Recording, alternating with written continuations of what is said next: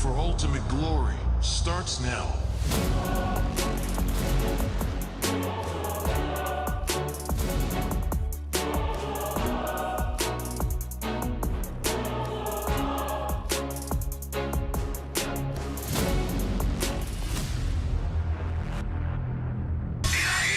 Mobile Legend M6 スイスウォッチ。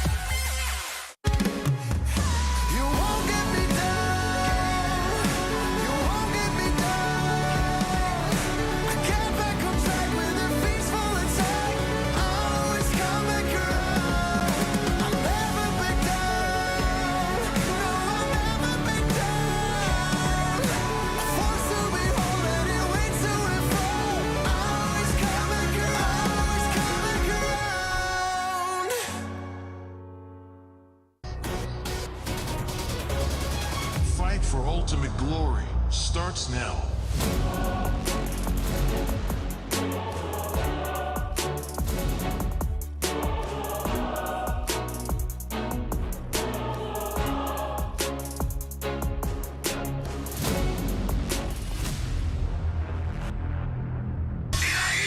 Mobile Legend M6 スイスウォッチ。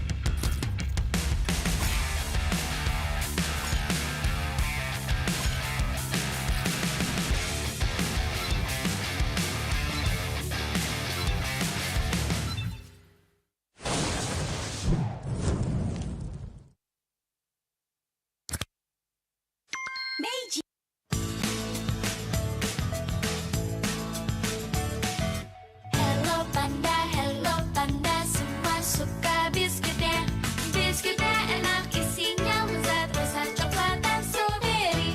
Hello Panda, semua suka biskuitnya.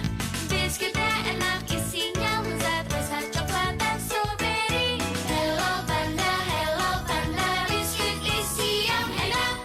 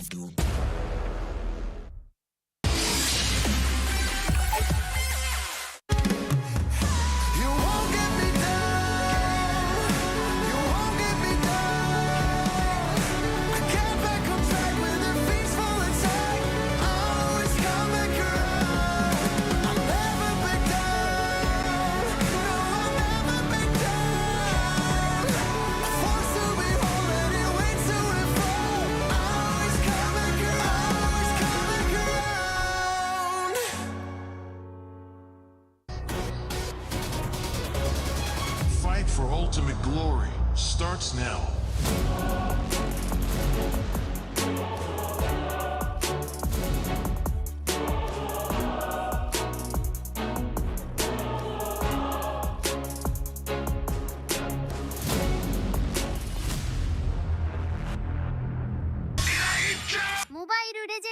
M6 スイスウォッチ。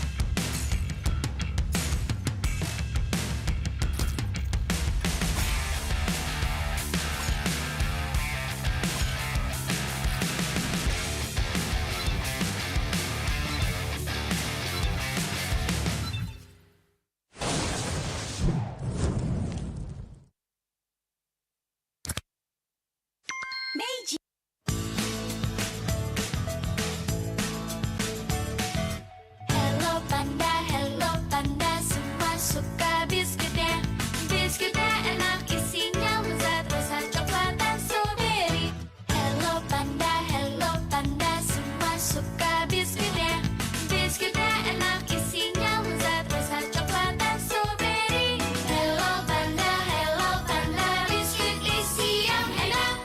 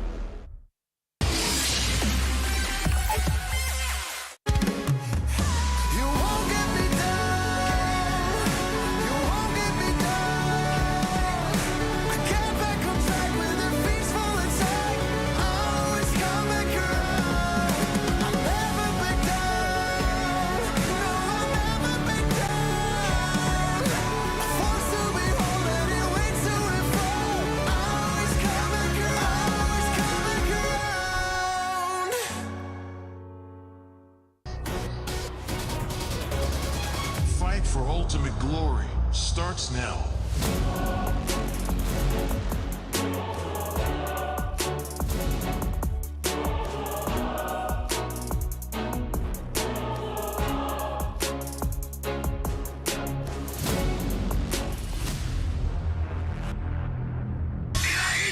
Mobile Legend M6 スイスウォッチ。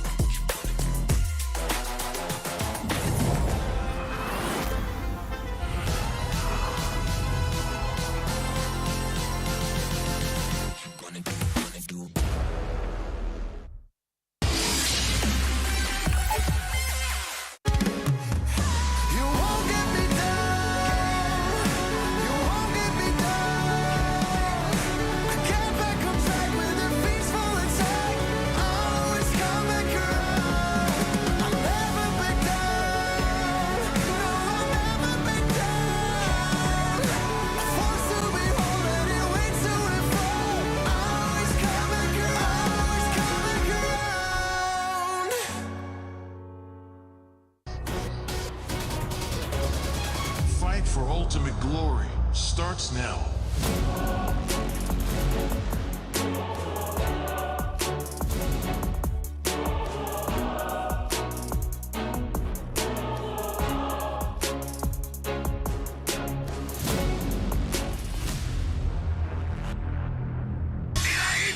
모바일 레전드 M6 スイスウォッチ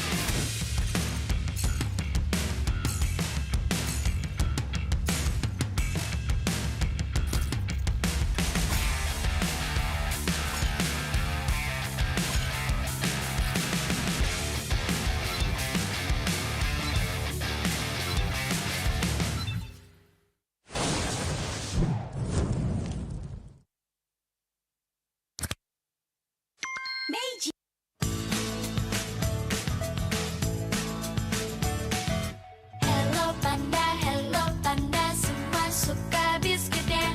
Biskuitnya enak, isinya lezat, rasa coklat dan strawberry. Hello Panda, semua suka biskuitnya. Biskuitnya enak, isinya lezat, rasa coklat dan strawberry. Hello Panda, biskuit isi yang enak.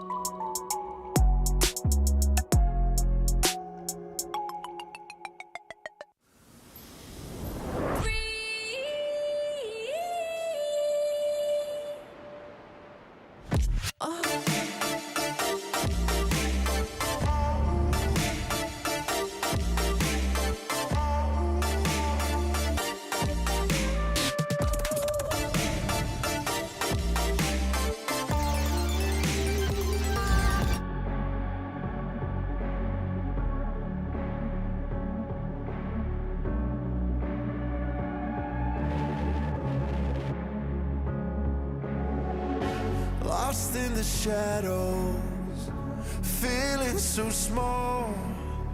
But I've got a fire, won't let myself fall. Every hit taken, every scar earned, lessons in pain from which I've learned. When the world says I'm done, I'm just on in my run. Through the darkest of nights, I will find. You won't get me down, you won't get me down. I get back on track with a peaceful attack.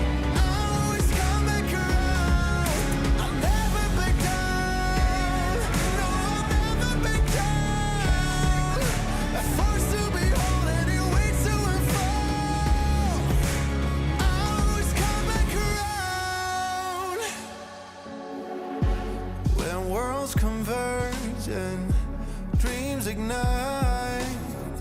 There are millions to witness the champion arise. With every challenge, we push with all our might.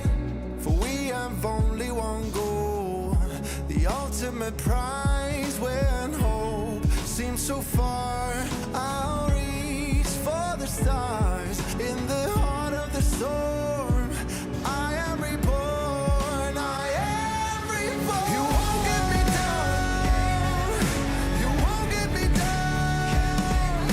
I get back on track with a peaceful attack. I'll always come back around. I'll never back down, no, I'll never back down. Forced to be whole and it waits to and fall. I'll always come back around. Battle, battle, taking the ride. Make it, break it, hate it, I shine. You won't get me down, no, I'll never back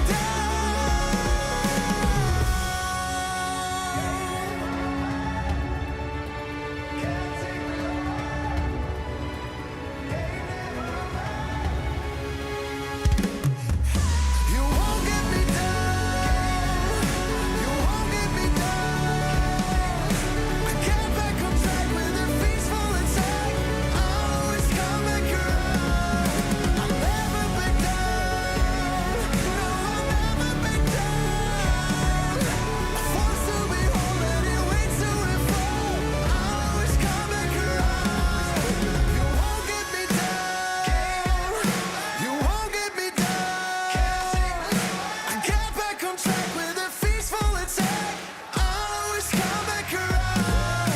I'll never back down, no, I'll never back down. Forced to be whole and it waits to and fall.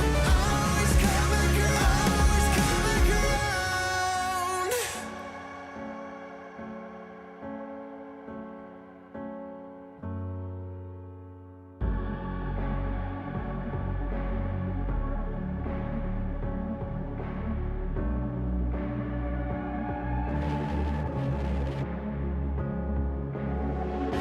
Lost in the shadows, feeling so small. But I've got a fire, won't let myself fall. Every hit taken, every scar earned, lessons in pain from which I've learned. When the world says I'm done, I'm just starting my run. Through the darkest of nights, I will find. You won't get me down, you won't get me down. I get back on track with a peaceful attack. I'll always come back around. I'll never back down, no, I'll never back down. Forced to be whole and it waits to and fall. I'll always come back around.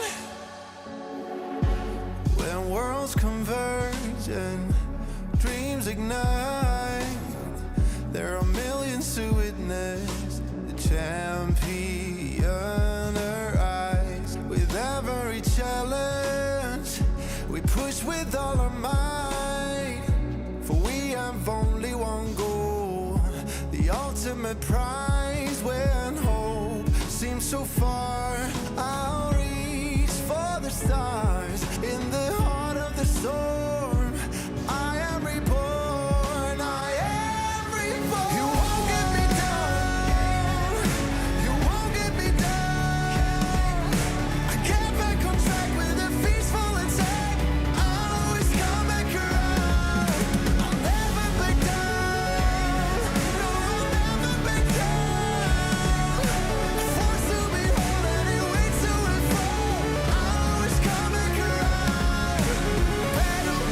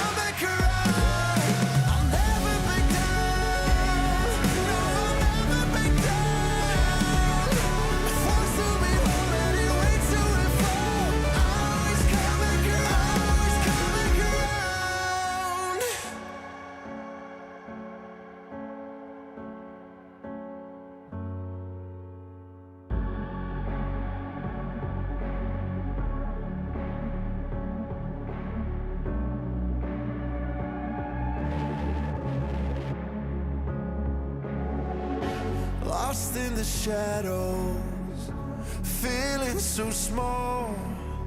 But I've got a fire, won't let myself fall.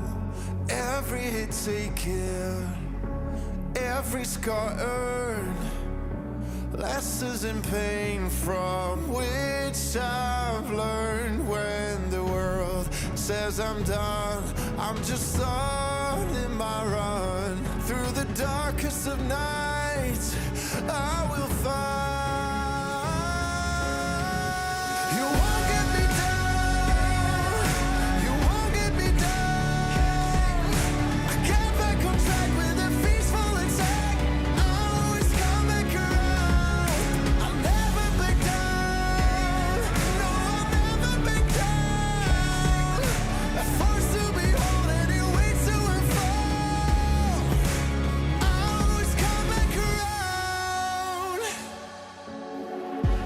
When worlds converge and dreams ignite, there are millions to witness the champion arise. With every challenge, we push with all our might. For we have only one goal, the ultimate prize. When hope seems so far, I'll reach for the stars. In the heart of the storm, I am reborn, I am reborn. You won't get me down, you won't get me down. I get back on track with a peaceful attack. I'll always come back around. I'll never back down, no, I'll never back down. Forced to behold any way to and fall. I'll always come back around.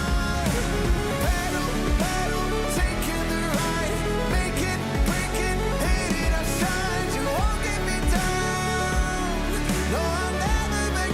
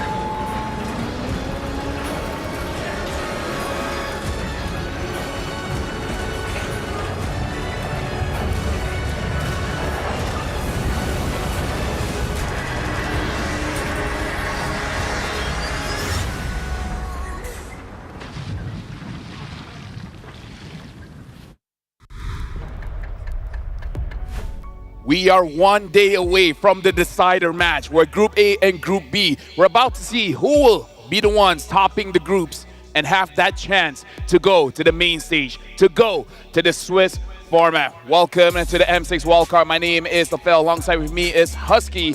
And Husky, 4 more best of 3s before we see who goes to the decider match. It's going to be very interesting because since yesterday, we've already found out certain teams that will not have a chance of making it to the decider match tomorrow, right? So today is all about playing for whatever shred of pride that they have left to show one last hurrah what they're capable of. But for some of these teams, their fate still hang in the balance. Yeah, and just to remind, like, the decider match will be a best of 5, so we'll be seeing a little bit more from the teams. But speaking of which, so far we've seen the wildcard stage. There are some niche picks here and there, but not that much. We've seen the Granger pop up here and there, but again, not a lot of appearances from the Granger. But something that you guys have to experience for yourself is the thrill of gaming in real life. At Kidia's Gaming and Esports District, every detail is a celebration of play and entertainment. Thank you very much to Kidia Gaming for supporting M6 and the wild card. And again, talking about the picks here, not a lot of crazy ones. In fact, the only, I would say, hero that has been banned all throughout is just Fanny. Yeah. Even like the Jushin has been let through every once in a while. Yeah, we have heroes, a couple of heroes that have had a 100% appearance rate in picks and bans, but like you say, Lafel, only Fanny has been 100% banned now. Doesn't help that recently she got buffed, so it's even tougher to think about dealing with the Fanny. But niche picks wise, aside from Granger, we did see Kaja a bit. Yeah. We did see Franco yesterday being played by Legion Esports, which is also pretty interesting. But everything else is pretty much the same, right? It's just a couple of flex picks here and there. Yeah, after this, we're going to be looking at the standings as well as the schedule for today. And looking at the standings, honestly, for Group A is a little bit more straightforward. But when we're looking at Group B, then a lot of variables are there. It really depends on whether this guy wins, this guy loses, and everything. So for Group B, it's going to be much more difficult to predict. But with that being said, let's look at the standings here and look at Group A first, where for Group A, it is down to 2 teams. It's either Ulhanar or Tianfeng Yaguai, where both teams here have the highest chance on making it out Group A. It is between Ulhanar and Tianfeng Yaguai. Either third match or the final match of the day will figure out who will be the ones topping that one. And for Group B, Insilio is up top. But there's a chance that they don't make it. Yeah, there's a chance that Legion Esports or our Akira makes it to represent Group B. But again, a lot of things have to happen, right? The stars have to literally align. I would say Insilio has the easier route compared to both Legion Esports and RQ Akira. That's something that we are going to uncover as the day progresses. Yeah, for Insilio, they got to win everything. And honestly, the same can be said for Legion Esports. With that being said, we're going to look at the schedule for today and start talking about what could happen throughout the day. So the first match of the day is going to be Nightmare against Geek Esports, where both teams doesn't have the chance to fight for the top slot anymore. But again, this is a fight for pride. Afterwards, it is Legion Esports going up against Mongols, where if Mongols get 1 point off of Legion Esports is no longer in the conversation for being a number 1. RQ Akira going up against Insilio. Insilio needs a clean win. And then Ulhanar going up against Tianfeng Yaguai. Essentially, who wins this one gets to go and represent Group A. Yeah, I think for Legion Esports and RQ Akira, thanks to yesterday's revelation, it made both of them, they both got stuck in a very hard spot, right? And again, I mentioned Insidio has the easiest route, because all they need to do is they don't need to necessarily take the series, in fact. They just need 1 game. 1 point from RRQ Akira, and they are straight into the decider match tomorrow. So for Insilio fans, they definitely feel a lot more confident, but it comes down to whether RQ Akira wakes up today and whether Legion Esports can overcome the Mongols. Yeah, definitely. For Insilio, they're more proactive. They just do their own thing. They don't have to hope for, this team loses and everything like that. For a team like Legion Esports, they have to hope for RQ Akira to win, winning 2-0 against Mongols. So the stars has to align. So there is a chance. As small of a chance there is a chance. There is a chance. I mean, for the Mekong region, right? Legion Esports is literally the last hope of MCCM. We already saw Nightmare Esports get wiped out yesterday in a very unfortunate turn of events against Ulhanar. So today, if Legion Esports makes it through, it's not only a plus for the Mekong region, but also a full local Vietnamese team qualifying. That's crazy. Yeah, and now honestly, we got to talk a little bit about the picks here. Because heroes with 100% contention rate is the Fanny, Jushin, Eve, Hilda, as well as Cho. Well, Cho on the first day has a 100% win rate. Second day, not so much, receiving some losses here. 78% win rate so far. Hilda, absolutely amazing. First pickable. Eve, honestly, Eve has been more banned than picked. 15 banned so far. On the picks, only 1 win out of the 3 times she got picked. Yeah, if I remember, Eve was picked once by Tianfeng Yaoguai, and once by Okuna, and once by Nightmare. I remember seeing So-So and Yiwan play it, but I know for Zhuxin, both her picks were from yesterday's, right? Yesterday's series. Pretty interesting between RQ Akira and Legion Esports. Legion Esports beat Zhuxin and then won with Zhuxin the game after. I would say out of all of the 100% contention rate here, my own personal experience, the only one that I was a bit surprised of is the Cho. I know Cho is amazingly strong, especially in Rome. If you have the drill, there's a lot of pressure. You immediately win the mid lane. I just didn't thought it would be one of those heroes that you would ban out. I just thought like people will, pick it up early. Yeah, I actually have my experience, like not just in ranked games, but also observing a lot of these pro matches. The value that Cho provides feels insanely good for what he is as a hero, right? So I can understand why he's so much prioritized, but also we got to talk to Smile. Yep, learning from setbacks. He said overall the M6 wildcard has been a good experience, but the results didn't meet our expectations. I'm disappointed in myself before anything else. On top of that, after MPL MENA, we took a break while other teams went to boot camp. And I think that was our biggest mistake. We know we're better than this, so we need to reset and come back stronger for the next World Championship. And I understand what he's saying here. World Championship, being outside of your region, playing internationally, it's a much different ball game, much different pressure, much different meta, much different, a lot of things. And not going for that boot camp really hurts. Yeah, and then at the same time, it's also they came from kind of this region where they were touted as the favorites to win the whole thing right up until the finishing line, right? Where Twisted Minds kind of came in with a surprise and took them down. So you got Twisted Minds waiting in the Swiss station, GK not having a chance to make it through. It's going to be a big wake-up call, but I like the optimism of looking towards the future. Yeah. One thing that I guess we do have to point out is that one of the importance of boot camping is the ease of scrim. Because if you're from, basically being in the Southeast Asia region, almost doesn't matter, Singapore, Malaysia, Indonesia, Philippines, it's easier for you to find a lot of professional teams to scrim against and really hone your skills. Whereas, being in a faraway region, there's ping issues and such. So, yeah, honestly, boot camping, it sounds like a simple thing, but it really does impact a lot for your team, especially the real connection when you make with other teams. Yeah, even when you look back at the highlight rolls just now, right? Their opponent that they went up against, Tianfeng Yao Guai, they also boot camped in Malaysia for I think a full month. Yeah. So it was really reflected in that gameplay, not just against GK of course, but also against Nightmare Esports on day one. And then that also gives them it also helps that the coaching staff themselves were from Southeast Asia. They both were winners at one point, and one of the coach is actually the coach's coach way before they were in Tianfeng Yao Guai. So a lot of backstories to that, but yes, bootcamp, very important. They have two MSC players as well. Both Sasa as well as Kill VJ. So yeah, a lot of experience for Tianfeng Yao Guai, but now we got to focus on GK as well as Nightmare. We're looking at the matchup here. Again, both teams are eliminated, but when you're on the stage, you want to win this one. Yeah. Your region is watching, your friends, your family is watching. You want to show your best. Yeah. I think even in situations where you feel like you have no more chance and it is set in stone, you still want to, like you said, put up your best performance, right? Like, you can't just give up even though there's no way forward. And I know Nightmare Esports have a lot more to show with Cammy, Jasmine, So-So, Too Easy for Lexi, and Oppa. Yeah, honestly, Jasmine so far, amazing player. We know his picks. However, the execution hasn't really been there so far.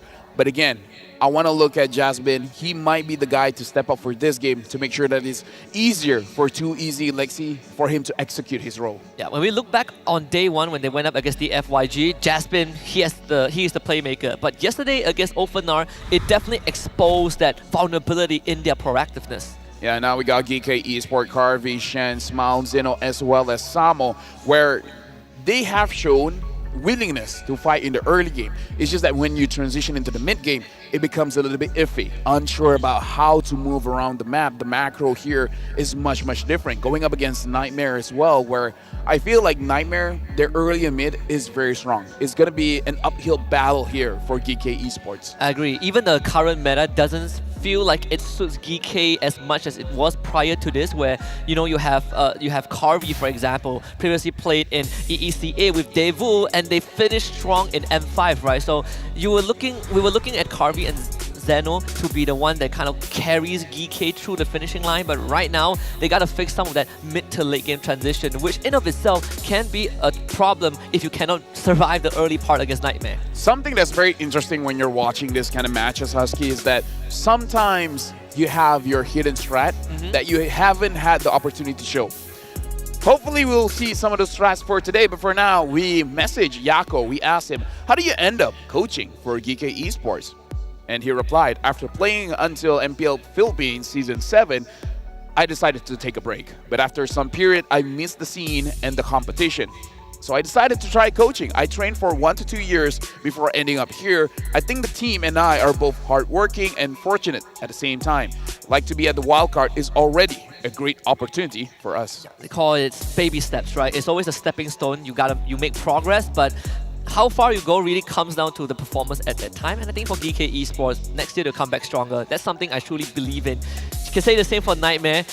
Another year where they would come so close but fell short anyways. Oh, there you go, the Nightmare flag.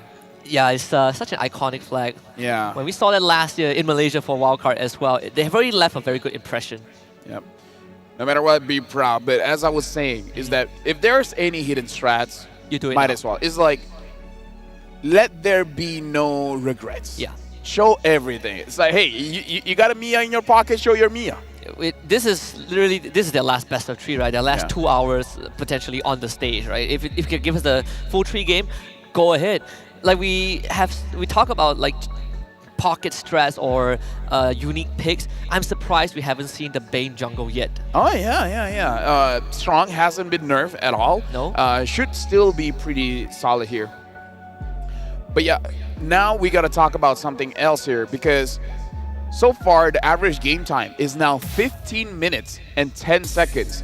And most of the games are under or just about 13 minutes. We just have some oddballs over 20 minutes where it dragged the average time to 15 minutes. So I would honestly say the more realistic time for the game now is around 30 minutes, which is that good? Is that bad? What are we feeling? I think it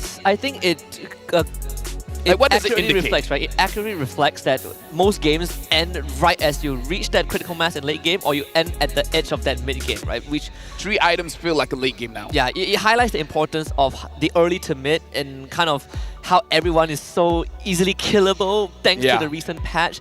I would say second lore is kind of the death sentence if you're getting snowballed on. Oh yeah, for sure. Yeah, the only indication here, we've been through many different metas where you are, how do I say this?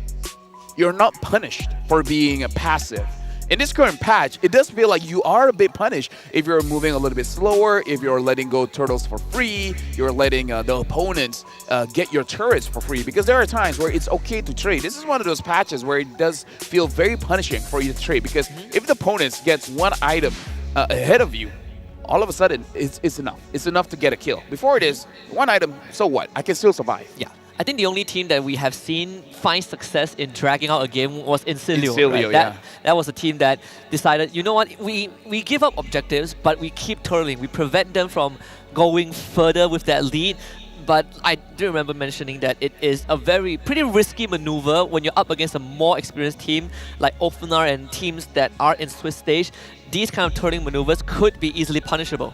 Yep, and now we're jumping into the draft here. Again, I wonder if we will see the same drafting phase where Fanny 100% ban, we're going to see the Jushin and the likes. Because again, this is going to be their last hurrah here.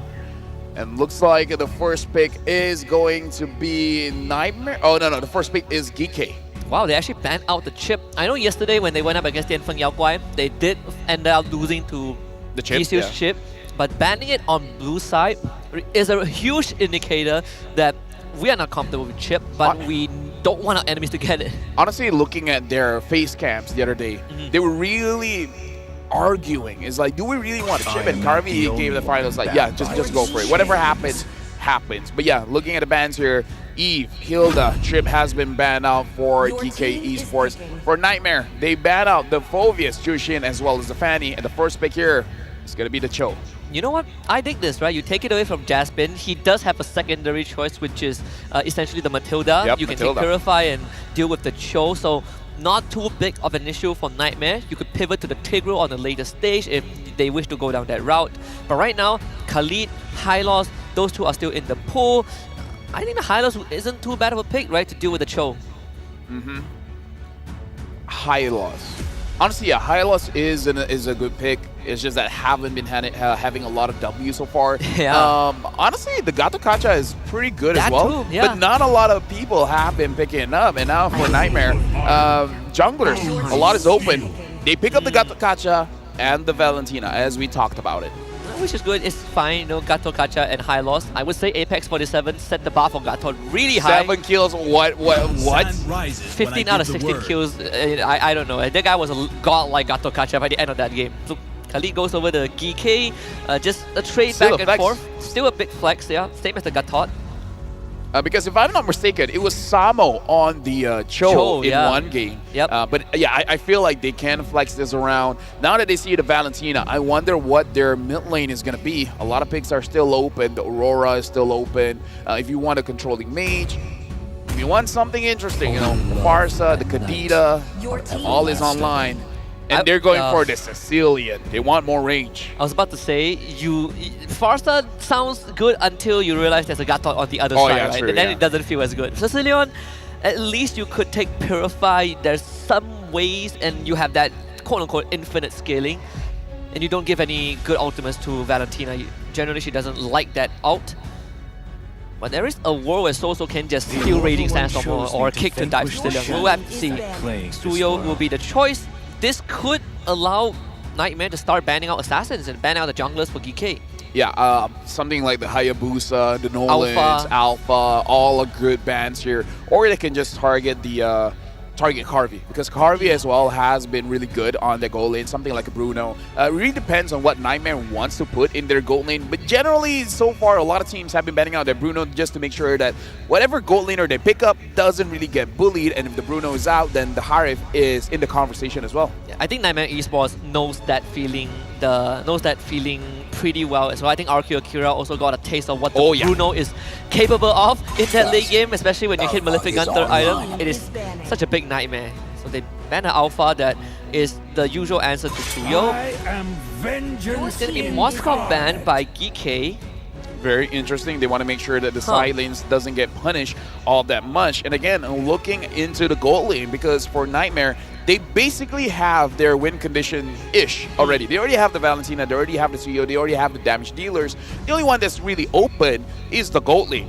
This Gato Gacha could go Roam, could go EXP, but do you really have to worry about those picks? Because I feel like in Roam and EXP, a lot of choices. Yeah. You are not too bad dealing with Khalid or Sicilian. You could eat up quite some damage, and you are not a good target for the shoulder kick. Time to take the field. I'm thinking maybe the Beatrix for Nightmare, because this Bruno ban is going to come out anyways. At least for Beatrix, you can buy Malefic Gun, but you also have Renner's range, so you are not too concerned about getting dove on first and also getting poked out by the bad impact by Sicilian in that late game. GK, if they want to play poke, I'm looking at two marksmen here, Husky. I'm looking at a Clint, I'm looking at a Granger.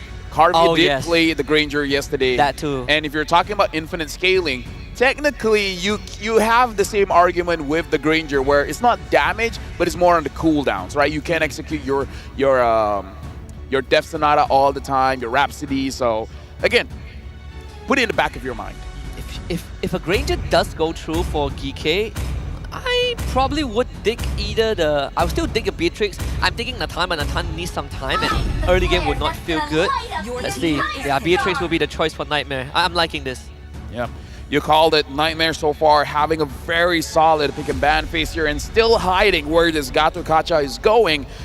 I would believe a lot of people still like him in the Roam, but again, the Matilda is still up, so they can flex that by putting the Gato in the EXP. Let's hear from the crowd. But now, looks like the Nolan has been picked up at a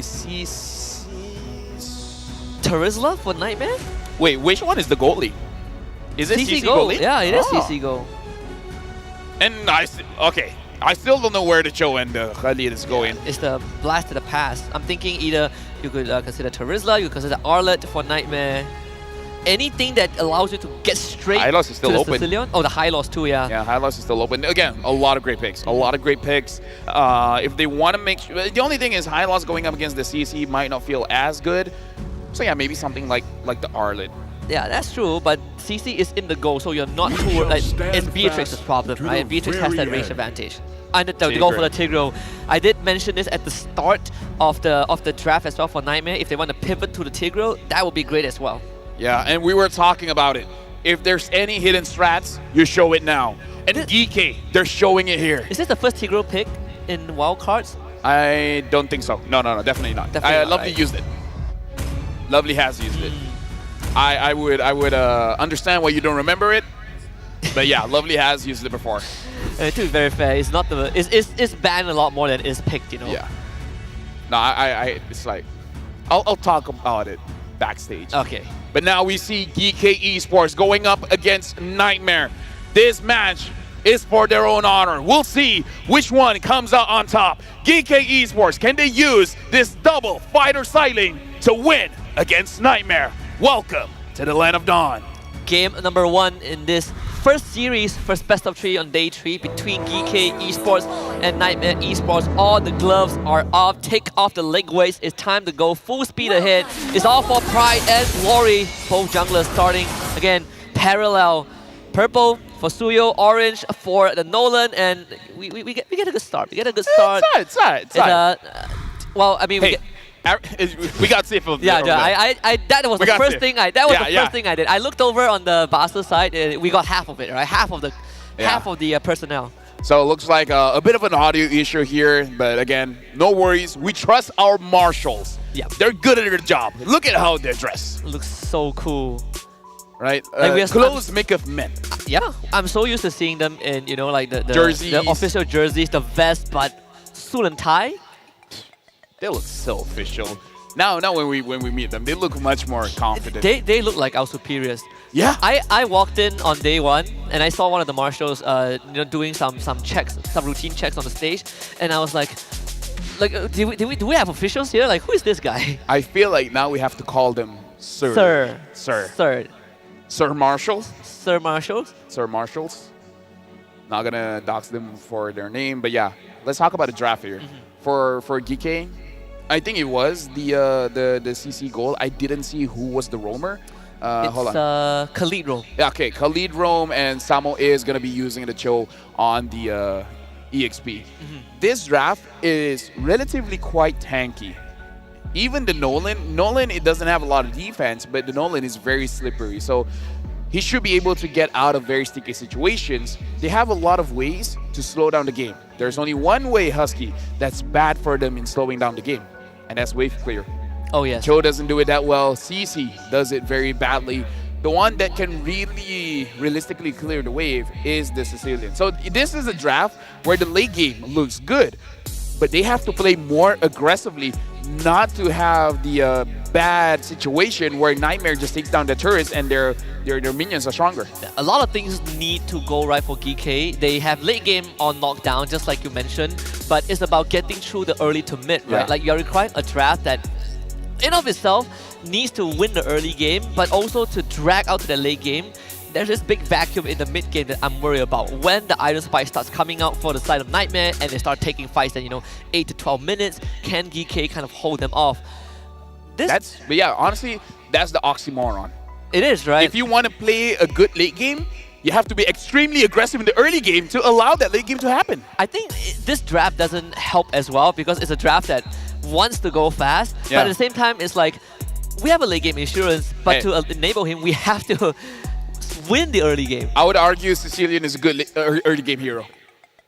Yeah, I mean, He has CC, he has long range attack, and now everyone's HP is low. He might not be the ultimate killer. He's not the finisher, but that's why you have the Nolan. That is true. So I mean, we have to see the mid trio. there's some decent crowd control, right? My personal grievance with Sicilian is it is so deceptive. Like the Sanguine Claw. Yeah.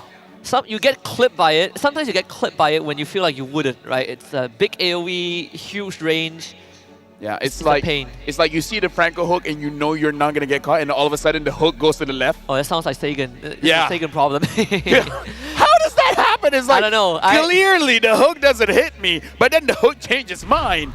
The hook re-extends, right? Re-extends is off. I rewatched that clip so many times and I still couldn't understood why. And you know what? A friend once told me, don't think about it. Yeah. And I was like, you know what, you're right. Stop thinking about it. Jasmine taking a lot of damage. Oh, Shen could have do a little bit more there.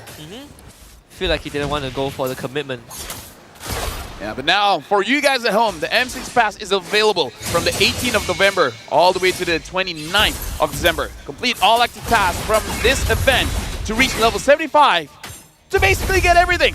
Amazing rewards, Claude's battle emote, the M6's Glory After Border, Boxia's battle emote, new special skin, everything. Make sure you guys get to level 75. Don't think about it, just play the game, level 75. If you've got some extra diamonds, just support your favorite teams with it, right? Just keep the ball rolling. We've got so many cool stuffs from the M6 Pass, and even bringing back the BHS again with a new epic paint as well. Oh, so nice. Yep, shoutouts to M4, man. Shoutouts to M4. And now Shen, he has a lot of damage. And Zeno is here. He is level 4. Jasmine is about to hit level 3. Yeah, This is why I say they could go aggressive. Okay, Jasmine should have the Sacred Hammer to get away. Sanguine Force brings him back. That's the first. First blood still not achieved. The flicker from Jasmine, just enough. Yeah. Unfortunate, but you know, it is what it is. It is what it is. Don't think about it too much. Just keep on scaling because this is what your comp is supposed to do. You're not supposed to get so many kills in the early game. And now Samo about to hit level 4, just zoning out Lexi far away. GK Esports secures first turtle. Wow, I like it. Right, you force the Tyrael back, you guarantee he doesn't hit 4, so no one contests for the turtle. You do force the Purify out, Smile turns back, Sanguine Claw, that one caught 3. So Shen will push the rest of Nightmare back. I like GK Esports managing this early game. Yeah, they're being a very, very disciplined here, which I can understand. Because again, they don't have a lot of early game. Oh no, okay, no, it's all good, it's all good. Khalid is fast. Yeah. Khalid is fast. Any other hero, if that was a Tigger that he went on, he probably would have traded his life. But still, Zeno off to a good start, level 6, getting the purple buff. Too easy for Lexi, just completed his boots, same XP. There's a bit of an invade on that top side for GK, but the rest of the team is on bottom. Yeah, right now both teams are playing a little bit slowly, which is great for GK. But now for Nightmare, and will be something that we have to consider here. A lot of rotations coming in mid. It's either or one thing. Either they want to shut down Soso, or they really want to enable Smile. Either way, I feel like this strat works, and Nightmare so far hasn't been punished. Almost punished Shen, who had to use the Raging Sandstorm plus Flicker. I think at the same time it's also the dynamics between the roamers, right? Khalid moves faster than Tigreal, but Tigreal has that insane crowd control. He did use the implosion just now with the commitment. Zeno shows up. Another attempt onto Soso's life. Gets pulled back, bad impact, first blood for Smile. And that's what you want, right? You're a late game comp, but you want something in the early game. They have 1.1k ahead, but now looking at the goal lane, looks like an attempt. Carvey almost getting Cammy. Zeno, you can go in. He's dead. Yeah, he's dead. He's so dead. Lovely stuff from GK. This CC, as much as Cammy has range, you can easily cover it with a bit of a hop, skip, and a jump. And Samo is continuing to give info to his team. He's gonna get stunned out. 4 members of Nightmare surrounding him, but it's a Cho. He's out. Yep, he can't get away, and now the turtle is up once more. Nightmare Esports, this time they're here, and Avatar the Guardian from Hopper. Complete miss. Smile still has Purify. Good knockout to intercept the dash from Hopper. They find a kick on a Soso, who just joined the fight. And Raging Slash on point blank on a 2. Nightmare Esports still wants to win this turnaround. Jasmine with the implosion. Sacred Hammer. Zeno will escape. Samo getting chased down. Lexi misses the point blank arrow, so GK only loses 1. Yeah, very good from Jasmine. The timing as well. Make sure that he's able to get the stun onto Zeno to make sure that it's an easy turtle, and that's too easy for Lexi. Got a kill. And that's just an oversight, right? You stand in front of a Suyo. Not a wise choice for Samo. Yeah, the execution damage, man. Yeah, that too. The one that was nerfed was against neutral stuff. Yep. Against heroes, you know, still a lot of damage. Still a lot of damage. 12% missing health. Now looking at the top lane here, Carvey, even though he is a fighter, he is a CC, he's still being relatively careful going up against Cammy and Jasmine. Jasmine does not have the implosion or the flicker, but Carvey might not notice. Oh, yeah, Samo. Cammy is going to be overextend. Good timing for Samo. Jasmine will show up. Sacred Hammer now finds the implosion. AOG shows up as well. Nightmare ready to respond, and again, Samo will survive that. Carvey makes it out. Shen shows up, pushes Opera back. Both teams disengage. Good try from both teams, but overall, so far nothing really happened from that trade. Shen is still here, trying to enable Carvey, but so far it looks like the items is not enough for either teams to actually do much about this. But now Zeno taking the opportunity and securing the first turret for GK Esports. Yes. Samo has transitioned into a secondary roamer despite being an XP show, so that resources can be given over to someone like Zeno. That's Purify out from Soso, has to dash away. Dodge stands on Shen! What a flicker to dunk on him! That will be another one for GK. Again, either to enable Smile or to shut down Soso. Smile is 102. Soso is 0, 3, and 1. Not sure which one is it they're doing. Maybe they're doing a 2-for-1, but hey, it's looking good for GK. It's looking really good. Yeah. Smile's having a good time. Zeno, he did go down once, but still 2 kills for the Nolan. And they did get the first turtle for free. Second one just spawned. I think Zeno still same level as Lexi, so good job on the studio for keeping up in terms of experience. But mid-side Oppa again forced to retreat, pull back with the second cross, pause to vitalize, and the passive as well to heal back up. Dodges the bad impact, but has to retreat. But you're looking at the damage. It's actually not that bad right now. It's only 6 minutes in the game. Samo is gasping. They want to burst it before he can use the implosion, and they will achieve just that. Lexi attempts to steal, but couldn't find it. So Lexi now will have to fight the rest of Nightmare. Gets out with the Blade Surge. GK still wants to go in. Shen overextends, eats the AOG. Both teams trade one, but turtle for GK. Yeah, that is one of those rules where after you get a neutral objective, you don't have to do too much. You guys can just reset, especially when your HP is so low. But you know what? It's okay. It's okay. They're feeling excited, and that's what we want to see. Yeah, it's good to see that the gusto is still there. This is why after I take objectives, or my team takes objective, the first thing I would do, I will spam the retreat button. Yeah. Fall back. Don't fight anymore. And now looking at mid, Nightmare Esports, so far it looks like they're just waiting on the Beatrix, right? Beatrix scales relatively well. Tweezy for Lexi is 2-0-1, hasn't been punished so far. And now looks like another gank up top. But GK Esports does look like they know what's up. My concern is Smile, who is scaling way too fast. Balance Brave will be eaten up. Jasmine finds Implosion. Oppa shows up, gets the taunt, pulled back by the Sacred Hammer, out of turret range. And Nightmare responds in kind. Shen will end up falling down. The Jin Kundo knockup only delaying the fall of the structure. GK once more overestimates their capabilities. The idea is there. The only problem is no damage. Nolan and Sicilian were there. Yeah. Nolan and Sicilian would have enough damage. Your damage, Yeah. your damage dealers were not even there. I guess they got bot tier 2, so it's not the worst. Yeah. You know, they trade a tier 1 for that. Yeah, you don't really see a CC as a one-shot kind of hero, you know. It's a bit of a limit testing, though. They did find out. Speaking about the damage from Harvey, Oppa will have to eat that yo-yo to the face. Get taken out. And you live and you learn. After this, GK Esports, whenever they want to go for an engage, probably going to be looking where the Nolan is, where the Sicilian is. If the Nolan is not there, sure. As long as the Sicilian is there, even if you don't kill him, you can bring him back with the Sanguine Claw and then try again, try again. The most interesting part is seeing both Nolan and Sicilian in the same lane pushing it down. Yeah. You don't really see that often. But now they're going to set up for the Lord. And just in time, right, they took down the bot tier 2, so a lot more minion wave needs to be managed. The turnaround will be there from GK. An attempted kick. They find the Suyo! Bring him down before the AOG even arrives. Oppa now will have to eat it up. Shen, he's just tanking out Cammy's damage. Nightmare loses 3 members and GK turns to Lord. It feels nice when you have 2 roamers here, Husky. Like having the Joe as well, getting that kick onto TZ for Lexi, that's a clear sign Lord is ours. What are they gonna do about it? Exactly. And we saw how early Samo transitioned to be the secondary roamer, right? He left this lane so quickly.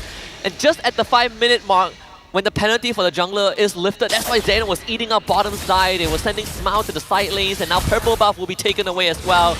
GK Esports just taxing everything from Nightmare. Yeah, so Smile as well taking a lot of damage. It looks like Shen, he did his job. He did his job, yeah. He wanted vision, it's just that he died for it. Luckily the Lord hasn't spawned yet, so he will be back in time to go for the proper push. He's back in time? He will come back in time. He will respawn in time. Okay. I thought he was time traveling. I thought he was the Nolan. I thought so too. And he came back in time. We'll see. That's going to be Raging Sandstorm committed. That's a stolen Raging Sandstorm for Soso. Tied up by the Yo-Yos. Carvey string them up, knock them down. GK with another 2 kills. Yeah, right now GK 11 kills to 5. Now they're really filling it. Smile as well, having the Clock of Destiny. And now Sabo! With the roundhouse pickup on the Cammy. They got Oppa also, who wants to get out with the AOG. Makes the great escape. And now GK, they're definitely in control here. 7,000 gold lead. Nightmare Esports, even though they do have the Beatrix, does not look good for them. Yeah, Cammy has no space to farm at all, and now you gotta deal with a supercharged Sicilian. Oh boy, those bad impacts are going to hurt. Yeah, and the fact that he has the Clock of Destiny as well, even if you're able to catch him, he's gonna have it's gonna be difficult for you to take down the Sicilian. He has the extra resistance to it. Yeah, extra resistance. I forgot the name of the skill, but once your HP and mana goes below 50%, it goes back up. So, and he has the Purify as well. So even if you do catch him, it's gonna take quite a while take down the Sicilian, having the glowing one as well as the Wishing Lantern. A lot of damage, just a lot of damage. I just call it the elegant gem effect. Ah, the Elegant Gem, huh? Elegant gem. Yeah. I remember the name, but yeah, now it's my mind. It doesn't come to me either. So 7.2k gold lead in under 12 minutes for GK. Even with the Athena shield, that's still 15% of Oppa's HP. Zito now having 4 items here, having a lot of penetration with the Thunder Strike, Ow. with the Blade of Heptases as well as the Malefic Roar, and now even the Endless Battle. So that on-hit damage from the Nolan, probably going to be enough to one-shot anyone here. Yeah. He gets to Soso and Cammy, they just get deleted. Oh, for sure, for sure. The only one that has a chance is probably Opera and Jasmine. And if Lexi is in Immortal form, maybe. But that's a maybe. Maybe, yeah. Even with the damage reduction, it might not be enough. Well, I mean, if you're GK, you just wait for the next Lord. 15 seconds, you get the Lord and look for the game ending. Yeah, no need to rush it. Average game time is 50 minutes. We are en route to match that again. Looking at Jasmine.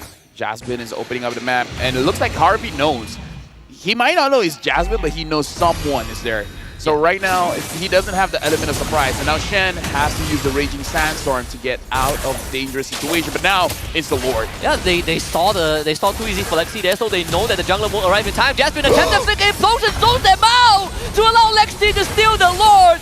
In GK, they want to punish Nightmare Esports, and they are doing just that. 3 dead already as Shen re-engages, dodges the Banner's Rage. Carby once more couldn't get to Cammy, but still Nightmare, they committed daylight robbery. It was a good thing Lexi was able to steal that away, because honestly, Geeke saw that coming, everyone dashed out, no one was hit by the implosion, so good on them, but still, Lexi was able to secure that, but now Geeke, they want to end this. Oh man, with Cammy going down, I'm not sure if there is enough time to fresh minion wave to come in from the mid side. Smile does drop, Soso, Jasmine, and Oppa will all be back. And thank goodness for that Lord steal. Nightmare Esports are not out just yet. Oh yeah, Nightmare, they still have a fighting chance. If not, that would have been an end angle. Yeah. That would be like, you know what, we got this. But no, oh, looking at the Lord is even going to get an objective. So very good for Nightmare. Yeah, all the waves need to be managed. Like GK needs to go back to housekeeping duty a little bit, deal with the bottom wave as it will eventually break the tier 1. But if they can defend this mid tier 1, then it would be just fine. It's a minor setback for how far GK were in the early to mid game. But at least Nightmare now have time for the rest of the team to scale up. Biggest difference in terms of gold here is the mid and the gold lead. Quite a lot of gold difference here, but right now Opera is in between everyone. Oh, the AOG cancelled by the kick. They want to burst him down. And they do. They cannot get out. Soso gets jumped off by Carby, who just solo kills him. Too easy for Lexi. Shows up with the Blaze Surge, but has to escape. This is not a fight they can take. Oh yeah, that was a nasty 1v1. Soso 0-6 and 2. I know how it feels, man. I know how it feels. There's nothing, like he can't really steal a lot of ultimates, and they didn't give him the chance to, right? He only managed to see Smile and maybe sometimes Shen. No chance to steal a kick, but even the other spells don't feel exactly the best for him. Yeah, he even has the Purify, but the thing about the Purify is that you'll be safe from Choke, but you're kind of not safe from everyone else. Like, you can't run away from the CC, no. You can't run away from the Nolan, negative gold from Nightmare, but does it really matter because it saved you the game? Yeah, it saved you the game. It is sort of expected, right? It's either you get a net negative or you just lose the game. Although they did lose mid inhibitor, which is the more easily manageable one compared to the side lanes. The Lord coming up in another half a minute on top side. You see Oppa already setting up that wave a little bit. Maybe Nightmare can make it there just in time for the objective. Right now for Nightmare, I'm looking at Cammy here, and Cammy does have 3 items. I feel like it's not where you want to be, but at the same time, you got to work with what you have. And I feel like these 3 items is going to be relatively okay for you to get a few kills. But yeah, I'm unsure. All things considered, him being 0 and 3 on the Beatrix, he's making decent progress, right? I think he still has 2 item slots that hasn't been built into a full item yet. I would assume that the Hunter Strike would be the next item for him. Now Lord's going to be aggroed by Carby. GK wants possession of this, and they want Nightmare to go into it. BOD for Lexi. Oh, look at Jasmine. Concealed play. but no one's home. They see that coming. But now Nightmare Esports, they're the one in control of the Lord, but they want to fight against Soso. And they are both split out. Soso steals the Sicilian out, purifies to get away, but they've already lost Oppa. Jasmine loses immortality. Such a split fight from Nightmare. They were not on the same page. Yeah, Jasmine was there, but the implosion hit onto no one. The thing that you want to do as a Tigreal, you want to be more proactive. You want to be the one setting up. If you're going to be the one that is counter-engaging, then you're hoping for your opponent are lacking, I would say. But yeah, not a great setup by Nightmare. Yeah, it's not great at all. Like, the Consume was already spotted out. The Lord aggro was actually on GK's side. It was leaning towards GK's part of the map, but Nightmare decided to just take a fight while split up. They just got jumped on. So now this is a true defense. 10,000 gold, 21 kills to 6. GK Esports, they really took their time, they prepared, and it looks like they're looking good against Nightmare. This double fighter composition, this double fighter draft is working out well, and Smile, he's happy. Yeah, definitely learned something through all this wildcard experience, right? And showing that in this last game, Soso did steal the Raging Sandstorm. Now got to defend against the Lord. You need Cammy and Lexi for that. We have flicked the kick. They find Oppa. Revitalize that gets popped, but Oppa also pops alongside it. This Gato Kacha is not even made out of durable material at this point. Lexi gets jumped on. Raging Sandstorm does miss. Lord gets taken now. Shen will now just eat up most of the damage and recover with that quicksand guard. Nightmare Esports still has 4 members alive. They're going to heal up at the fountain as this final wave crashes in. GK wants to look for potential end, but good defense from Nightmare to keep GK out from crystal range. And even though they lost the bottom inhibitor, Nightmare still holds on. This is one of those weaknesses when you don't have a marksman, you don't have someone to free hit the crystal. Like, they have rage with the Sicilian, but it's more about attacking the heroes and the minion waves, not about attacking that crystal. So they need to figure out how to take down Nightmare for them to free hit the crystal, essentially, or make them preoccupied and let Zeno hit it by himself, because so far they're having a tough time touching that crystal. You can siege, but in terms of taking down structures, no. About 382 stacks on the bat impact and counting. The later this game goes, the harder he hits. Around 400 stacks right now. Let me tell you, Husky, if Nightmare ends up winning this one, when GK has 10,000 gold lead, if I was GK, I don't know how I'd recover, man.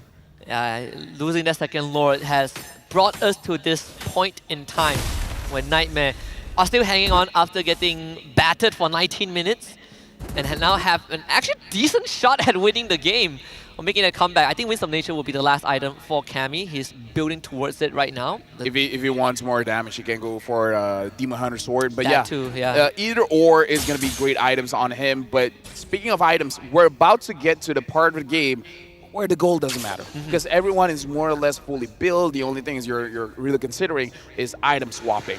And now the Lord has spawned. If Nightmare wins this one, they have a chance. They have a shot, Husky. Lord number 4.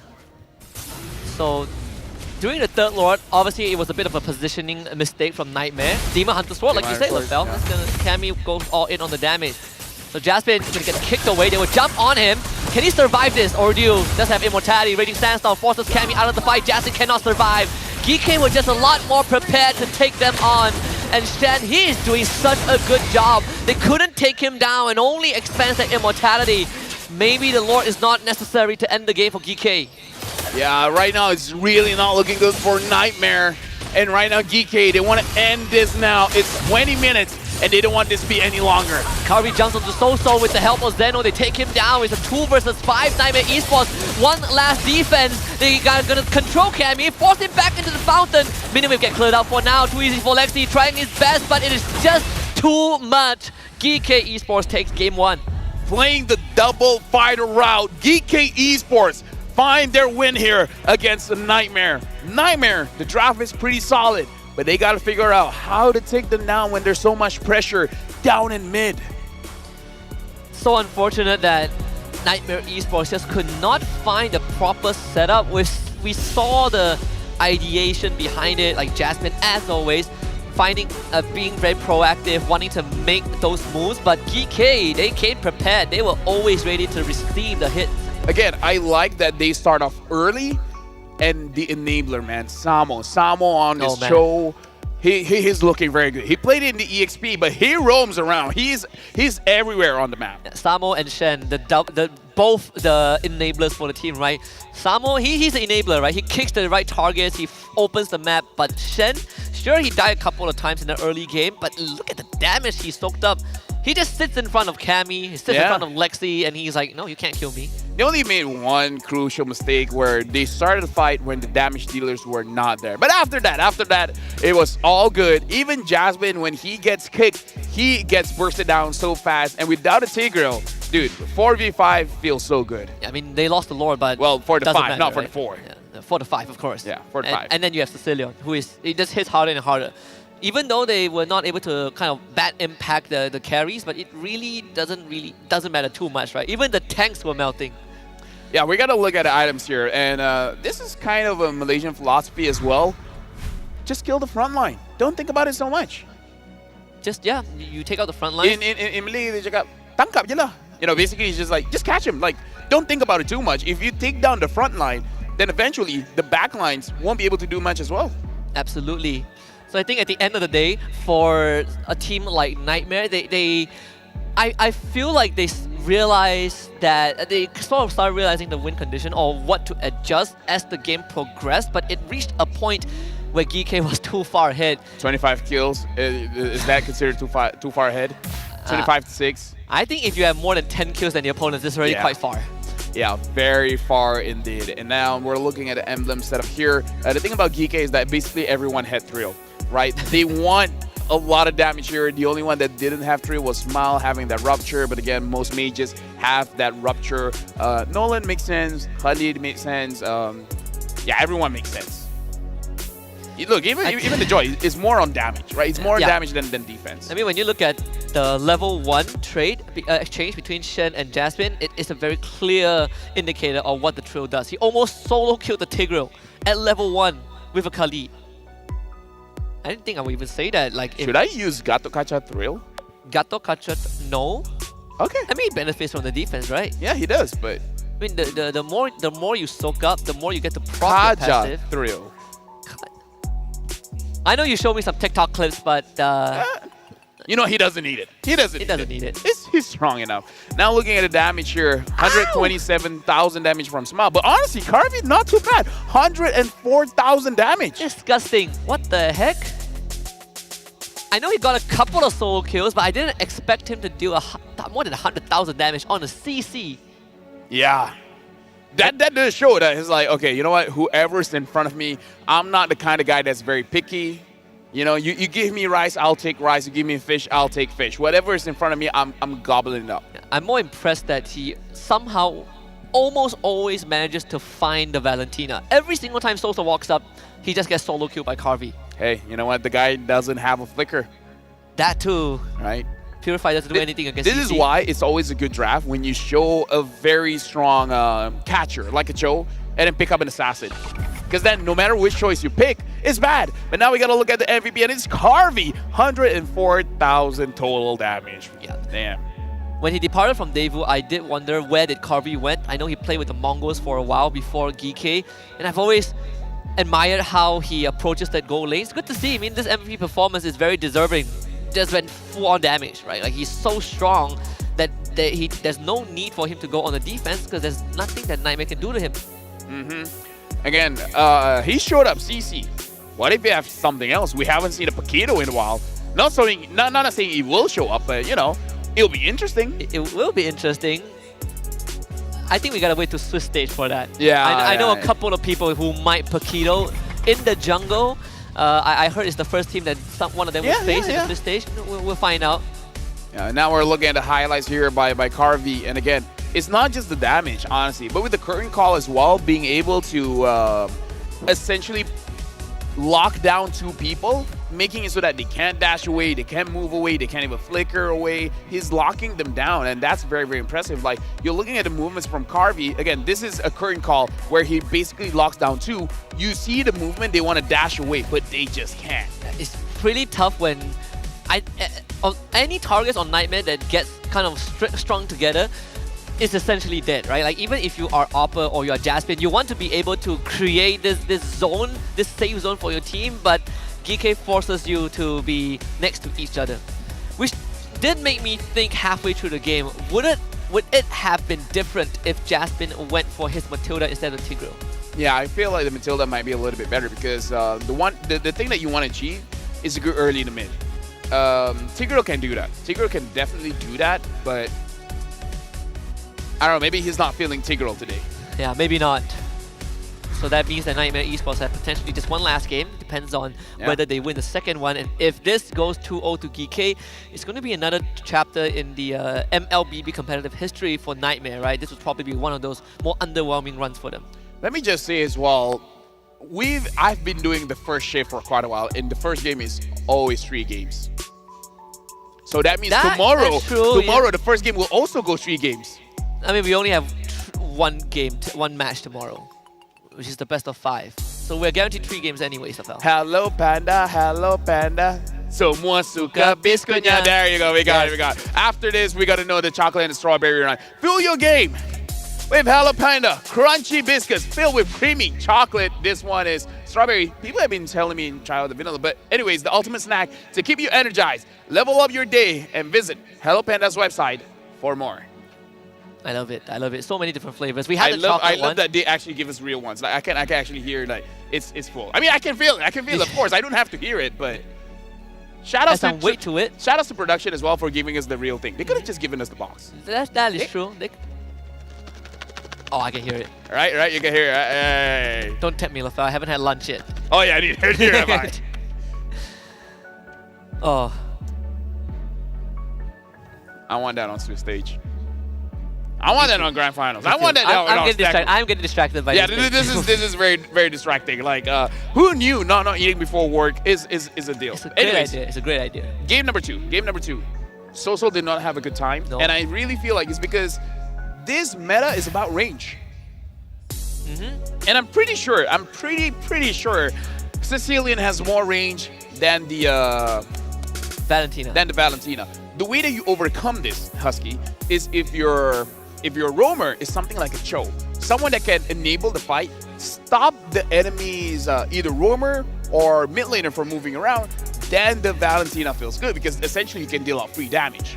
But if you don't have those kind of roamers, then that doesn't feel great. But now we were talking to Easy for Lexi, despite getting eliminated. What are your reflections on this wildcard? He said the games were very fast, man. The games were very fast. We couldn't keep up with the tempo. There's a lot to learn from Ulfnar to improve our micro and macro gameplay. We're regretful and we apologize to our fans. We did our best, but hopefully we can return to M Series next year. And yeah, the game is fast, Husky. Yeah. I didn't Even when you're using a Sicilian, you want to end the game fast. Which is it's such a crazy thought to have. Like usually when you use a Sicilian, you can just drag it out, but no, people want to end the game fast. I did mention that yesterday when Nightmare went up against Ulfnar, the Turkish team essentially just exposed whatever weaknesses Nightmare have, right? They were just they find it very tough to keep up with Ulfnar, and that's how they got essentially ran over. Right? That's how we ended a game with Apex 47 having a godlike Gatot Kaca roam. That one was pretty interesting as well. I think for Nightmare, they can play fast. That's the thing. It's just they felt unprepared in game 1 against how mobile GK was. I can see the coach talking to the marshals like, can I play? can I just sit down? I mean, come on, it's just one game. And the marshals like, nah, fair. Your play is all good. It's potentially our team's last game. Just let me play. Okay? Yeah. Come on. Let me have my time. Yeah, but either ways, maybe that's the reasoning why they play double fighter, because you don't lose your side lane. So it becomes easier for your jungler to really focus on farming up very, very fast and then ganking the mid. Yeah, it feels really good when you are essentially snowballing, but you also point out one of the core weaknesses, right? Sieging is a big headache for a fighter comp. Yeah, it's like you know that you are at an end angle, but you also understand that you will potentially have to sacrifice at least 2 members to get to the turret. And losing 2 members is potentially comebackable for the opposing side. Yeah, usually you can pow bodies and just have the marksman hit the structures, but fighter comp, you have to actually prioritize the kills first before you can even consider structures. I think CC is a pretty good pretty good like option for the gold lane. I know we've seen Ruby every now and then. It doesn't really fit into Technically, this meta Roger at is a all. fighter. That too, but it just takes too long. And I think at least compared to what the gold lane meta is now, it's all about the mindset. No. Dengfeng Yaguai has 2 longs. Has what? You said right, Roger takes too long, and I was like, hey, Dengfeng Yaguai has 2 longs. Yeah, the long and long S. Yeah. There you go. That's the joke of the day. I hope people understood that. Yeah, Dengfeng Yaguai has 2 longs. 2 longs. When the game is too long, there you go. Ironically, they have the fastest game time. They have the fastest game time. That's the funny thing. That's the funny thing. And now Nightmare, they are on the first pick. Geeky is on the second pick here. Eve has been banned out as well as the Jushin. Again, I kind of feel like Nightmare, one of the things that they just have to change is have a longer range in the mid, and then they should be good because they showed the Valentina quite early, but then the Valentina didn't have a lot of ways to get inside the fight. Yeah. And they couldn't keep up with the double roam setup from GK. You have Khalid on one side, you have Cho on the other. It is so tough for someone like a Gatot or Tigger to keep up with the pace. You always get caught out first. You always are late to an objective, so I like the fact that they ban out Khalid. We know GK banned out Chip in game number 1, and now that they are on red side, they have to ban Zusin, which is almost a Fanny as well. This could be kind of the biggest advantage that Nightmare will have. Well, they banned out a Chip. So we roughly see Fanny is going to get banned out here because no way you're giving too easy for Lexi Fanny. It'll be madness, right? It's like, guys, it's our last series anyways. Let's just see if the Fanny is good. Let's give it the Fanny. I'm pretty sure Fanny is good. I'm 80% sure. Oh, the devs disagree. That's why they buffed her. Shout out devs, man. Shout out to the devs. Right now, Nightmare, final bans here. They already banned out the Khalid. Maybe they're considering the Cho. Oh, yeah. Good banning call. out Cho, yeah. Injustice in the world. It really cost them a lot of headache. Yeah. So Fanny here, and then first pick. It does show that it could be a potential hint that Nightmare doesn't flex the Cho into XP. Not that we've seen it. I know Oppa prefers to set things up with something like a Gatot and a Khalid or Terizla. Fanny ban, that one is a given. So Hilda gets that through. Yep, Hilda gets picked up here. So GK, I kind of feel like you have to consider Alpha here, yeah. Right? Alpha, maybe slowing her down. Like, high loss hasn't had good win rates, but high loss Alpha against Hilda, it makes sense. If you want something else, like you want to prioritize a mid laner, you can do that here too. Yeah, I think perhaps mid laner plus or Alpha Matilda. You know what would be good? Alpha, Matilda, Faramis, but you know, it's probably not their kind of comp. I mean, even Nightmare can take the Alpha away if they want, right? You essentially just set yourself up to have a very assassin counter and have a very beefy jungler that is hard to go through. So GK has to pick up the Alpha here. If not, it's going to be very difficult for them. If not Alpha, the second best choice is probably Suyo. So they pick up the Phobius and the Alpha. So this is the other EXP laner that has been banned out quite a lot. Right now we're looking at the coaches here. They're really thinking about their next pick. What else? This could be Eve is banned now, so they could take their jungler here. You can go Suyo for the Suyo Alpha matchup, and you can go for Aurora as well. So the Aurora comes up for So-So. Yeah, Aurora pretty solid to stop the movements from a lot of fighters. Just have to be careful because we've seen that GK, they want to gank mid a lot. And they need a very strong roamer here because we have to consider that this Hilda is going to the EXP. Strong roamer, what else is left? There's still the Gatot. Yeah, honestly, Gatot is still good. They go Matilda if they want. They stick with the Nolan first. Okay, so you essentially just want to move faster. Although the caveat is that you are dealing with a Phobius, right? Oh, that's something that could hurt your team because you let him keep resetting the passive. Matilda gets taken by GK. I like this deal a lot. Yeah, Matilda Alpha, Matilda Phobius. This is a combo you don't see a lot. That was why I was considering maybe they should take Matilda for Nightmare, but then again they want to protect Lexi's hero pool. Time to take the field. Oh boy, this actually kind of negates the fact that GK had to spend all first 3 bans on, you know, must ban heroes, right? Now they get to focus on Cammy. They ban Bruno. Oh yeah, like you want to get those lane oppressors out. Maybe even consider a Harif, but I would say Phobius is okay-ish against Harvey. It's honestly more of a skill matchup more than anything. For Nightmare, At night. Your team they're is betting best. out. Okay, yeah, betting out mid lanes, respecting Respecting. the Sicilian. What other long-range scaling mid laners do we have? Long race, I mean, you have Technically, Farsa, Odette. right? Oh, yeah, I suppose Farsa so. too, Farsa Farsa. too. But we, against a Matilda, no. No. For GK. Oh, for GK? Yeah. I can see that, right? You have Matilda to save you. I'm thinking it's not too bad of an idea if they go back to the CC go again. Sure, there's a Hilda, Or Phobius go, hold those. but if you tie the Hilda up with someone, it completely negates what she can do. Oh yeah, that's true. Yeah. That makes good sense. Yeah. So I don't know if Nightmare wants to ban out the CC. It is a good shout, It is in especially if you're despair able to that get I the see Nolan as well. Like Nolan wants to dash around, but Nolan's like, oh no, it's like marriage. I'm getting tied down. And then you have a Phobius, right? You have the third wheel showing up, taking you out.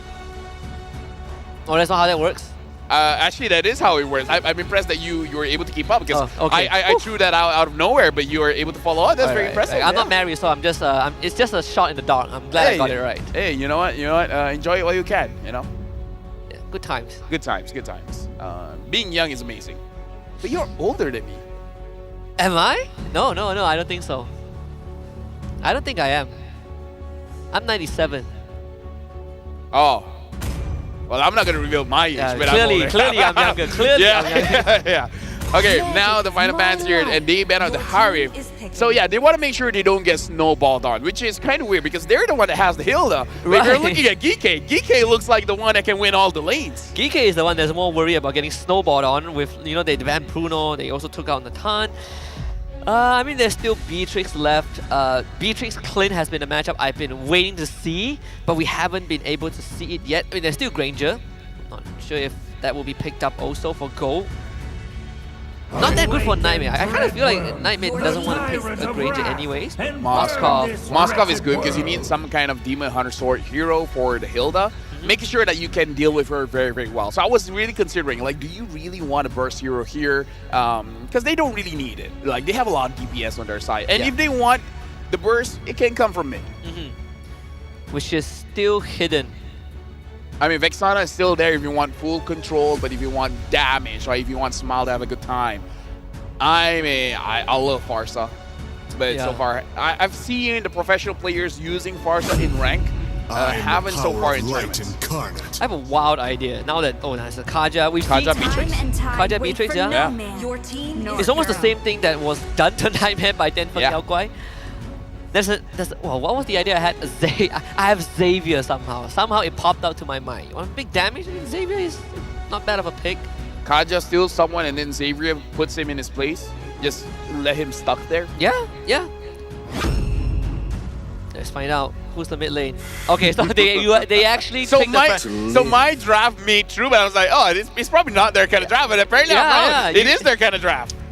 you call like 3 out of the 5 picks. Like the Faramis was like the wild card, right? I called it before the picks were picked. Yeah, you're like Matilda Alpha and then Faramis. They actually picked it. Dude, this combo, like, that's basically an SRG draft. That's an SRG draft. Oh let me tell yes, you. I can see it. Right? That's an I can see SRG it. draft. So honestly, looking at the drafts here, GK has an amazing draft, but looking at the draft coming in from Nightmare, it's very fast. Like, when you have a suppressed hero with the Beatrix, you know the game is going to be very interesting. Yeah, and you have Hilda with the execute damage, right? Remember, she did get buffed recently. The second ability now has lower cooldown. So let's see how much pressure Oppa can apply to GK Esports. We're gonna hop into game number 2 of this best of 3. Nightmare needs to win this to take us to game 3. Yep, I'm really looking forward to see how GK performs with this kind of draft because it is a very strong draft, but it's not without its fault because you have to play with your timings very, very well, and it's very difficult to play on a professional stage when having all the timings essentially correct. And if they can do it, then I can definitely see a world where GK just needs a few more months, and then if they go to the international stage again, they can show what's up. The fastest would be next year's MSC. That would be quite a tale for GK. Do hope they keep this roster because we can see we definitely see the potential. The start would be slightly different compared to game 1, where Jasmine has an easier time. Leading with Shen, you know, you have both technically ranged, the damage reduction from Kaja also feels really good. Mid lane wavelet control is there for Soso as well. It's all about getting that priority to move first. And look at where Oppa is. But no one is probably gonna go there because It's cleared out. It's cleared out. Yeah, no one's gonna go there. If Opera wants something, Opera has to be the one to get it. But no, Opera looks like he's just gonna be clearing. He's just gonna be proxying the wave essentially. He's got to do a bit faster because he's taking a lot more punishment than he would like to. Still though, majority of that wave is already cleared out. Mid lane burst. Now there it is. Too easy for Lexi with first blood. Yeah, Soul told the team, he's like, you know what happened to me in game number 1? How about you guys do it against Geeky? Let Smile have a frown on his face. Yeah. Have you seen what the jungler did? Huh? Just do that. Just do that. Just do that. It's not that hard. Yeah, just go mid. You press some buttons and then you get a kill. Yeah, if I get $1 every time I got ganked, that's on you, Lexi. Now, speaking of which, Oppa, he's just toying around with 4 GK members. They're gonna jump on him. With the Sphere of Alpha, gets frozen by Soul. First turtle for Nightmare. Yeah, and now it's easy for Lexi gets a free turtle. And that's a very good healed-up play, absorbing a lot of the aggro from GK. And like I said, the draft coming in from GK, you need your timings to be correct. And because everyone's power spike is essentially very, very different, right? The Alpha power spike is different than the Matilda, as well as the Faramis. So a lot of juggling has to happen here. But still, the moment you get your War Axe on the Alpha, that's where you start going.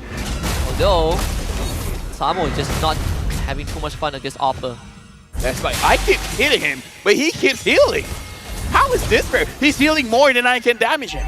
I feel like I'm healing him. When they kidnapped Zeno just now, so this Alpha is now 2 levels behind the Nolu. Remember what I said about the first series of the day having 3 games? Yeah, I think you're correct. I'm just reminding you. I'm not saying it will happen. I'm just reminding you. Now we did the first 3 games together on day 1. We had a 3 game yesterday too. Circling Eagles.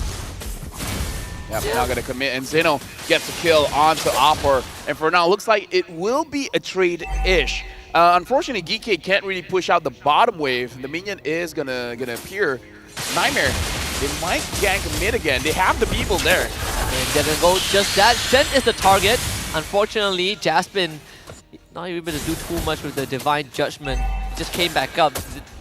If only they waited like 3 more seconds, they would have had it, but they can use it now for the next turtle to set up for it. Carby basically got side back, right? He lost the top tier 1 in under 4 minutes. I think they want it now. They want it now. There he is in a full combo. Ooh. And the Faramis all save Samo. That is good. It's a trade. Hey, one ult to save your team, and then everyone else using the flicker, the ults, and everything in the kitchen sink. It feels good. It feels good really timing. Good stuff from Smile. Although both ultimates, both Divine Judgment and Netherrealm have quite long cooldowns in the early game, so DK now finds himself on even ground. Without the Netherrealm, I wonder how they would approach this. Probably get a kill first here, because the Nolan can come in and execute someone, and all the while Soso is just poking everyone out, but they're focusing on the turtle. Someone has to stop Lexi, but no, he gets the free turtle. Yeah, he's a level ahead of Zeno also. Smile can't really stay there, he has to flick it away. Constant poke from Nightmare is a bit annoying, especially Soso on this Aurora. The spear does miss, which means Carby now has to start backing up. Yeah, nice that they actually made a line and actually follow a sequence to go back to base. I'm sure it wasn't planned. Yeah, but that's satisfying to watch. It looked cooler than it really was. Than it should be. And now looking in the Thunderbells coming in from both Samo as well as Opper, so they will start scaling up here. Cammy having a much better time here using the Beatrix.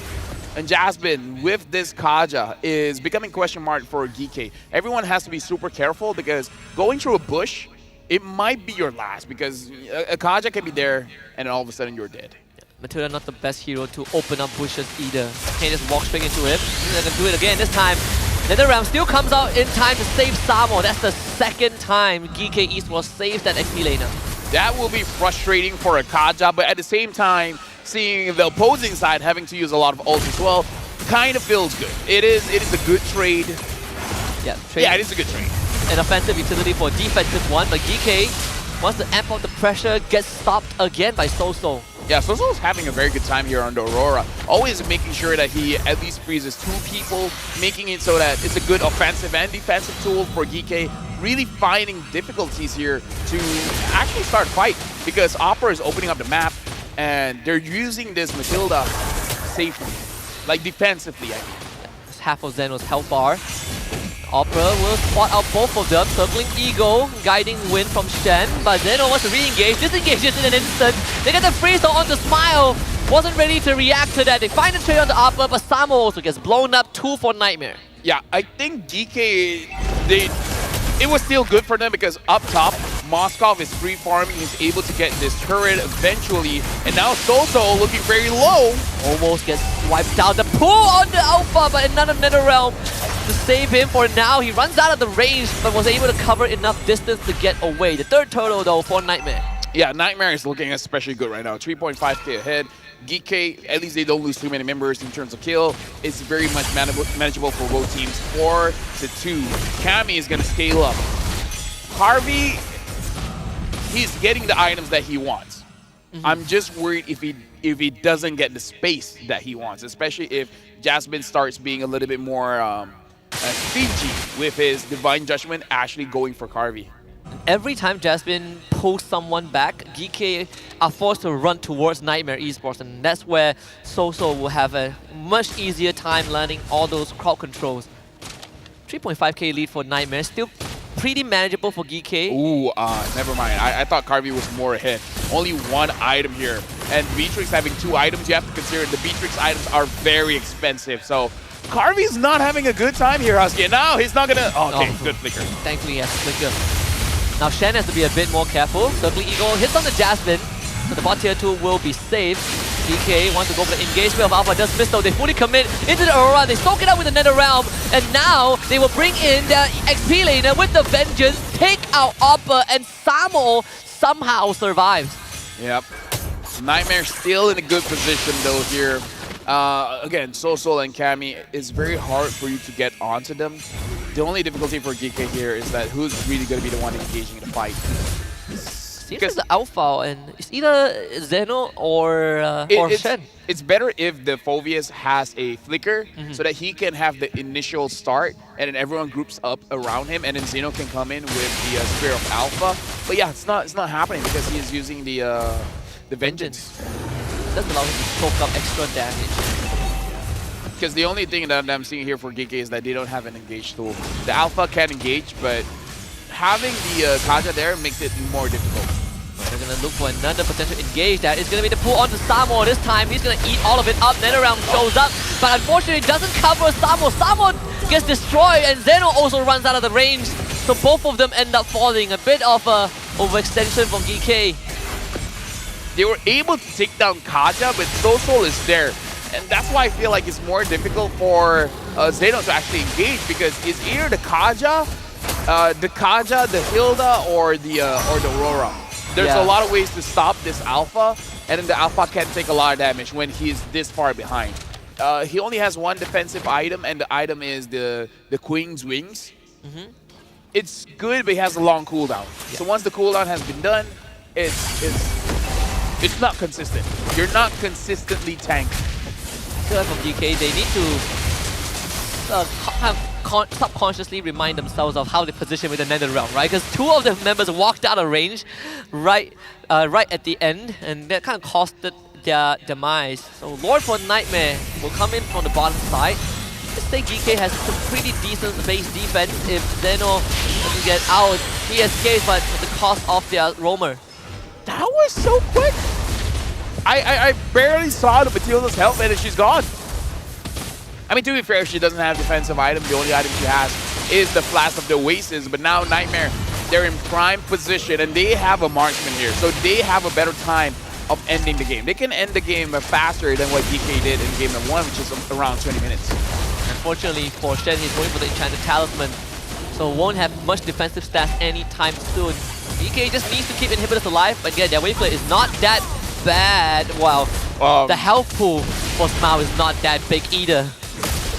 Yep. Right now for GK, like I said, this is a very strong draft, but very difficult to pull off. The timings is so critical with this kind of draft. Like that's why I thought they wouldn't go for it, because it's so risky to use this draft when you don't have a lot of experience with it. Man, losing 2 inhibitors and just off of the first Lord, 10k gold lead for Nightmare.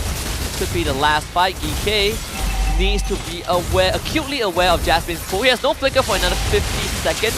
Samo eats so much damage, gets pulled in, has a bit of health, so he escapes, but at the cost of strength again, sacrifice. They find the pin on the upper. 1-for-1 trade. GK did have to expend Netherrealm though. Yep, Netherrealm not being there, and I feel like if you wait long enough, you can have it back around turtle time. Now the marksman trinity items have been built. It's a little bit late though, 11 minutes and 30 seconds for Carvey, but at least now he has something. Oh my goodness. I mean, the Beatrix have 4 items. I mean, Carvey is 3k behind, right? Ooh. Poor dude. I mean, losing your tier 1 in 3.5 minutes definitely has its impact. Yeah, now too easy for Lexi having 4 items as well. Looks like for both teams, the Nolan is looking very good. Alpha 4-2-1, looking at the kill score, honestly not that bad, but really not oppressive. He doesn't have a good game here. But if they want to do well, this is where they got to do well. They got to be able to steal the Lord. Not only that, they have to manage, they have to be aware of the top wave, which is building up to a slow push for Nightmare Esports. 1.5 waves. We can steal. Circle Eagle. They try to bring Samo in, but he gets pulled by Jasmine. Intercepted mid-flight. And GK Esports instantly crashed and burned. 2 dead bottom. Samo gets gone on. Jasmine shows up. And Oppa feeling really good about the circumstances. Triple kill for Cammy. And Nightmare Esports now with the Lord. I'm going to look to end the game. Oh, there you go. Another catch. Smile, unable to help his teammate out. Can't even react in time. Double kill for too easy for Lexi. And Nightmare Esports not done and out just yet. We will get game number 3. Oh yeah, 13 minutes in, they're able to end the game. Looks like for both teams, the Nolan is helping out a lot. But let me just say, man, that Kaja, personally for me, sealed the draft. Yeah, that and also the that personally felt like one of the play of the day for me. The Kaja mid-flight pull on the Phobias in the last fight. That one looks so great, man. But Kaja, what can you do, right? You can't deal with a suppress. No amount, nothing in the game can manage to do with a suppress. If you're good enough, iframes. Iframes can do it, but yeah, if you're good enough. And Alpha doesn't have iframes. No. Phobia's kind of, but it's harder to time a Phobia's iframe against the Kaja's Divine Judgment. But overall, like, good drafting coming in from GK Esports. But the Kaja was really essential to make sure that isolating one target and the Aurora as well. You isolate one target, Aurora deals with the rest. So the rest can't help out. They want to, every single time GK wants to sort of follow up to save their teammate or to take a fight against Nightmare, they just get stopped in the tracks by the Ice Queen. Yeah, and yeah, I feel like it is about draft for both teams here. GK, their Sicilian was banned out. I don't know if that's also one of the reasons why, but personally for me, it is the Kaja. I feel like the Kaja was a big problem that they had no way of stopping. And even when they do stop it, how many ults that they have to use? The Netherrealm. Okay, actually it's just that. But still, the Netherrealm is a big ult. It is a huge ult, right? And you see the bit of the difference when the fleeting time was picked up by Jasmine. It kind of negates the ultimate trait because you essentially get it back up faster anyways. But yeah, despite GK getting a pretty powerful first 3 picks, you know, Alpha, Matilda, and Phobius, the Kaja basically stops them in their tracks. And this is also sort of a landslide. I mean, it would have been the case for game 1 if GK didn't lose that second Lord, but either way, 14-5, a dominant win for Nightmare. Yeah, right now we're gonna look at the emblems here again.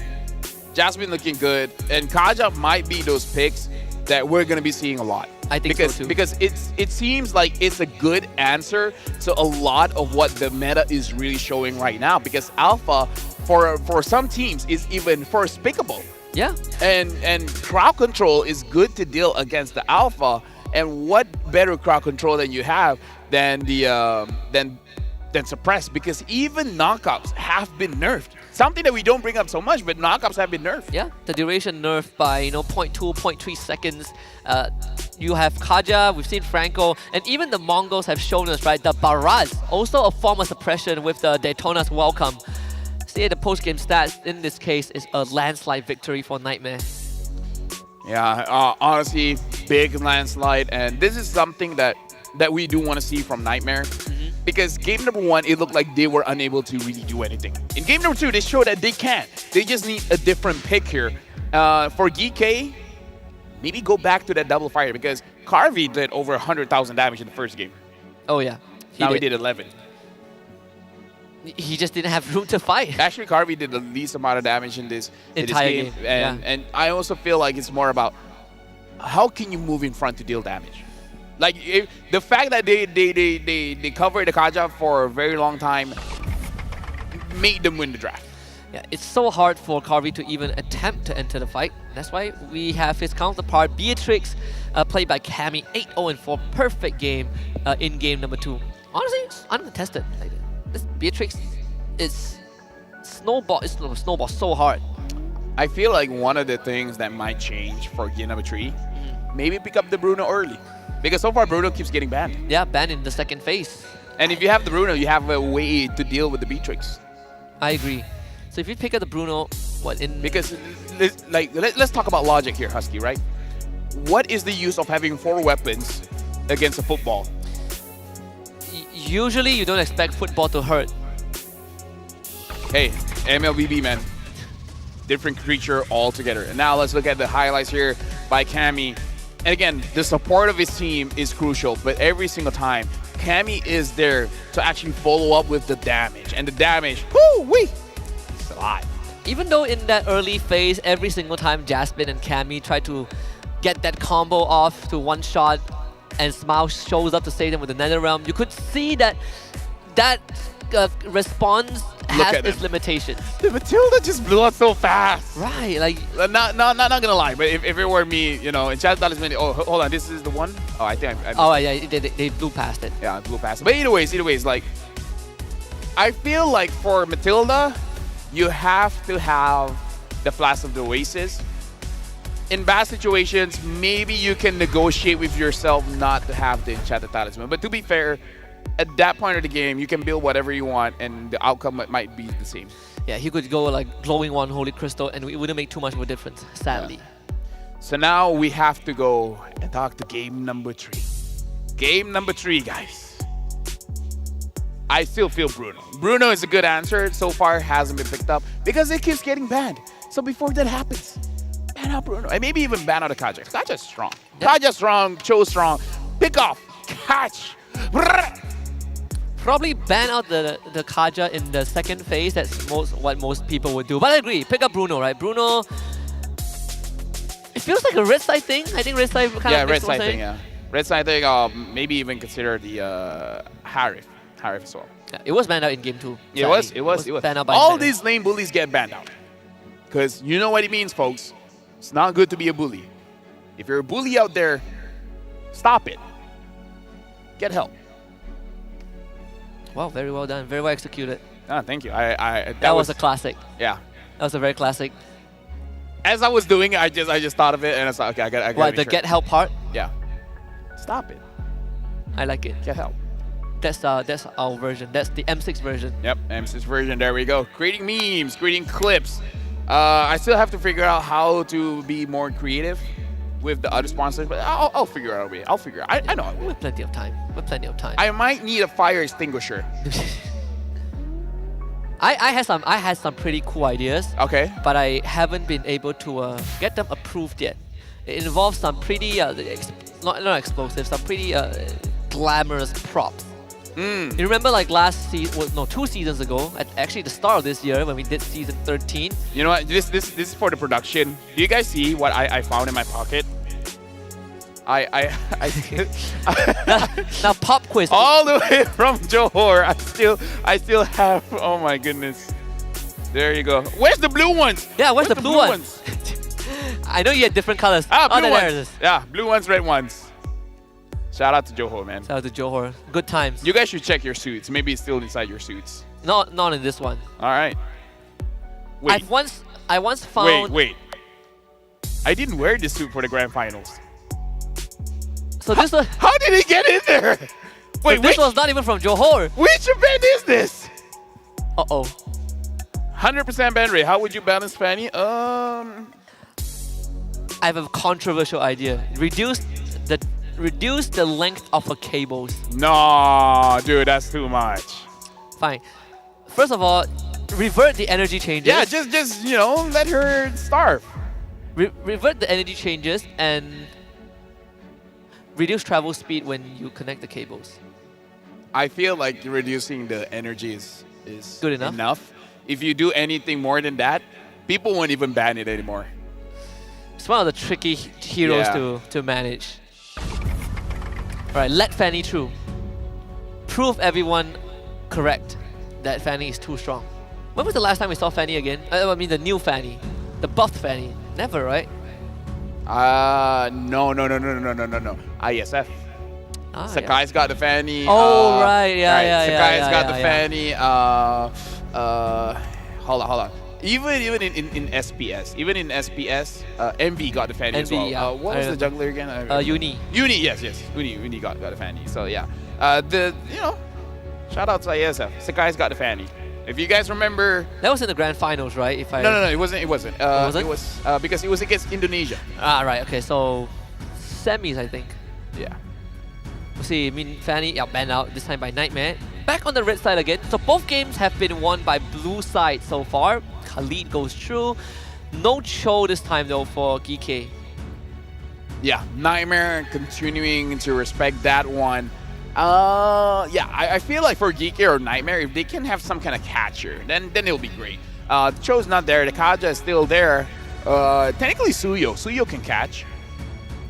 Yeah, honestly, Suyo is still a good pick here, but it looks like for both teams, they might prioritize the Nolan. I think so too. So if you mentioned the Bruno, if this comes true in a second, in on the red side, then it would be quite a different scenery. But still, they go for the more stable one, Hylos and the Aurora. Nolan Bruno will be good here for GK. Just saying. Yeah, I agree. Alpha Bruno also not bad. Oh, they go for Beatrix. Beatrix and Cecilion. Cecilion. Completely forgot that the Cecilion was let through, right? Yeah, but now they have two scalers here, Husky. Like, Cecilion want to scale, Beatrix want to scale. But we saw in game number 1, they can accelerate. If they get the Nolan, right? Nightmare takes Nolan here. Or Yeah. Bruno. And then ban the other one. They take Bruno and everyone starts banning junglers. Yep, I can see that. I can see that happening for sure. Let's see. I feel like if you are Nightmare, I would take Bruno. I personally would take Bruno, but they would go for Hayabusa. Ooh. This was also a game 3 pick for Too Easy for Lexi on day 1. If I was Smile, I would not be liking this. No, not at Be all. like, Coach, Nani. I have GK scratching their heads. It's like, we have 2 late game heroes, and now we have a Hayabusa to deal with. They might need... It must feel so sad banning out the Hilda. Yeah. No, they needed a Nolan, but there's no way, right? There's no way. There's Nolan no goes way. through. So I'm thinking, what The immortal other one fighter chose type me to heroes vanquish the shadows that can of go this inside the world. jungle, I am not that the can only potentially one deal bound with the by these Hayabusa? chains. No Cho. I mean, Khalid is probably your best choice. I'm thinking like a fighter in the jungle.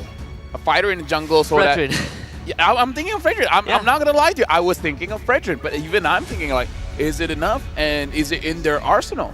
And it looks like a very harsh environment for the Fredrin to operate. Just based off of the first 3 picks of Nightmare, it's not the easiest Upon thing. the edge So of the Nolan void. banned out. This last ban should be something like a If you want Gun another Pot. assassin, you know what? Julian? Screw it, Time Saber. to take the field. Your team I mean, Saber technically counters everyone. Yeah, technically. Technically. With the right mindset, it counters every draft. And you have catch and damage all at the same time. Yeah. Hey, and guess what? Enemy junglers don't take Purify, they don't buy Winds of Nature. Because I feel like if they go for Assassin here, I don't know if they will have the same tempo going up against Nightmare, because Hayabusa is pretty fast. Like, if you want to go for something like a Lancelot, I really don't know how the Lancelot will survive against the Hylos, against the Aurora, and now even the Claude gets picked up. Haven't seen the Claude for a while, but you have a lot of dive here against the Sicilian. The Sicilian. And you have a pretty decent time dodging the AoEs of the Beatrix, dodging the Khalid with the BMI. So it's going to be quite a mountain to climb for Carvey, right? He has to be twice as accurate with his shots. And that's the late game potential, the late game insurance for Nightmare. So they have covered all their bases, and we still have no idea where this Hylos is going to go. So they go for the Julian and the Jawhead. You talked about the Julian. I'm not so hot on the Julian so far. 0% win rate. And it's weird. The Julian doesn't burst people all that fast. And even when he does get burst, like he bursted someone else, he will get caught. Yeah, he has against the Hylos some more, it's like, yeah, it's gonna be difficult. 4-5 second, the 5 second fixed cooldown. Although the Jawhead does feel like it could be, I mean, it is the way to deal with like these mobile heroes, but this Ruby is going to be a problem too. Let me just say, Nightmare has all the answers to every question that GK has. The question is, can you handle this Sicilian? Yes. Yes. Can you handle this Jawhead? Yes. They got the Hylos, they got the Ruby. You can stop the Jawhead before he throws anyone. And even if you try, the Hylos can just body block it by standing on top of your original target. What's the win condition for GK in this case? You survive your late game? Yes. The true late game comp. Oh yeah. So, can they play fast early though? I mean, so Samo exits his lane early. Let Zeno, Smile, and Shen move as 4. Catch one target, kill them out, slow down the rotation in mid. sounds like a rinse and repeat of game 1, but, Exactly. but on a higher level. Exactly. This time, level 2, you can actually go for it, right? Because you have the Jawhead now. Level 3, you unlock Julian's skill set, so we'll see if GK can pull it off. Very technical approach to game 3 against Nightmare Esports. Could be on blue side again, Nightmare on red, parallel jungling as always. So for this matchup, Husky, it looks like we're gonna look at the mid lane here, because the mid lane should be having a lot of action. Too easy for Lexi, he does have the option, but knowing Hayabusa players, they do like to gank the mid anyways. Jasmine is here, seeing the rotation coming in from Shen, seeing the rotation coming in from Zeno, and now Zeno already has the level 3. So if they want to go very, very aggressive, they can go very, very soon. It's just that Shen does not have the ejector so far because he upped the smart missiles first. Oh, they went in! The Sanguine Claws, bad impact. Jasmine has to use Revitalize for that. Again, level 3 is where you unlock the Julian. Oh, they want to try for this. Shen is about to hit level 2. Now he is. Gonna eat us on the damage. Save Zeno in the process with the ejector. Hey, that's an option. That's always an option. Bot side though. Instant rotation to the bot side. They're gonna look for Cammy. The chains knock up. One last hit. Cammy goes down to the minions. First blood for Carvey. So far, very good showing by Zeno. Too easy for Lexi is gonna be the one securing the gold crab. And again, I think one of our pro players that said a lot of attention is on the gold crab so far. I believe it's, is it Zia? Oh yeah, I think Yeah, it's it's Zia. Pretty interesting interview. I saw that this morning. Oh, Jasmine caught out. That's a second kill for Zeno. Only Shadow Kill will take out Shen in the process. It's a decent trade. Yeah, very decent, but again, as long as Mal survives, everything is good. Carvey has a kill on his side, so you feel even better for now. Looking at how the turtle is gonna spawn here, I would say GK does have the advantage here, but it looks like Nightmare is the one that's gonna start up the turtle. Gonna take a purple buff first before they show up. Turtle is incredibly low. Samo commits the raging stance on, force out the quad shadow from Lexi. What? And secures the turtle for his team. So it really doesn't matter as Zeno knocks out So-So. The rest of Nightmare Esports are incredibly low but are able to disengage.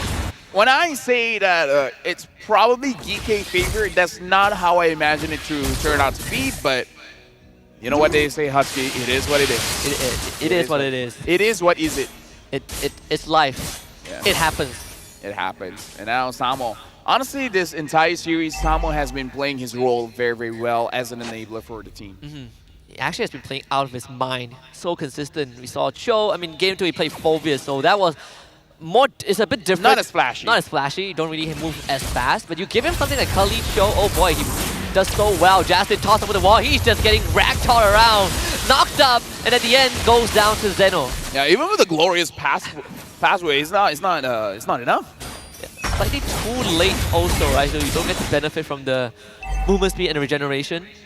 Yep. Plot's kid, by the way, looks amazing. Yeah, it does. I love it. Shout out the M6 kid, man. Statue also looks great. It's a sacred statue. Can M7 have a tank? I mean, come on, man. I need a tank. Okay, so which tank would you want to have? Grok. Grok? Yeah. I was thinking Tigreal, because that would be one of the few staples. They have time to consider. Another toss over the wall.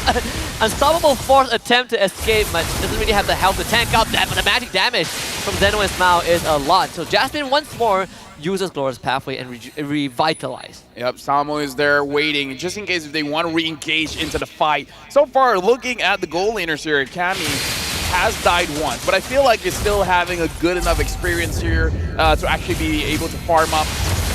And so far, GK, even in the mid game, it's still dangerous for them because so far GK is looking okay. 3 kills to 3 kills. The goal lead, there's really not that big of a difference. Nightmare, the mid game power spike is going to be very strong for them, so GK really has to keep up the discipline and try to catch a lot of mistakes from Nightmare. Unstoppable force again. Shen looking for a toss. Just displaces Oppa. They want to look for Jasmine, but he's healing up on the Glorious Pathway. Shen with a smart missile trying to do as much damage as he can. Ogi Shadow Q shows up. Good retribution from Zeno to get the turtle. And it takes so long for Shen to fall. And GK finds 2 kills. That was a very messy team fight, especially from Nightmare, because if we're looking at all the damage dealers, they're all healthy, man.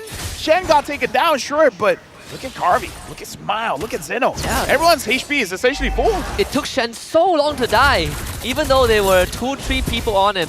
And also special shout out to Zeno, his first item is the Blood Wing, so taking him down is even harder than I think Nightmare would want it to be. Cammy trying to shove the wave out. Samo doesn't really care about it. Top tier 1 falls. Blood's BMI is stripping me, man. Because when he uses the BMI, I thought it was the King's Calling. And I was like, wait, that's from Minsitar. Look at it. The circle reminds me of the King's Calling. The monkey hologram does look a bit larger than usual. Right? It's not just me. I'm not crazy. You're crazy. Wow. What's crazy is that they're trying to gank Samo, which... pretty crazy. That's crazy. That's pretty crazy. That's pretty local. Yeah, pretty local for sure. I can respect the attempt. Oh, yeah. And I don't think they had any anti-heal just now. They commit so much onto Shen. Poor dude ate at least 3 ultimates, and Oppa now needs to escape. Raging Sandstorm from Samo on top of it. Oppa cannot spin his way out of that. Good change for the lockdown. Carvey finds a double kill. So Nightmare, honestly, I can respect it using all your skills to make sure that Shen gets taken down, but then that just enables the rest of GK to be like, now we can fight. Zeno is free, the Smile is free, Carvey is free, and now another thing that's free is apparently this turret. Yeah, 3 ultimates just for a tin can. Feels a bit of an overkill. It felt necessary for Nightmare, but the cost outweighs the benefits. If I was Shen, I'd be like, you know what? Sure. I'll take it. I'll take it. It's like, I died 5 times, but this is one of those games where you don't look at the KDA, you look at what the impact really shows the team. Another pull. Shannon's ready for that, so let's get the extra shield from the ejector. And Nightmare definitely learned that lesson, but how do you contest this turtle? I feel like Jasmine has to get on top of Zeno. Get on top of Zeno. Okay, they're just gonna burst it down. So much damage. Now Shen, he's fishing. Good Sanguine Claws. Good stun though. If not, Shen would have gotten the toss. Yeah, but right now the quad is going down. Bottle, Carvey! Oh, the RNG so close. Carvey really dancing with them with that flicker. Oh yeah. Too easy for Lexi. Something to put into consideration is that he does have the Sky Piercer. So if Carvey was late on that flicker, he's gonna get shut down for sure.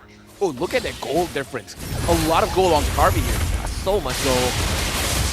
Nightmare really focusing mid-side. Another toss on the offer, so he is gone. Flicker Raging Sandstorm coming up from Samo, forcing Nightmare Esports to disengage with the Glorious Pathway. Yep, and even look at that. Soul was low HP there. Carvey, I believe, just hit the end of his Ren or Apathy to make sure that Soul was that low. And now with a 3,000 gold lead, looks like GK all this while, they just needed the Sicilian Husky. Yeah, They play differently with the Sicilian. It doesn't feel like a late game hero. He's 007. he is. He is the James Bond from Mena. And Soso is going to get caught again. They have the indicator on him. He is a target. Bounty claim. Monster kill for Carvey. Pull back on the stand, but he's going to willingly eat out the damage. They can't even take him down. Double kill for Carvey. This guy has ascended. Lexi shows up. The snipe for Carvey! Play of the day. That's the play of the day right there. Carvey is legendary. Let me just type it out. You just don't. Unbelievable. We gotta look at the instant replay presented by Kiria Gaming. Just look at this. We don't need just an instant replay, man. We need a slow motion. We need a slow-mo here because, okay, I'm looking at the Hayabusa. The Hayabusa is not even in the fight just yet. Extended fight. Hayabusa coming in from the flanks. Look at this one. All right. Slow down. He hits Mao. Carvey. Ooh, 2 shots in a row. And both from the Renner. You have to aim for that one. You gotta aim. Oh boy, that is so crushing. So this Lord is essentially gone. I'm waiting. Okay, just in case. There's always the outlier where out of nowhere a quad shadow comes in and then it steals it away. You know what would be impressive? What if would be the impressive? BMI hologram stole it. If Dexter just... choo choo. Hey, you know what? That's a good promotion for the M6 skin. You want to steal lores with your BMI? Pick up the M6 skin. It gives you 8 more physical attack. I'm not wrong. I think that's every skin, but yeah. But if everyone has the +8, then it's fair game. Yeah, it is fair game. Fair game. And still, Shen is gonna go for the flicker. Oh boy, Cammy gets caught! Disappears. Mega kill for Zeno. Opera and Lexi shows up way too late. Top tier 2 most likely will go down. Oh yeah, looks like it's... Come on. Oh, yeah, there we I go, was like, there we oh, go. they didn't know how to finish the job? Yeah, it's like Husky cursed it. By saying that you're gonna get it, you don't get it. If I say that DK would not win the game, would they still not win the game? Hey, wait, no, they will win the game. Almost reverse curse that. Don't talk. It'd take a miracle for a comeback. Oh, they do catch Samo. Not anymore. Oh, Jasmine is going to get caught. That was a good bait. So far, Carvey is having an amazing time here. Oh my goodness. Oh, stop it. No. Come on, Carvey. Carvey. You have to do that in the final game of the wild cards for your team. But hey, that's one way to go out with a bang. Flawless game, 10-0 on the Beatrix. All inhibitors gonna go down. GK Esports will just look for the end. Bennett's Rage, Cammy, one last dance, one last duet, taken down by Cammy, 11-0 on the Beatrix. It is GG. GK Esports comes out on top 2-1. Hey, you know what? Carvey is saying, you know what? You've been looking so good on the Beatrix. Let me show you how I use it. And if we're talking about MVP performance, fair to say that was an MVP performance. Truly MVP worthy. And what a way to close out the wildcard run. Again, these two teams have really nothing to lose, right? They are not going to make it to the decider match anyways. This is just that series to kind of end the journey for the year. But still, GK Esports ended it strong on the back of all of their members. You have Samo who played well. Shen also had an amazing game. Carvey stepping up. We were talking about how, you know, no regrets, right? Yeah. Maybe they're talking about, you know what, just let's try the Sicilian. And then they got to try it today, and then they're like, you know what, it worked. It worked. It was great. So maybe next time, trust. Even if the Sicilian is not necessarily in the meta, maybe for you guys, it will work out. Even though early game he's not the strongest, but the crowd control from the Sanguine Claws is it's pretty annoying to deal with, right? It's one of the stronger crowd controls, and not many majors have that capability. The Sicilian is one of the odd ones. It's like a long-range implosion.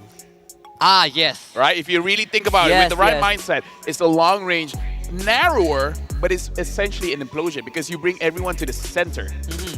Right? Think about it. Long-range implosion, Sicilian, kinda good.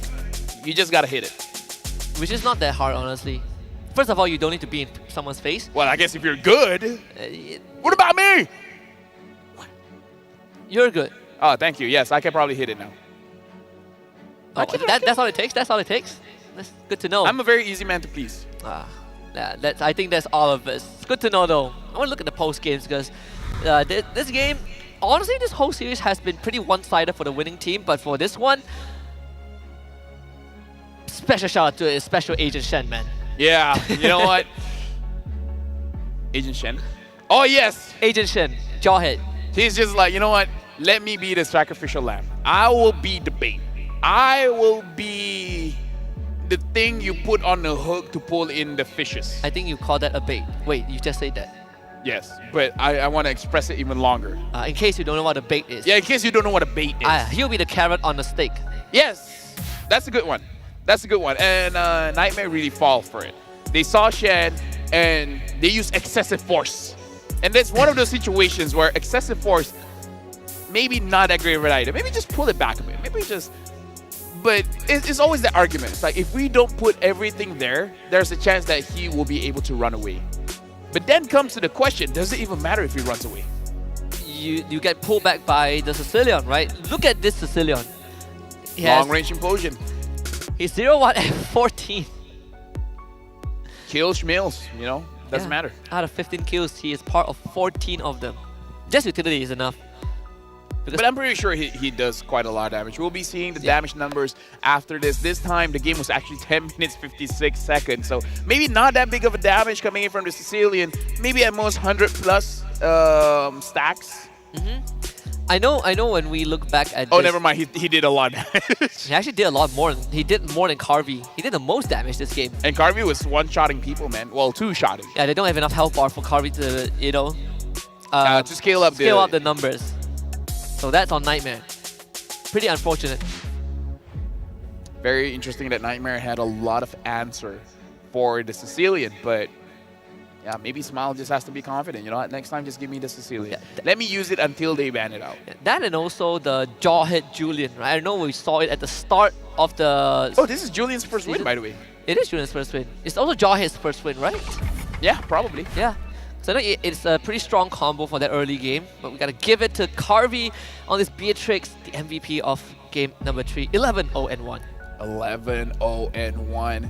Even having the Weapon Master to scale up the damage, just in case. Just in case if two-shotting people is not enough. Just in case if anyone survives 2 random shots. Yeah, but what are the chances of that happening? Yeah, would be cool if you went for Sky Piercer. Oh yeah. Then maybe one shot. Then maybe you could one shot with a Renner. Yeah, overall, big congrats to GK, you know, ending their wild card with a good showing. I think when you consider what was mentioned by Smile at the start of the day, where they decided to take a break instead of boot camping, and they started feeling the impact. Hey, you close it out on a good note, right? This could be the beginning of another chapter heading into next year's competitive calendar. But this was also the start of Carvey's reign of terror in Game 3. Something to consider as well for Nightmare. They gotta adapt to the speed of the meta, because like they said, like, people are moving too fast. And I feel like what they try to do, what they try to replicate by moving fast, is that getting early kills. They see Shen, they go all for Shen, and then we'll see what happens. But that's not the best way to accelerate the game. I agree. It's something like what RRQ Akira tried to do yesterday against Legion, right? Where it's all about going fast, but sometimes you stop paying attention to the resources that your opponents have to kind of flip the script. And so many times you see this Jawhead, yeah, he went down 5 times, but every time he goes down, Nightmare loses more. But yeah, I think it's all about that pullback, you know, because they try to kite away, but the Sanguine Claw is like, no, you come back here. I have long-range implosion. Yeah. No, brother. Yeah, now we're going to look at the standings here and really showcase where everyone is sitting so far. And we're looking at Group A. Unfortunately, Nightmare Esports will be the final team in Group A. GK Esports is the 3rd team in Group A, managing to get 1 point. Ulhanar and Denfeng Yaoguai. Final match, we'll be seeing who's number 1, who's number 2. That's going to be the tiebreaker because both teams have 2 points each. After this, one of the teams will be going home with 3. Yeah. And this, for me, is a highlight of the wildcard group stage. It's going to be happening at the end of the day, the final series. But with Group A behind us for now, we're gonna look at the Group B matches because it's a lot less clear cut. Coming up, we have Legion Esports against the Mongols, right? And again, Legion, they not only have to win their series, they also need their opponents to Lose. win. Technically, RQ Akira to win and Insidio to lose. One step at a time. Yeah. Beat Mongols first, because the moment Mongols wins game number 1 or game number 2, that's over. essentially GG. Yeah, and even if they win, even if Legion wins 2-0, they need the team that they beat yesterday, which is RQ Akira, to win their game 2-0. 2-0. It's pretty tough to rely on someone you just beat to quote unquote, you know, get you through. I remember, I believe it was M5 when the Malaysian team Oh no, repressed memories. No, fought don't against do it. the Ohio brothers. No, don't do it. And then we Rafael. lost. It hurts. It hurts. Grab your tickets now, and you'll get to witness 16 of the world's best teams compete here on day number 1 and day number 2 of the Swiss stage, where we basically have 8 games, 8 best of 1s. That's gonna be the tempo, right? That's how they start. They start strong and they keep on their momentum, or they start in a bad route, but then how do they recover?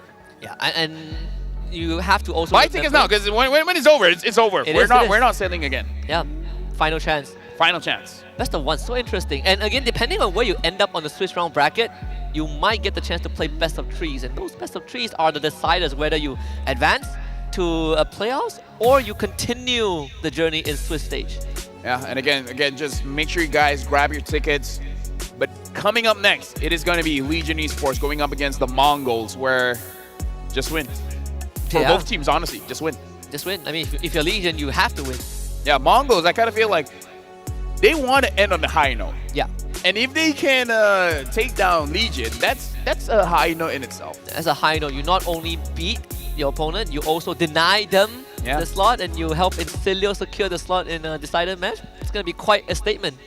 Yeah, you know what I always say? It's not enough for us to be happy, but it's better when someone else is sad. Was that a good message to send to It's a people? good message. Like, I am happy when people are sad.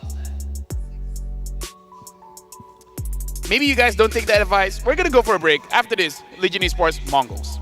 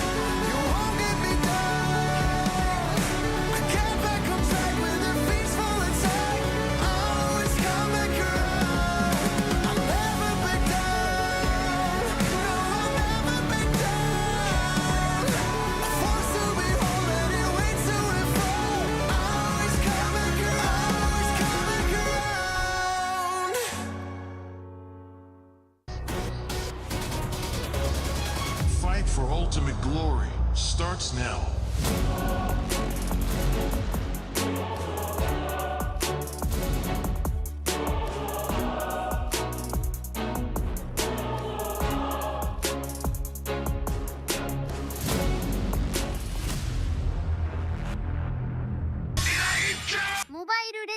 M6 スイスウォッチ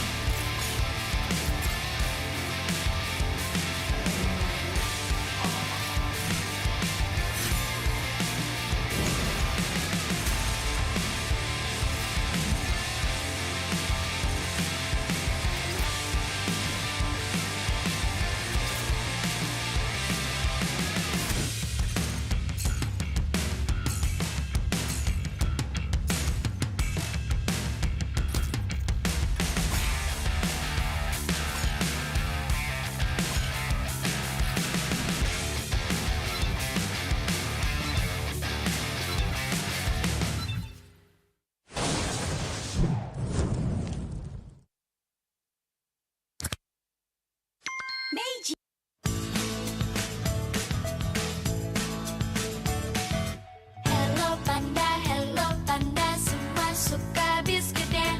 Biskuitnya enak, isinya lezat, rasa coklat dan strawberry. Hello Panda, semua suka biskuitnya. Biskuitnya enak, isinya lezat, rasa coklat dan strawberry. Hello Panda, biskuit isi yang enak.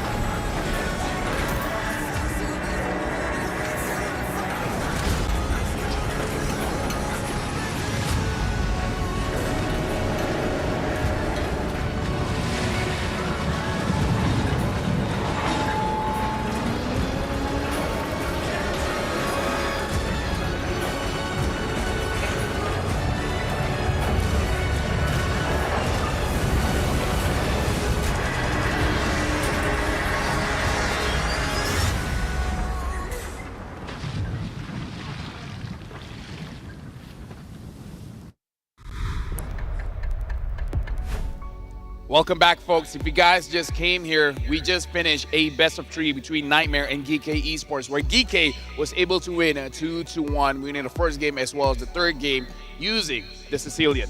But now we're jumping into game number 2, where we'll be looking at the Mongols going up against Legion Esports, where Legion Esports, they still have a chance to get out of the groups, but they need to win 2-0 against the Mongols first. Yeah, just like we both mentioned it at the very start, one step at a time. Legion Esports, they need to do their part first before looking at the rest of the permutations. And it all has to start with beating the Mongols. And not just any win, it has to be a 2-0 victory. Yeah, we got to see if they have any more surprises. We've seen the lane swaps and such, but still, going up against the Mongols, we're going to be looking at some of their quotes, but listening behind the scenes, like, they're, like, physically, they're here. Mentally, they still need some more strength to deal with the world stage. Yeah, I think for the Mongols, some of their players, it's their first time on the international stage, right? So the jitters definitely is going to get to them. We've seen some of the nervousness, like even when you look back at on day number 1 when the Mongols went up against RQ Akira, game number 1, right? Like Renix K had an amazing game until that very last moment. We've seen that loss of composure, and hopefully throughout the entire wildcard leading up to day 3, he has been able to manage that battle. And for you guys at home, discover the beating heart of Kadia City, the gaming and esports district, the world's first real-life gaming hub and a beacon of gaming culture. Thank you very much, Kadia Gaming, for supporting M6 and the wildcard. This game is going to be the beating heart, the start for Legion Esports. Yeah. So do they go crazy or do they go with what has worked so far? I think Legion Esports yesterday they talked about playing more comfortably, right? They say Yeah. that day 1 Joe hasn't been able to have a good game, so they decided to go back for what's more comfortable. They had a talk about it backstage about what to do and what to adjust, and they beat RQ Akira. So I would say stick with comfort picks, make your players feel good. Comfort picks is amazing. Now we're going to look at the standings here and we're going to be looking at Group B. If you guys are watching here, both Legion Esports and RRQ Akira are tied with 1 point each. So honestly, even RRQ Akira has a chance to actually make it out of groups. Yeah. So we're looking at 3 potential teams to be moving through. In fact, to the point where if Legion Esports lose 1 game, then RRQ Akira are the ones that has the chance to make it out of group. Yeah. Both of them have to win their series cleanly, with the other not winning their series cleanly. So RQ Akira wants Legion Esports to lose 0-2 then? Yeah. I think if mathematics serves me correct, yes, you're correct. Yeah. Because if a Legion Esports, if they win 2-0 and RQ Akira loses even 1 game, it's still over for Legion. Incelio is just here watching the rest of the teams and be like, go for your win. We're very comfortable here. We need 1 win and then secured. It is so secured. Like we don't even need to win our series. We just need to take 1 point. Yeah. One of the easiest tasks compared to what the other teams have to go through. I'm just wondering for Mongols if they have something up their sleeve, something like the Sicilian that we saw from Smile. Maybe they have a secret pick as well that could surprise. We've seen a lot of ranked heroes, something like the Mia. The Granger hasn't been shown up that much, but again, could be one of the options. Wasn't Mongol one of the teams that also pulled out a Granger yesterday? It's by Renix K. Yes. I think it was. So that could be one of the options, right? Use once and immediately gets banned out. I mean, they win that game. So I think it can be an option for Mongols to consider again. I do think that they have very good ideas. Like they're also one of the few players that plays the 1-1. What? Look at him. You guys can see it, but we're here enjoying ourselves. But now, qualification map for Legion. How can the Mekong representative advance? As you guys can see, Legion Esports must win 2-0 against Mongols and RQ Akira wins 2-0 against Incelio. So there's 2 win conditions here. One you have control over, the second one you don't. And this is the worst situation for you to have, and vice versa, I would say is the same for RQ Akira, where the Mongols have to win 2-0 and then RQ Akira has to win 2-0 against Incelio. So both teams, RQ Akira as well as Legion Esports, half of the battle they can fight. Yeah. Half of the battle they just gotta pray, man. They just have to pray. They just have to pray and see and hope that the team that the teams that they were their opponents is going to end up benefiting them in a certain way. So this is a kind of a 3-way gridlock, I would say, with obviously Legion Esports and RQ Akira drawing the shorter end of the stick. Yeah, imagine this. There's a chance Incelio doesn't make it out. Like, there is a chance. That's crazy to see. That is really crazy to say. But now we have a quote here from Renix KA. This is my first international championship. So I felt nervous whenever we're on stage, and my team members felt the same way. This M6 wildcard taught us many things. We learned about managing our mental state, stabilizing our emotions, and getting more practice on stage. And we also have a quote from Meiki here. To calm our nerves, we gathered together in one room after each match. We had a lot of discussions to help us calm down. I think besides the stage nerves, our approach to the game might not be serious enough. This is from the gold laner and the mid laner of the Mongols. Yeah, 2 of their first time appearance on the international stage, and sometimes it does make you wonder, right? Like when we look back in history, last year it was Lil Gun. We call them the Mongolian downloaders. This should sort of quote-unquote be the 2.0 version, at least coming into the wildcard. We've seen glimpses of it, but again, you could see the loss of composure due to how fresh two of these players are on the stage. It definitely showed in on day number 1. It's always a surreal feeling because you always know the world stage is going to be a big deal. It's going to have a lot of pressure. It's going to have a lot of expectation. It's going to have a lot of challenges. But until you actually reach there, you have no idea what's coming out. And now we have a question. Will we see more teams picking up the Granger? I don't think it's a staple just yet, but I feel like it is one of those picks that could potentially counter certain strategies. Like, for example, going up against Incilio, again, one of the favorites, using a Luyi, this Granger makes the whole field look incredibly bright. No way, no bushes feel dark for the Mongols. Yeah, and you also kind of love fights that get drawn out a bit because you could keep refreshing your resources and keep using your abilities. Those long-range posts can be deadly. He is quite oppressive in lane against certain heroes that want to take more time to scale up. So I think that's kind of what Mongols would be looking for. Yep, and now let's reintroduce them. Renex K, Shenlin, Meiki, Zetsu, as well as Ban Kai. And yeah, they were the ones that debuted the Granger, showing how excellent the Rhapsody and the Death Sonata is at dealing damage and actually opening up the map. Yeah. So there's an interesting video about some of the players and how they got their name. And for Zetsu, it is just as you think, right? A reference from the anime Naruto, where... Sure, Naruto, yeah. Yeah, so he was stuck with that name because he used to be in a clan. So yeah, He was in Akatsuki, yeah. He was in Akatsuki.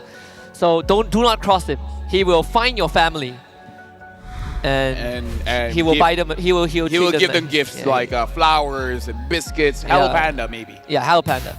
And now we have Legion Esports. We got Daylight, Nart, Joe, as well as Meow.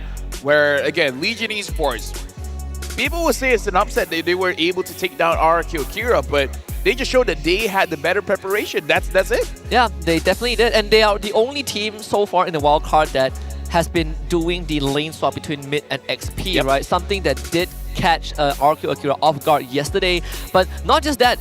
Like, Joe had a way better game yesterday. Hey also had an amazing mid lane performance. Nart as well. Yesterday was just a world-class performance from him on the Franco. And I was watching the game. Even you guys were like, the Franco is iffy. It could work. It could not work. Maybe Akaja is better, but then he's just like... He proceeds to win the game all on his own. That's the reverse Caster Curse. I'm just calling it. You guys made it work. Hey, you guys did quite a lot. But now, we're going to talk to Sabo. A lot of anime references here. What is something we don't know about Daylight? Daylight is good when he plays in a serious tournament. But in scrims and ranked games, he plays like a bot. And I just want to slap him. He even nicknamed him Solo Kill God. Sometimes hard work isn't enough. With luck, we made it here. And you know what they say? Luck is a combination, 99% hard work. Yep, I agree. Honestly, like, the more hard work you put, the more luck gets attracted towards you. Yeah, law of attraction, or whatever they call it. It's from the book The Secret. Yeah. It's a very popular thing. My dad watched that. That's how I learned about it, from my dad. I have the book. Honestly, you could just put it in any religion and it will make sense as well. I mean, I have the book, but it's like the pumpkin spice latte, but book, you know. Everyone gravitates towards that. But I do dig it, you know. Good things comes to those who work for it. Yeah. And those that want it. It's how hungry you are. Oh, I'm very hungry, Husky. You don't have to ask me that. I'm also very hungry. I'm looking at Hello Panda. And my question is, do you guys have enough? Good question. We need to check the storage. Because I want to eat more. Me too. The problem is, enough never feels enough. That's the problem. Anyways, right now we're jumping into the pick and bans here. Coach Sabo banning out Eve. Coach Buyo banning out the Jushin. Probably a Fanny is in our future as well. It's really on Coach Sabo that has more flexibility with the bans here. And they're taking their time. Fanny and Chip for red side. You could go back down to literally Fanny, Chip, and Jusin. Or Fanny Cho. Fanny Cho as well. I mean, the Jusin has been led through by some teams. Hilda banned out by Legion. That one was kind of a given. But I think Legion is also one of the few teams that that sometimes actively goes to the Alpha more than Assassins when they have a chance. So this Hilda ban does give a good indicator what Joe wants. Probably looking at those assassins again. A lot of assassins that he can use for sure. The Mongols should be able to see this coming, so maybe putting an oppressor down in the EXP lane is going to be a good answer for that. The Fanny gets banned out. Legion Esports, what is going to be the final ban here? If they ban out the Hilda, they got to consider banning out the Cho as well, because going over to Mongols is going to be very, very difficult. But no, they're banning out the Matilda, making sure not a lot of fast rotations coming in from the Mongols. That does make the Cho more appealing to Legion as the first pick, right? So, because now you don't really have a Matilda Express anymore. So if you want to go for pickoffs, Legion Esports can definitely consider that. But we also know that they now rock the Franco, so that could always be kind of that secret pocket pick. If Nar can play Franco, the Kaja is definitely in that hero pool too. Last ban here by the Mongols. They're really discussing this one. They're considering what is going to be the trade-off. What are they willing to give for the first pick, and then they get back in the second 2 picks. I wonder if they want something like a Joe Suyo. You could take Chip, you could let Chip go, excuse me. They banned the Gatot. And maybe you pick like Aurora +1, right? Like the AoEs to do with the Chip. So the Hylos would be the first pick for Legion. Fun fact, after Legion Esports Game 2 win versus RRQ Akira, Daylight now ranks #1 in turret damage per minute in the game, 3,571, and the 7th in highest gold per minute in the game, 1,000 on the dot in all time. M Series records all time? What? All time. All time. All time highest turret damage too. Wow. That's one way to make a name for yourself. Let me tell you that. This could be the last ride in the wildcard, but hey, you leave with a bang, right? At least you bring back some world record. That's in your resume for sure. That's in your resume for sure. Maybe remember, every single time we talk about these stats, down the road, Daylight is going to be part of that Hall of Fame. Suyo, Aurora would be the next 2 picks for Legion. Yeah, you were talking about in Legion, pick it up. Mongols going more traditional here, picking up the Khalid, picking up the Alpha. Honestly, Bruno would be pretty good here, just to have that lane oppression, to help out the Khalid, to help out the Alpha, because both can be lane bullies in their own right. But if they don't want Bruno, probably pick up a mid laner that can deal with the Aurora. Something like a Vexana if you want more control. Valentina is not too Valentina bad. is not bad as well. You can steal the glacial, the frigid glacier, and what do you call it? Glorious pathway. Thank you. Thank you. I wasn't sure which direction you were going, but now I see. Now I see. Yeah. Glorious pathway. I mean, the Cho is still open. That might be something that Mongols might consider banning. Yeah, so they pick the Cho themselves, which is okay. Yeah, well, you've been hitting the drafts here. Very good on you, Husky. But now we got to look at the gold lane here. I wonder if Legion Esports will eventually think about banning out the Granger, because so far the Mongols showed the Granger really for the Lui. I'm not so sure if they will use the Granger like as a staple in like any game you can pick up the Granger, you know? Yeah, I don't think so too.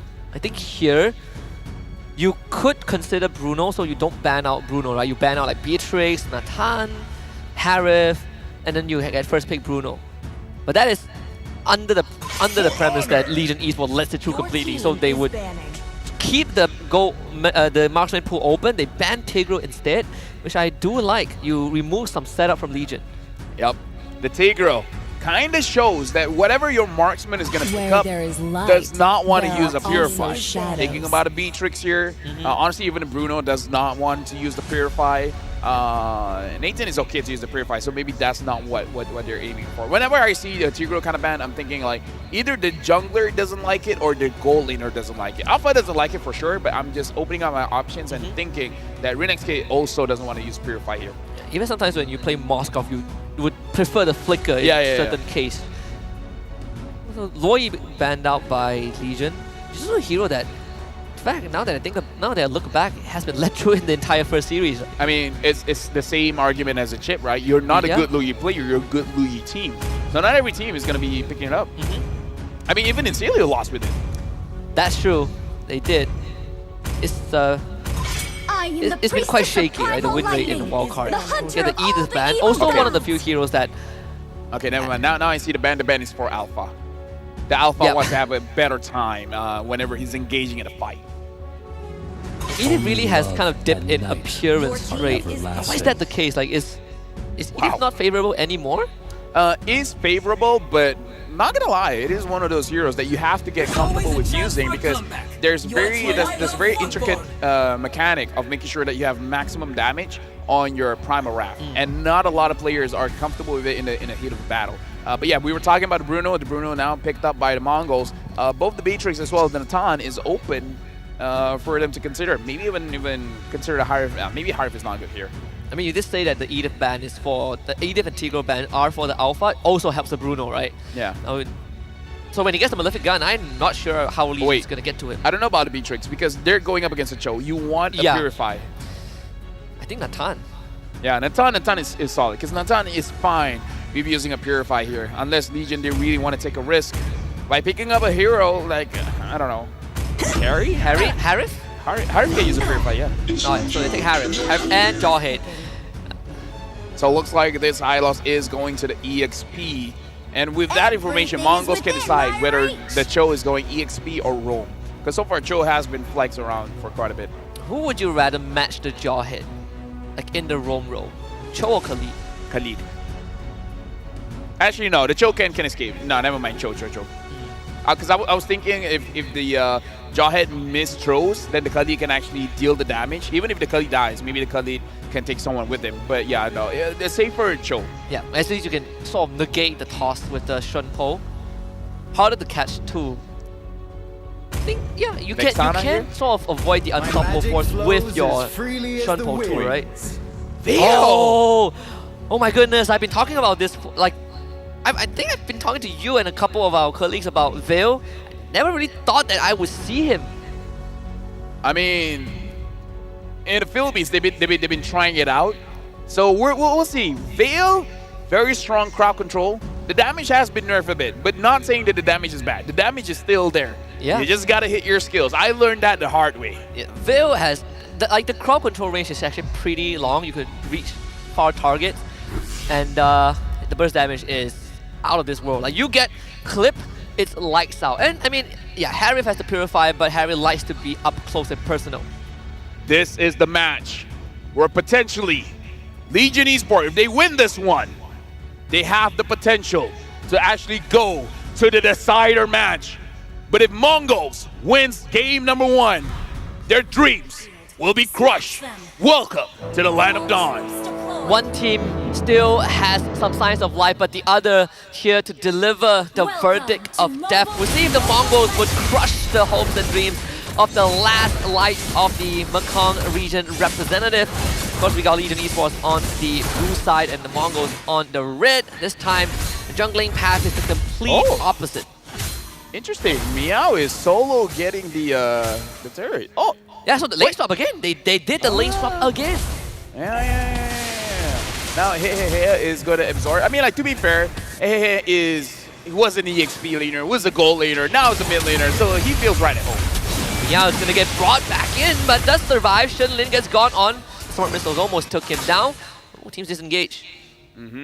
And to answer the question, looks like Bankai will be using the Cho as an EXP. So this is going to be a roam Khalid, which is something that I did forget. Shenlin was the one that uses the Khalid, and Shenlin really stops the movement of the mid trio from the opposing side. So this is more about comfort, I believe. Both roamers even went for the encourage enchantment for their roam boots. It's all about raw power and damage. Not gonna lie, even roam boots, I just use encourage nowadays. I rarely use conceal unless I'm using a catching hero like a Kaja. That is true. Or Cho. I mean, Cho probably is the next candidate. So this lane stop, I guess, is a lot more manageable for Cho. It was able to shove the wave in fast thanks to the concussive blast clear. So it takes an early recall just in time for the turtle to spawn. Oh, right now, Nart goes in. Hey, flicker. Freeze, Snakey does get out. Good crowd control response. Again, a disengage from both teams. Mongols wants control of the turtle, but this Aurora will make it a bit difficult. He's going to catch the bottom wave to hit level 4. Shenlin loses majority of his health. Flicker kick from Bankai. They jump onto Joe. First blood going over to Shenlin. Meow gets the law in order. Shenlin will flicker over the wall. Another knockout onto Hey. He doesn't have level 4. Bankai honor him with the Jit Kundo. Zetsu works on the objective. I think Legion Esports will just have to give it up. I feel like Legion Esports hovering around there is already not a good idea. You just lost your jungler. Might as well go somewhere else around the map and get as much farm as you can. Bankai so far is not getting punished at all by the EXP Aurora in the early game. And now going to the top lane, Shenlin is looking at Daylight. Making Punish him. Whoa, that's a lot of damage even with the Purify being used. Yeah. Purify actually did nothing. He Yeah, he did nothing. He was still still ate stuck. everything. So they bring Nard here to try and secure the crab. He's not going to get it, right? Hold on. Oh, that's a crit. Yep. Legion Esports, I would say the previous fight was a little bit messy from their side. Looks like the targeting was a little bit unclear because Nart was aiming for someone else. Hehe was aiming for someone else. Joe looked like he was unsure whether to go for Nart or Hehehe. So they were trying on multiple angles where I believe if you're using a catch composition, just focus on one. Make sure you kill one person and then you're good. Yeah. And also because they did the lane swap, so the Aurora didn't hit level 4 since the side lane waves crashes so much later than the mid wave, so he couldn't catch it in time. If he had that Frigid Glacier, that would have made all the difference. And Even now that, the Mongols having 1,000 gold lead. Shenlin again being quite good at managing Legion Esports, making sure that they're unable to move forward. And now they're just camping that bush, waiting for Nard to move through. And Bankai looks like he's sniffing someone is close. He does have the weight of dragon. So honestly, the Mongols, they're a-okay to start a fight at any time because they have a lot of ways to initiate. Meiki can initiate, Shenlin can initiate, Zetsu can initiate, Bankai can initiate. all these, you know, dark areas, it's going to be a tough thing for Legion to crack. Like, you need Meow or Nard to kind of walk in and open the map a little bit. Like you mentioned, Lafel, so much catch potential. Second turtle will be up. Bankai already in the bush. Winning kick and solo kill topside by Daylight. Yeah, Bruno is a problem. Hey, you know what? One of the OG problems in lane is that RA. We tossed away from Nard. So no toss for another 10 seconds. Bankai is going to prime up the Jikundo. Flicker. Good cancel with the unstoppable force. Bankai not able to find the kick, but still Mongols wants to take the fight. Split up by the Glorious Pathway. Meiki on the retreat, and Bankai still soaking out the damage. One last toss. He goes down. Well, Bankai is doing his job as an EXP laner. He's trying to put so much pressure into the backline. So he's separating the team, and now they're on the Meow. Re-engage from Shenlin. Raging Sandstorm committed. Meiki doesn't land his abilities. Not go onto him as the turtle gets secured by Legion Esports. And now they go for more. Joe wants the damage. Shenlin soaking it out with the Fixed Lane Guard to buy time for Zetsu to get a kill. Misses the spill of Alpha. And he goes down. He fights the kill. Oh, Husky, that was painful. There were 4 members, and he went in between. Moment of silence. That was a disaster. Oh my god! Well, returning of the 1v1. That's a Haas Claw effect, I think. Our job is to talk, but I feel like we need a breather here. Just So he almost got solo killed the second time. He just healed up off the Haas Claw and found the trade. So that's Bruno for you in a nutshell. misplays have been happening, folks, on both ends. Mongols going up against Legion. Right now, it doesn't look like one-sided at all. So either team has a very good chance of winning this one.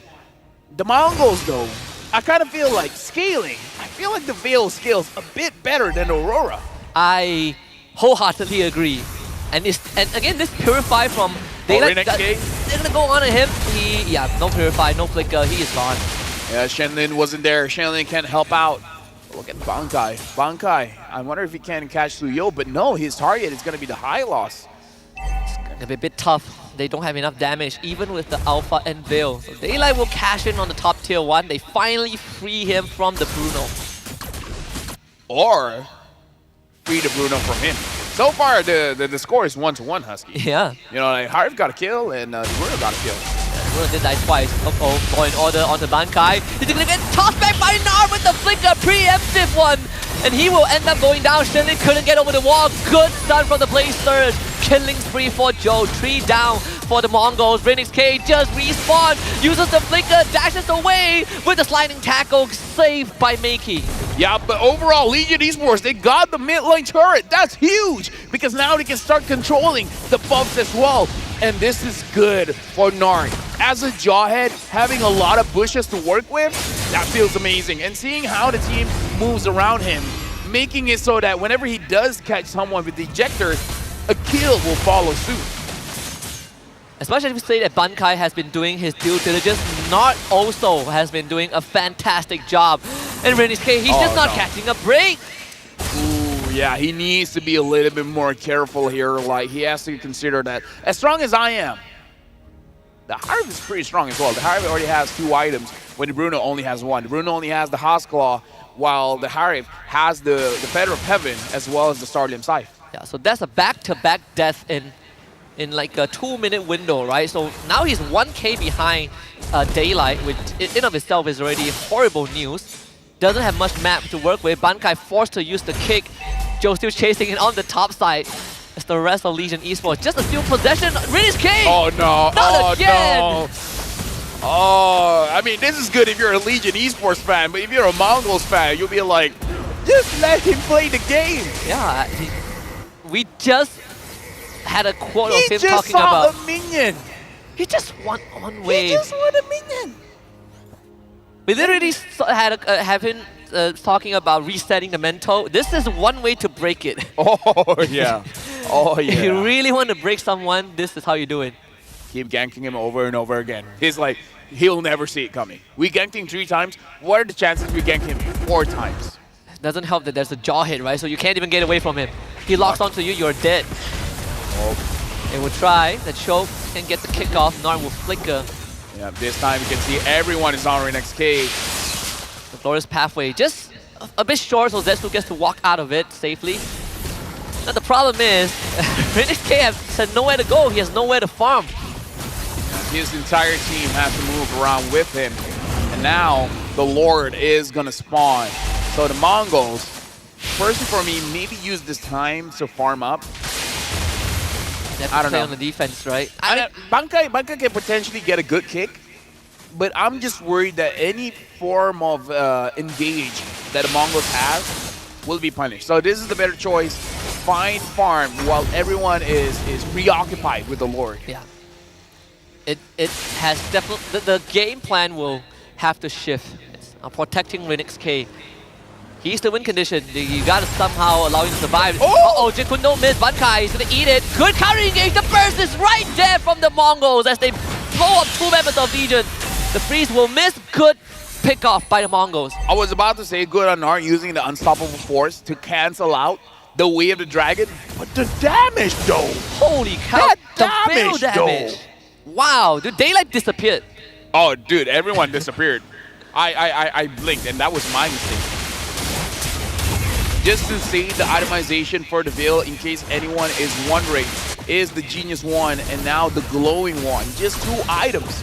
And once he hits his abilities, lights out. Yeah.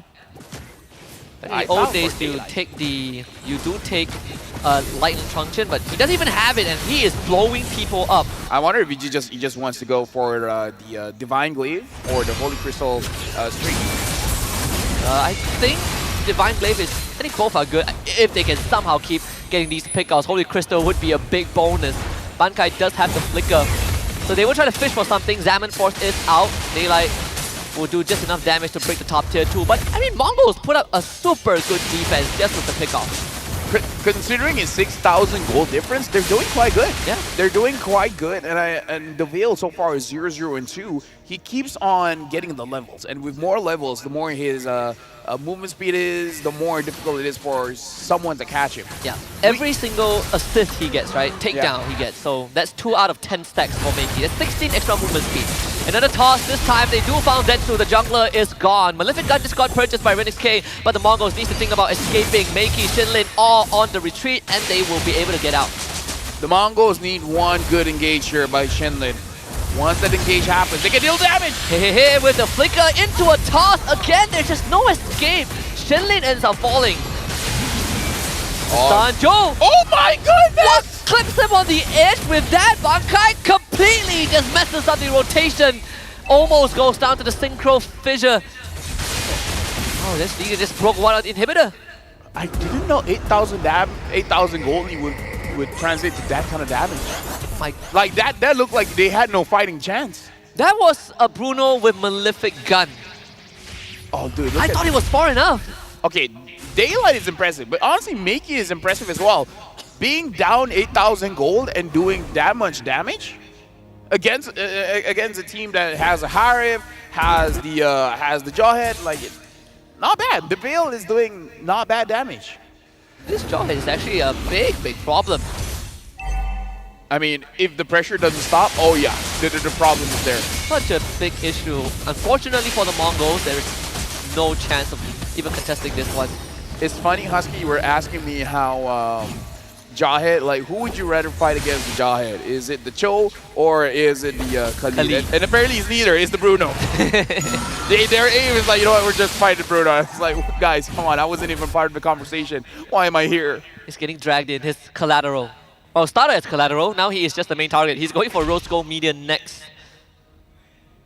Yeah, honestly. Oh, he just got the Magic Blade at least. The Magic Blade, I feel like it's enough for now because he's scrambling for gold. He's almost 2,000 gold behind compared to Daylight. They should be able to clear out the Lord, but they will have to give up some structures. Spot inhibitor goes down, another attempt at double force. Nard finds the toss, Zetsu just gonna go down. He disappears, vaporized by Daylight. They find the kill onto Nard, but they need to take down the Lord. Good freeze, the Frigid Glacier from and Legion Esports will take game number 1. Legion Esports is one step towards getting out of groups. They defeated the Mongols.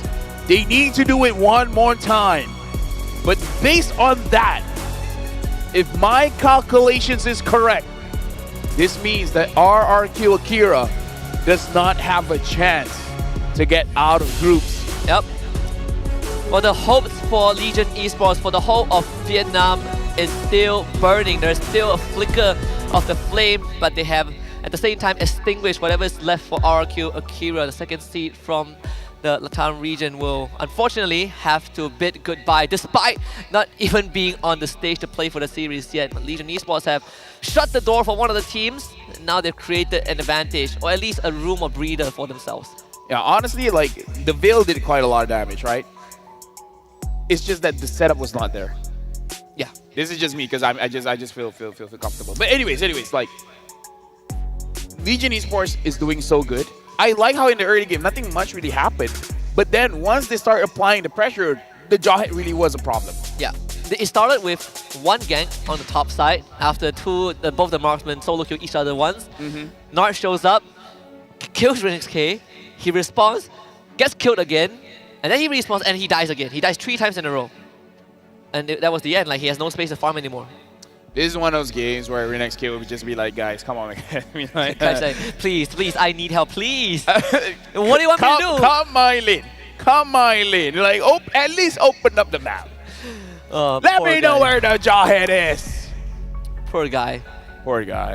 Like, yeah, like, that Jawhead was a problem. Like, Nard was a problem. Like, your scaler can't farm. Like, how can you... Like, Renix K could have played much more safely, for sure. He could have been more careful with his positioning. But at one point, you got to realize that, okay, he's not having a good time. Someone's got to help him. Someone's got to help him. I would expect that to be Shenlin and Bankai. Bankai is technically having a pretty tough time against Nard because he kept getting cancelled. They all kept getting cancelled by the Unstoppable Force. And then every time Shenlin shows up, he gets tossed and then he goes down. So now no one dares to fight this Jawhead. It's actually quite good that Nard has not been kicked by the Cho, even though the Cho targeted him so many times, right? Yeah. The Unstoppable Force, the timing is like, at one point even Bankai could have just played around and not kicked him, let him use the Unstoppable Force first and then kick him, but I understand he probably can't survive that long. Yeah, I mean, Nard is also pretty patient.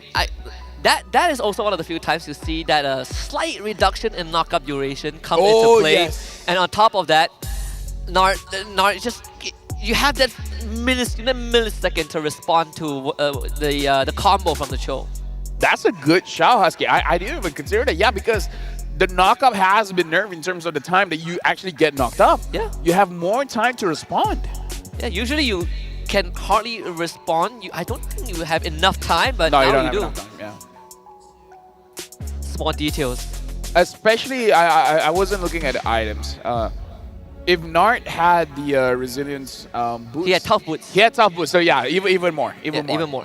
Definitely can respond to that. So looking at the damage here, Daylight dealt a lot of damage, and Makey almost caught up. 51,000 damage, and Makey was not touched at all. Only Yeah. receiving 8,000 damage. He was barely, he was able to deal damage without taking a lot of damage. So he played the Veil as best as he can. Yeah, and the good thing about Veil is that he doesn't even need to be the one that one-shots people, right? Like your burst damage is enough that even if you don't take your target out, you chunk them down low enough for the rest of your team to go in for the cleanup. So this Veil, I can see it working. I definitely think that it has its merits. The unfortunate part was that Legion snowballed a bit too fast for Mongols to recover. Yep, and now we gotta look at the MVP of the game. The MVP is going over to Nart, man. Like, he makes you have a headache.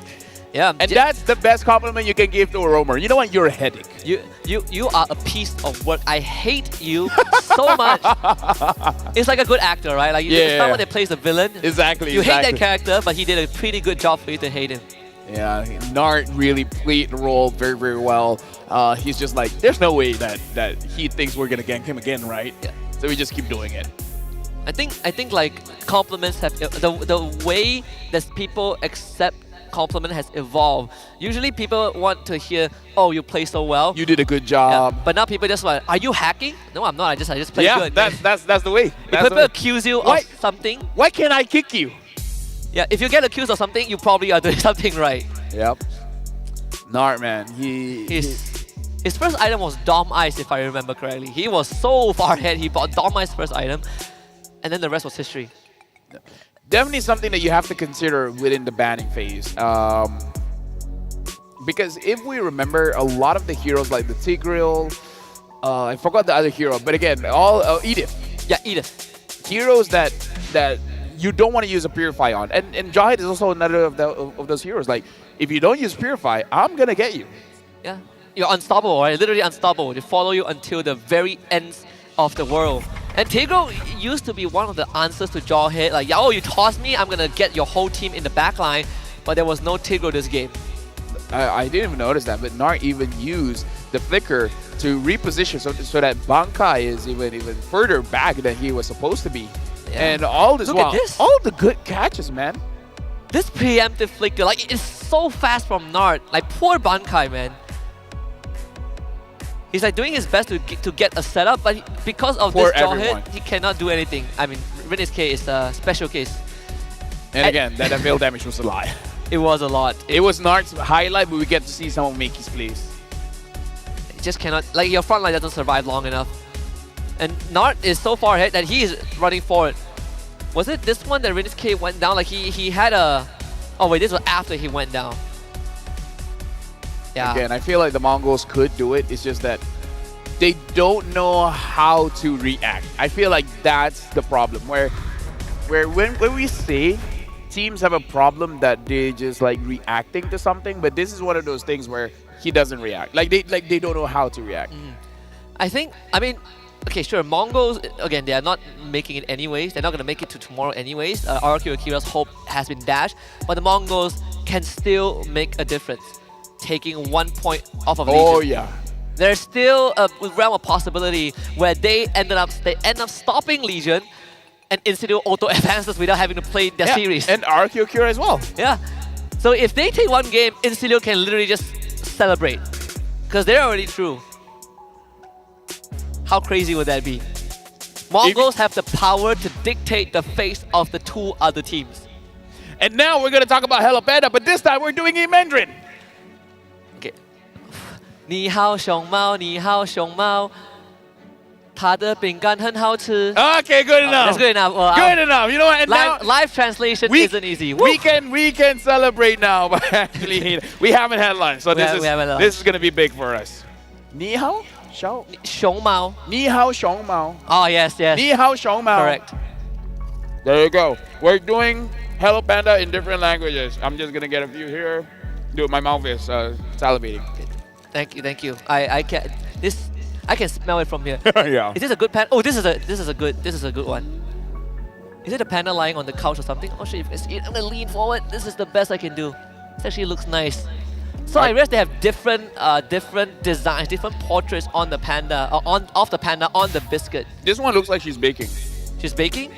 I assume it's a she, but it could be a he. It's okay. The panda is baking. I can do this. This is nice.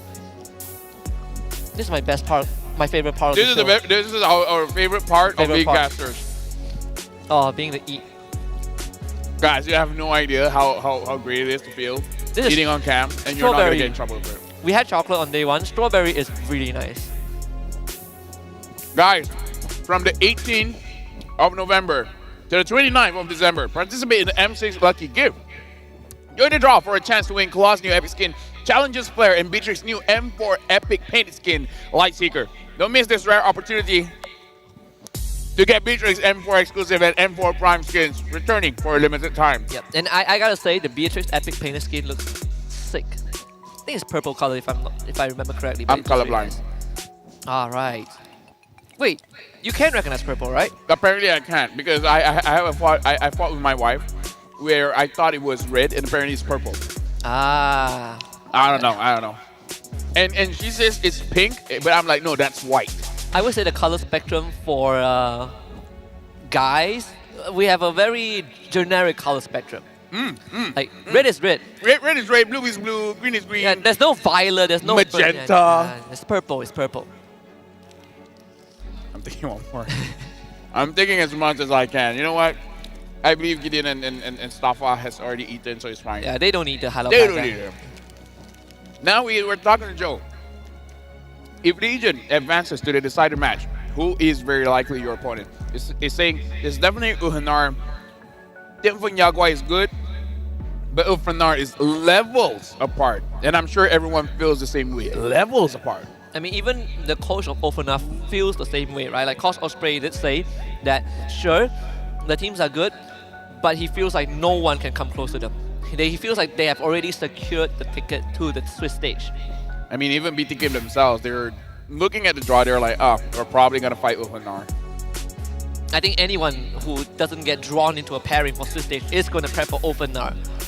So it'd be very interesting if they don't make it. Like, that would be very interesting. But that would be great for any team that makes it, right?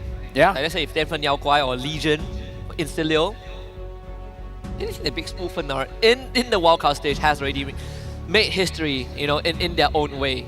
See game 2, Gatot banned out. First, we got Mongols on blue side this time. It's interesting to see this year, Turkey is really showing up as a region. Usually people talk about Southeast Asia, but now Turkey is like, hey, they came to play. Now they have 2 strong teams. 2 strong teams, yeah. And I think it's the first time they have 2 teams Yeah, in the group stage. Wait. It's not happened yet. Not happening. It could be, potentially. It could potentially happen. Yeah, historically the first time if Ohanar makes it through. Good to see that regions out of SEA are really showing up, right? Like ECA showed us something. M3 was N8, and you know BTK made top 3. Yeah, they defeated Blacklist International. Yeah. That was quite a spectacle too. Mongols here, like I said, banning out the Gatot, and now they're banning out the Hylos. Interesting strategy here, making sure that there's no strong frontliners, which screams to me, burst.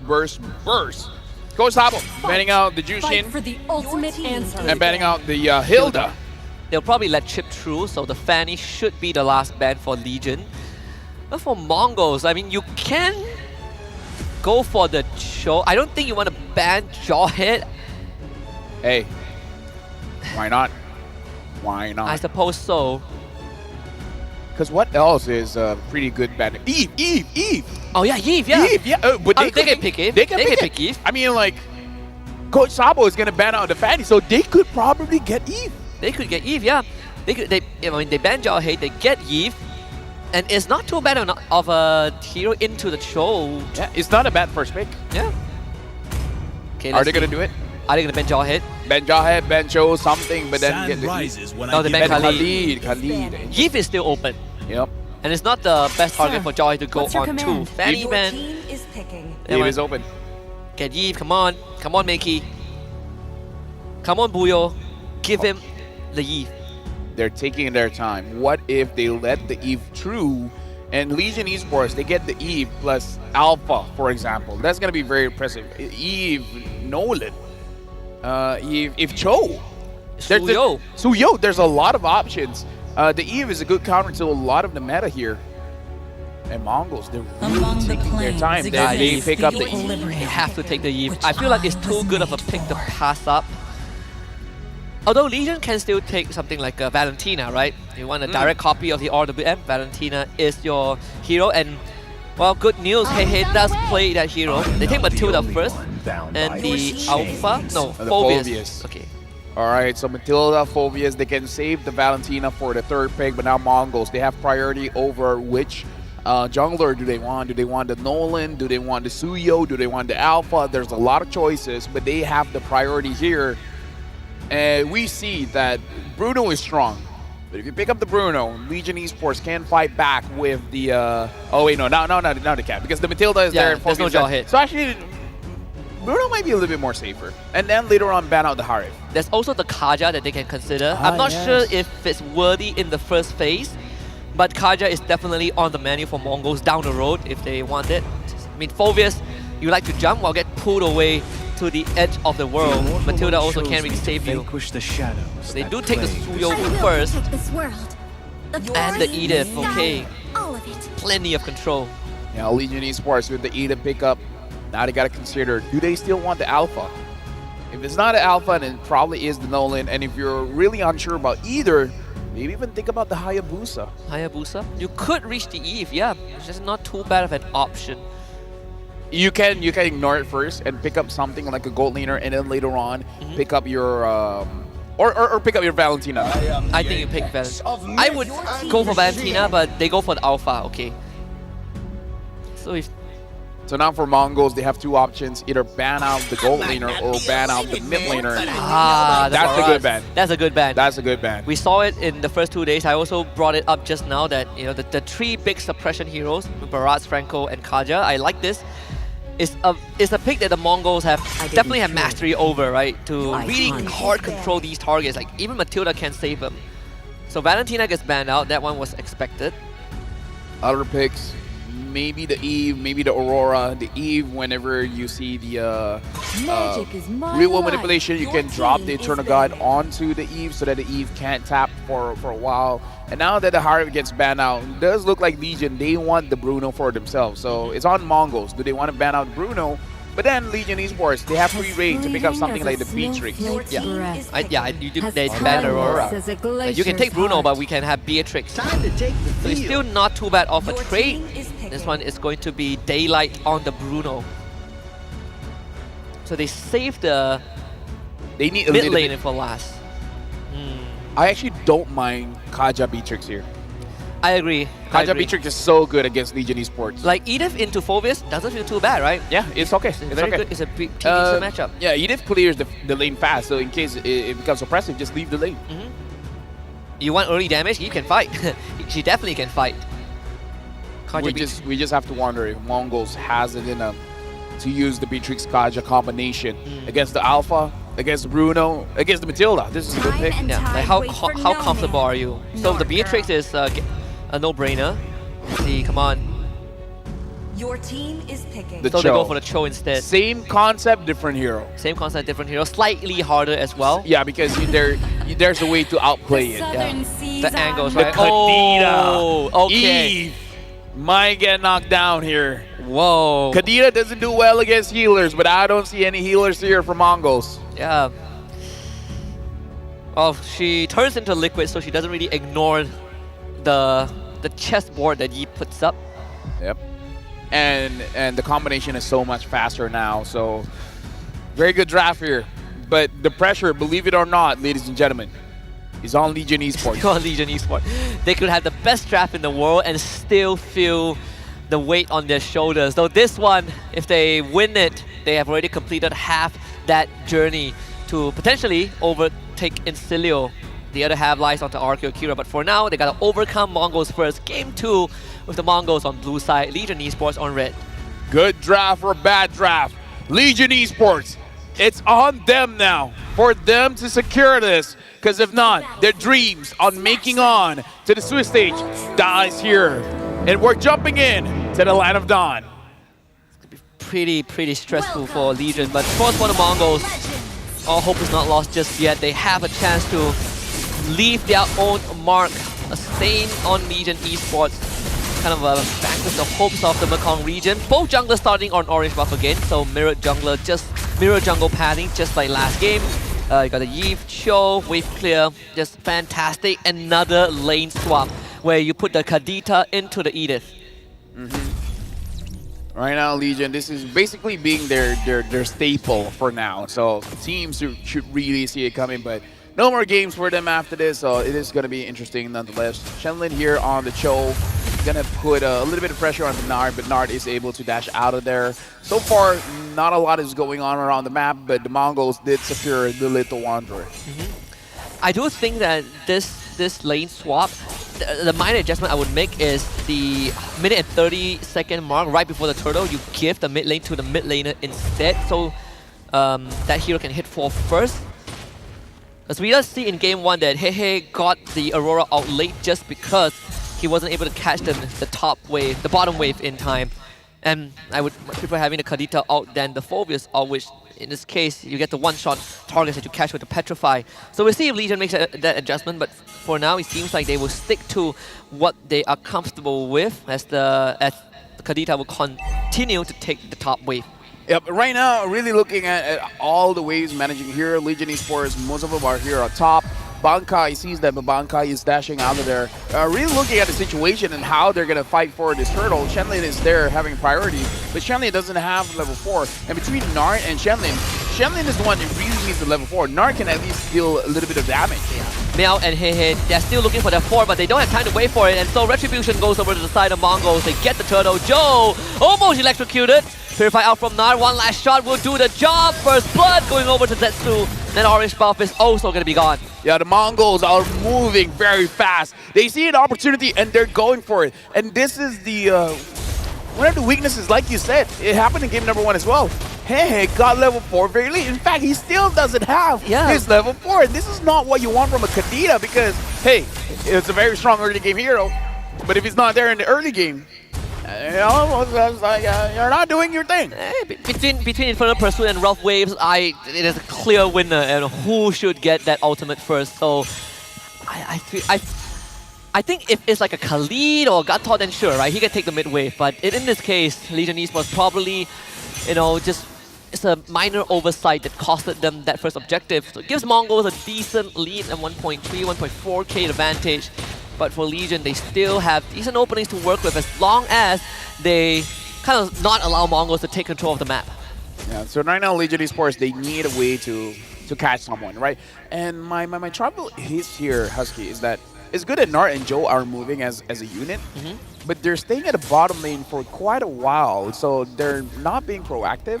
And Hehehe is not getting out of lane 2. So they're not in good position to actually get any good catches. Like, the movement from Legion is being passive when I feel like their draft is not about being passive. And Daylight is going to get punished.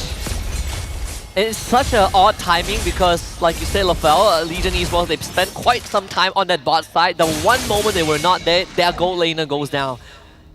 So you see them waiting there to kind of like deter Mongols from moving aggressive.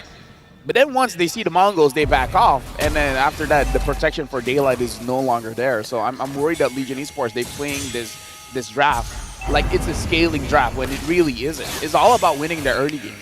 I wonder how comfortable they actually are. Like, this Kadita is still not really moving much, but this is an opportunity. Mel goes in Infernal Pursuit. They bring the guiding wind. Everyone to the backline. Rough Wave committed. They want to look for Zetsu to take out the jungler of the Mongols, allowing their own to get the objective. Hehe does end up going down, but at least Legion find the objective and they make it out alive.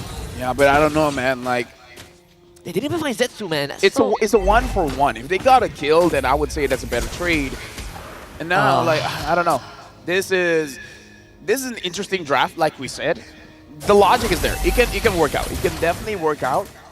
It's just that they're not playing towards their strength. I think Daylight needs to... Not Daylight, sorry. Hehe needs to be the one moving with Nart. I'm okay with all three of them moving together, you know? I agree.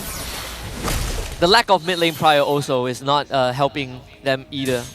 This Kadita is stuck managing the wave, while this Yi, Meiki, is just moving around the map. She already has going on. I'm looking at Kadita. I'm just looking at Kadita. What is the first item? Is it gonna go Blood Wings? I mean, if you're looking at the minimap, very careful movements by the Kadita, which I can respect. I can definitely respect, but I think Bankai should have seen that. The War Axe for Joe completed. He should be able to clear out this wave. Just a bit of poke, Nart circling Eagle. Brings in here. That's the Petrify. The combo will not be cancelled by the onwards. The Mongols respond so fast. you were talking about he probably saw it. Well, Bankai definitely saw it. He definitely did. The Legion Esports won round number 2. They won Bankai. They cannot get it. Rinix K blows him up and Meow goes down. Zetsu shows our top side. Daylight is the target. Gets sliced a couple of times. The arrow not in range. But again, Mongols take top tier 1. They take orange buff. Legion just gets nothing. Legion Esports, their hopes are crumbling here, Husky. The moment they lose against the Mongols, that's it. That's GG. That's GG. They can't get out of groups. RQ can't get out of groups. Yeah, no one gets out of groups. It's all Incilio. Incilio players watching this again right now, and they are just crossing their fingers that Mongols now have a good chance of making the rest of Group B invalid. Yeah, the Mongols are denying the dream from happening. And yeah, I'm looking at Karita's item as well. Still haven't completed that first item. There we go, Blood Wings. The thing, Blood Wings doesn't solve the problem though. Genius 1 is kind of what I'm expecting. Good dodge with the flicker by Shen Lin, and not caught by the RWM. That's 500 damage. He goes down. Yeah, the way 6k goal lead level in 7 minutes. Yeah, 6 kills as well. It's gonna be 7. Another kick from Shen Lin. There's nowhere out for Meow, not even with Vengeance. Took a little bit longer, but yeah, right now 7 kills in 7 minutes, 7,000 goal lead. This is systematic by Mongols. This is a much different Mongols from game number 1, where Legion Esports made sure that Rinix K could not play the game. The Mongols are just making sure that everyone on the team cannot play the game. Like in Legion Esports, they took a risk with this draft, not really working out so far. Yeah, it is. There's no dividends. The ROI is 0. They are losing and really fast. Rinix K is Malefic Gun and the BOD completed under 8 minutes, so starting to work on the third item. 8 minutes in, 8k goal lead for the Mongols. Truly systematic, right? It's like Divide and Conquer. They take the jungle, they take the side lanes. Legion Esports have no way of not just opening the map, but any early attempts of Matilda plus Kadita engaged, that one has also been denied. Oh, trust me, I played a Kadita from behind. You don't get to play the game at all. I feel like I'm the weakest mage of all because I can't burst anyone, especially first item Blood Wings. Nah. You feel helpless as a Yeah, Kadita. I feel helpless. Yeah, no, for sure. Look at the goal difference here. 1.8k goal difference in the mid. That's a big difference. Looking at the jungle, it's not any better. 2.7k goal lead. Yeah, Wishing Lantern and Flowing One for Meiki. Is it too early to say that this game is almost done for Legion? 7-0, 9,000 goal lead. I mean, I don't know. We've seen a lot of comebackable games. I don't know if this is one of them. They don't have the best wave clear too. They don't have the best wave clear. They don't have the best scaling.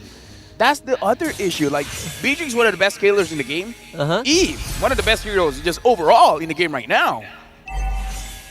I don't know, not looking good. No, not at all. First Lord up.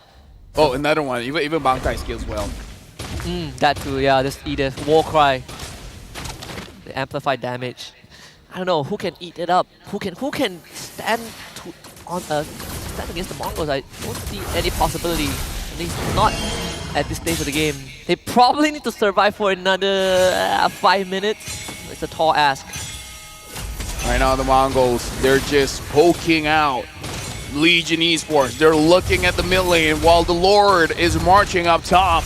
The mid lane's taking a lot of damage. It's a flicker, tender flicker kick denied. Good catch from Hey. They blow up Riddick's K as Shenlin takes a couple of balls to the face. He also falls on Bankai. Pretty strong with the primal wrap. You gotta disengage, deal with the Lord at the same time. Legion Esports able to get a decent trade and protect their base. We said they couldn't do it, but they found a way somehow, some way. Hey was able to get Riddick's K, and Riddick's K was definitely caught off guard. Using the flicker, not using the purify, unable to get out of the petrify. Almost 1,000 gold swing, I think, in favor of Legion. Baby steps, right? They've survived the first onslaught. That's one way to get to the critical mass. Bruno did get a kill, I believe. Kadita also did. So there's some sort of a recovery. Oh, I just look at Joe's damage. Look at the bottom of the screen. Oh my goodness. That's damage dealt, Husky. Shenlin did more damage than him.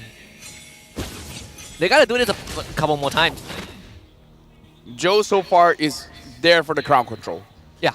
Like, he can deal damage, but it doesn't look like he's able to really deal out damage. And again, folks, just remember, Eve is the counter towards Alpha. Alpha can move forward with all the slows. He has to expand his Spirit of Alpha to go in or go out. And in this case, he's using it to go out. But again, like, what other options does he have? He can go in, he might get a kill, but he will die, and he will probably bring his friends with him.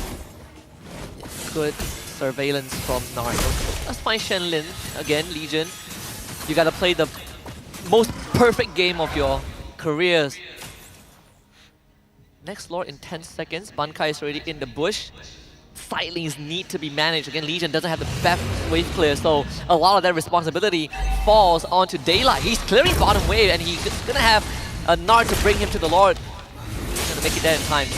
Oh yeah, even Shenlin sees it, but Shenlin can't really do much against the movement from Nard and Daylight. Zetsu just gets the Lord, and they gotta do it again. They gotta do it again. Legion gotta protect their base again somehow, some way. I think it's a guarantee that they at least lose one inhibitor, and they should be the top one since it's less than half out. That's where the Lord will spawn. It's not going to charge into the structures yet. That's good news for Legion Esports, but still. So Divine Glaive second item for the Kadita.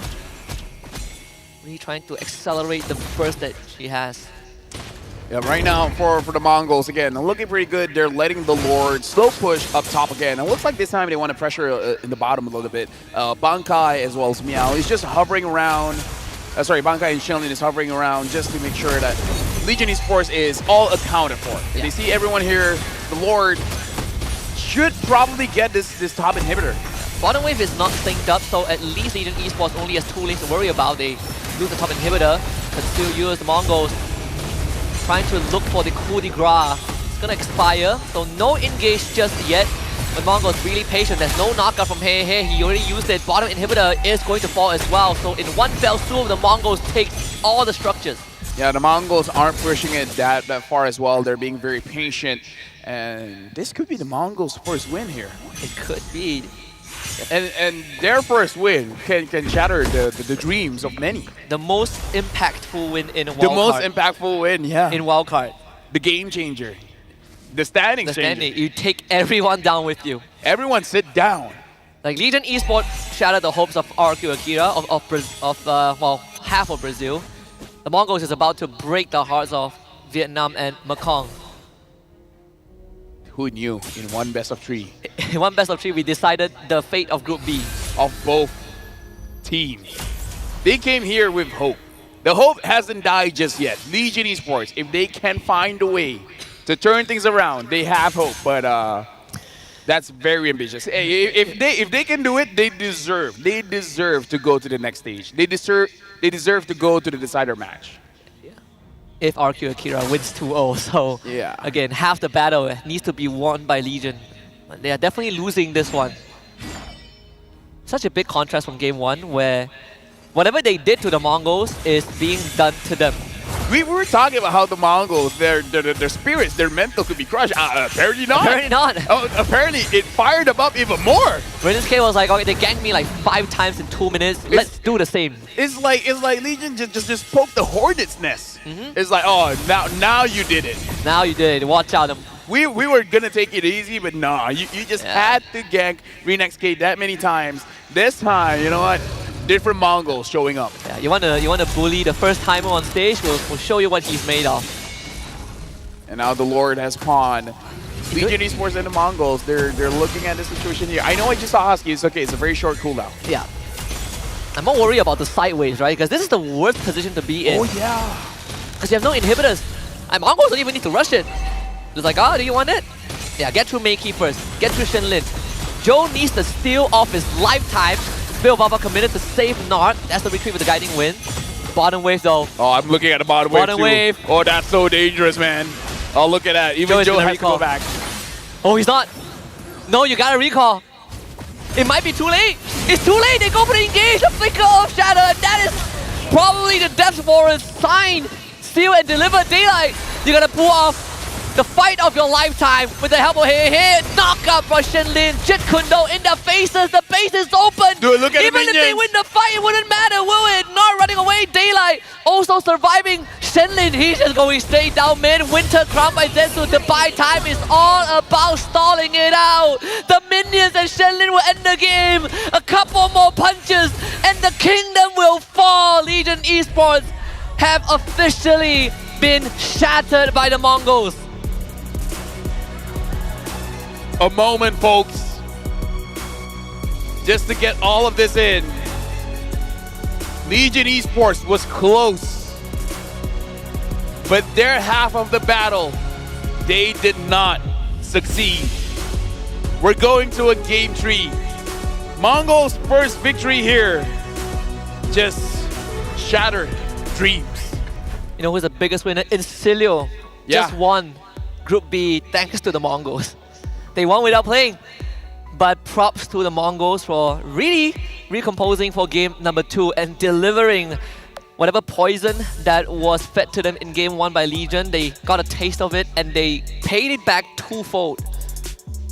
Oh boy, must be. It's a dark day for Legion Esports fans. Came in so strong. Yeah, came in so strong, but now we got to go for game number 3, and who knew the Mongols had it in them? Like that was a very dominating game. Questionable from Legion there for that. Yeah. Draft and the movement. Yeah. Like you could definitely see the idea with the draft. If it's pulled off, it would be a statement, but whatever that could go wrong, went wrong. And a big part of it, I still think, when you look back at the minor details, that level 4, that priority, the lane swap, actually backfired big time for Legion. I can see it being used in a very niche situation. Yeah, but not every game. Not every game, for sure. This is definitely not it. Like, I feel like the Kadito is fine in mid, doesn't get bullied out by Meiki on the Eve. And honestly, the Phobius as well doesn't have a bad time against the Edith on the EXP. So there's really no reason for them to switch it out. Like, I can see Hylos going up against CC, then okay, maybe the Hylos goes mid. Yeah. I mean, I think the worst part is that you don't even clear the way faster than the Edith at level 1. So you get no priority at all. Remember, like, Hey has spent a good chunk of his early game just clearing waves. Wasn't able to move around the map, wasn't able to open up the map, provide much for the team. And the one time, or at least one of the first times he did, it got completely cancelled by Bankai. Either ways, Legion Esports does not have any more chances. Yeah. So now it's really just a battle for pride. You gotta show yourself here, but I would say Mongols have the very big momentum here. Like it has to be soul crushing for Legion Esports at this point. Yeah, the last light of the Mekong region has officially gone dark, has gone out, blown by the Mongols. It's the flickering flames on the candle. Look at this. There really isn't, you know, some crazy damage being dealt. It's just Mongols having a full control. Like the stats, they tell you everything. Daylight doing okay damage, doing quite a lot. 42,000, make it doing a little bit more, but yeah, unfortunately, Joe, not a good time. This is not the kind of numbers you want to see from the Kadita. Yeah, and of course with this, actually now that I think back about it, Legion Esports might be out. RQ now have a chance because they need to 2-0 in Cilio. Then they will have the score. Because Cilio did drop one game. Yeah. So they would win in that terms, right? Like game wins, losses. So RQ's So hope there might be is a still chance there. there. There It's might still be a there, chance, yeah. but not for Legion. Yeah, not for Legion. So Incilia just wins one game and then that's it. Yeah, so Incilio still has to win one game. But again, RQ needs to win 2. Oh yeah, you're correct. So it's still easier for Incilio for sure. We will see how that pans out later on. But for now, it's our Eve. It's Makey. Just one of the easiest Eve game. 1-0-10. Like we saw the Eve coming up, and there's nothing that Legion Esports could do. They have to ban out the Fanny, right? So they have to let go of the Eve, and we see Eve so far honestly has been quite the curse in grand finals for many different tournaments. But this is the patch that Eve really does well. Yeah, it is. At the start of the patch, I was just focusing on heroes that do a lot of damage. So I was like, okay, control mage, maybe not. But over time, Eve has definitely proved that her value goes beyond the damage, right? The amount of control that it provides. This one is the first fight. Like, hey. Didn't even clear the full wave. Felt like he needed to join the fight, not at level 4. And yeah, the rest is history. And the rest was just a Mongol snowball. This is unfortunate, but this is one of those games that ended before 2 minutes. I sort of agree, actually. Yeah, I mean, like they could do things to possibly get it back, but the way that people always say it's how you finish, not how you start. But sometimes getting a good start catapults you to get a good ending. Yeah. And this is one of those cases where your win condition is so tight, it's so narrow that any kind of mistakes really just closes the window. And once the window closes, it's really hard for you to open it back up. Yeah, wanting to play a perfect game in what seems to be the decider game for your run as well. It is extra pressure. But again, just to remind everyone out there, Legion Esports have been officially eliminated from contention for decider match. Even though the series isn't over yet, but that loss to Mongols sealed the deal. Honestly, I have nothing to add on to that. Besides, now we got to talk about game number 3. Everything is free now. Everything is free for all. Yeah, like no regrets. If you have a favorite hero, time to showcase it on the world stage. Use this opportunity to show the best version of yourself. Yeah, just one last hurrah. Like, clearly we can see that the Mongols played with nothing to lose, right? They just went all out, stuck to their identity. But I think now it's time for Legion Esports to get into that headspace. Like, can they do it in such a short time frame before they have to go into the game again? Yeah, and we saw how Mongols, despite having quite a rough game, they were able to really recover, reset, and able to win that game very convincingly. We have to see whether Legion Esports can do the same. After that loss, can they recover? Can they actually fight back against the Mongols? Or will the Mongols have their first match victory here against Legion Esports with a 2-1? Because, again, this is their first time here. They're feeling very nervous. But after that game, I'm pretty sure they're feeling much more confident. It's their first game win in the wildcard stage, right? First game win, knocking out a team. That must feel quite different. So again, game 3 is going to come up in just a little bit. So for both teams, Mongols have already taken the gloves off a long time ago. Now it's for Legion Esports, right? Just don't think about the aftermath first. Finish this run, and then you can think about the rest afterwards. Give Joe a more aggressive kind of hero. Yeah, I don't think it's even on him that the alpha didn't work out. It's just 10 other reasons. But I do agree. Give him that. Just go back to the assassins, right? What Joe is very comfortable with. But it is a more dense atmosphere on the Legion side after that loss. Honestly, we can feel it from here. Yeah, like it's sinking in really fast.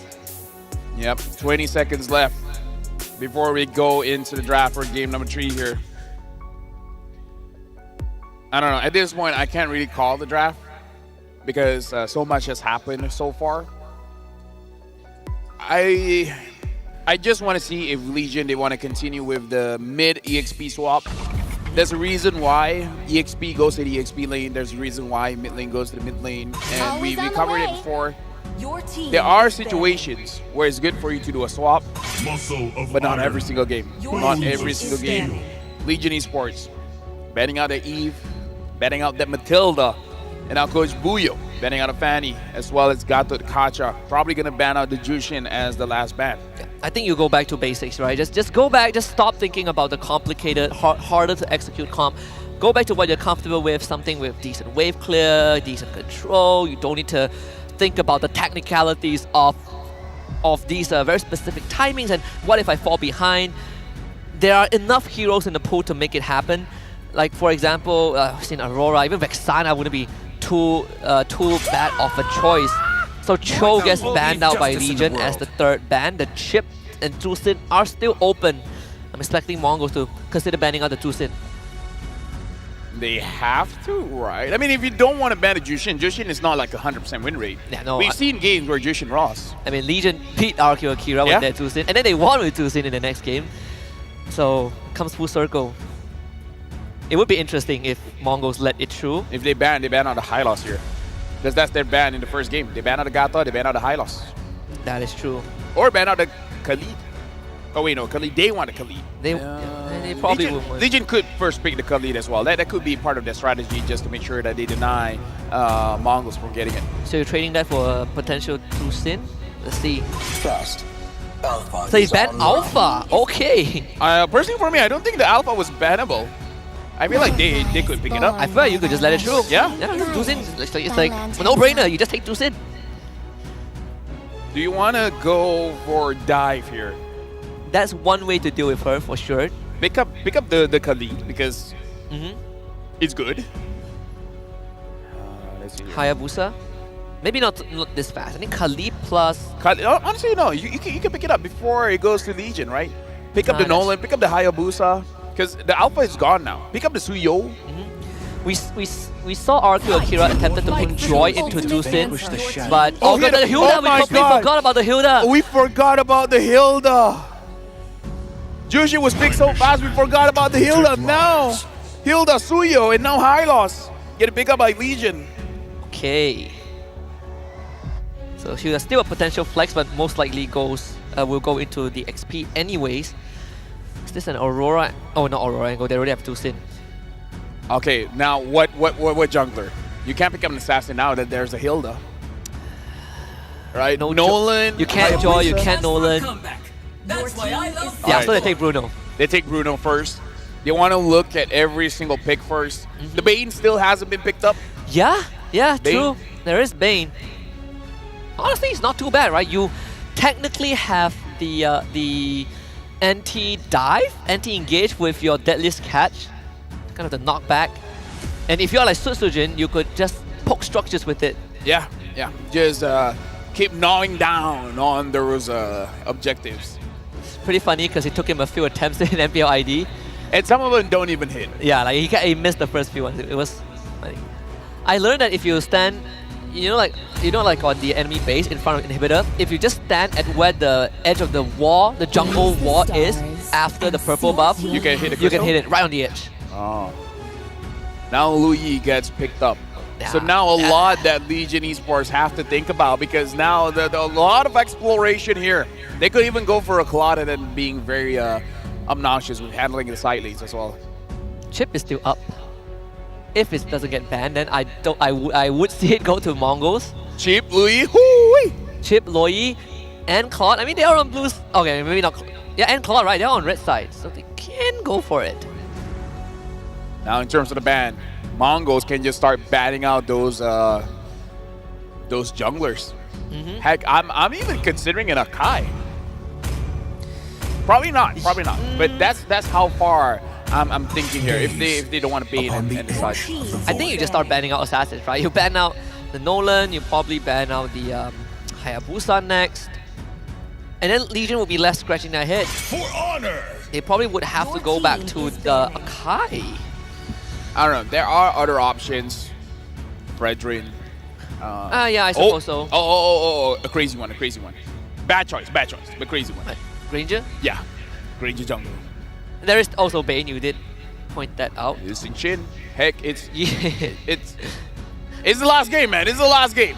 yeah, sure. You have the right to be crazy. You have the right to be loco.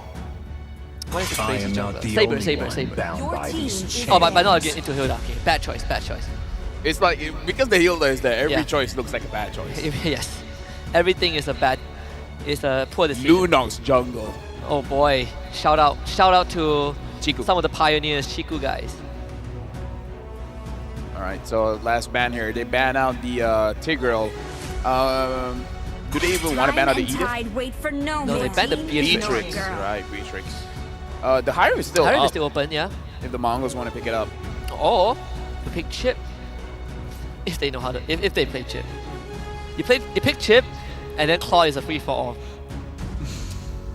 That's just my Wait. It doesn't even have to be the Claw. It could be the Moskov as well. yeah. That's the perfect lineup. But it's like a fantasy, right? Like maybe in practical sense it's not good enough.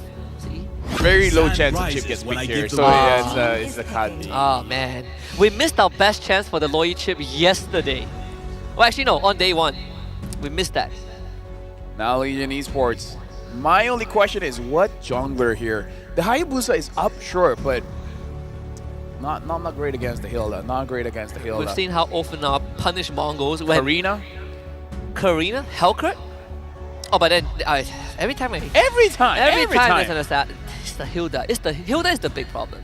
Hilda, Khalid, Oh yeah, Hilda and Khalid. Hilda and Khalid. Oh, they pick up the Hayabusa still. Your team They're gonna is risk it.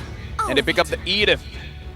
They're Oh. risking it, Husky. You know, it's like, whatever. We're still picking up the Hayabusa. All or nothing. Probably the better pick out of all the assassin choices. This one, if they want Jushin EXP and the Edith mid, I can take it. Let Edith get level 4.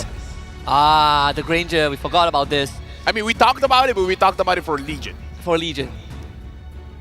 Rhapsody, Death Sonata, Rondo. You know, if it find it hard to reach the Tusin, well, you can just shoot her from 10 miles away. I think Granger gets the job done. Yeah. He's not a Leslie, but damn, he can snipe. He can snipe for sure. You get. Right now, I'm jumping into the game. This is going to be the final draft of this match. Final draft of this series. Legion Esports, they got their hand on the Jushin. The Mongols got their hand on the Hilda. With this game, we're going to see which of these prio picks will have the bigger impact as we jump into the Land of Dawn for the final game. Mongols going up against Legion Esports. No more stakes are on the table, so this is purely one final game for Pride and Glory. Legion Esports this time will find themselves on the blue side with the Mongols on red. Jungle Path will be parallel. First time in the series for these two teams. We got Zetsu starting purple and Joe on orange. Right now looking at the movements of the team. Looking at the EXP, and yes, they're doing it again. But like I said, okay, never mind. I thought that this Edith was going to go EXP, but no, it is going to be in the room. So we're going to get the Primal Wrap a little bit slower. I would prefer the Edith, you know, to be a damage dealer. But oh well. It is what it is. It is what it is. Just have the constant charge. The test for the Litho. I think they got it, but Nart forced the flicker away. Hey, just tosses Ban Kai back. Yeah, this is the power of the Zusin. So much control. But this bottom side, I wonder how the interaction between Bruno and Granger will be. Both are big lane bullies. Oh yeah, very much lane bullies. Only I would say that Daylight will have an easier time because he can skip the minions and then just use his auto attacks to actually hit the Granger, where the Granger, if he can avoid the minions and use the Rhapsody onto the Bruno, that'd be great, but I don't know, I kind of feel like it's going to be a little bit more difficult. Yeah. Like Consumes a lot of bullying a resource. Bruno is hard. Bullying a Bruno is hard. Especially when you bully him when he has passive stacks. Then you're just asking for it. Right now the map is quiet, which is good for Joe on the Hayabusa. But usually we will see the ties change whenever the turtle does spawn. That's where the draft coming in from Legion is going to struggle a little bit. I hope that Hehe as well as Nart get their level 4 first. Oh, sorry, Meow get their level 4 first before considering anything. Here's a yin-yang reaction into Blazer stun. Nart to get first blooded. Meow jumped on, but get chopped in half. Picks up Mongols, finds 2 kills early on.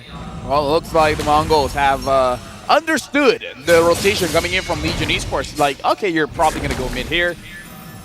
Easy Also, gank. Okay, I'll keep that question for a little bit. Yeah, could commit the flicker. So that would be the 3rd kill for Mongols, taking turtle.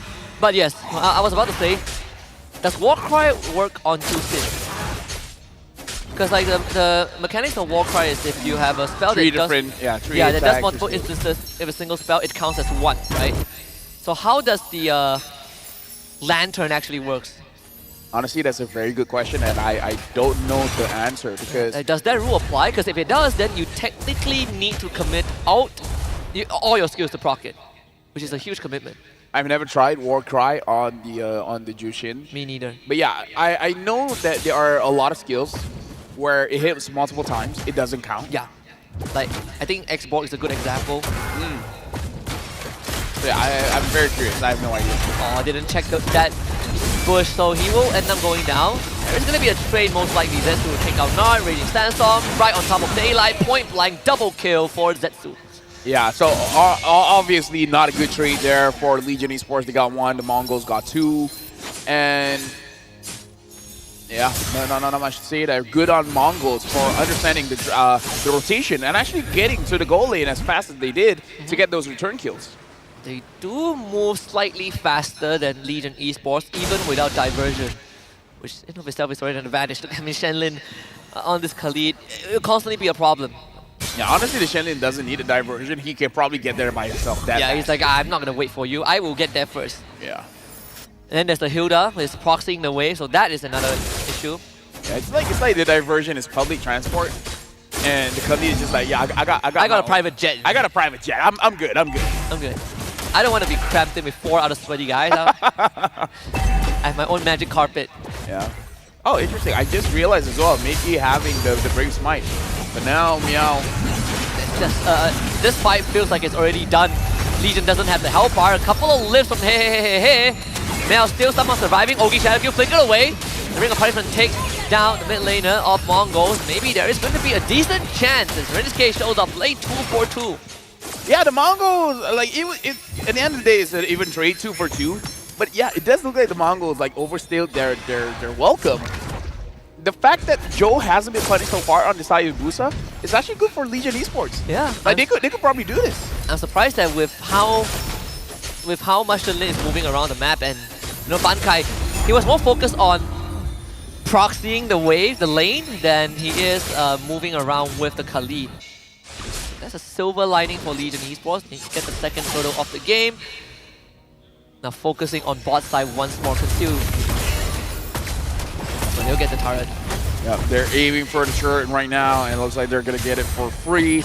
Right now, the game is looking more equal compared to the early game because as we're going into the 5th minute of the game, does secure his glowing wand. So more anti-heal here, able to deal with Shenlin as well as Bankai. Whereas before, they didn't have any form of anti-heal. So now Legion, if they want to go for a fight, now they're in better position for a fight.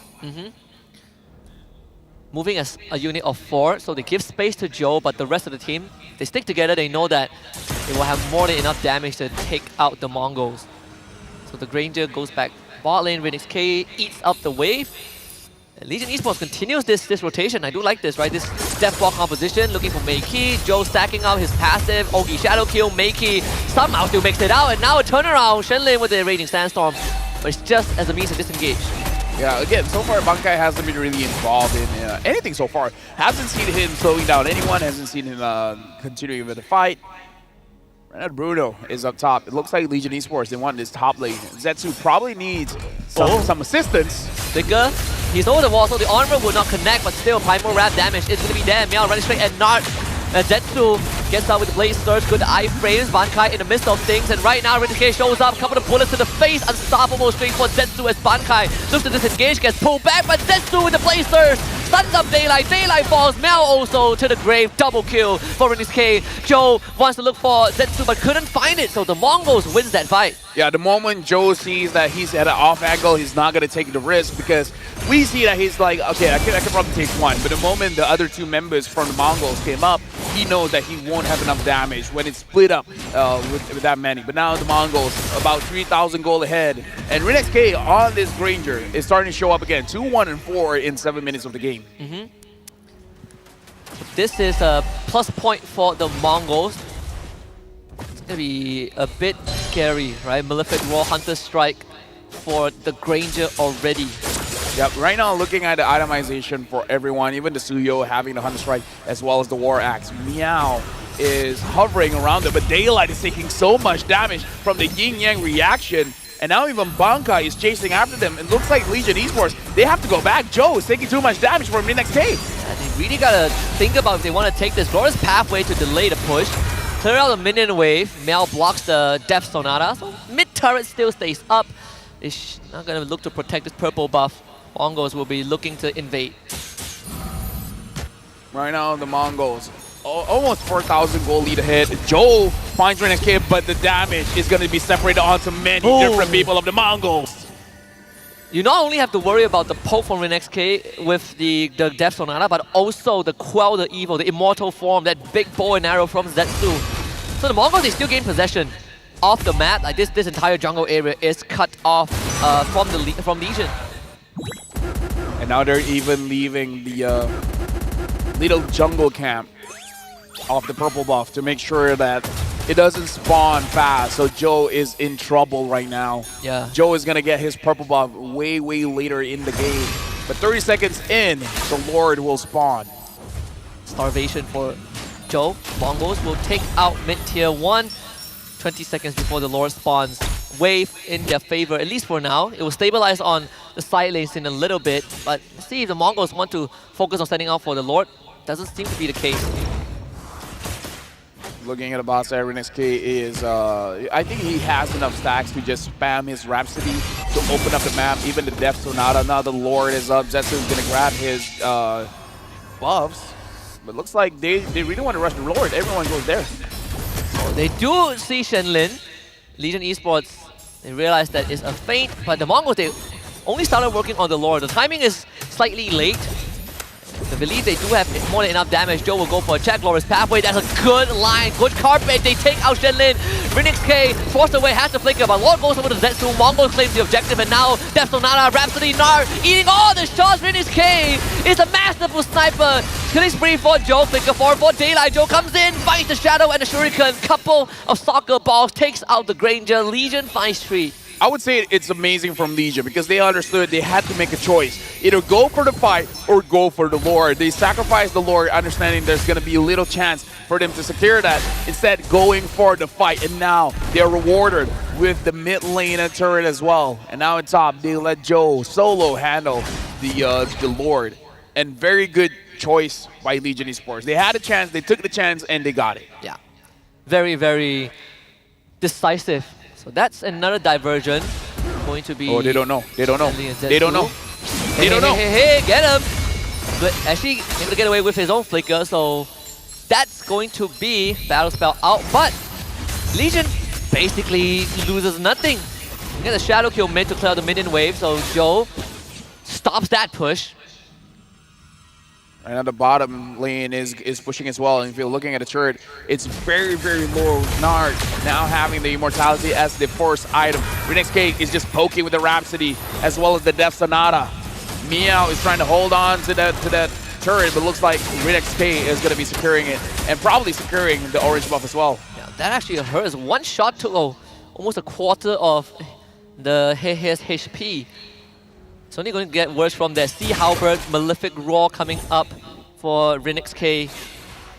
Mongols is still almost 4k ahead. They didn't lose too much off of that. We can see that Rin XK is still being very cautious in his own side of the map.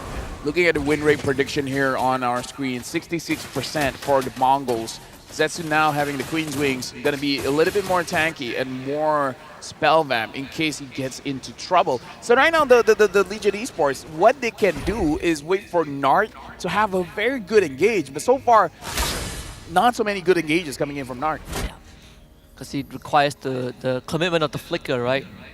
It Meow to set up a good Glorious Pathway, just like the previous fight where it completely catches the majority of Mongols in it. See, I mean, Mongols overall are still controlling the map. They are moving a lot more actively thanks to the mobility that they have. Look at that Death Sonata damage. That's Shenlin. That's Flicker. Right before Lord. Yep, Lord is spawning in 20 seconds. Legion Esports, they can make the gamble again by saying, we're probably going to be losing the Lord. Might as well get some kind of kill. Renexk is being a big problem here. Yeah.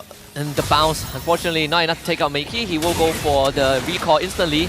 Can join the fight with that diversion, so not too big of a downside, not too big of a disadvantage aside from losing Flicker. He's gonna walk right back, realizes that there's not enough time. Can still use Doris Pathway. Shenlin is gonna eat all the spells. How long can he survive? Raging Sandstorm to get out alive, but the balls follow him, so Daylight finds the killing spree. Mongols are now down one man. Legion Esports, they're fighting back. Joe forces the Flicker out of RenXK. But now look at Bankai. He's gonna full commit. They need a damage from RenXK. RenXK needs to go huge. Rhapsody onto Meow. Death Sonata also committed. They do take out 3 members of Legion. Meiki finds a double kill, and now Daylight unfortunately falls. Good snipe at the very end as RenXK finds the double kill and a shutdown for Zetsu. RenXK is making Granger look very good here, Husky. Like, he's been hitting the shots, and now they're looking for an end angle. They have a wave. They just cleared that. And looking at the timers, hey, might spawn. No, I don't think he has the time. I don't think there's enough time. The Mongols, in the dying breath, the last series in the wild card, will secure their first and last series win, taking down Legion Esports. You know what? RenXK had a very good game there. What a Granger performance. Now I feel like I want to use the Granger. Truly the Death Sonata, of course, played out to the ears, and the fall of Legion Esports. Again, this is the last series, the last we'll see of them in the M6 wild card by the end of 2024. Both of them have now officially exited the tournament. But still, what a showing from Legion at the start. But it was the Mongols who finished strong. Yeah, we hope to see more of both teams moving forward in their professional careers. But yeah, what a series here. Like, that was an amazing match, but RenXK on the Granger really did perform very, very well. It really shows the playstyle of a Granger, just like moving around, dodging, and then hitting those skill shots. I really see Granger as a high skill cap hero, but if you can do it, it looks good. Yeah, when you don't have a way to get on top of him, or you have expanded your ability, your mobility ability, you can see that RenXK is just chasing you down. It's pretty tough to deal with the RenXK when he is dashing around, when he's been able to quickly, constantly replenish his resources to go for Rhapsody, Death Sonata. It's with so much damage, it's pretty hard for Legion Esports to deal with. Yep, after this, we're going to look at the itemization. And again, because Granger is a skill-based hero, so it focuses more on physical stats as well as the penetration instead of like attack speed and blah, blah, blah, and all those kind of things. So really, I like those kind of marksmen where it really tests your ability. And one of the weakness of using a skill-based marksman is that once your skills are out, you're basically out of damage. Well, not the Granger, because you basically have 0 cooldown. All you have to manage is your energy. But if throughout the early and mid game, you just clear a lot of minions, you just get a lot of stacks, so you can just keep on pumping out the damage. Interestingly enough, looking at the itemization here, I'm not so sure about the corrosion side. Maybe that's just an end game item to just clear the waves faster and maybe to end hit game. the crystal faster, Hit the crystal, right? yeah. He can buy whatever he wants at that point. Even has rapid boost, because he doesn't really need attack speed or anything. So Just movement speed. if I can move fast, then it's good enough. And he definitely moved fast. Like, we see Legion Esports try to catch on to him, unable to work out. We do have to test out the Warcry on the Jushin, though, because I am very curious. I've never used it before, so I can never really say whether it works or not. I'm so tempted, I want to try it now. Because the moment I saw the Warcry description, the first hero that I eliminated was Jushin. Jushin and X-Ball. Yeah. Well, we'll figure out after this one. It was even for a good chunk of the game. Oh wait, this is interesting. I didn't catch this, but RenXK used the Fighter emblem. So in Pure Rage. And in Pure Rage, so yeah. So a lot of survivability for this Granger, probably thinking that he might get bullied by the Bruno. And Spellvamp. That too, right?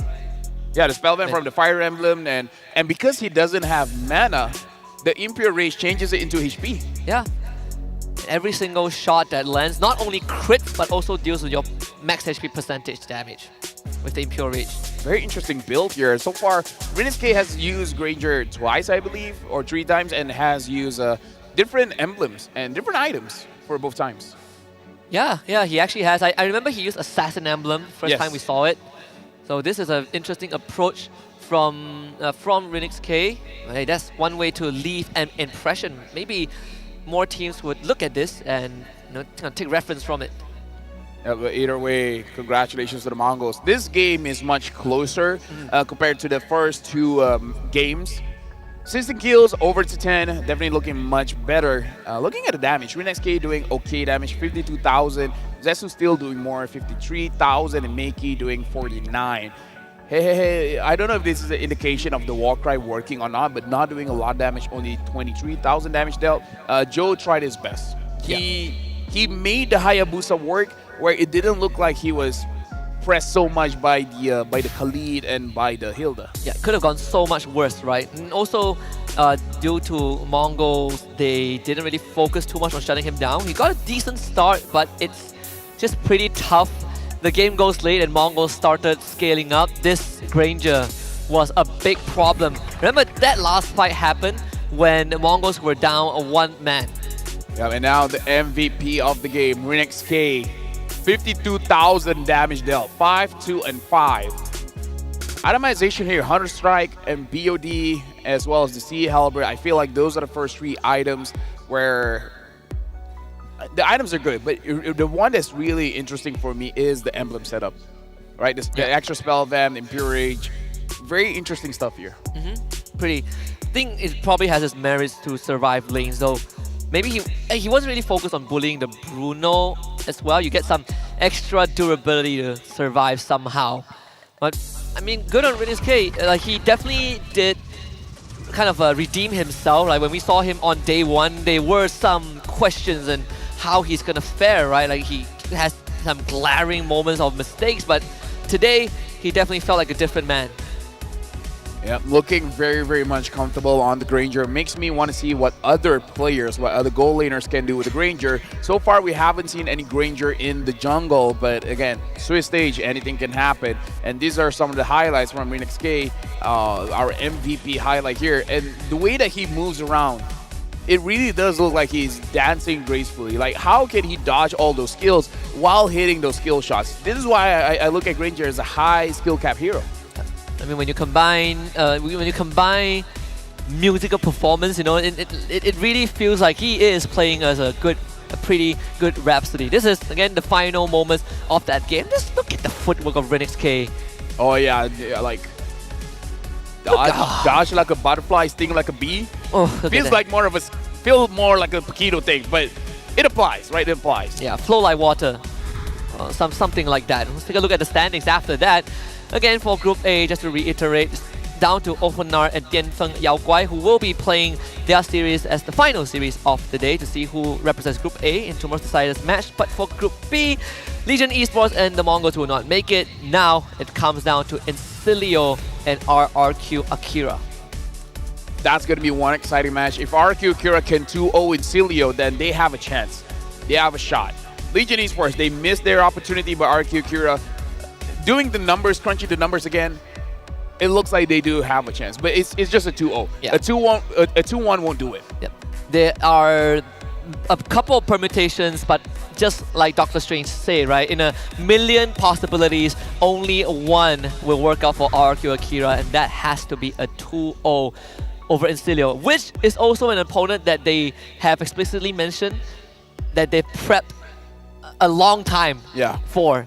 And now this is their moment to prove themselves. By the way, I'm looking at the graphic here. It looks like Rinneske, they actually went for the Hunter Strike first and then Warrior Boots. So he went Warrior Boots first and then going for the Malefic Roar and then the Sea Halberd.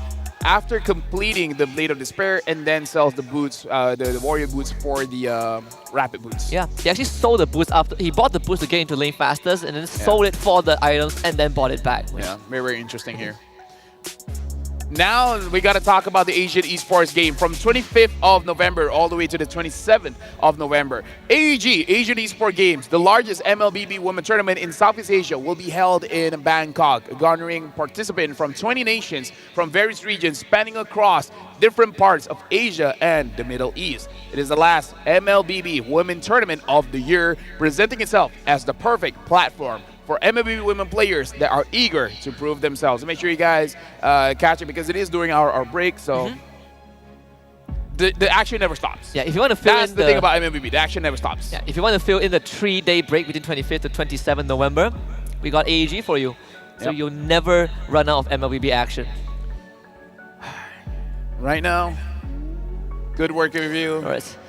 After this, we are changing the shift. It's going to be RQ Akira going up against Incilio, and I feel like we hyped it up enough, but it is going to be on Gideon as well as Stafa to re-hype this matchup because it is for whoever wins this one, essentially goes to the decider match. Oh, and just to make it even more, raise the stakes a little bit, right? Again, whoever wins this one, Incilio just needs one game. Just one game. But RQ Akira needs the whole series clean. Anyways, thank you very much for watching, guys. My name is Lofel. This is the last one. It's the last one. I saved it for you. Thank you to our sponsors. After this, it is going to be Gideon and Stafa. But both of us, we're signing out.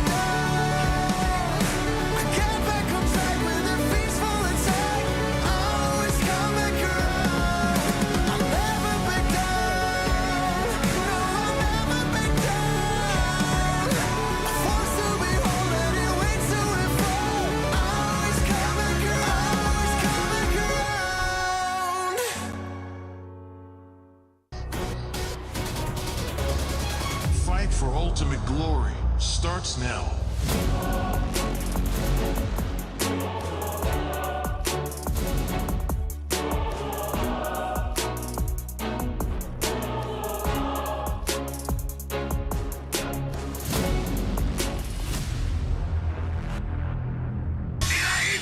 Mobile Legend M6 スイスウォッチ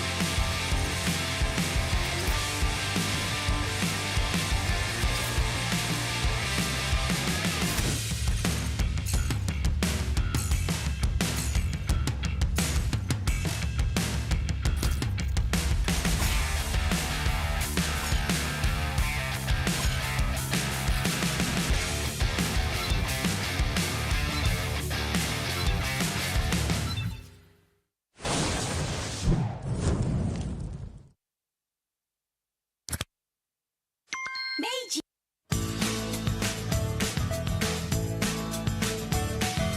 Hello panda, semua suka biskuitnya. Biskuitnya enak, isinya lezat, rasa coklat dan strawberry. Hello panda, semua suka biskuitnya. Biskuitnya enak, isinya lezat, rasa coklat dan strawberry. Hello panda, biskuit isi yang enak.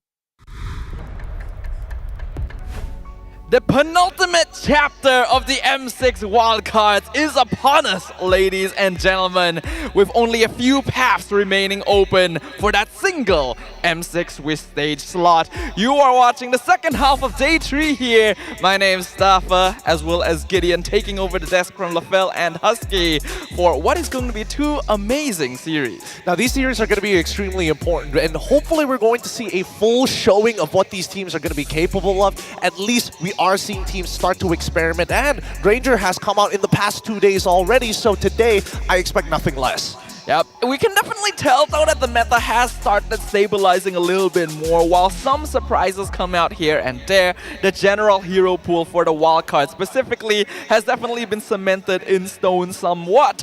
So we shouldn't see anything too unusual, but you know, fingers crossed. Fingers crossed. I mean, I do like the way that the meta is kind of shaping up to be compared to what we've seen during the regular season, but with that being said, hopefully you guys are staying at the top of your game like these players are going to be trying to at this stage when they're unleashing unmatched gaming performance with ROG Phone 9 Pro, a mobile masterpiece that seemingly blends high-powered gaming with a sleek and modern design. Ooh, ROG Phone. Big fan of ROG Phone. Been using them a while myself. So definitely recommend. I know all of our players are enjoying using them as well, and it is what keeps them tip-top when you have a single ticket to M6 main stage on the line. Your gameplay has to be stellar, so you gotta make sure your tools are just as good. Honestly, I hope that the 9, I didn't look too deep into it, but I do hope that they still have the Type-C coming in from the top side, because man, when you're streaming, it can get a little annoying when you want to charge and play at the same time. I getcha. That's actually a very convenient feature. But for now, let's go ahead and talk about the current standings. We've only got 2 matches left before the grand finals. Of course, we're going to be looking specifically towards Group B. The very first match that's going to be happening here is going to be Incilio up against RRQ Akira. And honestly, it feels like that Incilio wants to be able to take Group B entirely, but all they have to do is take 1 point away from RRQ Akira in this best of 3. That means a lot of pressure on RRQ. They can't even just win the game anymore. It needs to be a clean sweep, because Incilio, as long as they get 1 single game, doesn't matter if they lose the match, they will get to move on to the next stage. Whereas on Group A, Ulfednar and Tianfeng Yaoguai are going to be facing off at the end of today to determine who will be the team from Group A moving on to the wildcard finals. Yeah, honestly, I love the way that Tianfeng has been playing generally. I mean, it's been a very big change from what we saw the last time we saw a Chinese representative make it all the way to an M series. If they were in Group B, maybe things could have been different. It could have been an entirely different storyline, but at the end of it, only 1 team gets to go to the Swiss stage. I think they've definitely cemented themselves as the dark horse and the team to watch, right? There was a lot of people hoping for them to reach new levels of potential after witnessing what they did, their first international appearance last year, right? But I think think what they've done here at the wildcards has already surpassed all expectations. And this is only the second place team as well. We still have Keep Best Gaming to keep an eye on in the main stage. Would be huge if the FYG can join them, but Ulfednar is no easy cookie. It really isn't. But let's focus on our very first match here today. We got a quote from Lovely from Incilio. We don't have a single shot caller due to our lack of experience. Personally, I try to communicate more, but the pressure can make it difficult. It's easier when everyone is active in discussion, but it can also affect our discussion and outcomes during fast-paced situations. Hopefully, we can find a balance where we all communicate, but also have someone that can make quick decisions when needed. Well, there is a reason where the majority of teams will have a single determined in-game leader. Having a single voice of direction helps a lot.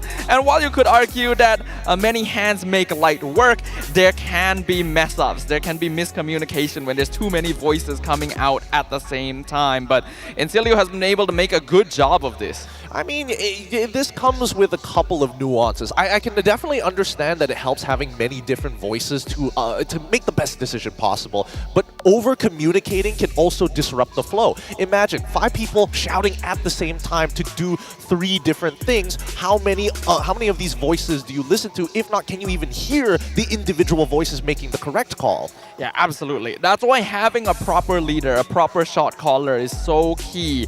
But I'm glad that the team does recognize their own inexperience. It's actually impressive how far Incilio has come, because this is the team that has the least international experience among almost all other teams here. They've only participated in 1 or 2 international lands in the past, and yet despite that have been able to put up strong showings against more established lineups such as Team Spirit and even Aurora from Philippines. Exactly, and which really begs the question of EECA as a whole. Their region is starting to get stronger and stronger, but at the same time, there is definitely a huge gap. Well, I wouldn't even say a huge gap, but at least the gap is shortening between the top tier teams compared to everybody else in the EECA.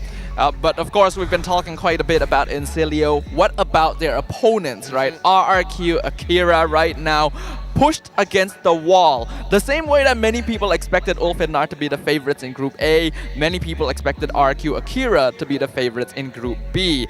And yet, they find themselves in a position now where a 2-0 is the only way they can secure their place in the finals. And it's going to be difficult because, again, a lot of their strategies is very centralized around whether or not Takashi is able to create the space so that they can make the decision to work. Most of the time, we're not seeing too many secondary win conditions for the team, and even when we look towards their goal, their jungle, or even their mid laner, right, I can't dedicatedly say that one of them is good enough to be able to outclass their opponents on the other end. In fact, from what we saw of the quote from Lovely, it almost feels like RRQ Akira are the team that has multiple shot callers, because there's so many situations where the players just overextend on their own. But speaking of Takashi, we did get a quote from him as well. He said, "We knew that Legion's early game was extremely aggressive, but what caught us off guard was their rotation. Their mid laner went to EXP lane, while the EXP moved to mid. This put a lot of pressure across the map. We tried to find a way to counter them, but what we did was bad. In the second game, the Franco just sort of won the game on his own." Yeah, I can understand the Franco sentiment here, but with the lane swap, we did see a little bit here today when Legion Esports did it one more time, this time with the Kadita, and that's where you see that when you don't have priority and you're giving up pressure in the earlier stages of the game, your opponents are able to do so much more. I love that Takashi is able to give this quote because at least he knows and is self-aware as a team that when you are going up against X Factors, LE, they got to have some preparation because it feels like they're putting a lot of their eggs in the basket to focus on this matchup against Incilio rather than Legion Esports. Yeah, RQ Akira definitely underestimated Legion Esports because based on what we've heard from their players as well, they did specifically do a lot of preparation against what they thought would be their strongest opponent in Group B, which was Incilio. And because of that, Legion Esports caught them off guard with slightly off-tempo plays, the swap of mid and EXP lane, and the Franco pick that worked incredibly well to disrupt their rotations in game number 2. However, I feel like cleaner play would have gone a long way for RQ Akira regardless of this. So there's still flaws in their own gameplay itself that need to be resolved. I think they need to just fix a couple of things. Fundamentals they need to focus on, and also some of their setups. Because again, Luis coming into their previous game against Legion Esports, the fact that he decided to go for Vengeance on a support as well, not exactly the best option. You don't have the base health to actually protect yourself. You don't have the gold income to be able to supplement that missing HP. So why not go for a Revitalize, which is actually right now the more effective spell unless you're a Phoveus. Yeah, I agree with you. I think there just needs to be more forward thinking as a whole, right? RQ Akira has come this far off of the micro potential and experience of each and every one of their players. This is a lineup that has made many appearances in the M series, and they have the confidence to back that up. But because of the new meta and their ability to adjust to being affected, you can tell that a lot of the players are making individual decisions. Fights are being initiated way too quickly without first making sure the rest of the team is ready to follow up on it, and a lot of leads being thrown away in that fashion. Yeah, they need to, well, forward thinking is one thing. I think their setups in the early game need to be predetermined, right? There are set plays at the very beginning of the game that you can actually deploy against their opponents, maybe defensively, but it feels like right now our RQ Akira are extremely reactive and sometimes not completely focusing, well, that's a bad way of putting it. You know, I take that back. I would say that RQ Akira are caught most of the time in autopilot modes, especially when there aren't key objectives on the map to fight for. Yeah, because RQ Akira is a team that likes team fighting, but their style of team fighting isn't the usual front-to-back 5v5. Yes. They like to split the fight up. They want to take independent battles and kind of work together in that way, connecting their scattered engagements into one full initiation. But because of that, there are risks that are taken, and there is disconnect if they're not able to find these connections in the first place that other teams can take advantage of. So since they've mentioned they've done extensive preparation for Incilio specifically, we should hopefully see a very different RQ Akira. Two things I'm hoping to see in this game. Number one, I want to see whether Gusta Lagusta, after hitting a 3-item power spike, depending on what marksman that he is going to get, really start to press the tempo. Second thing that I want to see, I do want them to make very decisive decisions here. Let's look at the lineup for RRQ Akira. It's Gusta Lagusta in the gold lane, Luis as your roam support, Sagan as your mid laner, King your jungler, and Takashi for the EXP.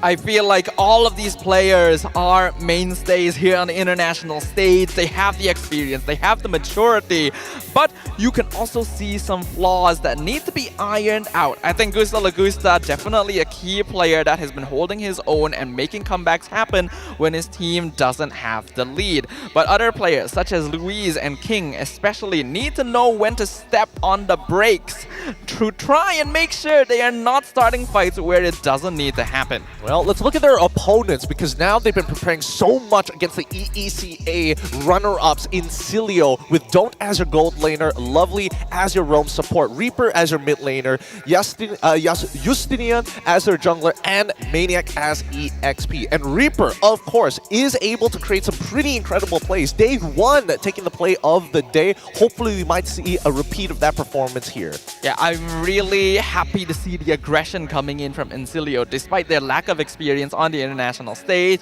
There is a clear connection and chemistry between these players. Besides Reaper, I do think that Lovely has been doing a great job as well as the roamer, opening up the map and setting up situations that Incilio can capitalize on. But it's not a flawless team. They have made mistakes in the past. Their record is not perfect, so they've still got some work to do themselves. Now, we actually quoted and got Reaper. We asked him, many see Incilio as wildcard underdogs. What are your thoughts? And he said, we also think of ourselves as underdogs. Nobody knows much about us. Nobody believes in us, but I think we can perform well. Of course, the biggest threat in our group would still be our RQ. So there is recognition from their leader, Reaper, themselves on Incilio, recognizing that at least for our RQ Akira, if they can beat them, they basically won this group. And right now, that is the matchup they're going to be facing. When you consider the fact that Incilio see themselves as the underdog, you can really see the direct parallels between them and RQ Akira. And that RQ is weighed down by that pressure. Many people expect them to to be a team that makes it into the main stage, while Incilio doesn't quite have as much to worry about in that regards, but they share that similarity. Both want to move on to the finals, so let's see what kind of draft they can pick up in game number 1 to help them along that path. All right, let's have a look. It's going to be Incilio on blue side up against RRQ Akira on red side. Yuzhu Shinban, we're seeing the atypicals coming out very quickly. I'm curious to see whether Incilio is going to consider banning out the Cho. Takashi had a strong showing on day number 1 with it as well, and slowed down in day number 2. So they're getting rid of the casuals, they're getting rid of the usuals, no focusing on the jungler, or maybe even Karabal might be thinking, hey, since they banned out the alpha, we might as well get rid of the Suyo. Yeah, it could be the Suyo being banned out here. With the Hilda and Zeusin already gone, looks like we are going to see a little bit of a shift because RQ Akira is the team that ideally wants to get a bit of a snowball early. The Cho being banned out against them ever since day 1 when Takashi showed that he was able to set up plays as the primary initiator. My mission. Next ban going to be the high loss this time around. First pick going over to Incilio. This is going to be a free Suyo for them if they wanted to, unless they've got other power picks in mind. I mean, we've seen some teams have been opting not to take the chip entirely, not even bothering to ban it out. Others don't mind trying, but we've seen a huge dip in usage of chip. Yeah, Chip still really depends on having the proper lineup to take advantage of his map presence. He's no longer as strong as an independent hero as he used to be after the recent nerfs, but in the right hands, still a terrifying foe to worry about. But is it worthy of a first pick? Looks like that's the answer. Khalid going to be locked in by Incilio. Okay, so they set up entirely to maybe get the Suyo, even banning out the counterpick themselves, but they decided to give it over to RRQ. Okay, going to be quick work here. Yep, Gatot as well as Suyo. Pretty good opener coming in for the side of RRQ, but it doesn't predetermine what the composition looks like just yet. Yeah, keeps things more open. I think a lot of teams have been leaning towards that style, where we're seeing a lot of these safer opening picks, like the Gatot, like the Suyo, like the Valentina, in the first phase, so that you don't reveal too much early on. And speaking of, the Valentina will be locked in by Incilio here to potentially steal the avatar of the Guardian alongside the Nolan. I'm pretty okay with this. You know, I think that Incilio, really good idea with their draft. They have that strong initial flex pick that can go EXP or even into the roam. They've got the Valentina to steal some big ults, and honestly, with Gatot already available, I think usually that would be enough, but let's see what else RRQ Akira is going to throw out and give to them. Because now with Valentina, you got to think, what resources do we want to deny from Incilio? And Loyi, very good idea. Because now, if you are Valentina, you're thinking, man, GOA sounds like a great idea, but if I could TP into the backline, that could be another possibility. Yeah, it's the second way of dealing with a Valentina, of just overloading them with powerful ultimates. In this case, you're gonna have to choose between Diversion and AOG. And if the Valentina does steal the Diversion to play with, and they mistime their engagement, they would set themselves up to be hit with the Gatot Kacha instead. So it creates a difficult challenge for Reaper. Now going into the second phase, we have to worry about gold laners because again, so many haven't been touched, not even banned just yet. Or could they be looking to kind of limit down on the EXP pool? We do know that Phoveus is still available for play as of right now and wasn't picked up in that first phase. Ooh, Natan ban coming out from Coach Cabral. Oh, Natan going to be the focus. Still a very powerful gold laner, even if he's one of the few marksmen that doesn't benefit as much from the Malefic gun. Bruno and Beatrix being the big winners in that regard. Chip also going to be banned out by Incilio to make sure that RQ doesn't have 2 teleports. I think right now, gold lane, it's kind of difficult to play no matter what you have. There's not much setup for Beatrix specifically, so I'm thinking about independent gold laners. I'm thinking along the lines of Harith, I'm thinking along the lines of Claude, Moskov. Yeah, I agree with you. I think having Moskov, even Harith is okay here because you already have the zone control in the Gatot, so you don't have to worry about that as much. I do want to look a little bit more towards the EXP lane though. We know that Tekashi, a question that we've exposed throughout this wildcard is how deep his pockets are in the EXP lane, because it's not the usual meta he's more comfortable with. He always goes to Cho, the Terizla, and made the Arlet appearance yesterday, but besides that, we haven't seen anything else. Yeah, Glue Band coming out from RRQ Akira. They could just go first pick in the second phase, Phoveus, and then afterwards look to try and go for the counter pick at the very end towards the gold lane. Hopefully G sees this, because at this point, banning out the Phoveus isn't too bad of an idea. You already have 3 heroes that do a good amount of dashing, 2 from Valentina, infinite amounts coming in from Nolan, and guaranteed 3 from the Khalid. Yeah, the glue ban is very, very specific, so it makes you think that they want to go for heroes like the Phoveus, but Arlet will be the one that they get rid of instead, just to deny RQ Akira more initiation ability. I guess they're expecting it'll be more simple to handle a Phoveus in comparison. I don't know, because I think the problem is going to be Loyi. They're not going to take traditional front to backs. They want to get into your back line. They want to be able to kind of intercept you mid-buff as well. So something to keep in mind for Incilio here. Coach Cabral going to maximize the time to decide where it's going to go. Are they going to focus towards Gusta Lagusta for that final pick, or is it going to be Takashi? And it looks like Gusta Lagusta comfortable with the Bruno. It's a lane bully. It's a decent matchup. I think it's all right. RQ Akira has left Takashi's pick for the final pick almost every single game here in the wildcard, so it looks like they're sticking to that pattern. As for Incilio, if they want to deal with this Loyi, there are things like the Belleric, the Tigreal still open, Carmilla maybe a little less popular nowadays, but good AoE front lines that can handle things. Though if they want to flex it instead, the Khalid can still go into the roam position. They decide to lock in the Harif themselves to somewhat match Bruno in the gold lane, but Harif doesn't match up very well into Gatot. Ooh.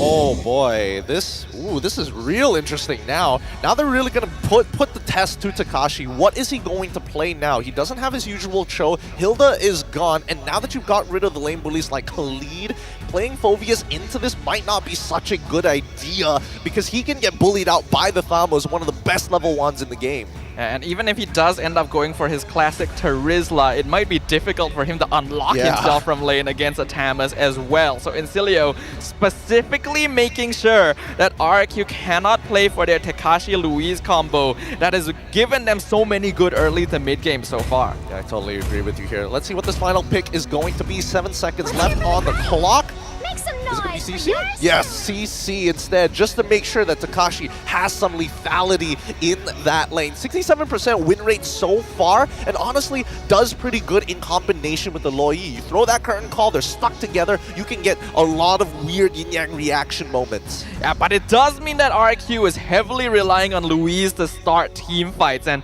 I've already said this, I don't really like the Gatot as the main engager. It can be hard to land AOG without something else to set it up.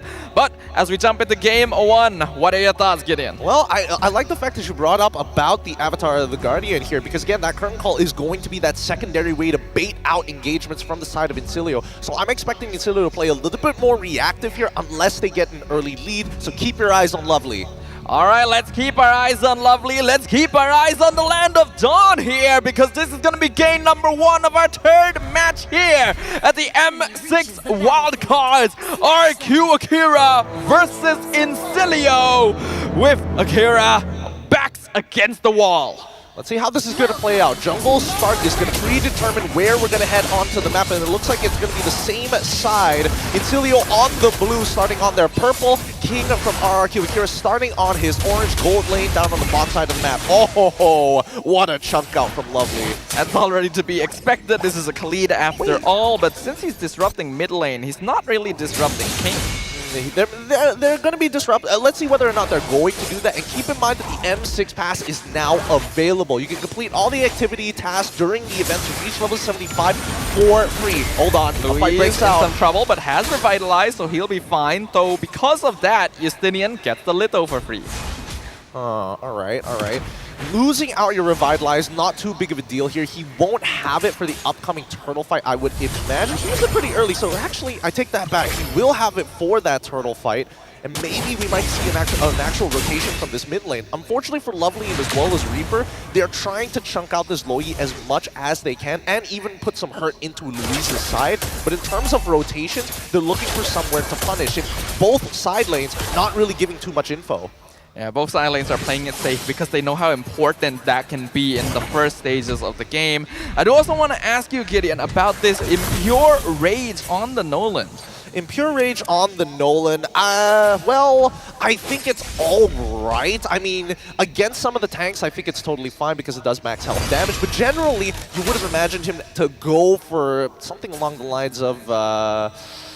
what would have been better in this? Like, normally it'd go like Lethal Ignition. I mean, yeah, but I was thinking of like something that might... I would say even Warcry might have been slightly better in these kind of situations, but it's about the burst, right? You want to get the initial burst. I guess that is fair enough. For now, both junglers could be matching each other in pace, getting their final buff, but Justinian is the one who gets it first, immediately jumping onto the turtle. The rest of Incilio is here to back him up. Louis is gonna get taunted. Yin Yang reaction on Lovely, has the flicker back out, but Takashi is there to catch him with the curtain call. Links him and Reaper together. Justinian gets the turtle, and Louis jumps way too far forward, so he gets the first blood on the enemy road. I don't know. I don't know how that was supposed to be played out. Louise knows for a fact he's not level 4 and he doesn't have Flicker, right? So going for a taunt like that basically means that you're just giving yourself up as a free kill. At that point, you need to start walking away and make a decision whether or not, if you are going to contest, you have to do it a lot earlier. And if you're going to give it up, then why go in the first place? Yeah, it was a bit too messy, especially with Incilio. Justinian got his buff earlier than King due to some slight mismanagement in the rotation. So he was already in a much better position. So without level 4, I think RQ needed to just cut their losses. Oh, how interesting. This doesn't decide. Goes for a Hunter Strike, first item from Justinian. He wants the extra movement speed rather than the raw burst that he could have been getting from Sea Halberd. Interesting indeed. Impure Rage and Hunter Strike instead of Lethal Ignition and Halberd means that he wants to go for prolonged engagement instead of just in and out bursts. Tough call here, because again, I don't see these fights dragging out super long unless I mean, if the engagements are clean, it should be pretty quick overall, right? The only big difference makers, I would imagine at this point in the game, are going to be the mid laners and maybe even the junglers, specifically for King. Not so much for Justinian, because I don't see him starting the fight that often. I guess he's just expecting it's gonna take him longer to take down Louise or Takashi. We'll see whether this decision does end up working out for them. Oh, wait. Actually, no. If he's not looking to fight, the next best thing when you have that Hunter Strike is to outperform the enemy jungler in terms of the economy. Stealing away his camps, being twice as fast on the clear, on top of having the movement speed to quickly transverse across. So right now, previously it was a 2-level lead. Justinian currently maintaining a 1-level lead over King so far, and a single kill. Let's see if he maintains that for the next 4 minutes. I see. So the idea actually would be to avoid fighting in general and just try to out-economy RQ Akira. Could be a good idea, especially since RQ Akira is a team that likes to get advantage through teamfight victories. If they play this slow, it should be alright, because again, keep your eyes on Takashi. He wants to start this off with that curtain call before anything. Gusta Lagusta survives the gank down bottom. Vengeance already used on Takashi. King comes in, gets the turtle. Avatar Guardian zones him out. Raging Sandstorm lands on one. Louise gonna get caught. Revitalized though, keeping him alive. Yin Yang reaction pops the Vengeance on Maniac as well. And now RQ Akira getting their objective. Alright. Interesting. The timing of the AOG could be a little funny, but oh no, no. Can he survive this? No, doesn't even need the extra TP. King goes in, gets the kill. Sagan, for some reason, continues the diversion and gets caught. Where is the faith? Where is their faith in the teammates here? Somebody needs to communicate how likely this dive underneath the turret was going to go. And honestly, when the Purify came out initially out of Don't, that should have been pure confirmation that there's no way we can fail this. Yeah, there was more than enough time for Sagan to see the kill and walk out of the diversion circle. He did not need to continue on that, so bit of a mistake. Still a win for RQ because the gold laner is a bit more valuable, but that did not need to happen. So now, as the game continues to progress, we aren't seeing major leads just yet. We're not seeing hyper-aggression, we are just seeing very technical plays from both sides. I think Justinian's actually going for a very late game build. I think his second item might be a BOD based on the way he's building. I mean, he's got the Hunter Strike first, right? So it's about outmaneuvering your opponents. And also doubling down on your economy. So far, really good stuff coming in from RRQ Akira. They broke bottom tier 1, now they're looking for top tier 1, and from this point onwards, I'm hoping that RRQ Akira really starts pumping up the gas. Yeah, they've made some mistakes, but overall still look a lot cleaner. There's a clear direction in how they want to approach the map, and now King catches out Reaper in the mid lane, just instantly disintegrates to both him and Sagan. Beautiful stuff here, and that's what oh, one Justinian more. pops the retreat to slow Takashi, but not able to get the kill, so they'll have to settle for the tier 1. Yep, they just got to keep on trading here. RRQ Akira cannot get caught up with what Incilio wants to do. If they want to keep a pace with them, could be a little difficult because their composition is just a little bit more mobile all across the board. So RRQ Akira, they don't mind trading bot tier 1 for bot tier 1. They will take turtles, invade enemy jungle, vertically jungle, but most importantly, they need to play around their ults. A good sequence of events here from RRQ, but good response from Incilio as well, pulling their whole team over to make sure that Justinian is still able to secure his purple buff away. Net worth now even on both sides. Well, hopefully it starts to progress a little bit faster now. Since they have their ults, doesn't seem like there's much information on the map. Even bot side being completely untouched here. At this point, with tier 1 already gone on the bot side, both teams can allow it to just leave itself alone for a little while to focus on the rest of the map. Diversion was spotted out by Lovely there. 3 members go through, not going to be able to find anyone. BOD complete for Justinian here. He's going to have some pretty good cleanups later down the line, but Gusta Lagusta has basically been untouched this entire game. He is scaling up at a very good pace right now, and if he keeps the track for this for another 2 more minutes, I think he should be able to get his 3rd item. Currently, 2 already finished in the Berserker's Fury, as well as the Haas Claw. Yeah, this is the position RQ wants to be in exactly, with Gusta being able to farm freely, Don't already affected a little bit from that gank initially. And while the net worth difference doesn't seem all that much, RQ Akira will be able to play for a bit more late game because they also have Takashi on DPS. Well, for now, it's just going to be a wave clearing party between both of them. Louis is going to be spotted in the jungle, able to heal up with Revitalize. AOG probably not needed, but may as well play safe here. And Cilio not going to be able to find any other targets. I don't know, Luis feels a little jumpy today. A lot of the decisions that he's been making so far, I mean, he's made mistakes, he's trying to recover from it, but he's trying to minimize the mistakes that he's doing. Mid lane, 4 players from RQ Akira. I don't think Incilio really wants to force anything. They don't have the numbers advantage, and RQ are starting to really build up that gold lead. I mean, Takashi is already a problem that Incilio need to think about because he keeps pulling them away from that front line. Because keep in mind that attention is also a resource. Now, they might just look for a potential all-in here. And you can see that RQ Akira, they don't really want this Lord. Stolen AOG, not going to find anyone. Sagan going to be the first target of Maniac, but he jumps very far. Has to use Vengeance early. RQ still holding on to many of their resources. Justinian tries to burst Louise. Not able to do enough damage though. And that means Incilio have to just back it off. Man. Without their ults, and especially since Maniac also used this ult as well, he's not going to have much value. They quickly TP from base just to maintain pressure over this Lord. And I think that RRQ Akira, if they want to force it, now is a really good time to do so. Especially after seeing Justinian topside. The Blade Surge from King just to scout out the brush. Not going to connect. They'll try to work on the Lord, but actually taking their time with it. This should give Justinian time to come back over. Maniac on top of Louise, Revitalize used, Raging Stamp from Flicker, lands on 2, AOG used defensively, and a huge burst from the left side with the flank. Justinian picks off Sagan, but King still secures the Lord. Okay, at least they still got the Lord. The decision could have been made a lot faster there. All the information was laid out, but RQ Akira was still hovering around that line of maybe we can take the Lord and still get a couple of kills. They're greeding out too much. They need to decide what's the bare minimum of what they want in these scenarios and then move from there. Yeah, absolutely. But right now, the game state still pretty alright for RQ Akira. They'll have the first Lord of the game. Shouldn't be too difficult for Incilio to defend, since at this point, Network Fleet's still actually not that different anyway. But this is the stage of the game where we have witnessed RQ Akira make mistakes in the past. If they can clean it up, they'll look pretty good. See how they're going to clean it up, though. King now getting his third item. Gusta Lugusta already finished his Malefic Gun as well. So this is a very big item power spike for RRQ Akira. If I look on over to Incilio, it looks like Don't hasn't gotten the Holy Crystal just yet. A little sad, but he'll eventually get to that point. We look over at Maniac and even his build, going for a Thunderbelt, then into the War Axe, and I think he's building up to a Dominance Ice.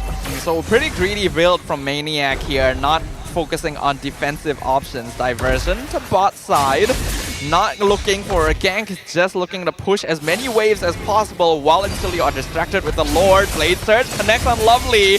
He'll be able to walk away, but RQ get a free tier 2, just zoning Incilio with the presence alone. This is how you play a Siege-style composition, and RQ Akira are doing very well so far with it. They've now developed a 2.3k lead, but that's not enough to finish the game on time, which begs the question, who scales better in the later half of the game? And it's tough to say, right? Because the Malefic Gun is such a powerful tool to outrange the Harrods, so unless you fall into the center of the Synchro Fissure, then you're in a lot of trouble. I do definitely think in terms of damage, purely RQ Akira definitely has the better late game because they just have more sources of DPS, but it also means that they're overall more squishy, so positioning matters a bit more for them. I mean, then there's also the case of the fact that Sagan is playing Lo Yi, and the biggest problem, like, Lo Yi does a lot of damage, but she's so dependent on her charges. If she has no charges, you're basically out of the game until you get it back up. Well, Holy Crystal was just completed on Dawn, so he finally has the damage necessary to contribute to these team fights, but is it too late at this point? I don't think it's too late. I mean, he needs to get it eventually, right? It's his core item. It's so important for him to have it if he wants to have relevant damage, and not to mention that I'm not seeing a lot of magic resist coming from the side of RRQ Akira, so his damage will stick. Maybe not on Takashi because he has the Athena shield, but everybody else is free game. Speaking of diversion, once again they catch out Lovely, instantly bursted down by a 5-man gank. Very surgical from Akira. Very good stuff here. And now, with a man advantage, this Lord technically should be free. Maniac gonna try and engage on Luis, but Takashi just gonna zone them off, and Luis even finds Justinian in the brush, surviving with Revitalize. RQ Akira still 5-man strong, and Incilio cannot find an angle to enter. Takashi's just doing such a good job. Maniac finally uses the Vengeance Reaper, jumping too far forward. They'll trade for Luis and Takashi. 2-for-2 trade, actually. Incilio, though, still has to give up the Lord.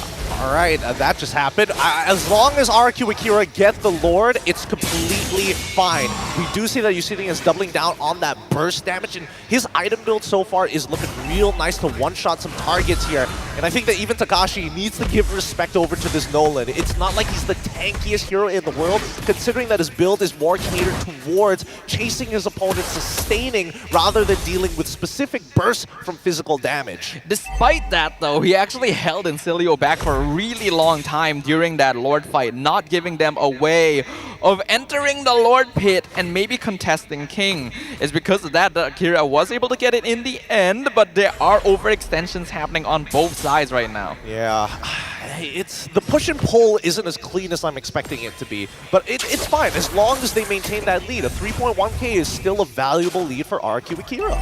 And with the Lord pushing out top lane, they should be able to get this mid tier 2, leaving Incilio with only inhibitors standing. They'll probably lose this top one as well, since they just don't have enough resources to handle every lane at the same time, though RQ actually keeping it safe, not gonna try and push their advantage too far.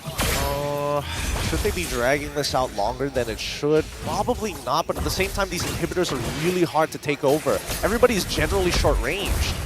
Stolen Curtain Call used on both sides. Top inhib will finally fall. We can see Maniac now not really able to hold the front line anymore.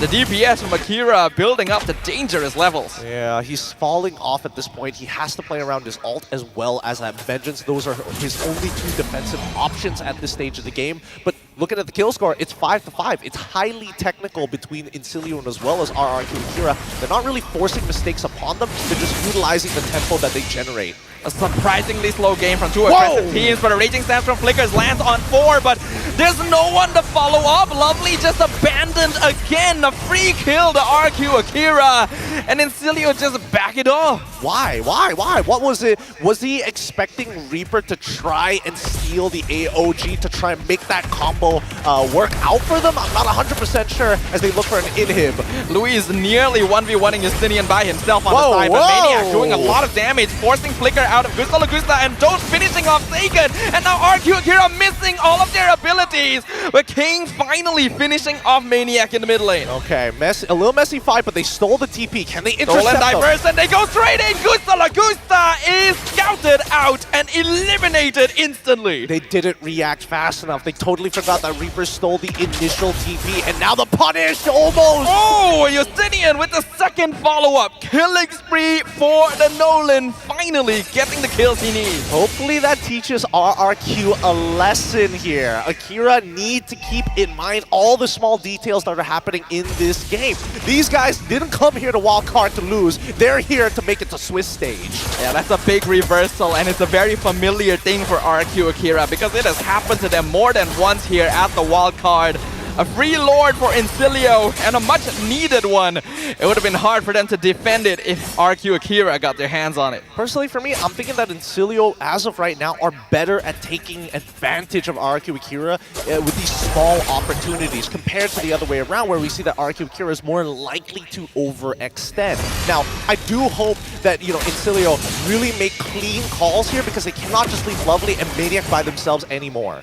Yeah, it would be a shame for this sudden comeback to amount to nothing. We can see they're scouting out the mid lane, allowing the Lord to handle bot on its own to see if they can sync up as much structural damage as possible. What? RQ Akira are going to be sticking very closely together. How close do they want to stick together? They just need to space out enough to make sure that the Raging Sandstorm doesn't connect on multiple people, but at the same time, they can't really check these bushes effectively. And now Lovely looking from the flank. RQ Akira playing very defensively, and they already popped Lovely's immortality, so that's a bit of a wasted resource for Incilio, but they're able to trade mid tier 2 for it, so it's still not too bad. Wishing Lantern completed by Reaper. He wants to make sure that he can punish Louise, maybe even King in these small moments, because Reaper doesn't exactly have the longest range. More of a mid to short range style of play, and even taking the Brave Smite, knowing that he's going to have to face off against King the majority of the time. Things are coming to a heel here, ladies and gentlemen. Game state very, very tense. 18.5 minutes in net worth difference is negligible, and the cores on both sides gonna be fully built at this stage. Yeah, I don't know. I'm trying to think of a winning scenario for RRQ Akira, and a lot of it just bends on whether they can get some proper battle spells out from Incilio. Like, yes, we've seen the Raging Sandstorm being thrown out randomly, same goes for Maniac, but I think the battle spells are by far the most important resource from Incilio to guarantee their engages. Both teams looking to see if they can find any person that might be isolated pushing the lane, but there's a lot of fear in the land of Dawn right now. Both teams giving a lot of respect to the other. In fact, maybe a bit too much, as they're not really willing to macro the map. Oh, look, it's a cold war right now. It's a battle of information, and it's difficult because even if you're in RRQs, oh, here we go. Where's that TP heading to? It's down bottom, and there is no one down there, so... I mean, if they wait long enough, somebody's gonna have to show. I mean, but they already know that Gusta Lagusta's down here, and they know that he's not going to be halfway across the map by himself. Also fair, but they're going to lose position over the Lord. There's only 20 more seconds here, so taking that recall probably wasn't necessary. They could have just kind of hovered around that mid lane if worst comes to worst. If not, they still could just kind of throw Louise and Takashi into these bushes. I guess both teams are just being very, very concerned right now. Incilio knows one game guarantees them a final spot. RQ Akira knows they cannot give it to them. So it's a little bit of a tense conflict a bit of a Mexican standoff here in the land of Dawn as neither side willing to give an inch. Yeah, look at the slow pushing waves on top end as well as bottom side. One answered on the bottom side, but I think that RQ Akira are perfectly fine just to let it build up. If they continue letting the lanes build up, Incilio is going to be forced to respond to them eventually. And right now, they're positioning together because they're expecting RQ to go for this Lord. But the longer they do so, the worse it's going to get. Look, 1.5 waves on that top side. Keep in mind, there's a missing inhibitor as well. So the Siege minions are going to be extra thick and bulky. Oh, Maniac starts the engagement, pops the Vengeance, still has Immortality, actually forces RQ Akira back pretty far, still able to survive as well to recall back to base and actually go for the defense. They tried to go for a diversion with Gusta Lagusta, but Justinian's already back there, so they do not commit to it. They're gonna go ahead and go for the Lord instead since the enemy jungler is no longer here, but they're not actually blitzing it. They really should be trying to force this down with no Retri on the other side. Incilio finally engaged, King will secure it, Raging Sandstorm comes in, Luis already picked off Toad with his Almond Sword, doing a lot of damage, Yin Yang reaction, not enough poke in return. Gusta though responding with some damage, but jumps right into the blade of the Grim Reaper. what is happening here? What is happening? So they knew that the jungler showed down on bot side. They're worried about that Raging Sandstorm of a potential steal if it does boil down to it. They can just pull the Lord to their side. If not, just keep it within the pit. King can easily dodge it unless Lovely guarantees the initial flicker. But let's look at the instant replay, right? I just want to see a couple of details here. When the Raging Sandstorm actually, where was it targeted to? Towards the back line anyways. It was headed towards Gusta Lagusta. So again, it feels like RQ Akira are overthinking these scenarios. I think that's exactly what is happening. They are overthinking. Because Justinian was back in the base. They could have blitzed the Lord right there, and then as long as they just stood far apart enough to not be caught by Raging Sandstorm. But while they did get the Lord, it was just such a scared approach from RRQ. I think they're playing a little too rigid here. RQ Akira need to relax a little bit more here because most of the time they have winning scenarios. They are put in very advantageous opportunities. And I think it's on Incilio to actually make the motion first. And I think that RQ Akira knows that. And Incilio, they're no strangers to this position. They already consider themselves the underdogs of the wild card. So I think they're fully ready to deal with the pressure ahead of them. Their positioning's pretty good overall. They just gotta up the macro play a bit to put pressure on RQ. Yeah, and it's not like Incilio's engagements are super clean as well. A lot of the time it's just Maniac or even Lovely jumping in, buying a little bit of time, finding that information before Incilio finally pulls the trigger. This is going to be a long haul here, as right now, even though RQ Akira has the structural advantage, it doesn't feel like they're playing in a good enough way to keep that going. Luis will get scouted out. Maniac takes so much damage from the Yin Yang reaction. Gonna back it off straight away. They're not really able to find more space here. I think it's totally fine for now. They just need the Lord on their side, and then they can start pushing out and making things happen across the map. Just have to wait just a wee bit longer here. In the meantime, at least for Incilio, having to play reactively, not much of a choice in their eyes, because there's just so much counter-engage coming in from RQ Akira, mainly coming in from Luis, but the timings of his AOG, I would say, is a little questionable and honestly punishable. And that's why I said Gatot as a primary initiator really isn't the best thing. You gotta have a bit more crowd control. And because RQ Akira went for the CC to match the Tamas, Luis doesn't really have that sort of setup. So the positioning can be pretty awkward. And that's something that Incilio has been able to take advantage of. Well, I mean, their composition is more designed for Siege. I think they should be utilizing that AOG. Oh! Raging Sandstorm flickers in, finds Sagan in the back line, and now they jump on top of King. Immortality gone, shut down by Justinian. Mega kill for the Nolan. And that is the enemy jungler gone. Interesting.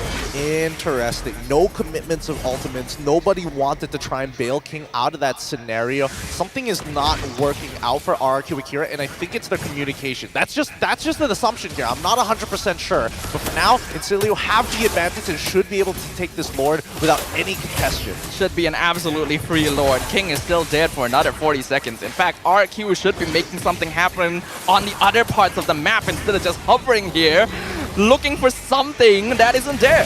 The pressure is mounting. RQ Akira, they cannot afford to lose this game. They will lose their ticket to the Swiss stage. If they do, they've got to win this 2-0 against Incilio if they want to stand a chance. And I think that Incilio, minimal pressure on their side.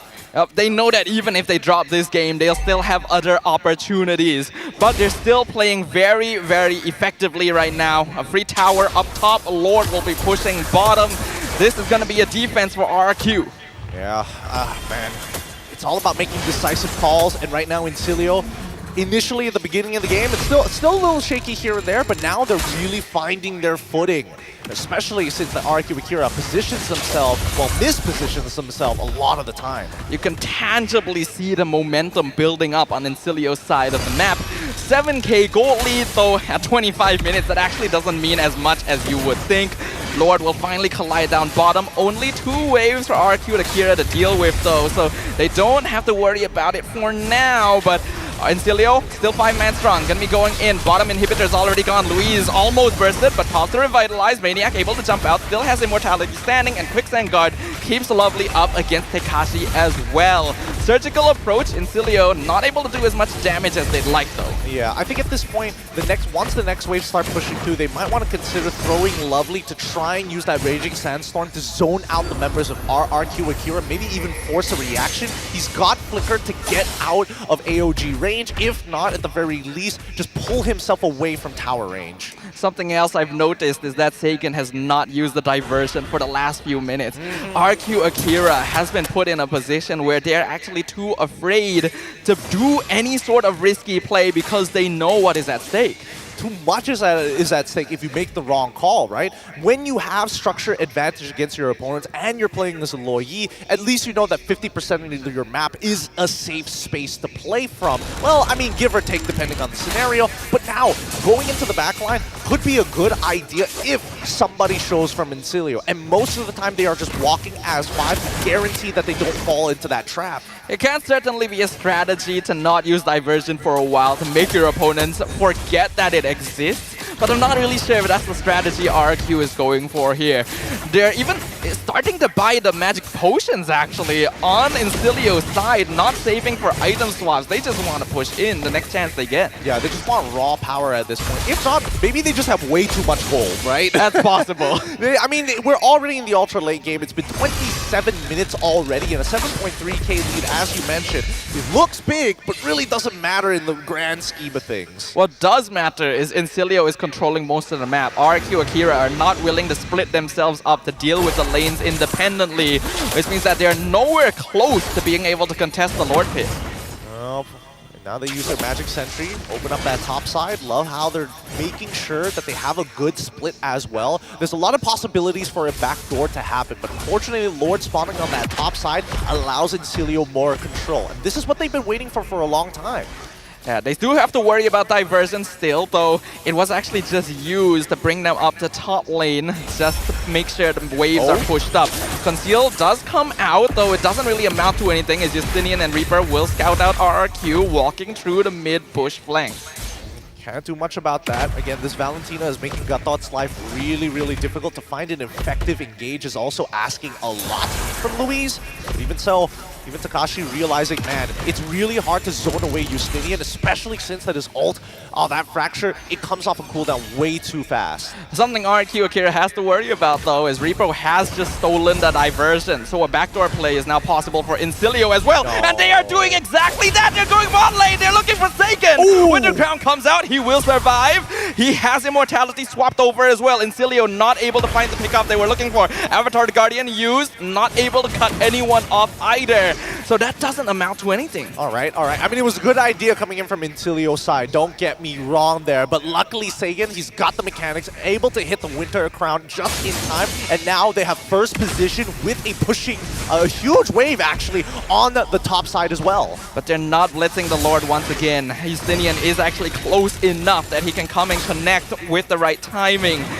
RQ Akira still knows the risk. Tekashi buying a lot of time against Maniac in the mid lane, but they're still not really trying to force this Lord down. Justinian has to clear the wave down at the base though, so they'll finally commit to it. Raging Sandstorm comes out, King gets the Lord away. Don't jumps in with the Zaman Force. Diversion try and get out, but Sagan not able to do so. Louise is gone. However, Tekashi shuts down Don't. Sagan gonna be stopped with the unstoppable streak from Justinian. Lord still going to RQ. Beautiful stuff. Beautiful stuff. They were able to stop Reaper from actually getting an effective engagement here. They sacrificed two, but at the same time made sure that King gets to live in that fight. Tekashi is doing as much as he possibly can right now to zone away the members of Incilio, and finding that kill into Dode, you can see that even Incilio is feeling the desperation. Yeah, the desperation is plain and clear, but at the very least, RQ Akira were able to use the diversion to set themselves up for a better place in the Lord after Incilio's failed backdoor. Now it is Incilio who has to deal with the Lord pushing up top lane. Yeah, it looks like RQ Akira called for the pause here. Let's see whether our marshals would be able to take care of it. It looks like it's something with King that's going on their side. But don't worry, our marshals already at the bay, ready to solve the problem. Ooh, this has been a marathon here, Gideon. 30-minute game one. We know the stakes. We know a single victory from Incilio, disregarding the rest of the game's results, will put them into the grand finals. RQ Akira very aware of that fact, and so they're just not overextending at all. I mean, that was their initial problem at the beginning, and I think that they're like thinking too hard about, oh, I don't want to be out of position. I got to make sure that our battle lines are always in formation, and it's more important for RQ Akira to maintain battle formation in comparison to Incilio, who would rather like to approach from multiple different angles. They've got a lot of good independent pieces, but it's heavily dependent on their battle spells, right? Without that Vengeance, without the ult coming in from Maniac, he, again, really, really squishy overall, and even if you decide to swap your entire build to full tank, you just lose the kill pressure. Yeah, there's so many decisions that have to be made right now, but at the very least, RQ Akira have finally forged themselves a slightly more advantageous position. Having to deal with a Lord 30 minutes in is a tough obstacle already, and Incilio doesn't have many towers left. They really don't, and I think it's going to come to who makes that very first mistake. We're not seeing mistakes being forced upon each other anymore. It really just boils down to who gets tired first, who is caught sleeping at the wheel, maybe if somebody is just, you know, on autopilot walking through the jungle. Well, considering what has happened here, I gotta ask you, Gideon, is this how you expected this game to go down? No, absolutely not. I think that, you know, Incilio is a more reactive team. I would say that RQ Akira, this is surprising for me because I would expect them to at least have some hunger when it comes down to the fight, to these small duels, especially with the amount of space Tekashi is giving the rest of the team. I can't understand why the call just can't be take the Lord and let's walk away. Or if they're going to engage, which we know that they're going to do, we could look to fight once they start throwing bodies. I guess it's probably a combination of a few factors, right? Because RQ Akira has said that they specifically prepared against Incilio, so they don't want that preparation to go to waste. And they've been humbled multiple times this wild card, so not a good combo for aggressive play. Yeah, but I mean, they've missed their timings for aggressive plays, right? It's really going to come down to a full 5v5 since we're already hitting the 30-minute mark. Now that I think about it, wasn't the longest game? Actually, never mind. I'll double check with Zipper later on. But this, so far, looking to be in contention for the longest game here at Wildcards. I think it definitely is going to be, especially since without Luis and Sagan, RQ Akira aren't able to do anything with this Lord either. Game gonna be prolonging for a little bit longer here, with both teams not willing to take risks. Well, I mean, there is the second wave, so let's see whether they do anything with the second wave. Maybe force a fight, maybe look for a potential pick here. I think at least for Tekashi, the scenario that I see happening is Tekashi getting on top of Don't, locking him down with the curtain call and a +1. It would be ideal if he gets Reaper, but it really doesn't matter. As long as you anchor Don't in a spot, Louise can come in big time in a huge fight, and as long as they keep it to a traditional front to back, they should win these fights easily. Interestingly though, I think Reaper did steal the curtain call himself too, so if he is able to do the same thing and lock down Gusta Lagusta with King or Sagan, that would actually be really good for Incilio. It would, because the opposite combination will be steal the curtain call and then having the Raging Sandstorm flicker from Lovely to lock down too. That also works as well. so many possibilities, but fate has decreed a single winning path for both these teams, and neither of them willing to diverge from that one road to destiny. 32 minutes, another 25 seconds until the next Lord. For now, both teams need to be patient. Nothing much they can really do at this stage of the game. They could look to try and bait out some motions, which I hope that they would do, right? They have the pressure to push them all the way up to their inhibitors and then look to TP out, worst comes to worst. And, whoa, Conceal being thrown out. Incilio's too far away for this to really do anything, though. They were expecting them to be guarding the bushes in the Lord pit, but Incilio's playing a little bit further back. The frustrating thing that I'm seeing here is the fact that they are taking space, but they're not looking to hold the space. So what's the point of taking the space if you're not looking to hold it in the first place, right? You open up these bushes, and now guess what? You have to recheck them again just to make sure that nobody is there, and you are uncontested for the Lord. But the macro still in favor of RRQ. They're able to more easily shove out the lane, so Incilio has to actually respawn, and that gives RRQ information on where their opponents are. Lord at 50%. RQ Kira gonna reset it once again, not willing to risk it. Maniac in the backline, but does get scouted out by Takashi, and now they catch out Lovely. Gonna be stuck in place within Yin Yang reaction, but RQ not overextending to break that immortality. Okay, now RQ, they see this. Clearly that Reaper has the curtain call, right? So now they gotta make sure that their backline doesn't get locked down. Oh, wait a minute. They're just giving this up. RQ Kira either looking for the re-engage or giving it up, and it looks like the latter is the case. Justinian gets it for free. Maniac now wants to run away. AOG lands, knocks off the Tamus, but he's able to jump out. Still has immortality remaining. RQ Akira are playing too slow, and now Justinian is re-engaging on Tekashi. Vengeance comes out, Raging Stars from Flickers right too, but Gusta shuts down Justinian in exchange for his own life, and the minions are in the base. But King will be able to recall to clear it up. Tekashi and Sagan, will they be so lucky? Lovely still on top of them. Reaper finishing things up. Immortality pops on the Khalid. Maniac very low, not willing to walk up as Sagan is still very high HP. He's able to diversion them into the base actually, but Don't is there to stop them. Does he have Summon Force? He does not, but he just got it back up. Tekashi is down. Winter Crown on Sagan. Immortality swap, but he doesn't have abilities. Double kill for Don't. Oh man, and Don't still has his Purify, so even if a Yin Yang reaction were to connect, it would not have mattered. He would still get that last auto off. They trade 3 for 1. Oh. This is now a 4v2. King and Louise don't have enough wave clear to deal with the Lord, and the Crystals at 30%. Reaper and Don't are coming in to back up their teammates, and that's Louise down. Killing spree for Don't. Finally, the game is broken open as Incilio take the game and the direct ticket to the Wild Card Final. Woo! They've done it! They've done it! Extreme patience and the right opportunity presenting themselves in a long, drawn-out marathon game here, coming in from Incilio. What a match to kick things off for this group. A grueling 34-minute game, and it is only the first of the series. RQ Akira taking every possible precaution to avoid giving the game over to their opponents, but in doing so, gift wrapping it to them on a silver platter. Oh my, you could definitely tell this was territory that both teams were not comfortable playing in. Both missing an inhibitor, both having minions walking into their base as well to threaten that crystal. The backdoor potential just because Loyi is in the map, on top of the fact that they had the Valentina. But man, it's tough. It is a exhausting game to watch. Undoubtedly breaking the mold though. We've always said we want to see something different, we want to see something interesting.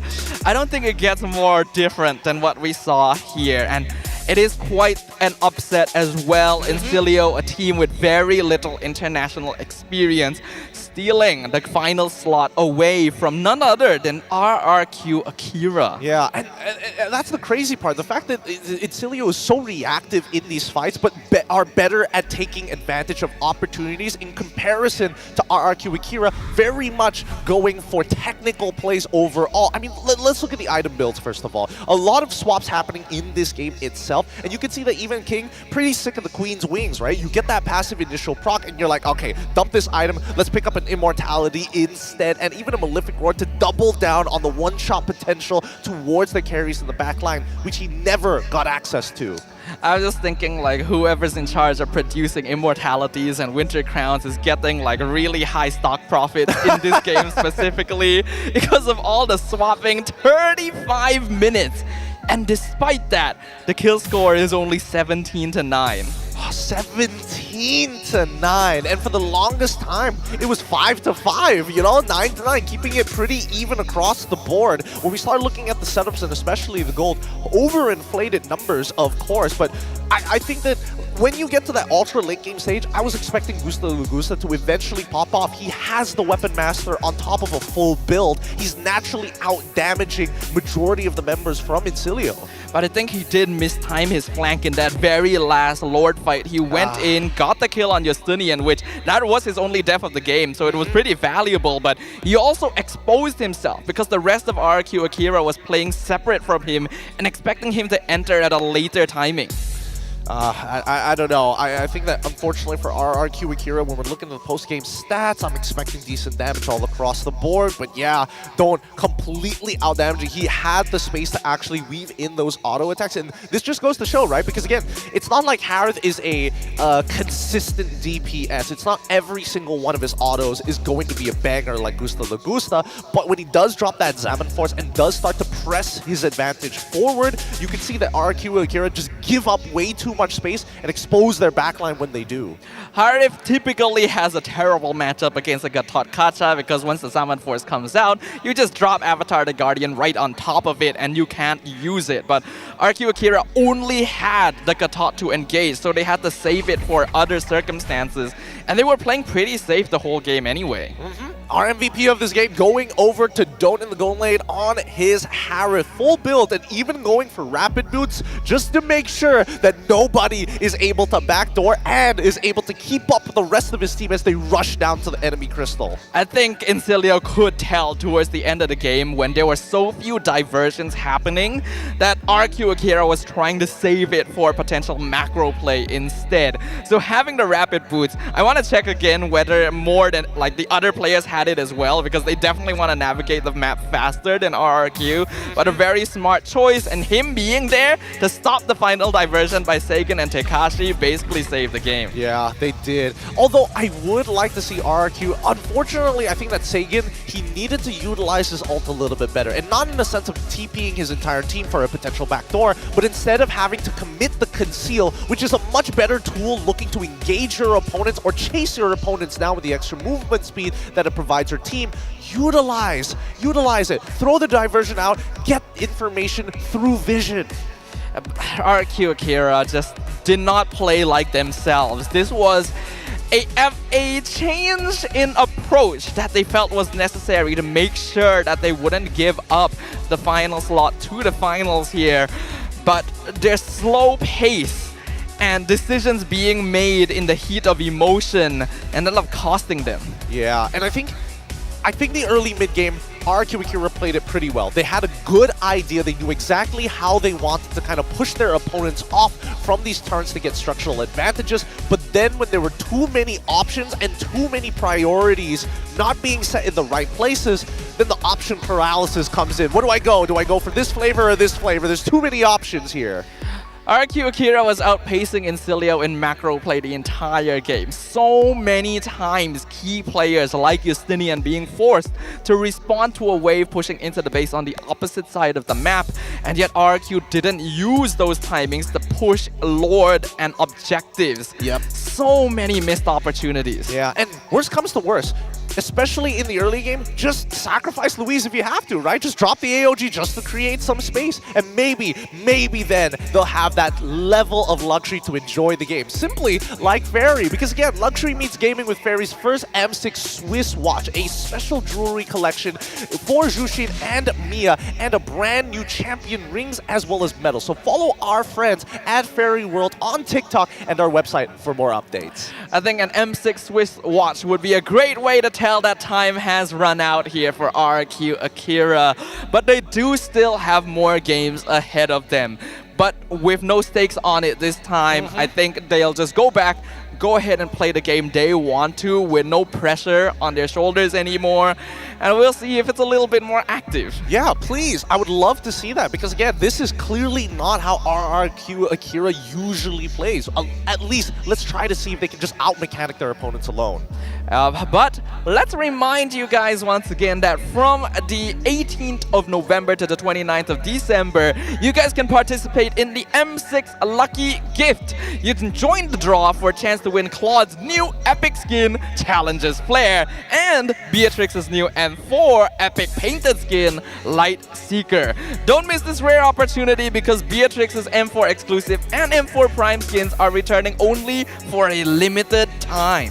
For those of you who are complaining to me in my DMs about, oh, when is the M4 skin Prime going to be coming back anytime soon? I only got the Beatrix exclusive, but not the Prime. This is your opportunity. So I don't want to see none of that in my DMs later. Yeah, don't say we didn't remind you because we reminded you right now. We're going to be holding on to this moment. But game number 2, I think it's time to just throw the gloves off. Just have fun. This isn't really even about pride anymore at this stage. It's about making a statement.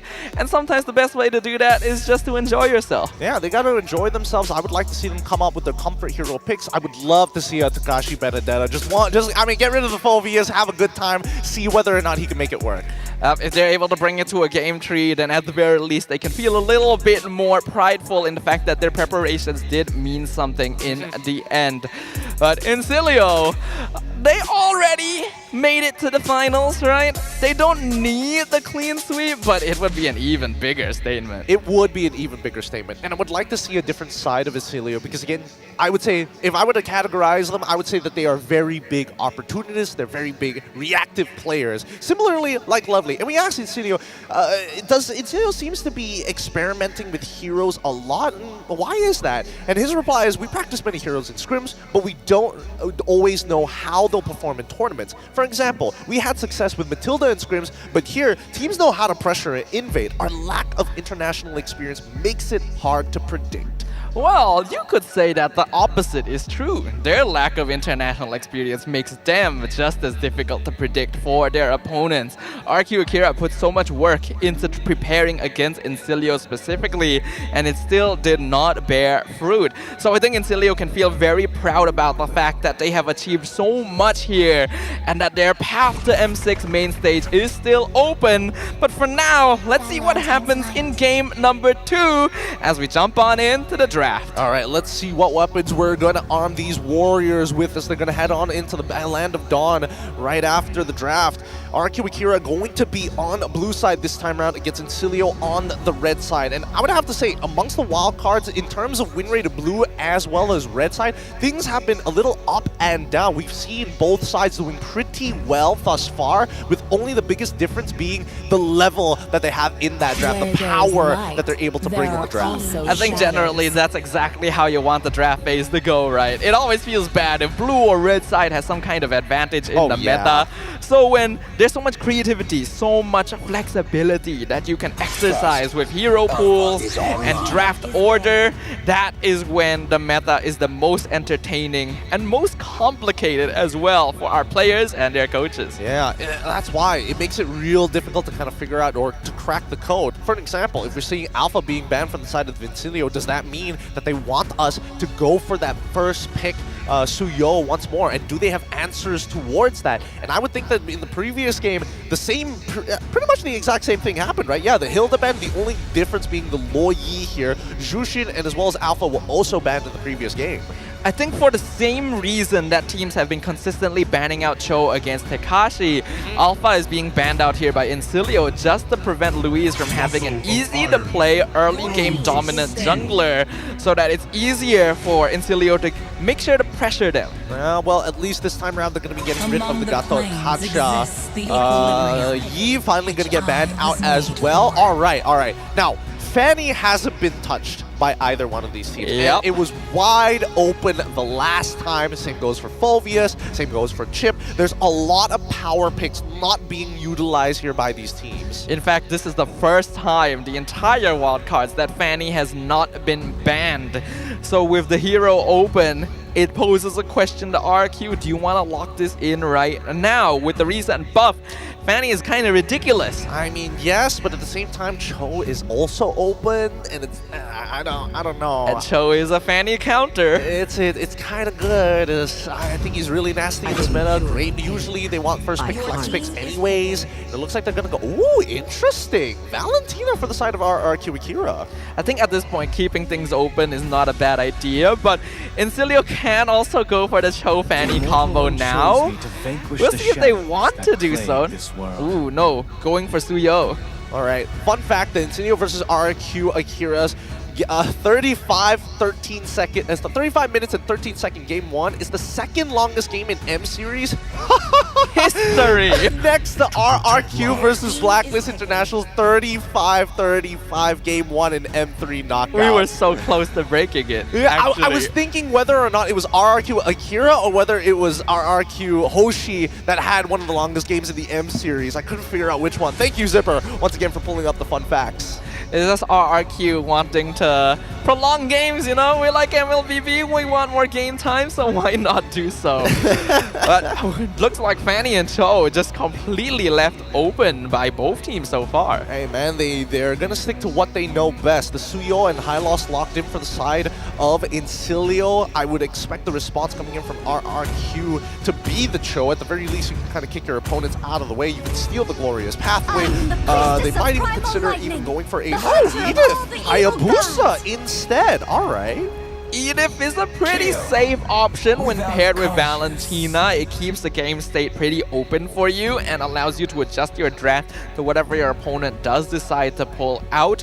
But the Hayabusa can be pretty risky. If Incilio goes for more tankier heroes or high mobility options, then no snowball means no effectiveness. Yeah, and I think there's two heroes come to mind, but I'm thinking about whether or not it's worth keeping the flex pick and high lot still hidden until the second phase here. I think that's the decision being made by the Incilio staff here with Reaper and as well as their coach discussing the options. Let's see, it looks like it is going to be the Lunox from Incilio. This is a hero that can be pretty effective against Hayabusa. Ogi Shadow Kill comes out, you just pop the Brilliance, and it does kind of deter the Harif pickup, but I'm not too sure if they needed to pick it so early. I guess they can still utilize it as a flex pick, right? As long as they have a concussive blast user as their support to walk around with this Lunox in the mid lane, I don't think it'll be that bad because it could be a hard read on Incilio's side to say that this Edith is almost definitely going into the EXP. True, true. Lunox has been played as more of a gold laner these days, but mid lane is still a possibility, especially since Incilio knows they can lose the next 2 games and not have to break a sweat at all. They do ban the Khalid to prevent a little of that early game harassment to keep the Suyo ahead of Hayabusa. I think that's totally fair. I think that's an okay ban. At the same time, Chip is still out in the open for both of these teams. Although, whether or not the Arlet should be a consideration for the side of RRQ Akira would be interesting though, because at this point it's about whether or not you have enough ways to kind of bypass the front line, if not disengage and look to counter-engage your opponent afterwards. So those are the 2 options that they have, either flanks or counter-engage. Yep, and those are the things that RRQ Akira has traditionally been quite good at doing. So I want to see a little bit more of that personality again. They ban out the Tigreal to make sure that Incilio cannot punish them if they do end up being grouped up. Okay. Get rid of the Tigreal. And if they're going to be leaning towards supports, they really want this Hylos to end up in the EXP. And I think that's totally fine because Takashi can still play the CC into it and still have a winning matchup. Not to mention that Cho is still wide out in the open. When we've seen him already, he's proven himself that he knows this matchup well. It's still a very solid option for both teams actually, as Hedif and Hylos are pretty flexible options right now. Neither team really revealing much in this draft, and that just makes it very difficult to predict what is going to happen. The chip is gone.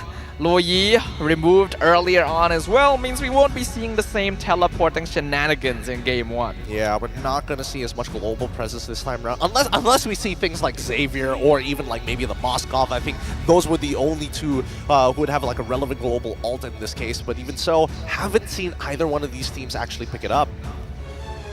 Yep. One final ban for the side of RRQ, Akira. What are they going to be the most worried about at this point? I think they're just thinking about the way that the support is going to influence this game, right? I think at this point, if you are in RRQ's position, do you even consider getting rid of the... Oh, okay, there we go. The Arlet finally gets banned out. Interesting options here. Yeah, getting rid of Arlet and Tigreal does mean RQ wants to basically group together, but there we go, there's the show. 100% pick ban, 75% win rate, and we still don't know which of them is going to be Roam and EXP with the Hylos. I think it's fine because now, at least for Takashi, he gets his hands on the Phoveus. Phoveus does pretty okay here, especially against the Cho. Even up against the Hylos, he has a very good laning phase as well. In terms of the support though, that means Edith would have to go into that sector. Is there any way to punish it? Is there a setup they can punish the mid lane? I don't think so here. Yeah, it should be pretty straightforward for RRQ. Let's see if they feel the same. The final 2 picks here for game number 2 from the side of RRQ. Akira going to be, I do hear the Jawhead actually, alongside the Wanwan. Huh. Jawhead Roam? Jawhead EXP? Jawhead Roam, right? Probably Jawhead Roam. EXP is possible, but a bit more of a pub game pick.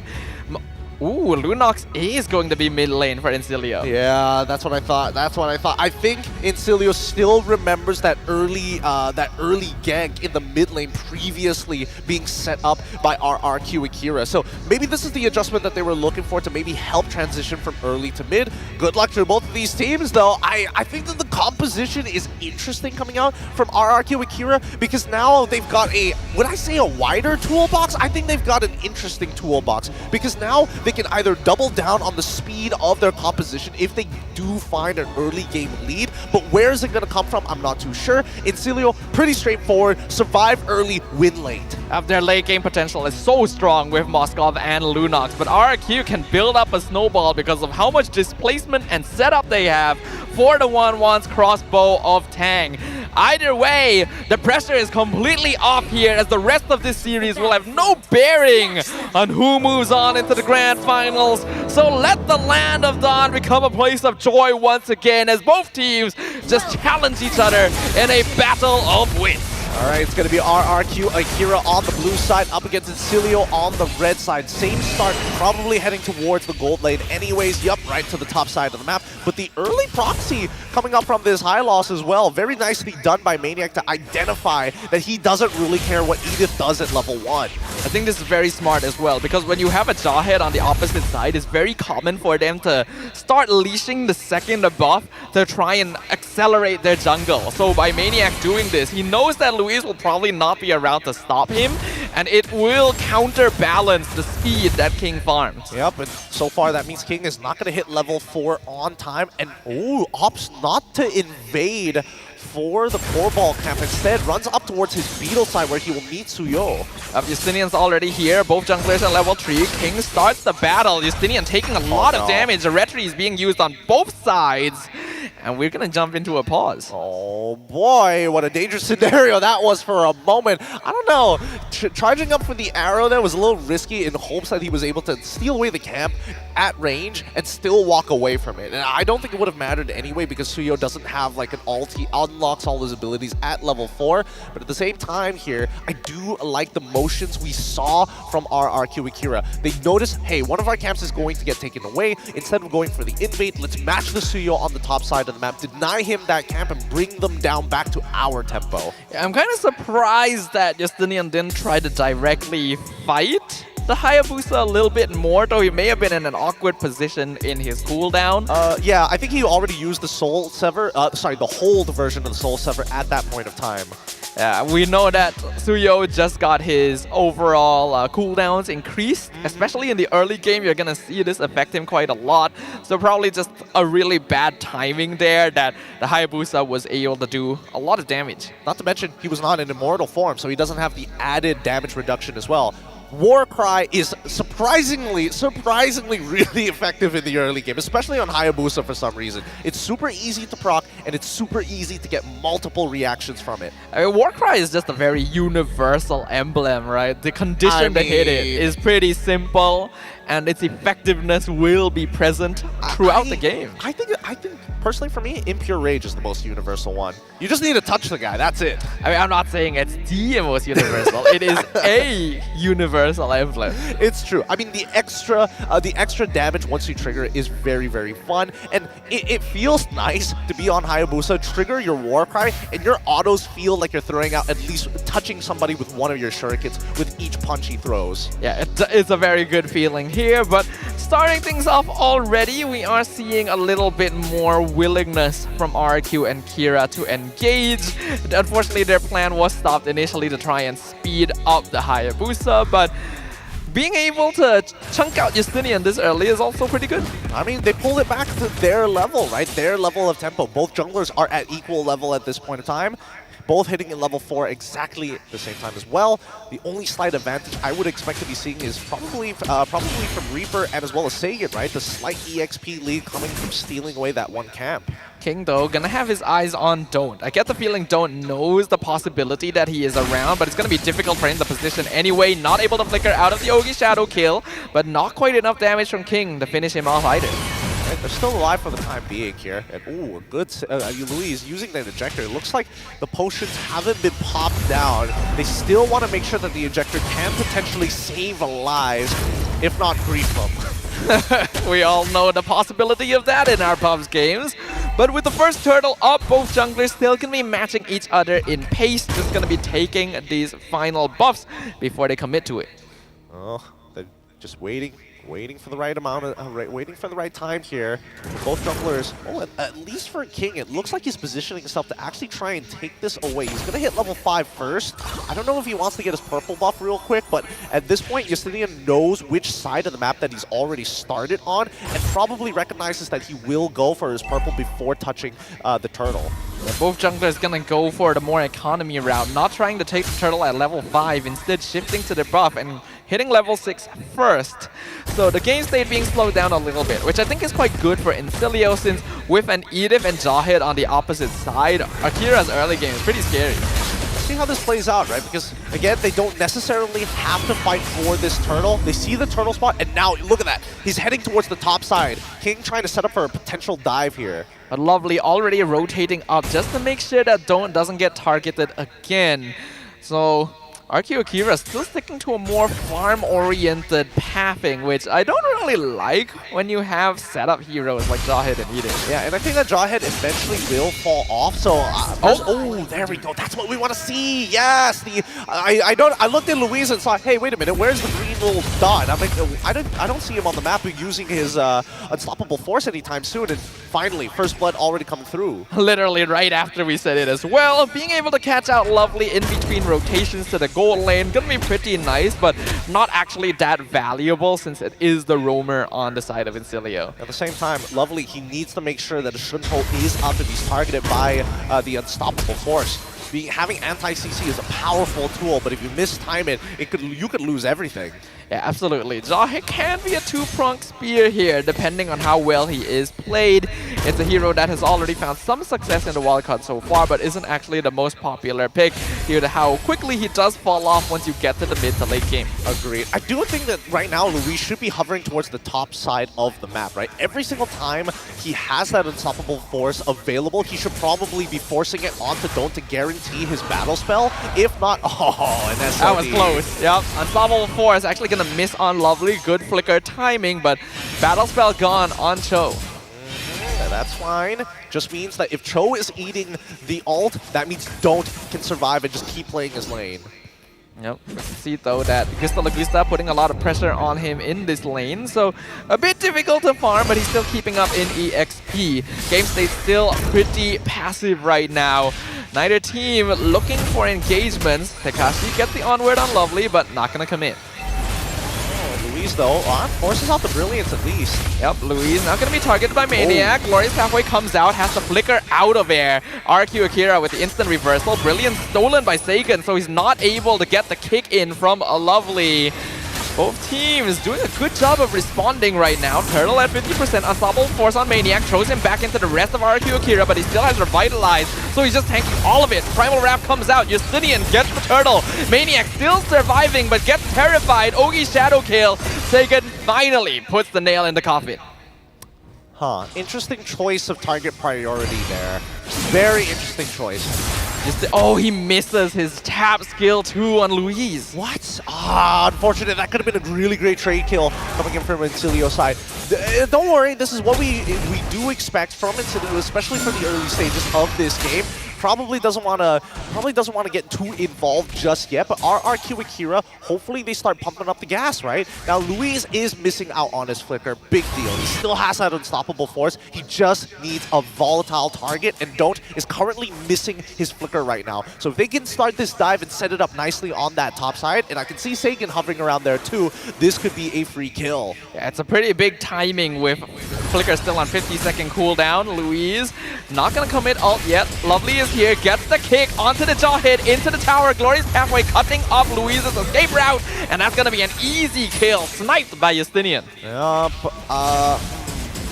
interesting. Louise unable to get his ult off in time, and Don't positioning very, very well. He did initially trigger the activation for the crossbow attack, but Gusta Gulugusta did not have any minions to work with, so going underneath that tower, he didn't want to take any shots, especially with potentially trading his life away later down the line. Yeah, but I'm surprised Louise didn't commit Unstoppable Force a little bit earlier. If he did, then Don't dashing into the bush wouldn't have actually mattered. Tekashi can avoid the way of the dragon by putting the onward Lovely behind him. Crossbow of Tank is available. Ejector gonna throw Maniac back towards Gustav. Pops the Revitalize, but he's not gonna be able to live for much longer. Here comes the Brilliance, just to zone him away. A beautiful flicker wave the dragon onto Tekashi, throws him back in, but Justinian has been picked off in the backline with the Ogi Shadow kill. Double kill for the Hayabusa, and Sagan picks up the killing spree on Reaper. And that's what you want to see from RQ Akira. The initial engagement seemed a little funky there, but Incilio tried to take advantage of the opportunity. Luckily, the reinforcements came in time to find this counter engage, and King specifically getting into that backline, utilizing the extra distance he can get from his quad shadows by using the wall of the turtle pit. These are all little micro mechanics you learn when you've played enough of a hero. But this is a kind of similar issue to game number 1, where RQ Akira did have more momentum in the early game. Especially with a draft like this, it is expected that they would be more comfortable taking team fights. Incilio still going to be focusing on scaling. I think as of right now, RQ Akira are making less mistakes. I think their target acquisition is a little funky at times, but the execution seems to be going well, right? A 3.4k for now. Let's see how long they maintain this. They're going to try and contest orange buff. Sagan makes his presence known, but Justinian still able to take it away. RQ, this is a much more balanced game state for them.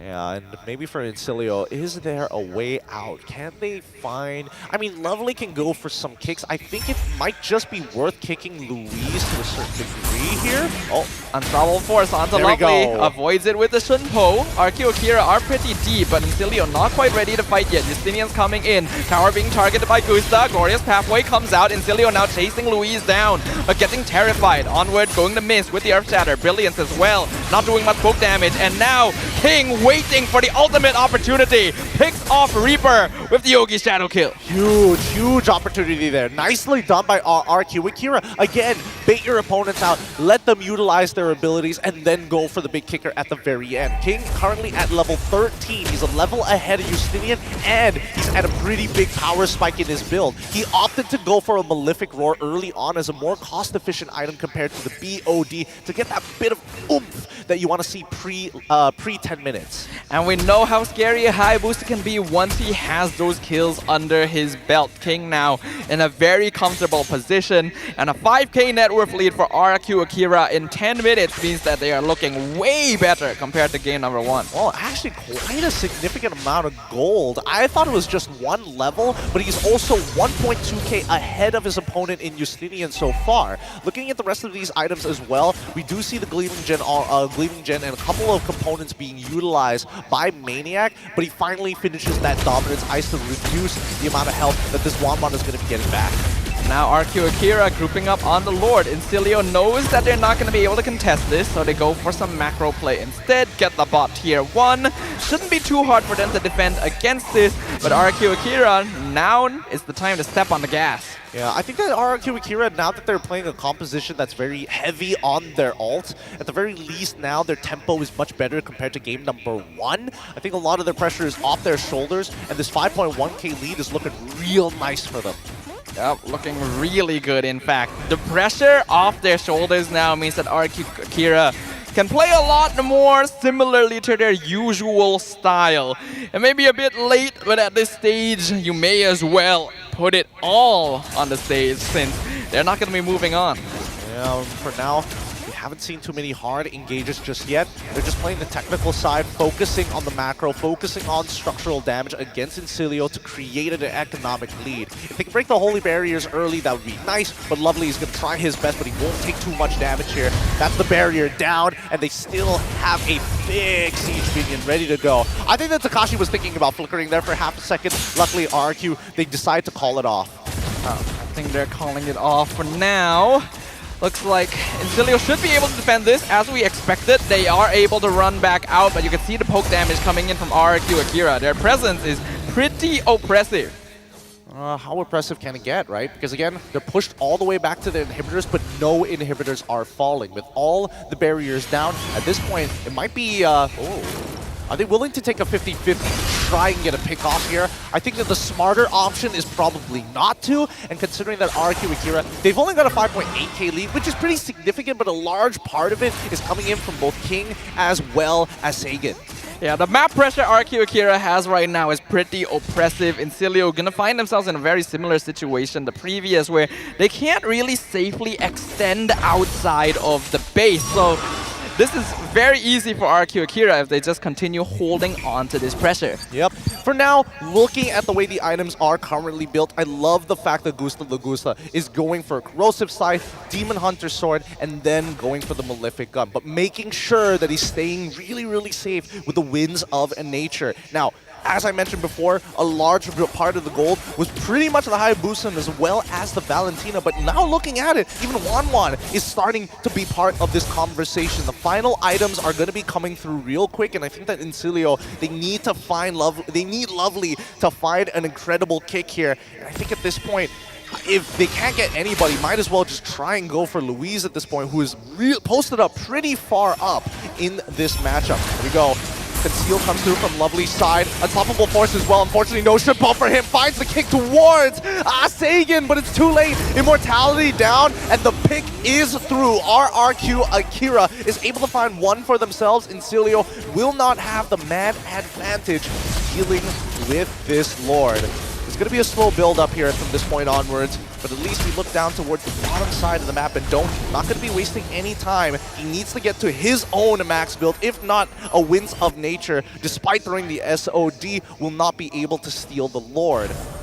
As we see this game progress, Windtalker already complete from Gusta Lagusta's side. RRQ Akira are slowly trying to choke out Incilio. Don't let them walk out of their base. Don't give them any jungle farm. Don't let them walk out further than the river. As long as RRQ Akira has drawn this tough line against the sand, Incilio probably will not make a play just yet. But that's an assumption here. For all we know, they could look to make a flicker play of their own. Lovely, in about 58 more seconds is when we expect to see this flicker actually pull through. But so far, we need full commitment. If he's, oh, here comes the play. The flicker from Louise, not gonna be successful though, as he gets caught out. Glorious pathway inside the base. Jawhead, gonna be the first one gone. Wind of Nature just purchased by Don't. Brilliance used by by the Lunox to make sure that the Ogi Shadow kill does not come out. They still have the Lord, it's Luminous, and it's going to go for the charge. They're guaranteed at least one inhibitor. Let's see if they get all three. Up, bottom inhib gone, mid inhib gone, and Cilio wants to hold on to this last one.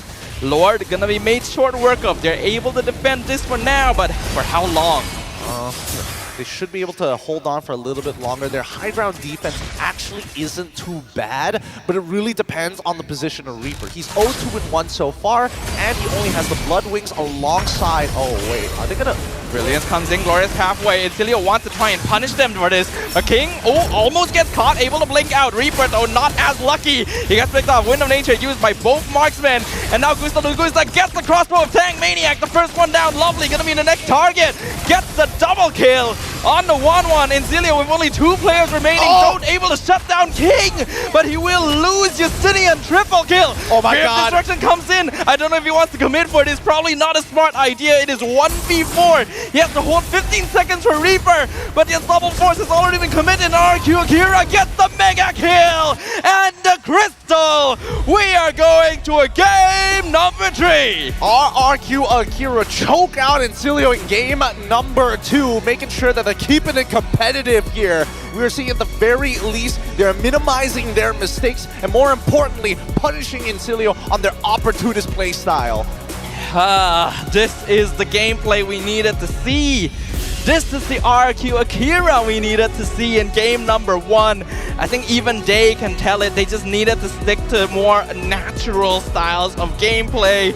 But now they will still have one more chance to maybe get just a little bit of revenge on Encilio. Just a little bit here. I like the way that this game was played. Very, very technical, but also the execution level needs to be extremely high. We've seen a lot of whiffs actually happen. Whether the Shunpo is not available, that's when you see the commitment coming in from Luis, and it goes vice versa. A flicker ejector coming in from Luis, and still just not enough distance with the Moscow pushing him back at the perfect time. So again, it really is starting to boil down to how these supports eventually take advantage of each other.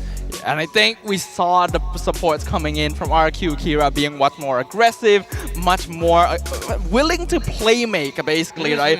Game number 1, they were so afraid, they were so rigid of trying to initiate. In this game, they have Jawhead, they have Edith. It's a lot easier for them to start fights, and when you combine that with an aggressive early game snowball jungler like the Hayabusa, it allows you to really punish Encilio for going for a greedy Moskov Lunox late game core.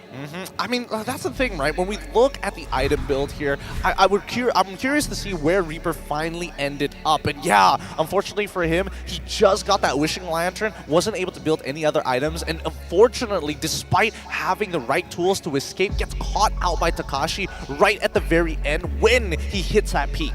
I mean, Takashi, we've always pointed this out. He wants these set up EXP laners. He wants to be able to start fights with them. The Cho, the Charizla, the Arlet, now the Edith. I'm kind of surprised we didn't see this hero from him a little bit earlier.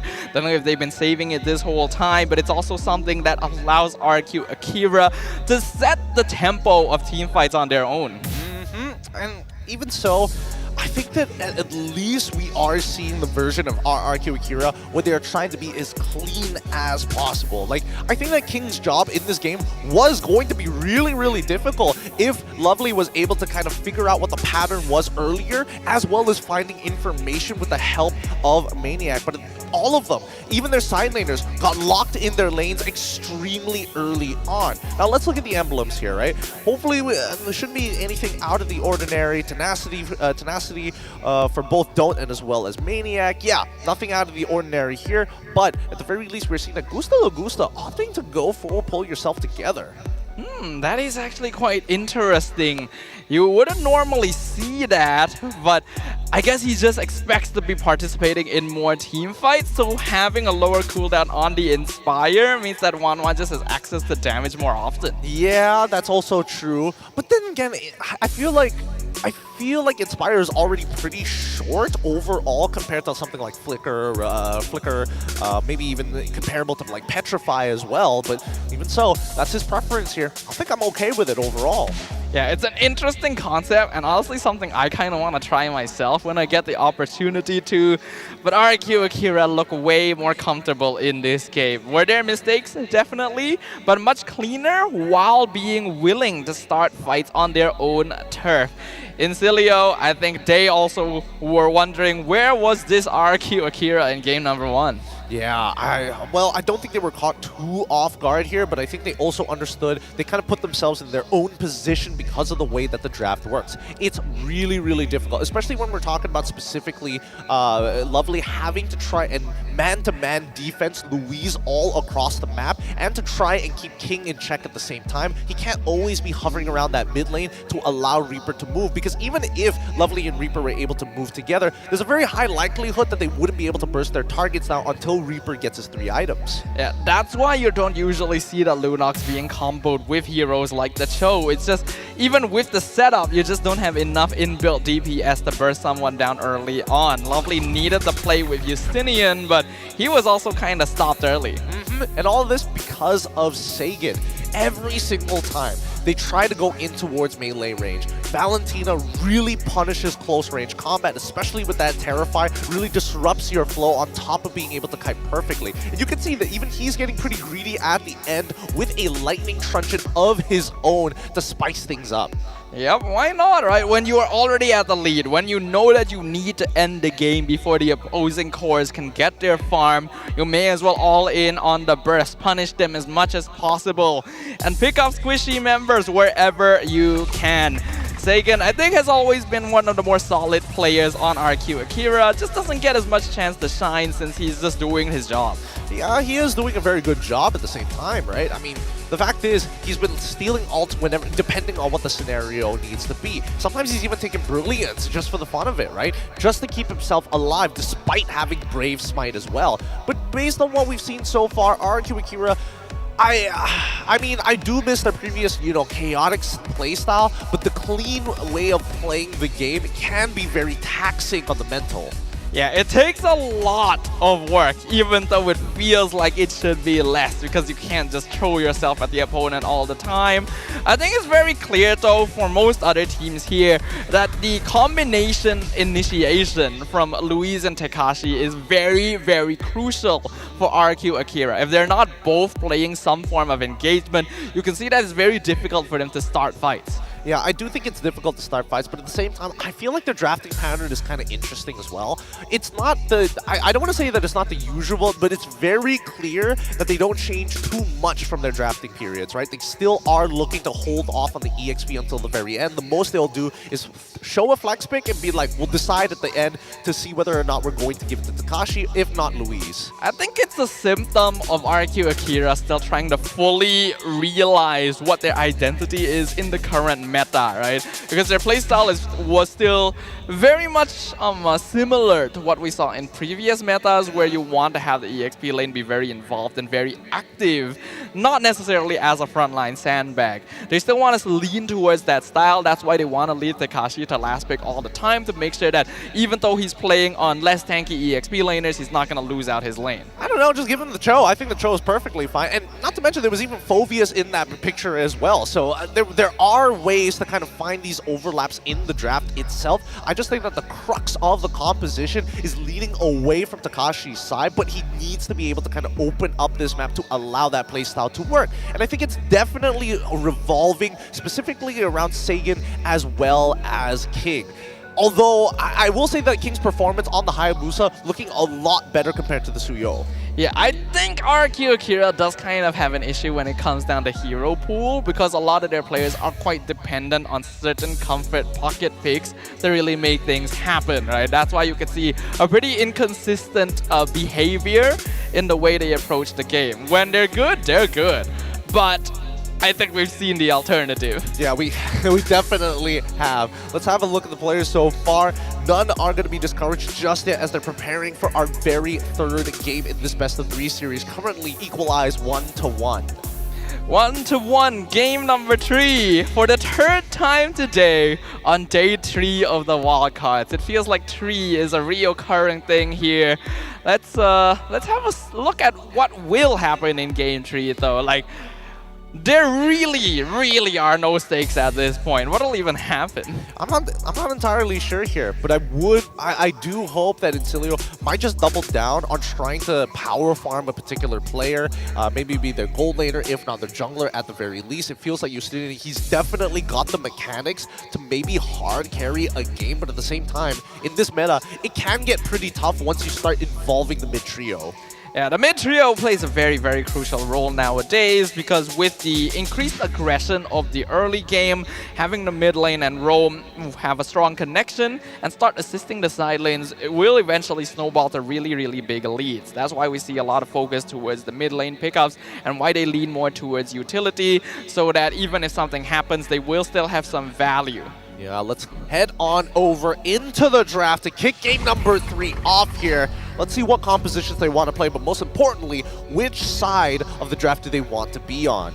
All right, let's see what it's going to be here. Ladies and gentlemen, game number 3, RQ Akira on the blue side, Incilio on the red side. Hilda and Lo Yi being banned out by RQ. And we're seeing the Jushin as well as the Yi from the side of Incilio as a response. Now, we expect Chip to get banned out in the second phase, not the first phase. At the very least, even Fanny wide out in the open, but both sides refused to use it. Yeah, I think after game 2, both teams have realized that their opponents actually don't really want the Fanny, so it has become a bit of a gentleman's agreement. But who knows, right? Maybe the surprise pick will come out at the end, since no matter what happens, the results are already set in stone. Yep. Let's look at what this final ban of the very first phase is going to be. Cabral is going to take the whole time here with the help of Sagan to ensure that they're planning ahead for what is to come. Looks like they're going to go with a Gatot ban this time around. They're going to stick to the exact same bans in game number 2. RQ Akira are probably most afraid of playing against straight up zone denial. This is a team that wants to always be the ones dictating the tempo of any team fight. They want to control how scattered it is. They want to determine who their target is. Things like the Eve real world manipulation or the Gatot avatar, the Guardian, are very effective ways of just disrupting that. Do you think they're going to start with the Valentina opener again from the side of RRQ Akira? Or do you think they're just going to lead into a flex pick? Honestly, I don't see why not, right? The Valentina is kind of flexible, just not in the role sort of sense, right? It keeps the draft very open. Yeah, she is the Swiss Army knife of the mid lane, right? Has a couple of bad matchups, but generally is decently useful in all compositions. Now, first pick going over to RQ Akira. Let's see whether it's going to be that Valentina early on. If not, maybe even a Cho early flex pick? Well, Incilio did finally let go of the Alpha as well. They banned out the Hayabusa instead, but it's not really first pick material. If we're gonna see it, it's gonna be in that second phase for RRQ. It is the Valentina start though. Valentina start for the side of RRQ Akira. Let's see how Incilio is going to play this, because again, whoever picks Suyo first, you are expecting Alpha to be on the opposite side, and considering that red side actually has that final pick, it makes sense for them to kind of just wait, avoid picking their jungler up first. They probably don't want the Edith because Valentina is on the other side. They could still look to get the Cho once again just to deny. And also, I think that Lovely was finding a couple of good angles. However, we need to see more proactiveness from Incilio if they want to abuse mechanics like that. Yeah, I think the top picks open are Cho and Hylos, but you also don't really want to pick them together because it reveals too much too early. I think going for Alpha is fine. And then the Aurora comes out from Incilio. Aurora this early on, especially when you're up against Valentina. I mean, the laning phase is going to be so much better for Aurora at this point in time, but you're giving Cho over to RRQ, who are happy to oblige. Both Louise and as well as Takashi can play it at a high level, and they're going to be locking in the Suyo despite Alpha being on the other side. Alright, RQ Akira once again leaning a bit more towards that early game, but there we go. Incilio stealing away the chip at the last second. RQ though actually don't have to be worried about this as much because, well, they have the Valentina. I mean, yes, the Valentina is great, but the annoying thing about Chip isn't just his ult. His passive, why That's walk? True. When you think, oh, I show up on the map for 2 seconds, the next thing you know, he's in my face on the opposite side of the map. That's when you start boiling up. That's true. Chip is even harder to keep track of compared to Lo Yi because he just always has access to a way of going to different parts of the map for free, and unless you scouted it out somehow, you just have no idea. Yeah, but it's too frustrating to deal with. I think if you want to I am confirm the that this priestess show of wants to go primal to the lightning, EXP, they the get rid of the hunter of all Khalid the here evil for the side of gods. Cabral. Coach G decides to get rid of both Hylos and as well as the Eden. That's kind of interesting. Why ban out the Eden this time round? Probably to deny Tekashi playmaking ability, rises though when I give the there's word. still plenty in that regard. I was thinking that Incilio could maybe go for the Khalid themselves in the EXP lane, but looks like RQ Akira not gonna allow that anyway. So let's see what Incilio will go for here. Are there any decent options? Fove is already banned, and that was probably one of the better ones. The Cho into the Khalid would have been so good as well. But at this point, you can see that they're really having a tough time to think about this. It might also be worth Incilio considering whether they want to deny the Arlet away from RQ Akira, since that would be a very good response to the chip ult, but to go for Tamers instead. I mean, they just want to make sure that they have pressure on the EXP side of the map, which I think is totally fine, right? I think teams who have no other options and are capable of playing Thamos and they need early pressure should do so. Now, all right, Benedetta gets locked in for the side of RRQ Akira. I think this is totally fine. What's this last pick? Harith as well. All right, so at least we're going to see a signature coming up from Tekashi. This is very formless from RQ Akira, which is their classic style. And you did literally say earlier in this series you wanted to see Tekashi's Benedetta. So yeah, since there's no stakes on the table, why not pull it out and have some fun? I'm down for it. I'm all down for it, at least at level 1. At level 1 is where it's going to be the most scary. Level 2, at least you have eye for an eye to get out of there. But now we see that the Wan gets locked in from Incilio. Great response to the Benedetta. You're up against the Harith, which can be a little difficult because Harith will eventually outscale you to tap you even. But even so, hopefully the laning phase goes well and maybe the Inspire could give the advantage over that Incilio is looking for. But you typically also want to combo 1-1 with something that has a really long-term lockdown like Cho or Edith, and they don't really have that this game. They're very reliant on Aurora keeping people in place. So that could be difficult. It could be difficult, but don't forget, even Chip has a mini stun. He has a knock-up as well. Let's not forget about Alpha too when he uses the Spirit of Alpha to sweep people, all of which can combo to maybe get 1-1. The opportunity she needs to activate the crossbow of Tang. Well, that is true, Gideon. I'm very excited to see what's going to happen here because this is the epitome of a show match here. RQ Akira versus Incilio in their final game here at the Land of Dawn. Let's see who comes out on top in the end. All right, it's going to be the same start here. RQ Akira are going to be starting on their orange buff on the blue side of the map. Incilio's Justinian going to be starting on the purple buff on the red side of the map. They're going to be ending up towards the gold side as expected here, but now without the Jawhead, the curious thing is, are they going to keep up with the same pathway? Is it going to be a double buff into an instant invade for Justinian, or is it going to be a full clear? Well, it's a little bit more difficult to do that when you have something like a Chip. Yes, he can be on the map at any time, but he doesn't have the same amount of annoying pressure that something like Matilda would have. So Tekashi doing a great job of trading against Maniac so far. Oh no, he was doing so well until the very end where he got hit by the empowered auto. Oh, sorry, not the empowered auto, but the molten explosion there. But at this point, looking towards the top side, I'm specifically looking at Lovely. You don't know when he's going to gank. And speaking of, he ganks right now. Does a great deal of damage with that concussive blast, already forcing the recall. And Blaze Surge not lucky enough to land on him. Okay, he still has access to his Don't Walk here, so he's looking for critical moments. He could be potentially set up a dive on the bottom side of the map. And Louise just making sure great coverage here from RRQ Akira. Already some harassment towards Sagan as well to unlock Reaper from the lane and start rotating down. So the Litho will scout them out. Blade Surge going to miss.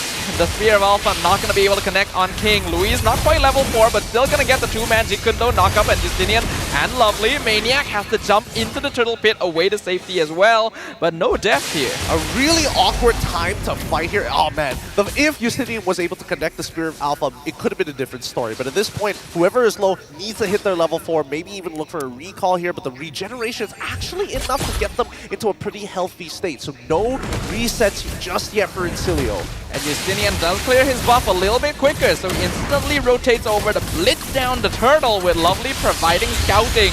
Louise will catch it out, but it's a bit too late to respond, so the first objective goes to Incilio. Yeah, but totally okay here. Lovely has his ult, quickly heads on up to the top side of the map. He knows Gusta Lagusta doesn't have Flicker. Lovely wants to go for it, has his ultimate, but not gonna full commit. Gusta Lagusta is actually far away enough in his lane that he's pretty safe.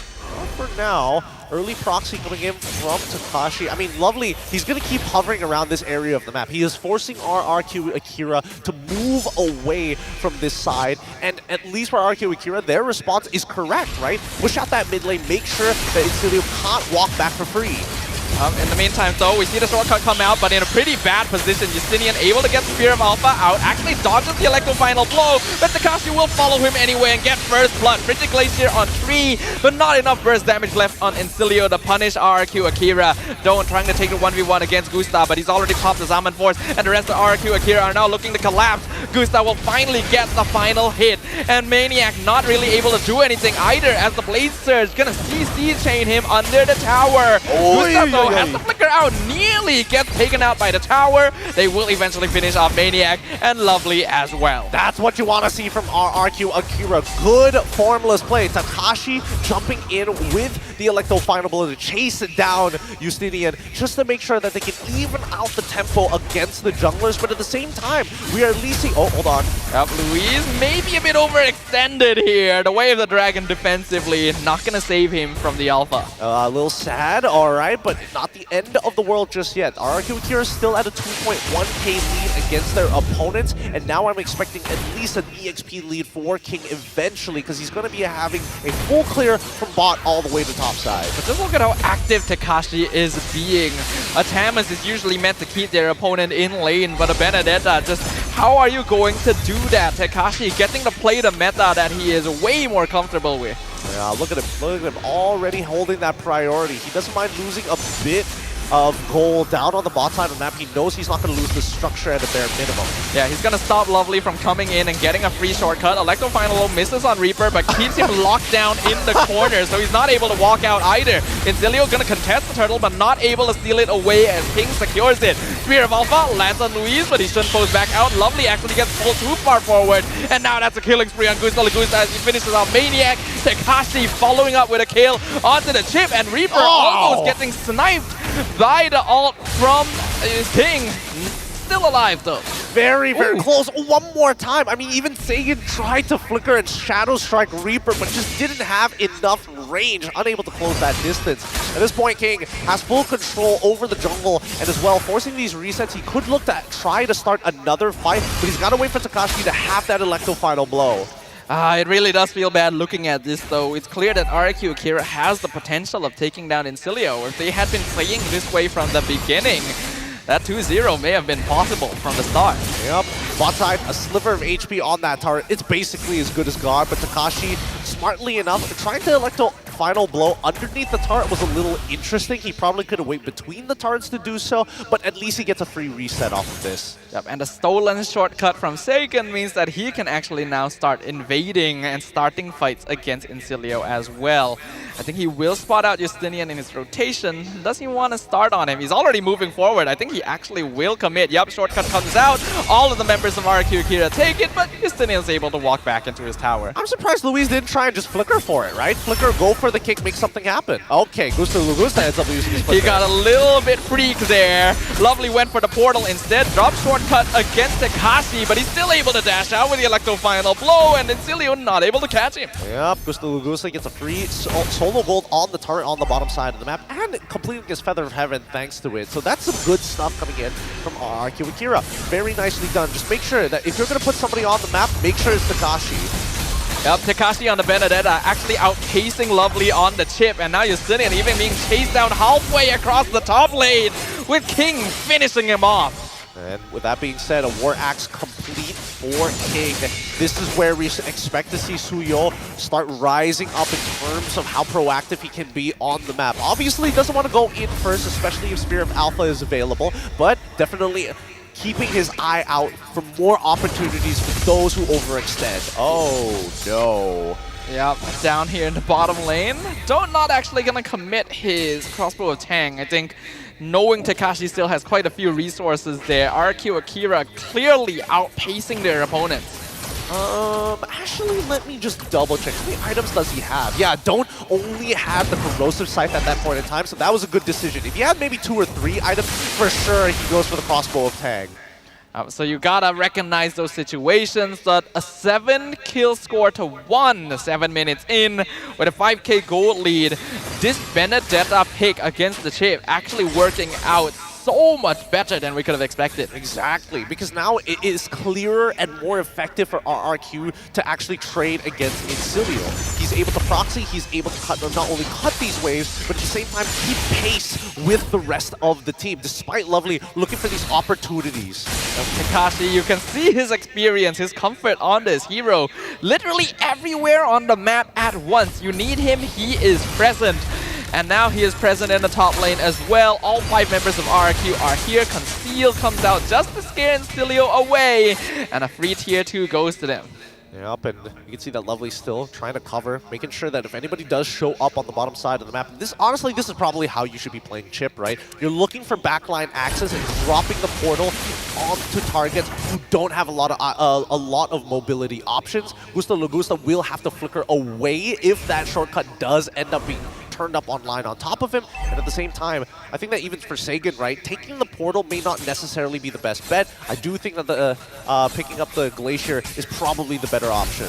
It just gives you a lot more teamfight control, especially when we have to highlight again that Incilio doesn't really have the best ways of engaging, right? With the Tamas on the EXP lane versus... Oh, hold on, shortcut comes out. The flicker from Gusta into the Lord Pit, but he gets caught with the Spear of Alpha. But now, Bridget Glacier on 2 members of Incilio instead. Vengeance comes out from Maniac, keeping him alive. He's sitting on 10% HP. He's able to jump back and engage on Louise, but King catches out Zone on the bottom side of the map, and it's gonna be Reaper who steals the Lord away. Oh no.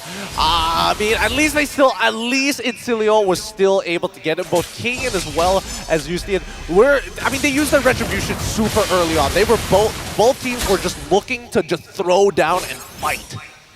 In this case, though, Incilio was able to prolong the game just a little bit longer. The fact that all the resources were used by RQ Akira and their targets were still alive at the end is what allowed them to regain control.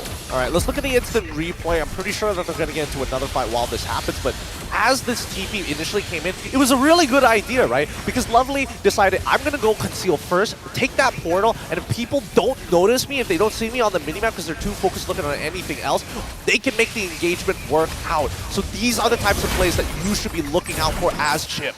Yeah, the fact they were able to get Gustav first in that fight as well was huge because it meant that RQ Akira just didn't have enough consistent DPS after that. And again, another conceal play comes out on the top lane, finding King, trying to go for the split push. So that means Maniac is by himself. Reaper will be here to back him up, but is it enough damage? Sega dropping really low. Zaman Force comes out from Gusta. Maniac just gonna try to commit to the fight to stay in it as long as possible, but Don't is just blown up instantly, and the passive on Reaper gone. Triple kill for Gusta Lagusta. Gusta Lagusta is able to find the angle in, but at the same time, Tekashi is actually doing pretty significant damage. I'm looking at his item build right now, and it looks like he's got Thunderbelt into Blade Armor into Fury Hammer. I wonder what that Fury Hammer is going to eventually turn into. Not sure if it's going to be the Sea Halberd or it's going to be the Hunter's Strike. I hope it's the Hunter's Strike, though. Yeah, that would be really nice. Just add even more mobility on this hero to a team that doesn't have enough reliable lockdown. Incilio finding it very difficult to outpace Tekashi. Even Don't on the 1-1, which was specifically picked up to try and match mobility. Not able to do much. And now Conceal in the mid lane. Not sure if that's the right choice. Reaper comes in. Frigid Glacier misses as Tekashi commits the Electro Final Blow. Chases Incilio back into their half of the map. I mean, there was an okay engage at this point. They can still wait it out, but time the Lord comes back up, I think Lovely should be a couple of seconds off from getting into that portal back up. Sorry, the shortcut back up again. Don't trying to get the crossbow tank on Takashi, but he's already taken too much poke. He has to run away, even using the Inspire in that engagement. So he's not going to have that for the next minute. Now, Brute Force Breastplate, that's the third item from Justinian, already complete. He wanted to go for it earlier, but had to just take the Winter Crown first, just in case he gets engaged on really hard by his opponent. Now that he's got these 4 items, I think now they have a dedicated way to get into these fights, to start it off with the Spear of Alpha and still maintain his health if he's too deep. Yeah, it should be a bit more comfortable for Incilio to fight now, but a 4K net worth lead at this stage is still nothing to scoff at. Yeah, they're not going to try and contest the Lord. They're going to go for macro play instead and continue trying to give Doan space on the map. As they continue to trade against each other, Incilio know that they should be able to make it to the 42k mark. However, their biggest issue is going to be high ground. Only Reaper is going to be the effective high ground defender. Everybody else has to put themselves in some form of danger if they want to interact with the wave. And RQ Akira knows this. The Electro Final Blow can be used in a similar way to Gloria's Pathway to just split up the map and segregate frontliners from the rest of Incilio. And speaking of, Maniac taking half his damage already. Lord crashing in mid lane. Inhibitor should fall straight away to Gusta Lagusta. Don't also on half HP, has to back off the regen. We're gonna see Justinian pull the Lord away to make sure it doesn't crash onto the Crystal, but RQ Akira still sticking around, looking for an opening while setting up timing for Takashi to maybe get a split push in. Minion wave, unfortunately not here though. Incilio still gonna be able to hold against this next minion wave as well, so they'll live for now. Yeah, but as the next waves are starting to come on in, let's see. Are they going to go to the bottom one or the top one? Oh! RQ still looking for the engage, potentially. Takashi with the Electro Final Blow splits the fight in half. Maniac is segregated, but not quite enough for RQ to engage on, so they'll immediately back it off. A Flicker Frigid Glacier finds one, that's King! Maniac finishes him off. Alright, at least Maniac was able to finish him off. The Hailstorm ends up just being a little off-keter.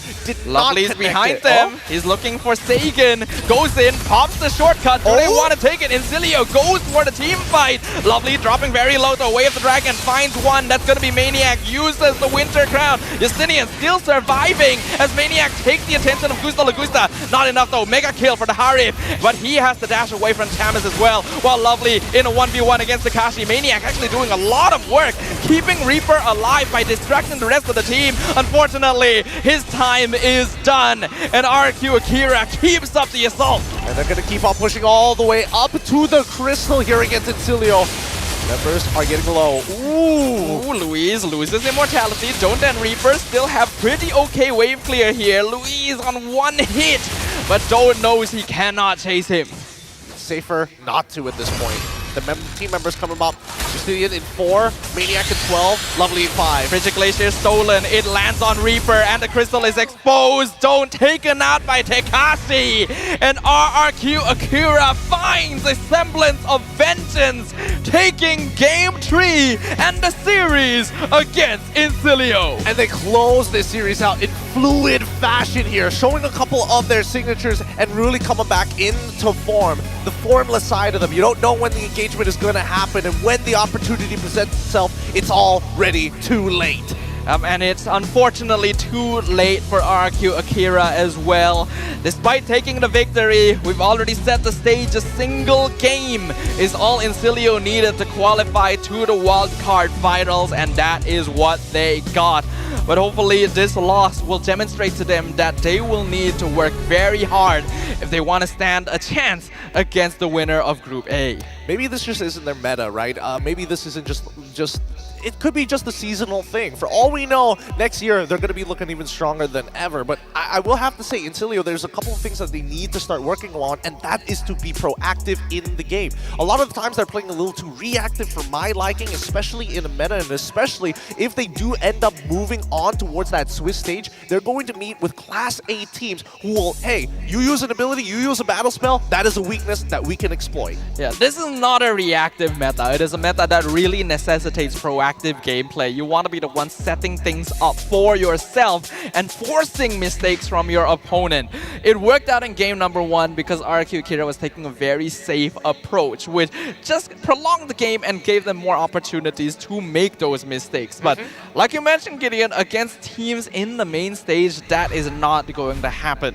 Well, I mean, let's look at the item build so far, and I think, you know, pretty standard all across the board. Gusta Lagusa is totally fine with his item build. Luis opting to go for an anti-cuirass. It makes sense, right? There's a lot of physical damage coming in from the side of Incilio. I mean, obviously true damage as well, but for the physical side of things, it has a wide coverage already. But then we look over at Sagan. He's been consistently farming throughout this game, despite it only being 15 minutes, having 4 items already complete, inclusive of the Enchanted Talisman, which is useful for a lot of cases, especially when it comes down to Valentina, who would rather be able to spam her spells in comparison to dealing big damage. Yeah, I think RQ Akira can really say that they were outpacing Incilio in this case. I personally wasn't a big fan of the Tama's pickup in this particular situation as well, especially if they were already considering 1-1 at that point, because I don't feel like he contributes quite enough to the rest of the game. I think bringing the meta back to more of a 1v1 style EXP laner is exactly what Tekashi wanted too. Oh, absolutely. And I think, you know, this is the one time I'm going to forgive Tekashi for playing Benedetta in the full tank build. Wait, actually, no, he doesn't even opt to go for the full tank build this time round, right? Because he still has adaptive attack and also Festival of Blood, which is to be expected on top of the Concussive Blast. But I'll forgive him this time because he's up against a Thamus taking the Revitalize. Personally, for me, I would have preferred the Petrify. I think that Don't would probably have a much harder time in this game had he did, but taking this Revitalize keeps him alive early on and is still capable of actually helping backline divers like King, maybe even Sagan if he goes to try and make a play. It allows him to be a lot more aggressive. So while he is not necessarily setting up as well for the team, it lets him be more of a presence on the map, which I think is what RRQ Akira wanted from him as well, since they know that there is a chip on the opposite side, right? Having a Revitalize to keep your Benedetta around for as long as possible is a little bit more valuable to them. Yeah. Now keep in mind, just because you have chip doesn't necessarily mean it's a free win. You have to be proactive on this map. You need to be able to utilize that shortcut, the don't walk a majority of the game to create small advantages in the lane. Previously, we saw Gusta Lagusa losing out on his flicker. I was expecting Incilio to really double down on that damage because, again, if Gusta Lagusa fails to scale in time, this Wanwan is basically allowed to do whatever she wants. The only raw CC she's worried about is the Way of the Dragon coming in from Louise. And Don't, unfortunately, just kind of pulled a bit of a short end here because Tekashi was unlocked so early on from his lane that he was often dueling him instead of the slower frontliners that he'd want to target. Yeah, and which is why he went straight for the Blade Armor as his second item, if I'm not mistaken. I believe so. He went for Thunderbelt, then he went for Fury Hammer, and then he just left the Fury Hammer as the component for the extra damage and picked up the Blade Armor just to make sure, oh, auto attack me all you like, Don't. It's not going to matter until you get the Malefic Gun or a Malefic Roar. Tekashi was assigned to keep an eye on Don't for the entire game, but he also went above and beyond and did everyone else's job on the map at the same time.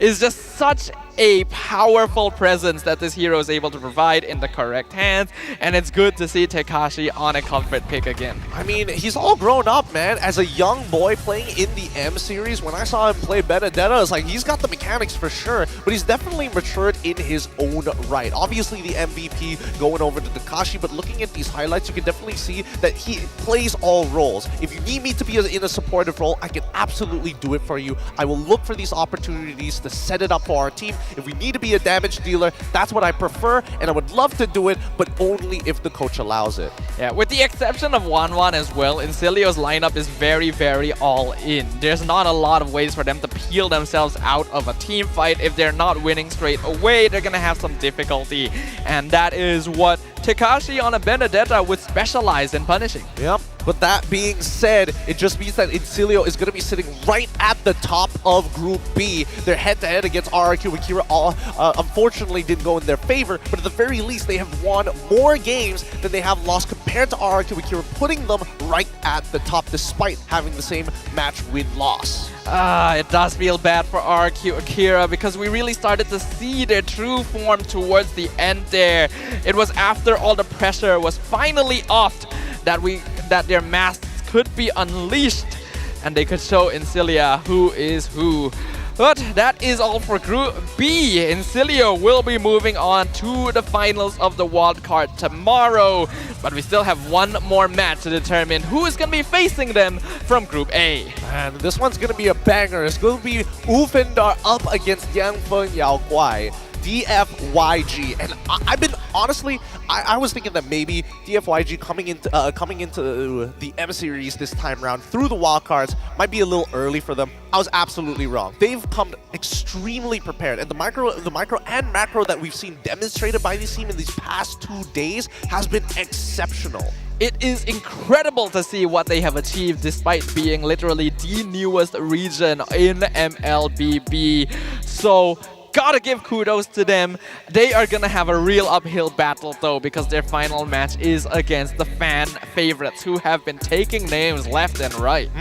I mean, Ulfindar is not going to be an easy opponent here. So far, they've maxed out their stats. Chemistry, they're looking to be the best. Mechanics-wise, they're looking to be the best. Drafting-wise, has been a really powerful tool they've been utilizing throughout the wildcards, and I think that's what's been giving them an extra edge most of the time. But honestly, Gideon, after that series, game 135 minutes, I'm feeling particularly exhausted. So I'm really glad that we have these really, really comfortable, ergonomic chairs designed to keep us at the top of our game. The Secret Lab Titan Evo, designed to adapt to different postures across various activities. So not only is it great for PC gaming, you can enjoy proper ergonomic support while mobile gaming as well. So treat yourself to the same match-winning comfort enjoyed by the best MLBB teams and us as well. Yeah, guys, keep in mind, these pillows are made out of memory foam. I can talk about this chair all day. This is the Titan variant, which is, I'm a tall boy. I'm 181 cm, and I have a wide wingspan on my shoulders. Look at it, perfectly encapsulates me in this chair compared to my Omega at home. So get yourself a Titan today. It's really good. The pillow is really incredibly soft, actually. Like, it's memory foam, and you can also get an ergonomic pillow as well for your back on top of the lumbar support, which you can adjust from the chair. I know way too much about this product. I am guilty. I am guilty of being a Secret Lab fanboy. Yeah, I don't blame you. You know, I really don't. You know what? I'll go ahead and let you tell the peeps about the M6 ticket sales while I go ahead and... Don't worry. I got you covered. You guys want to check out the Secret Lab? Maybe come on down and purchase some tickets because you can grab it right now and you'll get to witness 16 of the world's best teams clashing it out on day 1 and day 2 of the Swiss stage. And let me tell you, the Swiss stage is going to be crazy. A whole bunch of best of ones happening, and you get to see every one of those teams duke it out. It's so worth what coming. This doesn't quite work with headphones on. No. It's really for the back of your head more than it is the side of your head. I'll enjoy it later. At the end of the day, because we still got one more match, don't we, Gideon? It's gonna be a banger too. Yes, this is the one that we've been waiting for, and honestly, it would be the biggest statement if DFYG is able to take down the favorites of Group A in Ulf. So maybe there's a couple of things that could go wrong for Ulf, and hopefully it really is going to be a battle of wits between the coaches, because again, they are coached by Sasa alongside Long. It's like the greatest uphill battle that you could ever expect because fan favorites of the wildcards, undefeated so far, multi-time M series participants, up against a team that is making their international appearance for the first time.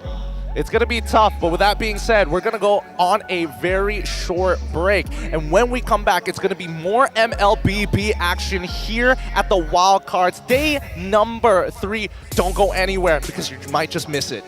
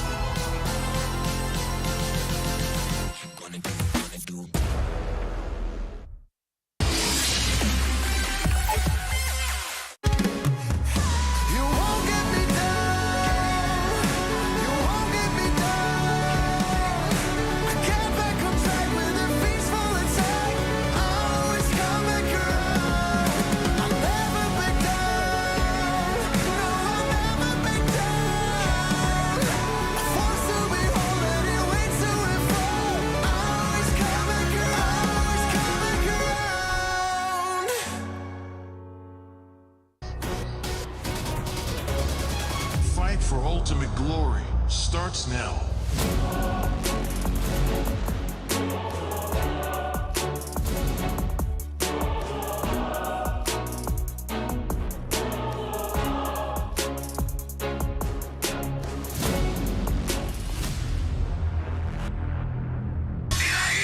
Mobile Legend M6 スイスウォッチ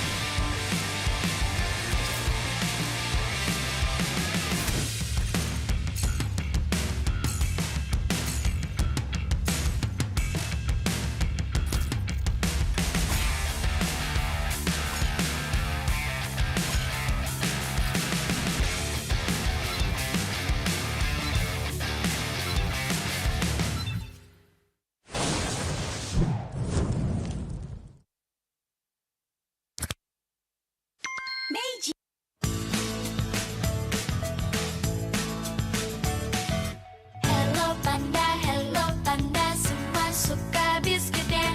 Biskuitnya enak, isinya lezat, rasa coklat dan strawberry. Hello Panda, semua suka biskuitnya. Biskuitnya enak, isinya lezat, rasa coklat dan strawberry. Hello Panda, biskuit isi yang enak.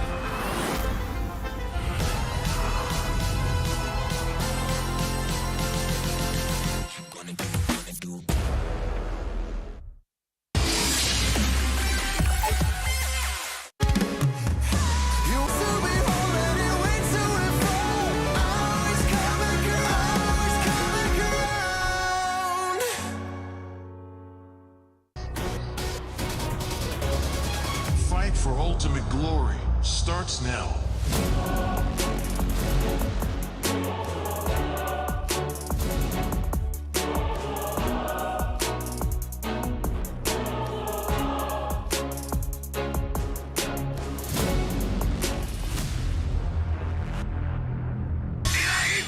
Mobile Legend M6 スイスウォッチ 「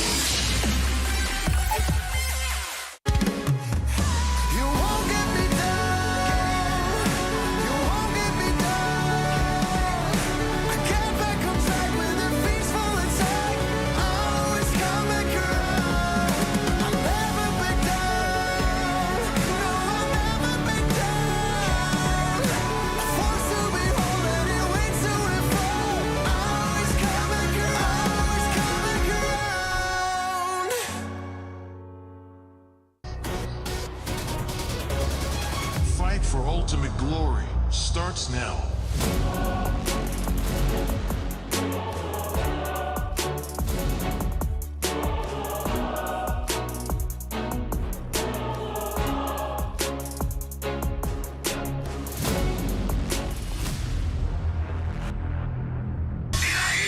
Mobile Legend M6 スイスウォッチ 「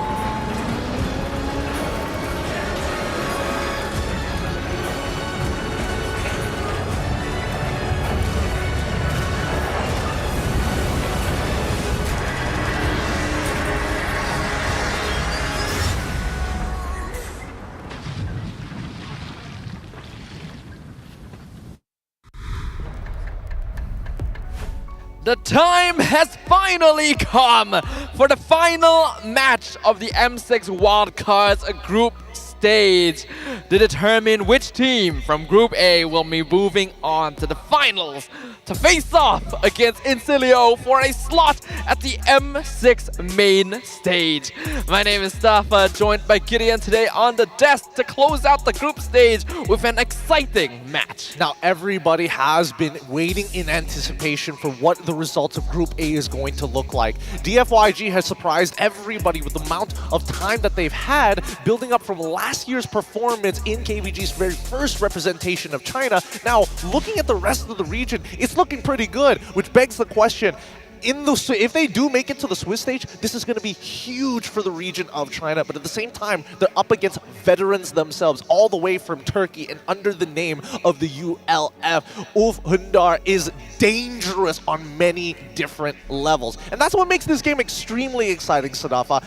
I'm guessing that it might just be a 2-1. I'm just not entirely sure which direction. I'm leaning more into the ULF, but considering how DFYG has been playing through the group stages, they have a chance. I think most fans have continued sticking with the favorites that they already expected to move on from the entire wildcards, Ulfhednar, from the start of the competition. But DFYG is definitely one of those teams that has surprised us quite a bit so far in these 3 days of the wildcard, having shown incredible improvement from the region of China despite being one of the newest to join the MLBB ecosystem. But against veterans, it's gonna be up to them to see how well they will perform. Yeah, really it boils down to how much preparation has gone into this particular game, and I think, you know, it's a long building process for them considering their history. Similarly to Qiddiya. Qiddiya Gaming and Esports District unites gamers, communities, and fans across all genres and walks of life. I'm super excited to see Qiddiya's Gaming and Esports District because it is just such a cool concept. I think it's something that all of us gamers have always dreamed of having and experiencing. I hope that I get the chance to experience it one day, but you guys can definitely go and check them out at Qiddiya Gaming to show some support for all your fellow gamers. Now, let's bring back to the upcoming matchup here because I feel like the big difference maker, especially for DFYG, is going to be the draft. They've shown very distinct playstyles of which they perform a lot better on compared to others. A lot of it being around pick-off compositions with the help of a high-burst jungler. Yeah, but I do also feel like DFYG has shown us that they are capable of being a little bit more flexible with their gameplay style. They're not entirely fixed to a specific approach in the Land of Dawn, and that gives them a little bit more flexibility in determining what kind of draft they can bring to counter against Ulfhednar. But Ulfhednar themselves are a very powerful opponent. They have been uncontested just in performance alone. Absolutely. I mean, they haven't dropped a single match so far in their previous best of 3 series, and DFYG unfortunately dropping a singular game to GK Esports prior to this, but so far they've just been looking better and better with each passing day. Today is going to be the true test whether or not they can try to go for a 2-1 or even a 2-0, which would be the biggest statement in the world here for the wildcards. And for those of you who might just be joining us now, the winner of Group B, the team that will move on to the finals there, has already been determined, and it was Incilio, who in an unexpected twist was able to take the one game from RQ Akira they needed to steal the slot away from an M-Series veteran. Will a similar pattern happen to Ulfhednar, or will it be a retelling of Destiny? It'd be a crazy storyline if DFYG is able to get that 2-0 and honestly fill in the tagline of M6 greater than ever, because it's really just following suit to how the rest of the world's champions, previous reigning champions, are getting knocked down as the next generation of players is catching up to the former. Yeah, there's so many new names among the teams that have made it to the M6 main stage automatically this time around, with a lot of prior M-Series mainstays and veterans and favorites across the globe not being able to find their spot in the World Championship. So it's definitely a new era, something that's really exciting to keep an eye on, and we still got one more slot for one of these teams to join them. Now, the exciting thing is whether or not these teams are going to be able to bring out their best gameplay. But with that being said, let's look at the quote specifically from LaFell, Arcasa, and Sasa. LaFell mentioned that I love DFYG's playstyle. It's different from ID, PH, and MY. The most iconic game is when Cho and Moskov actively scouted the enemy to control the map. They're disciplined like PH teams, but while PH teams focus on winning objectives, DFYG tracks the enemy jungler and disrupts them from taking objectives. But I'm not sure if this playstyle comes from the players or from the coaches. And we also got a quote from Coach Sasa of DFYG at the same time, where he said, I do my part as a coach to guide them with everything I know, but I also have to credit the players. They've taken inspiration from other mobile games, so I think it is a combination of different styles. I do agree with both of them that from LaFell's perspective, the way that DFYG plays, I wouldn't say it is the most outlandish, super creative even. However, it's extremely effective when they are utilizing abilities, especially on their downtime, to find this information. Honestly, let's just look at these highlights and you would see straight away, right? Because as Pishu and as well as Long are able to kind of not really control the fights, but they can anticipate the next motions being thrown at them from their opponents.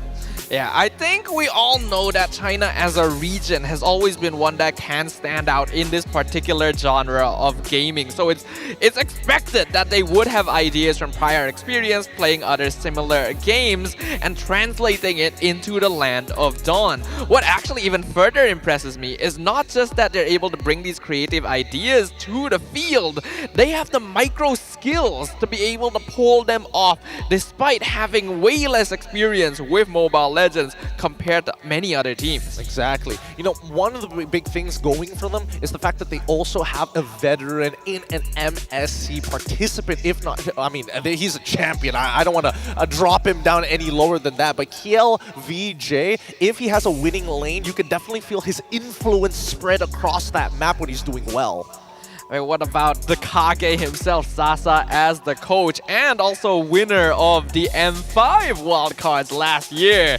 That's pretty valuable. But let's talk a little bit about Ulfhednar as well. Specifically, what can DFYG do to disrupt them? Well, I think a lot of it really boils down to how the draft is going to be played. Because if you were to define Ulfhendar's overall playstyle, I think, again, they're extremely flexible, right? They're especially good when it comes down to these team fights. However, we are seeing some growth in this team with the proactiveness. However, it comes at a cost. They need information, right? They need to figure out patterns of how their opponents play first, and then they intercept them before it becomes a problem.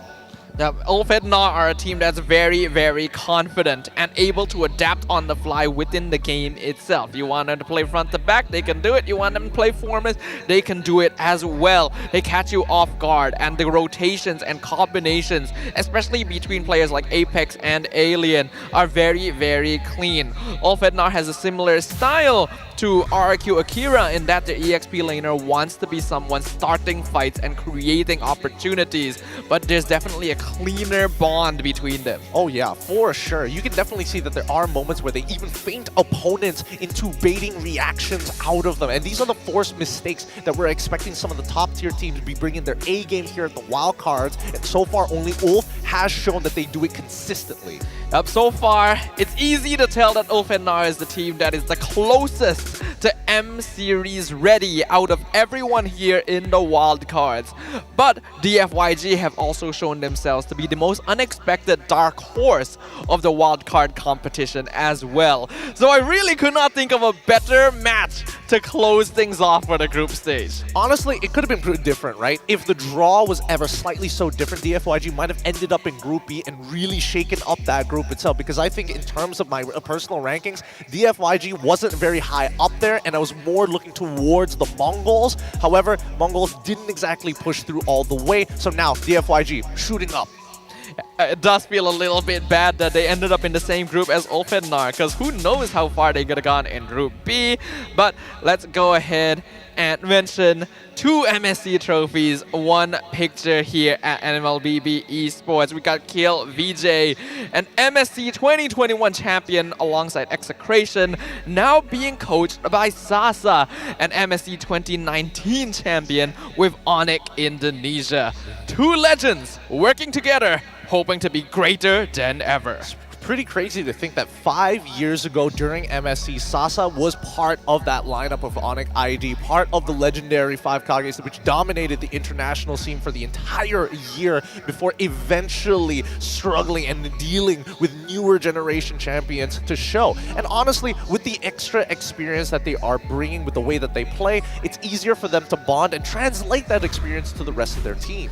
And I love seeing that, but if we are talking about that bond, if we're talking about that chemistry, we can look no further than Ulfhednar from Turkey. Sunshine, Apex 47, Rosa, TNZ, and Alien have stuck together for many, many years and have made their presence known in multiple international tournaments. They want to do it again. Yep, they have multiple win conditions, exactly what you were expecting from an M-Series ready team. Their strategies are flexible and their drafts haven't been punished just yet. Deep hero pool so far, and that was my initial concern about Rosa, but continues to show that the Thorn Queen does not bow to anybody. But on the opposite end, we have Tianfeng Yaoguai from China, consisting of Long, PCU, Yi1, Zed, and Kiel VJ. A team that many would have hoped for potential from, but not had the highest expectations going into the wild card, and yet they've shattered them all. They have, and honestly, the big standout for me last year, Lung was somebody that we had to keep our eyes on, but I think right now Zed and as well as Yi1 are doing a phenomenal job at pressing the tempo and maintaining at a high octane throughout the game. You can definitely tell the impact that Sasa and Lung's coaching have had on DFYG, but also a very intelligent choice of switching up their gameplay style from MSC. Now, let's go with a quick M-chat with the Thorn Queen. Rosa, we asked, what are your thoughts on DFYG? He said, I think they have a great composition as a team, which is why the mid laner Yi1 was able to shine, and they were able to finish the game very early. I can only say best of luck to them when we meet. All right. A lot of respect being given over here, and this is actually a very, very big deal. Rosa having the nickname Thorn Queen is for a reason, a very popular player, even outside of their own region, for creating impact and impressive plays in multiple international appearances. Exactly. I mean, previously when they were under the banner of Fireflux, a lot of their, interesting playstyles came through how deep their hero pools truly was. TNZ whipping out a Leomord, the Amon even, especially in the time where assassins and especially fighter junglers were really struggling. Tank junglers were the way to go. And even in the mid lane, Rosa bringing out things like the Turizla, shocking the world. I think that's especially why the praise being given over to Yi1 is such high regard. I think it's very funny as well, because when we discussed this with some of the casters from China, Yi1 was pointed out as a player with incredible improvement in the recent times. So I want to see more of that improvement up against the Thorn Queen themselves in the land of Dawn. Let's go to the draft of game number 1. DFYG going to be on blue side with Ulfhednar on the red side. In fast bans we are seeing here. Blue side we are seeing DFYG getting rid of the Gato Gacha, getting rid of the Yves alongside it. From Ulf we are seeing the Zushin as well as the Hilda with a quick response in the Phoveus from DFYG. Looks like a very big focus towards teamfight control being banned out on the DFYG side, getting rid of the Avatar the Guardian, the RWM, the Phoveus that can be very disruptive to your front line. And Yes! Finally, a team who's willing to pick up the Fanny, but it comes at a cost because Hylos and as well as Cho going to get locked in, both having very good ways of single target lockdown against an assassin. We will note down that this is not some kind of ego check here. Zed is known to play the Fanny. It is one of his signatures in China, and he's been stated to be very, very good on the hero. But it's going to be difficult here because the Cho is a very easy answer. You get caught with the Way of the Dragon, you are gone. So this is a big challenge to Ulfhednar. Yeah, honestly, this is going to be a pretty big test here specifically for Zed, but let's see what's going to be the supplementary force around him. Good peel is great, strong initiation and early game power definitely falls into the category when you want to pair something up with the Fanny. We see the Vexana getting picked here blind and the Khalid. I get the Khalid, but I feel like the Vexana, purely in response to the high loss, I'm not 100% on board. Yeah, I'm not too sure if that is the way to go just yet. We've seen a lot of teams go for the Aurora instead in this situation, especially against more team fight oriented squads, so that they can take advantage of it and try to freeze as many people as possible. But Vexana can be good as well if you have belief in your micro ability to land that Terrify. Better yet, at least this does goes to show that the concept of priority in lane is highly valued by DFYG, because Vexana by herself can clear lanes pretty effectively from level 2 onwards without having to take too much damage against long range mages, with the only exception being Cecilion. Yeah, that's why it's typically one of the safer mid lane picks to grab, even blind. Ooh, but if we're talking about safe blind picks, then Bruno is sitting very close to the top of the list, one of the best gold laners you can grab right now. Okay, and I'm loving this. The preparation coming in from Ulf is looking good. Getting rid of the Moskov in that second phase ban, knowing that they've already posed a different question. Hey, our mid laner is going to be totally fine. There's still plenty of utility mid mages ready to go, but we don't know whether Lung's pockets are as deep.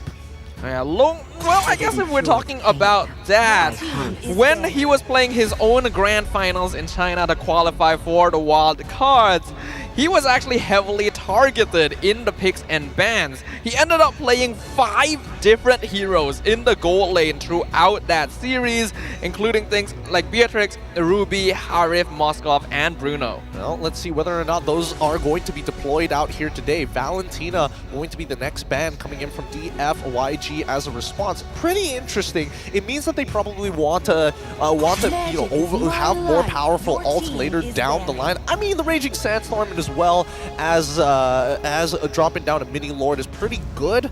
Let's see what the response is, as Harith is the next ban, and I mean, the ULF, they are on top of it. They have done their homework. Yeah, Moskov and Harif are both heroes that would be able to somewhat hold the lane against Bruno, so with them both off the table, Long is going to be forced onto a little bit more of a scaling gold laner. I think Beatrix is still an option, but a little bit more difficult to execute in comparison.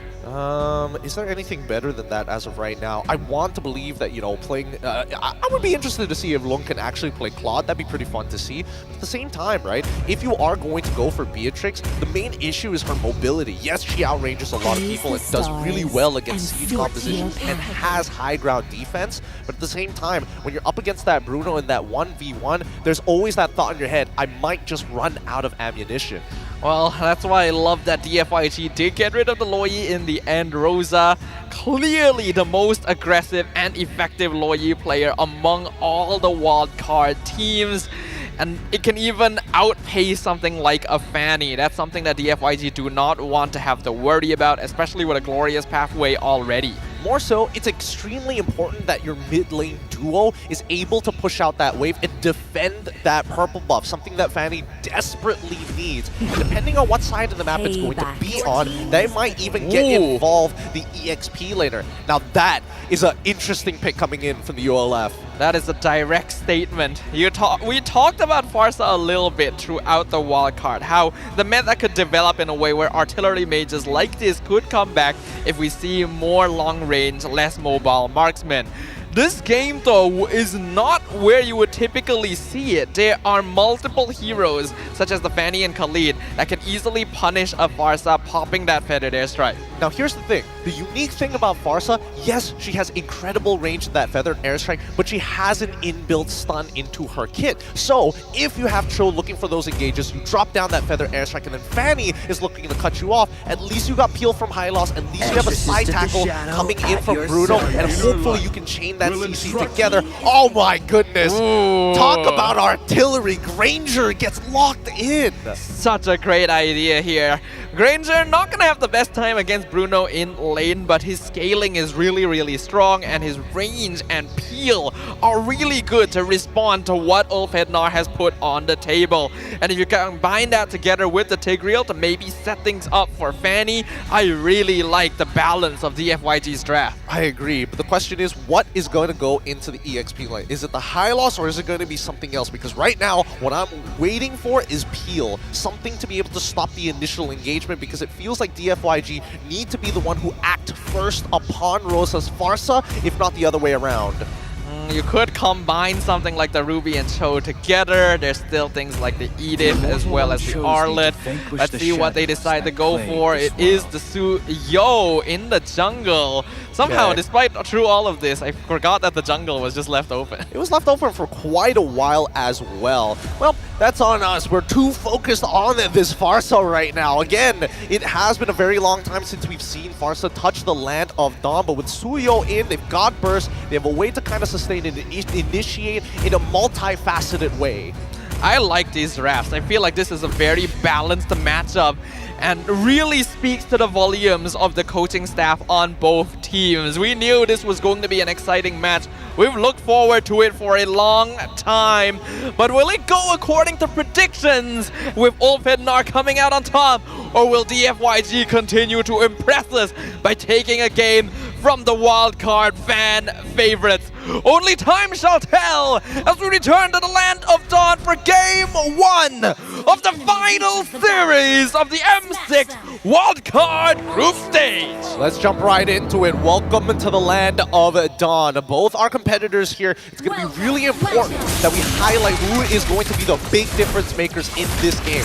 For DFYG on the blue side, it's got to be Zed for sure. He's got a lot on his plate right now, but if he can't accelerate this early game, things are going to snowball out of control. But at the same time, we're looking towards TLVJ, right? If he can do well in his lane, we're expecting the early game to fall into the hands of Dianfeng Yao Guai.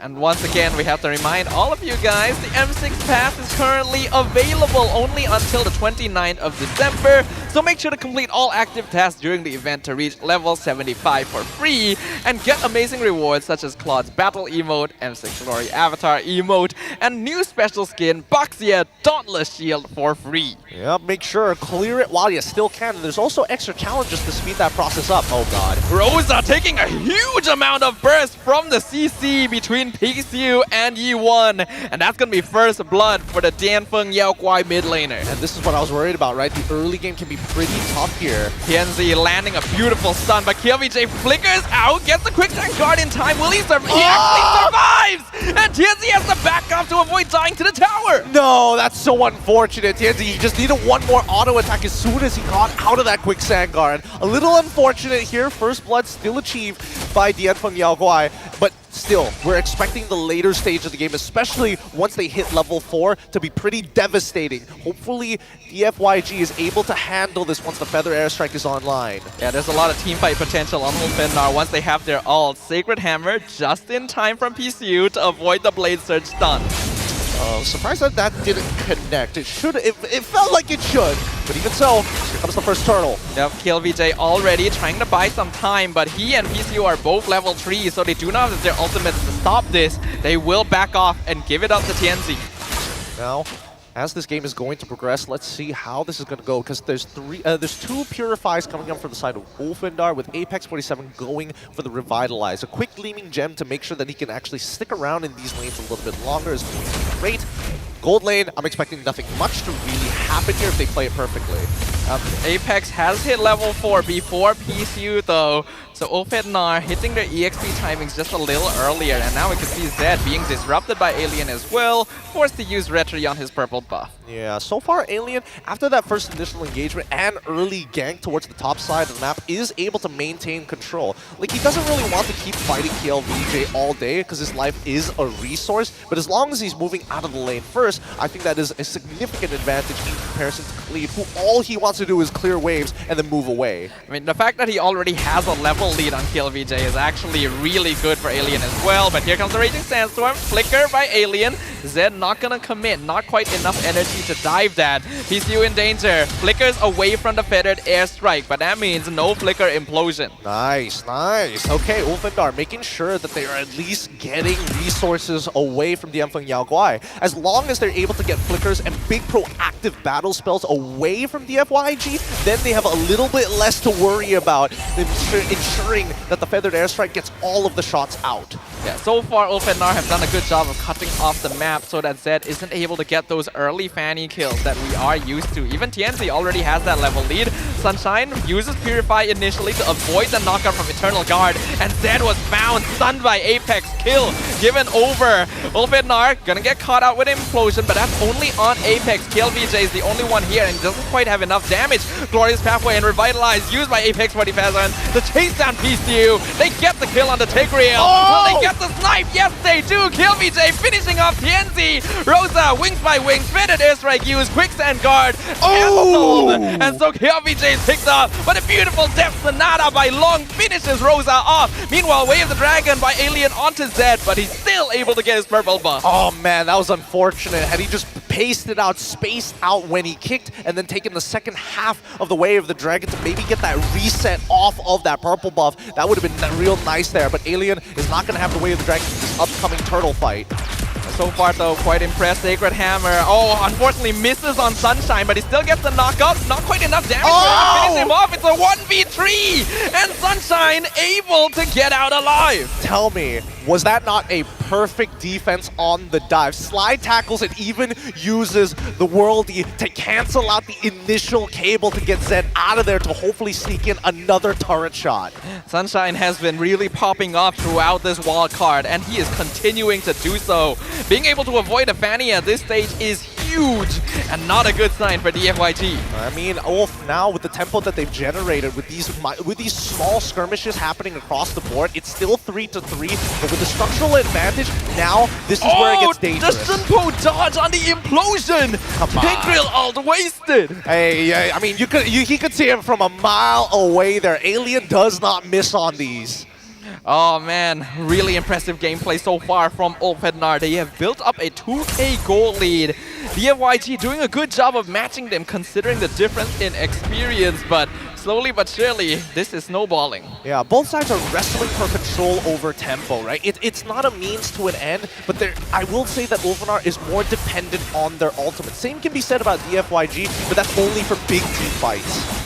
So far though, gonna be investing time to make sure Zed doesn't get denied from his purple buff, but Ulfenar able to get a lot more across the map in return. TNZ able to iframe out, Feathered Airstrike, zoning PCU away, almost gets the kill. Kill VJ with the Raging Sandstorm into the Quicksand Guard just to try and get away from Ulfenar. Doing a great job of dodging! Zed comes in, finishes off Alien! A two-man Sacred Hammer! PCU sacrifices his life for a kill onto TNZ instead! Meanwhile, Kill VJ on top of Rosa! Rosa, the Torn Queen, shows her majesty! Beautifully played there. Beautifully played by both of these teams. This is what you want to see for M-Series representatives. You want them to be the only mistake that they're going to make. Oh, I missed an ability. That was a difference maker, and that's all we need to see. Ulfenar still slightly coming out on top, but that was definitely a mistake. Diving the tower there that PCU was able to punish with his last sliver of HP.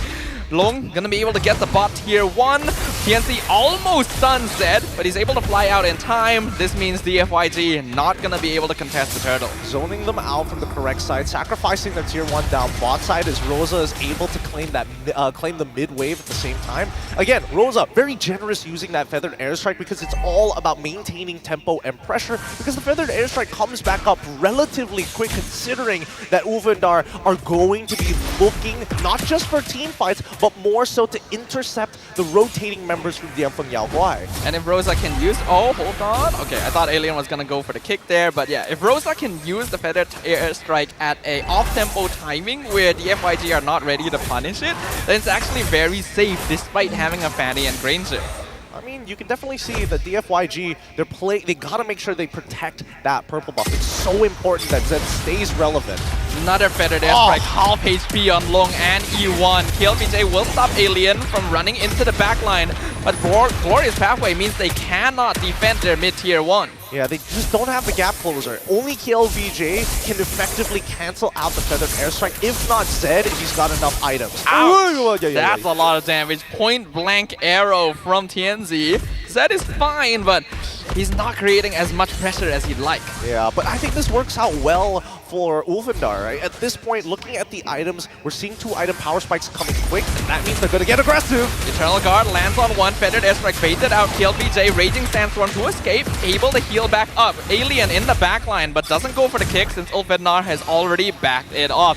A one-man implosion onto the jungler, pushes him away, but Glorious Pathway cuts off the Yanfeng Yao Guai. Zed just doesn't have enough damage to go for the one-shot, and PCU gonna pay the price with Sunshine getting killed. It's always the support who pays the price in these cases. Better to give up your roam rather than your force. Just barely able to get out. Granger surprisingly slippery to catch, but the jungle no longer belongs to TFYG. Amen to Purify. Amen to Purify to get you out of these tough spots. E1 in trouble, Jikundo knock up, not even gonna commit Way of the Dragon because they know they got the kill. Alien gonna be sniped down by the Death Sonata. Raging Sandstorm defensively again, but the Feathered Airstrike finishes him off. Double kill, triple kill for Sunshine. What did I tell you? It's a battle of tempo right now, and Ulfindar are absolute masters at it. Once you give them that lead, they're not going to let it go anytime soon.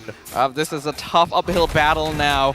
We are nearly 10 minutes in, 4k gold lead for Ulfindar. The Yanfeng Yao Guai does still have pretty solid scaling, but we can see that this Fanny not being able to achieve as much as they would like, and Ulfindar doing a great job of just dancing around PCU and KLVJ's cooldowns. Now honestly, considering how this game is supposed to go for DFYG, they wanted this early game to snowball out of control, but these small stutter fights coming in from Ulfindar, these small skirmishes even at the sacrifice of Rosa's early game, worked out fine. Yeah, it's very controlled tempo for Ulfindar here. They are determining the pace at which these fights are taken.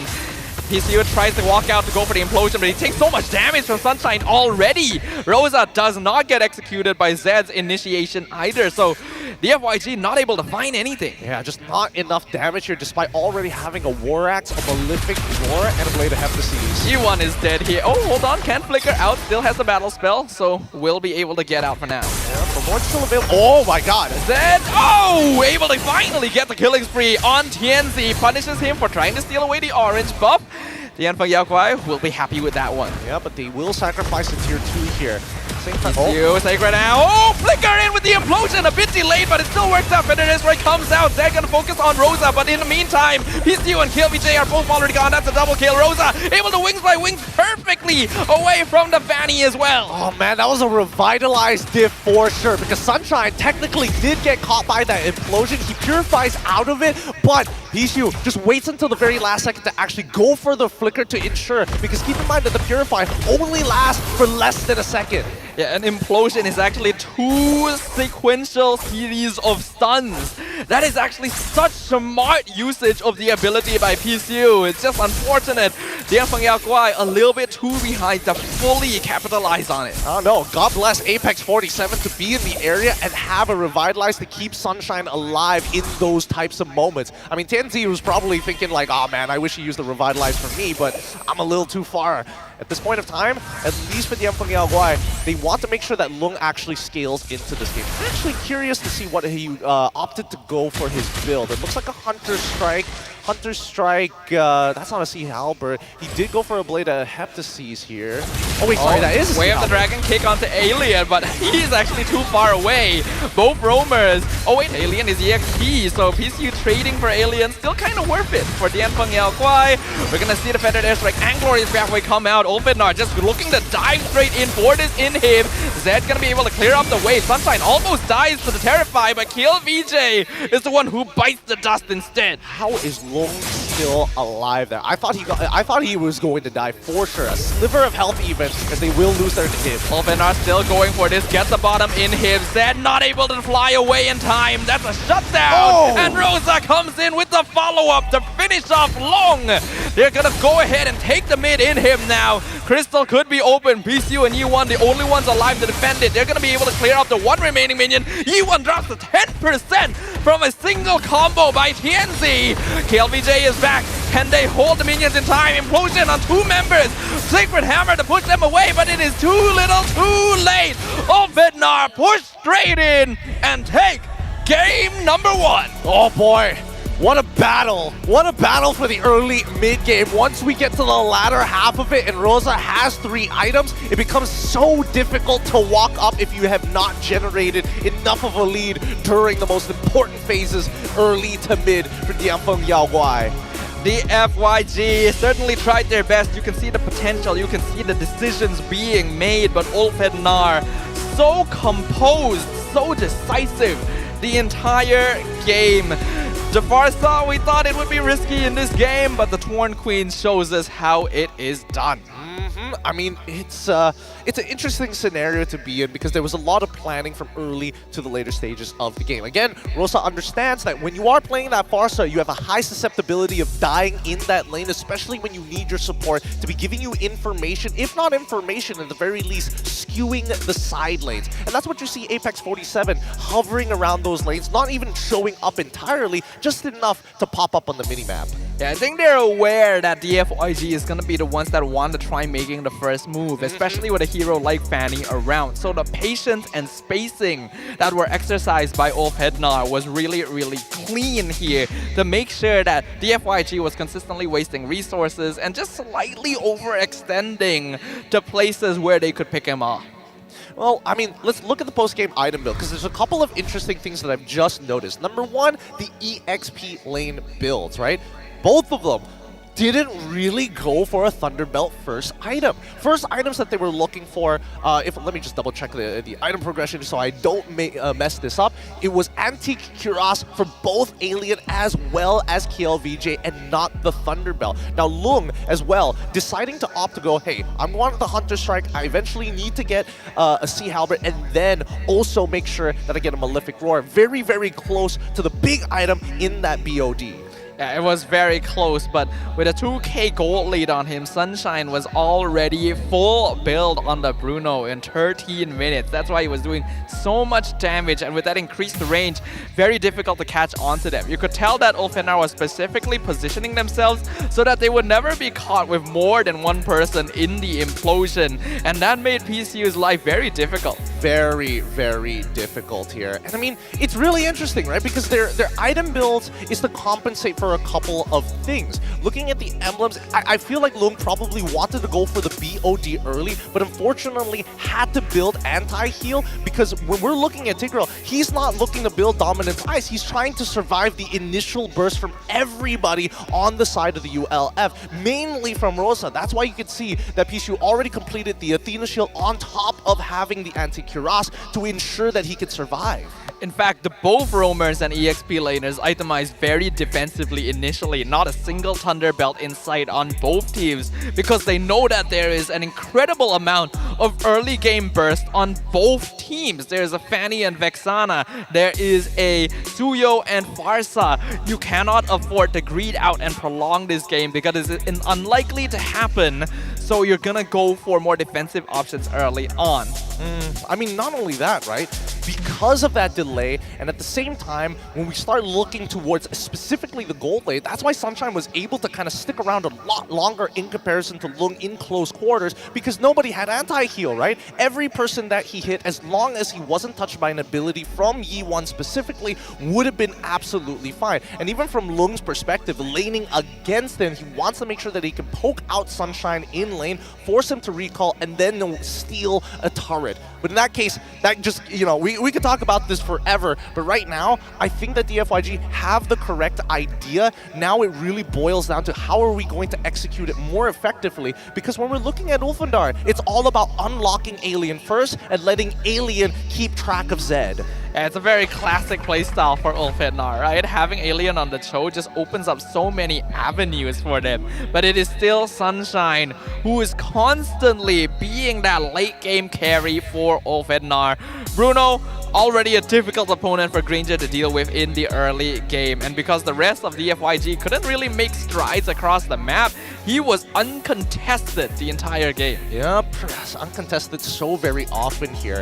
And I think even better is that he is not the primary target in the majority of these fights. It's all about whether or not that Feather Airstrike comes out first, and then that's when you see Sunshine just play within the kill range of the Thorn Queen to bait most situations out, and not to mention having Apex 47 to cover him with the Revitalize if things get sticky.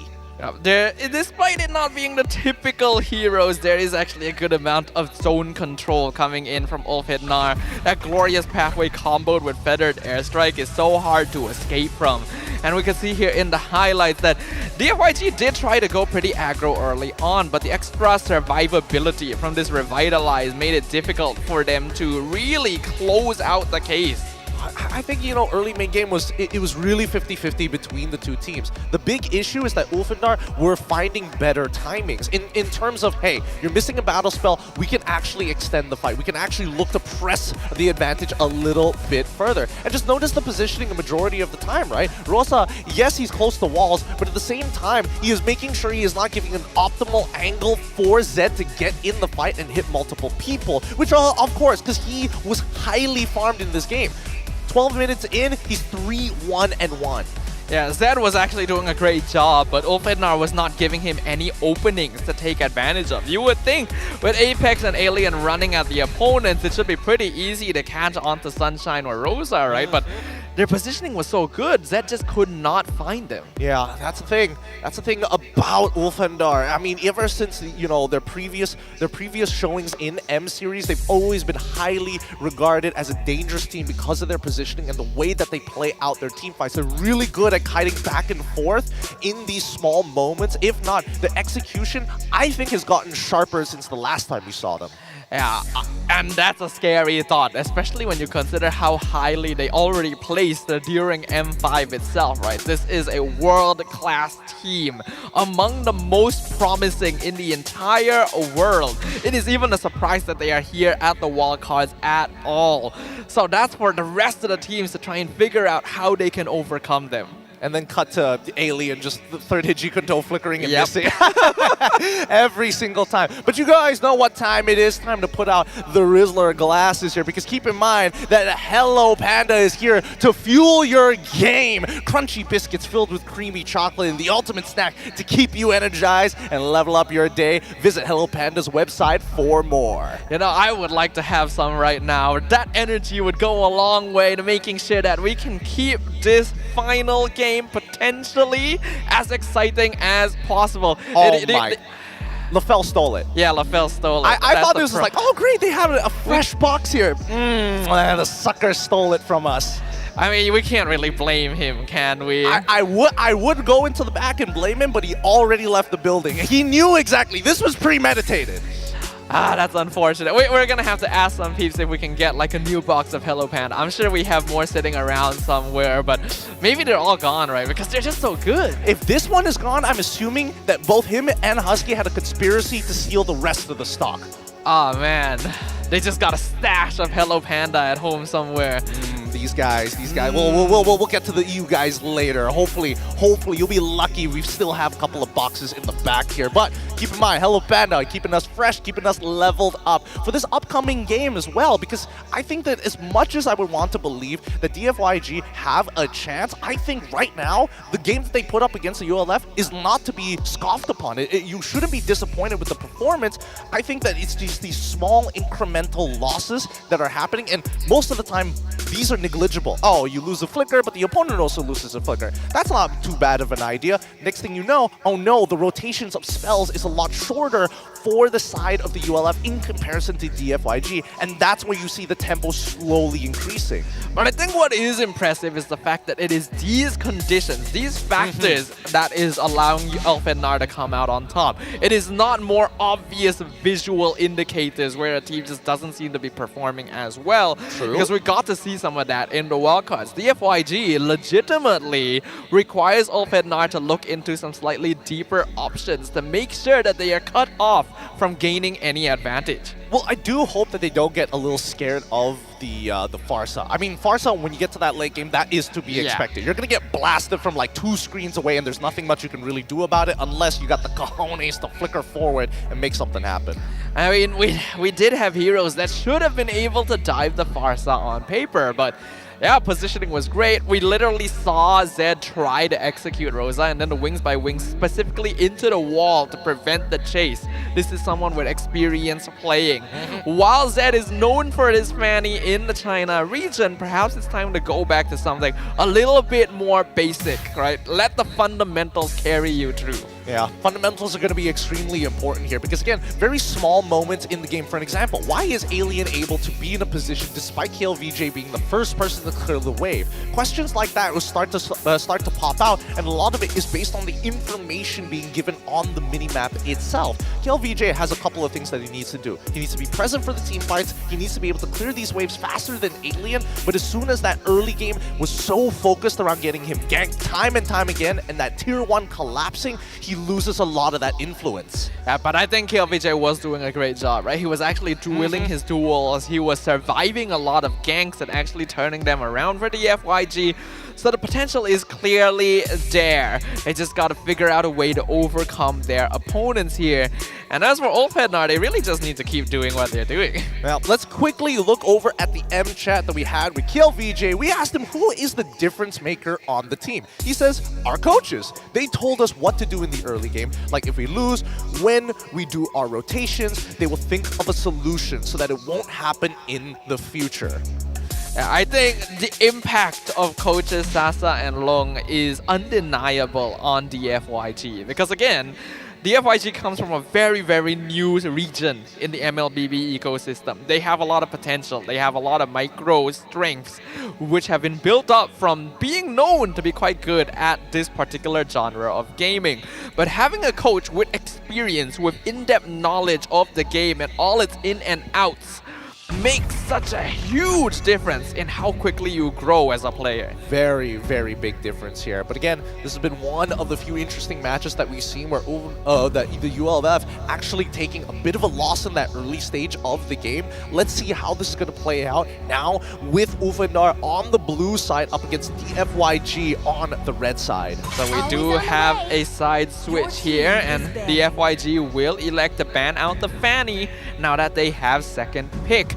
Ulfhednar still going for the bans on Eve and Phoveus, but instead banning out the Matilda this time. Fight for the Okay, ultimate and they also answer. get rid of the Hilda too. Thank goodness, thank goodness. The fact that Matilda is gone begs a couple of questions here. Why get rid of the Matilda this time around? A majority of teams have not been banning it out, if not letting it through sometimes as well. Mainly because I'm guessing they want to play a composition that can actually chase down their opponents potentially. Your team is picking. Ooh, I thought it was going to be something like a Hylo's first pick when the Matilda was banned out, but they go for the Cho straight away. I have no issues with this. I think Cho as a first pick is really, really powerful right now. Now that we've seen, the nerfs actually coming through onto towards Suyo, we don't have the penultimate pick anymore. I mean, there's still Zhuxi, but we have enough bans. Yeah, Zusin not gonna really see much of the light of day here, but Bruno and Gatot are very effective opening from DFYG. It does lean them a little bit towards wanting to get more of an early game advantage, and I do hope that they have a secondary initiator to pair up with this Gatot, but so far, so good. I like the way that they're thinking here. I'm guessing that DFYG are going to go lean more in towards comfort side to play around Long and try to get him the resources necessary. Because in that previous game on that Granger, you play more like a support until you have your 3 items, right? You use that Death Sonata to finish off kills. If not, supplement the initiators as it does have a slow effect when it connects. Yeah, so I think now that he is on the Bruno instead, he should be able to contribute to fights a little bit more, but against a Natan, it's going to be rough because this hero scales up so quickly and so terrifyingly. Yeah, and it just makes Winds of Nature an unoptimized item for you as a marksman. Now you don't have the defensive capabilities to protect yourself against Natan. The most you can do is probably the Malefic Gun to try and outrange him, as long as you don't get hit by the CC. Now, it's going to be Suyo getting locked in for the red side of DFYG. They can ban the Alpha out against TNZ, but I think that TNZ still has plenty of options. He can still play the Nolan, he can still play the Leon Lord. And he did a great job with the Ling on day 1 as well, so these are all possibilities that he can play for. I think the FYG can definitely try to get a snowball going with the Suyo and Gatot, since that would create some good pressure early on, but they gotta be a little bit careful because the Cho and high-lows can really punish outside your positioning. Hayabusa Your going to team get is banned. followed up banned by the red side here. Want to get rid of the assassins early on.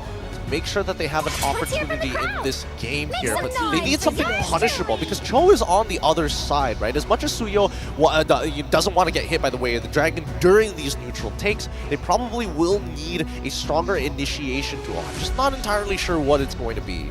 Well, something they can even consider is going for the Valentina, right? And then stealing either Glorious Pathway or Way of the Dragon to maybe kick things off. Pun not intended.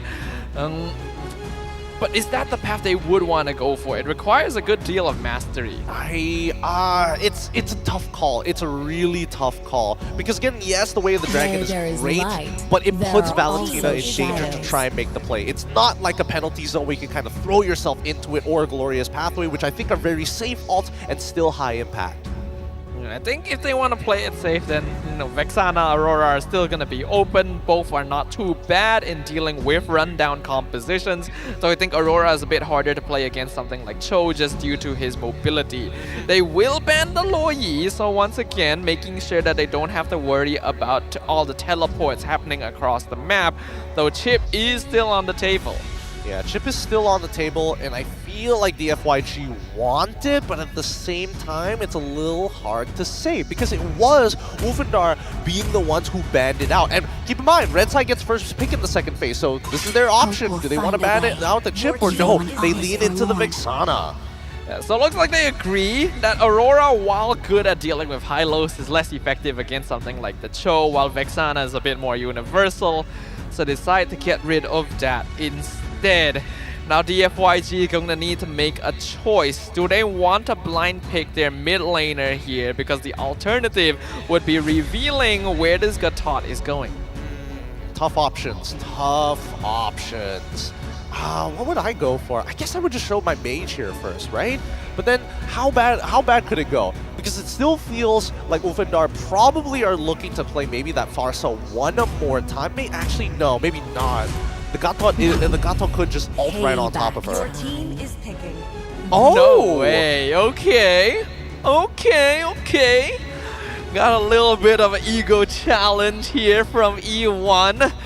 We have to note this is a player that is very, very talented. It has even been touted by casters in China that E1 actually doesn't train all that much. He's just built a little bit different. He even has a nickname over there, right? I believe they called him Pajama Boy because he always showed up wearing pajamas. Hey man, he's got his priorities straight. He keeps himself healthy. I bet he only gets sick once every 4 years.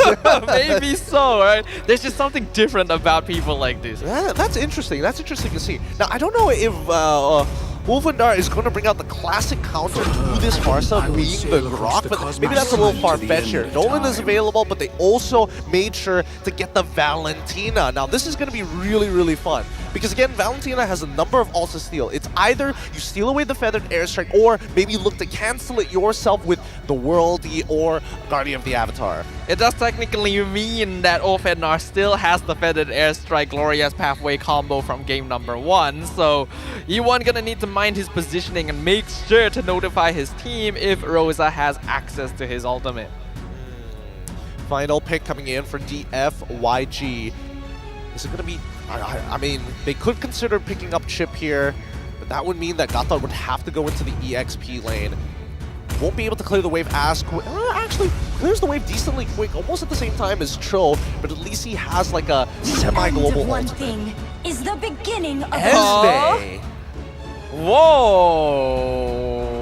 Why? I mean, Esme is not bad against Cho, right? Because Cho plays around shields a little bit, so you can steal them away, but outside of that, I don't really see her value. Doesn't do very well against the Natan. Nolan probably doesn't want to target the Esmeralda. Oh, this is interesting. I need to think about this a little bit more. Let's quickly pull up the screen here to look at the full compositions one more time, because the Feather Airstrike is a very powerful tool. However, with hypermobility coming in from Tianzi and Alien as a potential way to cancel it, Apex 47 could bulldoze their way through, maybe even past KLVJ. So it's all about peel and responsiveness against the ULF DFYG. Oh, we also remember what I mentioned about Gatot being the main form of initiation. mentioned, there's just nothing to keep them inside the feathered airstrike. Esme doesn't really help in that regard. But let's see if the FYG can surprise us once again. Right now, Ulfhednar, one game away from confirming their ticket to the wild card finals. Let's see who takes it as we return to the Land of Dawn for game number 2. All right, it's going to be Ulfhednar on the blue side up against Dianfeng and Yanghua on the red side. Now, I think they only hold on. Bishu is taking a lot of damage here, forced out to use his retribution, his revitalize super early. Yeah, even E1 taking a lot of abuse, so looks like Rosa has a little bit of a bone to pick to what they did to them at the start of game 1. Exactly, even going for the impure rage to really make that damage stick despite having rejuvenate being buffed here. But as the early game is going to start progressing relatively quick, oh my god. Alien just jumped straight into 4 members of the FYG, knowing that Apex has to revitalize to keep him topped up, and PCU does not. So Apex 47 gets the first blood, but Zed gets the return kill now, but very, very low on HP. Here comes TNC with a delayed engage. Fracture, Kill VJ survives it, and now Zed switches his sights to Rosa. Can he get the swing? No! Rosa dodges it, but not Yi-1. So Rosa will fall. That was an interesting set of fights here. Again, both sides looking to struggle and fight against each other to gain tempo early on, but KLVJ, wait. Oh, Alien showing him how it's done. This Esmeralda, while she can do some damage early, she's still not known to be a lane dominator. I mean, her base damage is extremely low, and she only gets better later in the game, and then it's going to be basically unplayable for Alien from that point onwards, right? I am curious what KLVJ is eventually going to build. I don't know if he's going to go for like Thunderbelt first, or if not, and go for a full tank build, if not, go for the traditional Esme build. Yeah, it's been a while since we've seen this hero. Apex 47 though already zoning out to PCU as well as Zed here off the turtle. Zed gonna go ahead and start working on his buff, but because TNC already started it quite a while ago, he is clearly in the lead EXP wise. Double checking the item build so far. KLVJ currently, it looks like he might just be going straight. I mean, it could be an anti-cuirass for all I know, just like similarly to the previous game, or it could just be the Thunderbelt. Hard to say, but he's not going for tier 2 boots. Meanwhile, in the mid lane, Yi-1 not going to be able to escape. Feathered Airstrike used against him to set up the kill for TNZ. Blade Surge connects on Alien. A good taunt into Revitalize on both sides. Glorious Pathway slowing down DFYG to the 2-man Jeet Kune Do. And here comes Rosa as well. But Dianfeng Yanghua is surviving a lot of it. Kill VJ using his Purify to get away and allowing Zed to finish off Apex 47 in return. PCU looking for another opportunity. Misses the Avatar the Guardian, but Zed will get the turtle. And E1 secures the kill on Cho with the Feathered Airstrike. Unfortunate indeed, but still, the FYG is walking away with a 1.3k lead, and Sunshine actually taking a pretty bad trade. Lung is doing a great job. He wants Sunshine. Sunshine knows he's already dead. He's just gonna pop a cheeky recall there. Apex 47, bit too late to the party, so a huge gold injection to Long. Yeah, Lung is actually dominating this lane. He's like a full level ahead against Sunshine. Now 2 levels ahead on top of the extra surge of gold. Now Alien and Apex being chased down. Alien using Flicker, Apex using ult so that they can get away. DFYG upping the ante. They're going to continue this. I'm expecting the lane swap to happen pretty early on here, but they might as well take away jungle camps at the same time from TNZ.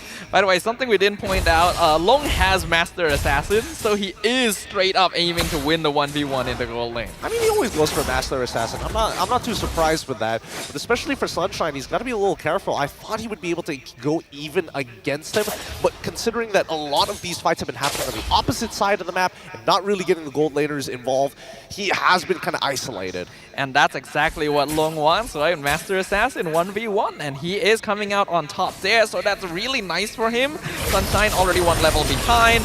Glorious Pathway used defensively again, but they catch the stun on TNC into the Feathered Airstrike. A beautiful combo by DFYG. Oh man, really good stuff here. That falling star move coming in from Kiel VJ to kick things off, and that's what I wanted to talk about, right? The initial engagement is going to have to come from Zed and as well as Kiel VJ. It is a micro stun, but don't worry, Sunshine should fall back. Look at their positioning on Sunshine, making sure to watch both sides of Entropy. Another kill by DFYG. And the snowball is getting kind of big here. It's a 3.9. It's going to turn into a 4K pretty quick. And the turtle just respawned as well. DFIG in the perfect position to start working on it. PCU gonna scout out Apex in the brush. Not sure if they saw TNZ, but Alien gets in, gets the kick, not in the right direction, but just to get Zed off the turtle. Not successful though, as now Alien drops low. Blade Surge connects on one, that's TNZ, and KillVJ comes in to finish him off. Tianfeng Yao Guai in dominance in the 5th minute. Yep, turtle already in their hands, now turning into a 5k lead. If mid-tier 1 falls, the next 4 minutes is going to be hell for Ulfindar. This is what we talked about, right? Returning to the fundamentals.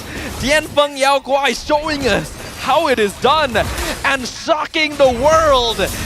Putting up an amazing early game against the fan favorites. It's not over until it's over just yet there. Ulfindar really need to scale into this game. Like Sunshine especially is going to need more core items. With only one completed item in that Feather of Heaven, it's not going to be enough until he has Starlium Sight as well as the Holy Crystal. Speaking of which, cutting back to KLVJ, it looks like he's already finished his T2 boots and as well as his Thunderbell.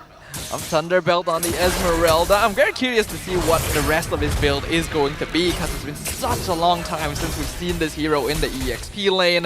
Longdo just finishing the Berserkers near a 2k gold lead on Sunshine. This is going to be a problem for Ulfindar. Yeah, they are currently, they're really, really poor here, and DFYG are not letting their foot off the gas. Feathered Airstrike zoning them away from the mid-tier 2. Alien actually gets stunned midway through his combo and has to just back away.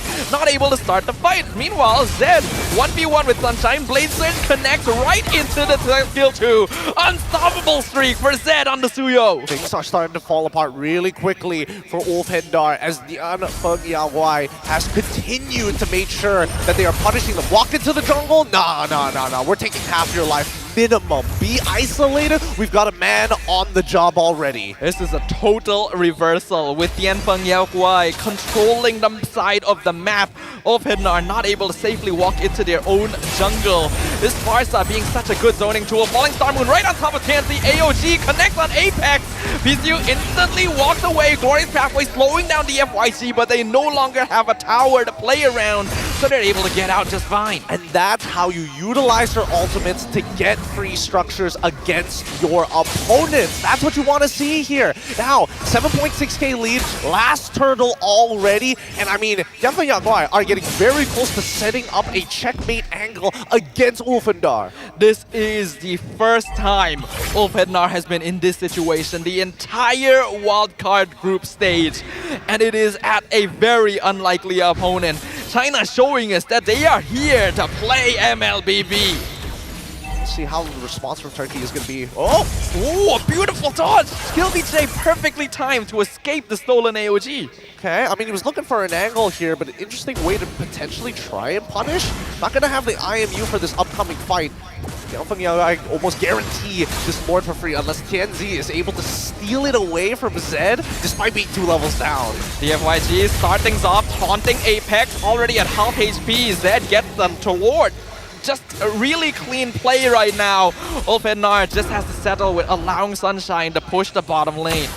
He's going to be able to do that, no problems whatsoever, right? They're trying to intercept, even sending TNZ to try and slow down KLVJ. And as soon as he's passed, he quickly takes the recall. Long just finished Malefic Gun as well, so this is where Bruno really becomes a problem to have to deal with. You can see how confidently he is able to position right outside the Ulfindar base. Alien gets taunted! Wrong time, wrong place!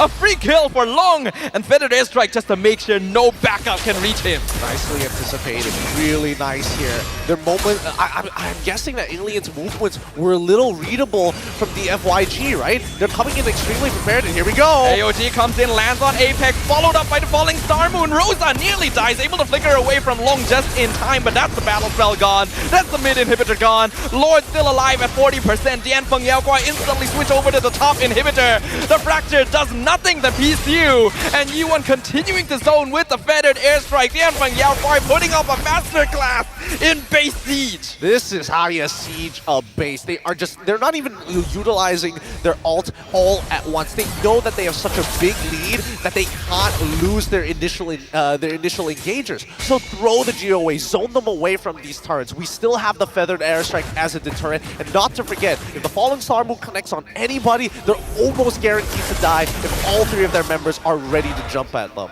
I really have to say, I am loving the willingness of Tianfeng Yao Guai of just throwing cooldowns to make something happen every single time their abilities are up, and the timing of which they combo them together. This is a well-oiled machine. I mean, it's looking good for now. Things could easily change. One single mistake could easily turn this 10k lead back down to a 5k lead. We haven't seen Ulfhednar have to come back from a deficit yet, so this is going to be a demonstration here. They get the stun on Zed, not able to continue with the fended airstrike. Even Apex taking so much damage. Falling Star Moon drops him to 40%. Top inhibitor will fall. Alien not able to get the kick. Stolen fended airstrike really just tickles Tianfeng Yao Guai. Fracture almost takes out Long, but he's able to survive. And they just walk out. They've achieved what they wanted. Yep.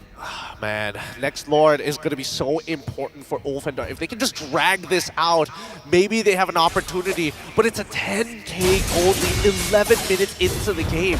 Nobody is strong enough. Oh, KillVJ cuts off Alien in his own jungle. Monster kill for Zed.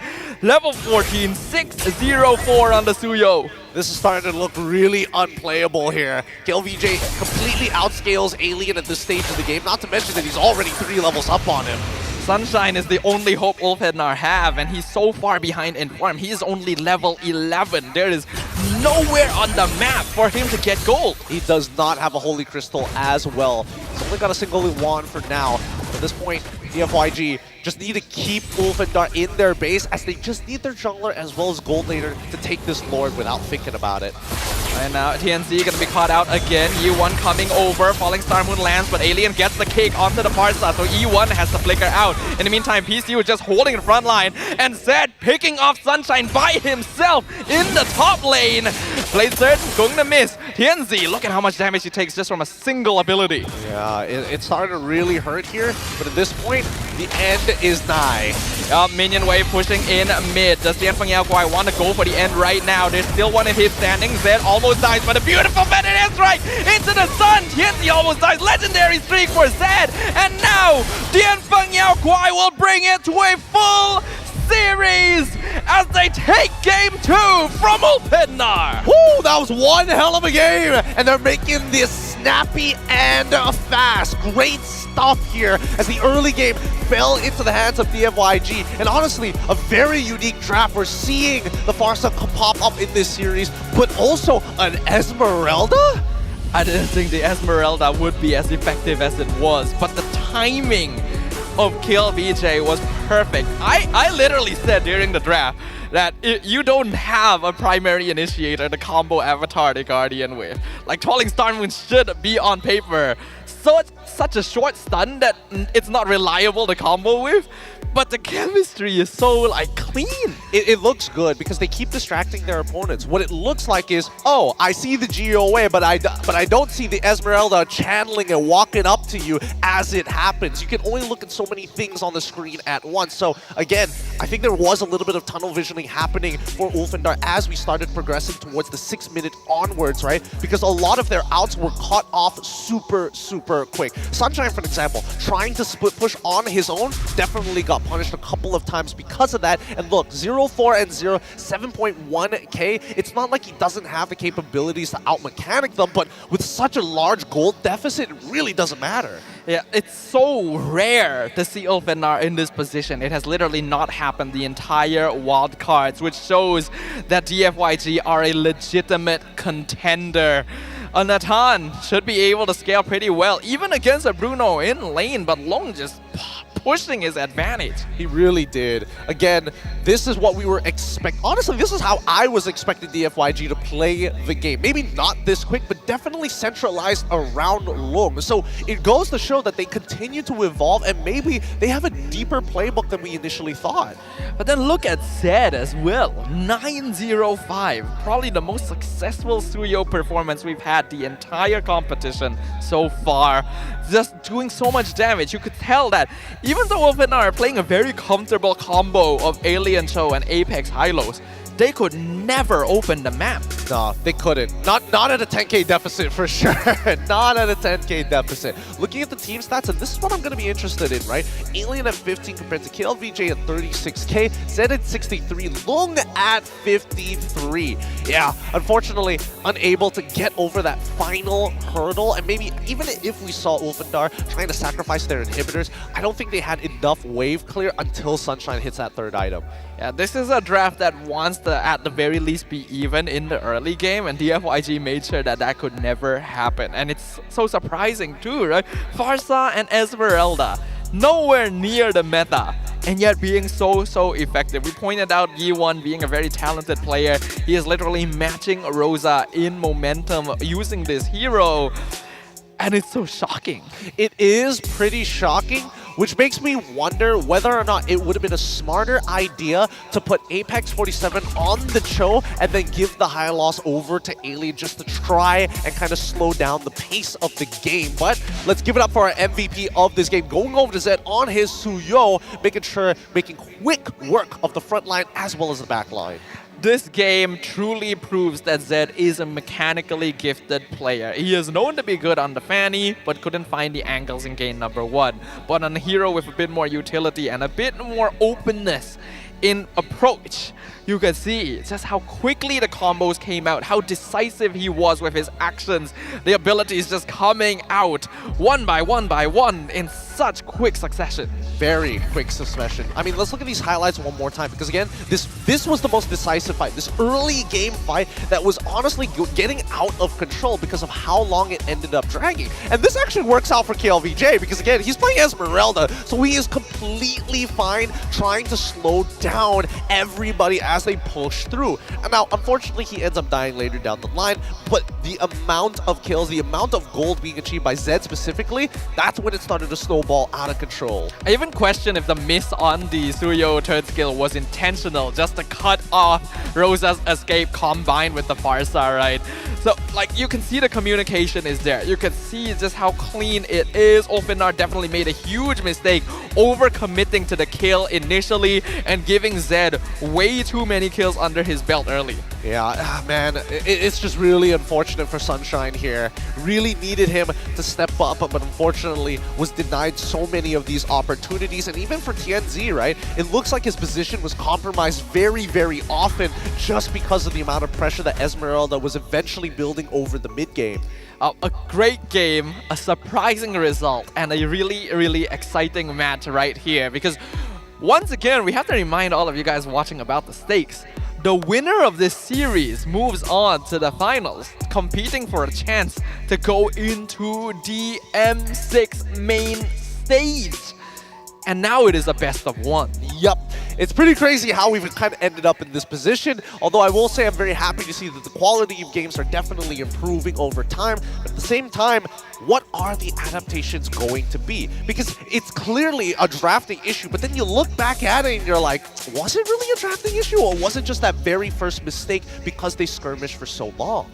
I don't really feel like there was a big issue with the draft. This is a comfort draft for Ulfandar. We've seen them play this exact same composition many times and absolutely destroy their opponents with it. I do think a lot more of the blame lies with that initial fight where they thought that they could pick off KLVJ and finish things off, but the Esmeralda just survived like a stubborn little flea every single time.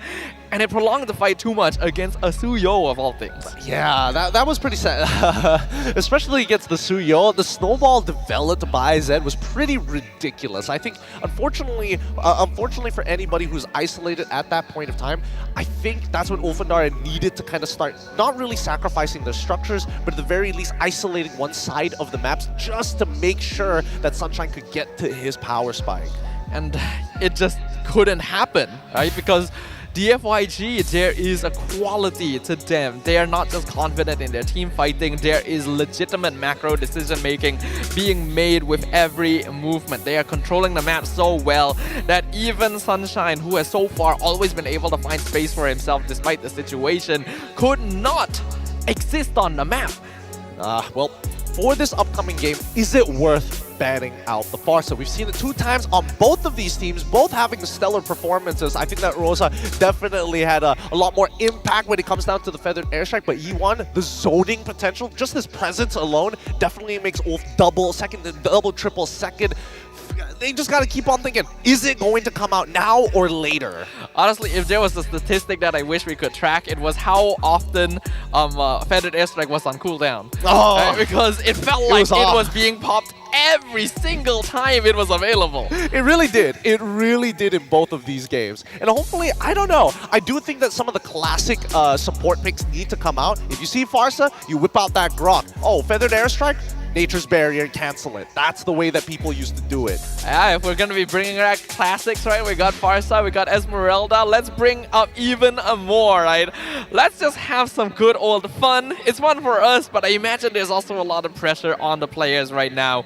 A best of 1 to determine if you move on to have a chance of competing for the main stage. It'll be interesting to see. Although, man, I gotta figure out this Esmeralda. I really do. I'm not 100% sure. I'm not 100% sure whether it's one of those things that is situational, or is it where the meta is heading to, similarly to Farsa. Yeah, I think it's something we still have to be convinced by. Now that we've seen it in action, you can definitely see the potential, right? And I feel like the FYG did end up locking it in because they felt confident that Ulfenar's early burst wouldn't be enough to take her down most of the time.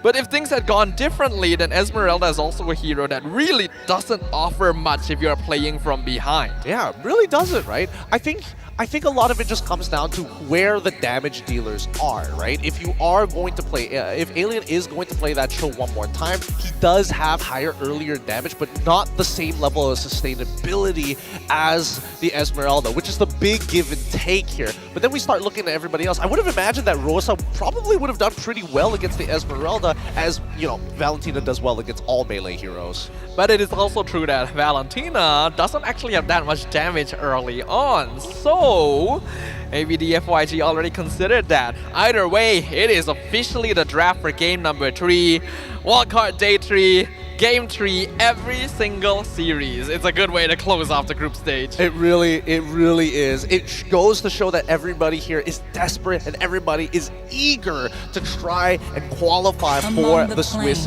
rounds. Now, it's going to be the Zushin man coming in from the side of the ULF. The FYG already getting rid of the Gatot, and as well as the Yi, wasting no time whatsoever. And a fast response with the Hilda. Yeah, I really like how fast these teams are banning. They know what they want, and that is good to see. Gatot and Eve make a lot of sense. Stefani as well, actually being banned on the blue side by Tianfeng Yaoguai. Kinda interesting. Why ban out the Fanny? I mean, there was an opportunity for Fanny to get utilized, but well, I think that's totally okay here. Chip going to be the follow-up ban. All right, looks pretty similar to our game 1 draft picks and bans. Slight differences though. Let's see what the first pick is going to be for DFYG now that Fanny has been banned out. They want to take the Cho. Ooh, DFYG are the ones that take the Cho first this time. I guess it's fair. It's very unlikely Ulfhednar are going to pull out the Esmeralda themselves to try and do the same thing. And so far, PCU's Cho is at 100% win rate in this wild card. Yeah, he's been. I mean, there was definitely one game where I don't think he played too well, but that's the one outlier in the data that we've collected here. High loss once again going to get locked in by Ulfhednar. Let's see what the next one is going to be. It's going to be Suyo this time. Okay. Make sure that Zed doesn't get to replicate his success, let's say, in game number 1. But there are still other junglers that are perfectly viable. The Alpha especially is still on the table. They go for Alpha, and then do they go for a blind pick mage once more? Blind pick mage, I mean, they can go for Farsa again. I don't know. That's the scary part. I feel like the FYG previously in game number 1, they blind picked the Vexana, didn't expect the Farsa on the opposite end. But now, I think there's a very good argument for Farsa to actually come into play here now that they already have the Cho. So, what's it going to be? Nolan? As well as Bruno. Okay, I like the Bruno. Bruno definitely is a very smart choice at this phase, but going for the Nolan is interesting. I feel like the heroes on Ulfhednar's side right now aren't actually that easy for Nolan to pick off, and that's exactly what happened to TNZ in Game 2. Ooh, it's going to be a Harith lock-in here. They still want to have a good distribution of magic to physical ratio so far. Everything is within my reach. And they're already making it tough. So if they have the Harith at this point of time, and since Gatot is already banned out, they should be able to scale pretty decently well into this game while still having enough mobility to get around. Yeah, it's not just the Gatot too, even Hylos are already accounted for, so Harith doesn't have any of the big AoEs to worry about that could deny his Zaman force. Now the question comes, does Farsa get banned? I mean, I feel like the likelihood of Farsa getting banned is there, but then are there any other nasty picks that we have to be worried for? Like Valentina, for an example. If that's gone, I would only assume that Farsa is going to be the next best. Oh my goodness, wait. Ooh, heavy mid lane focus. Vexana and Aurora banned by Ulfhednar. Loyi banned by DFYG. Ban out the Farsa, right? Ban out the Farsa, force them to play something like Zask. Oh man, I haven't seen Zask in a while. Yeah, that could be possible, but I don't really like Zask very much anymore. Yes, he's still zone control, but it's not nearly as effective as some of the others. More like what mage are you going to play at this point, right? That provides utility, that's able to provide other, if you get rid of Farsa, both artillery mages are completely out, right? So that just leaves what? Zask? Oh, Lilia as well as a pretty decent option, especially against compositions that want to run at your face. Oh, they do it. They just did it. They banned the Farsa. We are going to see some interesting things in the mid lane right now as both Rosa and Yi1 are just taunting each other indirectly. Do they take the Lilia here and then it's going to be like Lilia v Kagura or something crazy like that? Ooh, Kagura. I haven't seen that in a while. Yeah, I think if we're going to see Lilia, it is more likely going to be on DFYG's side to deal with the Hylos. I don't know. Rosa plays a mean Lilia though. That's true. Valentina. Yeah, the Valentina, the only viable mid laner left in the pool, unless like I'm missing something. We've seen Kadita from time to time, but that's usually the counter Eve, so probably not this game. What could they go for here that's actually effective? Because as much as you want to play Lilia and to initially slow down your opponents with the glue, Eudora Cho combo. Let's go. just one-shot people. One-shot people. I don't know. Do we have to devolve that low? I think that Kagura is okay. I think that Lilia is kind of... honestly, these are very meh options, honestly, compared to, the S tiers that are being currently banned out. But let's see what both Sasa and Lung, they've got to dig deep here. And keep in mind, both of them don't play the mid role. Oh, the Faramis. I'm not sure I like it very much though. You don't usually want to pick Faramis into a Valentina. They lock in Tigreal here, right? Oh wait, no. But you don't have to actually. Wait, hold on. No Gatot. They need some kind of AoE to try and punish this. Or they can just play very similar styles of composition because they can just steal away the Netherrealm. Yeah, Netherrealm with Hylos Revitalize, like, I really don't like the Faramis here for DFYG. I get that it's one of the few options left, but I don't know how to feel about it.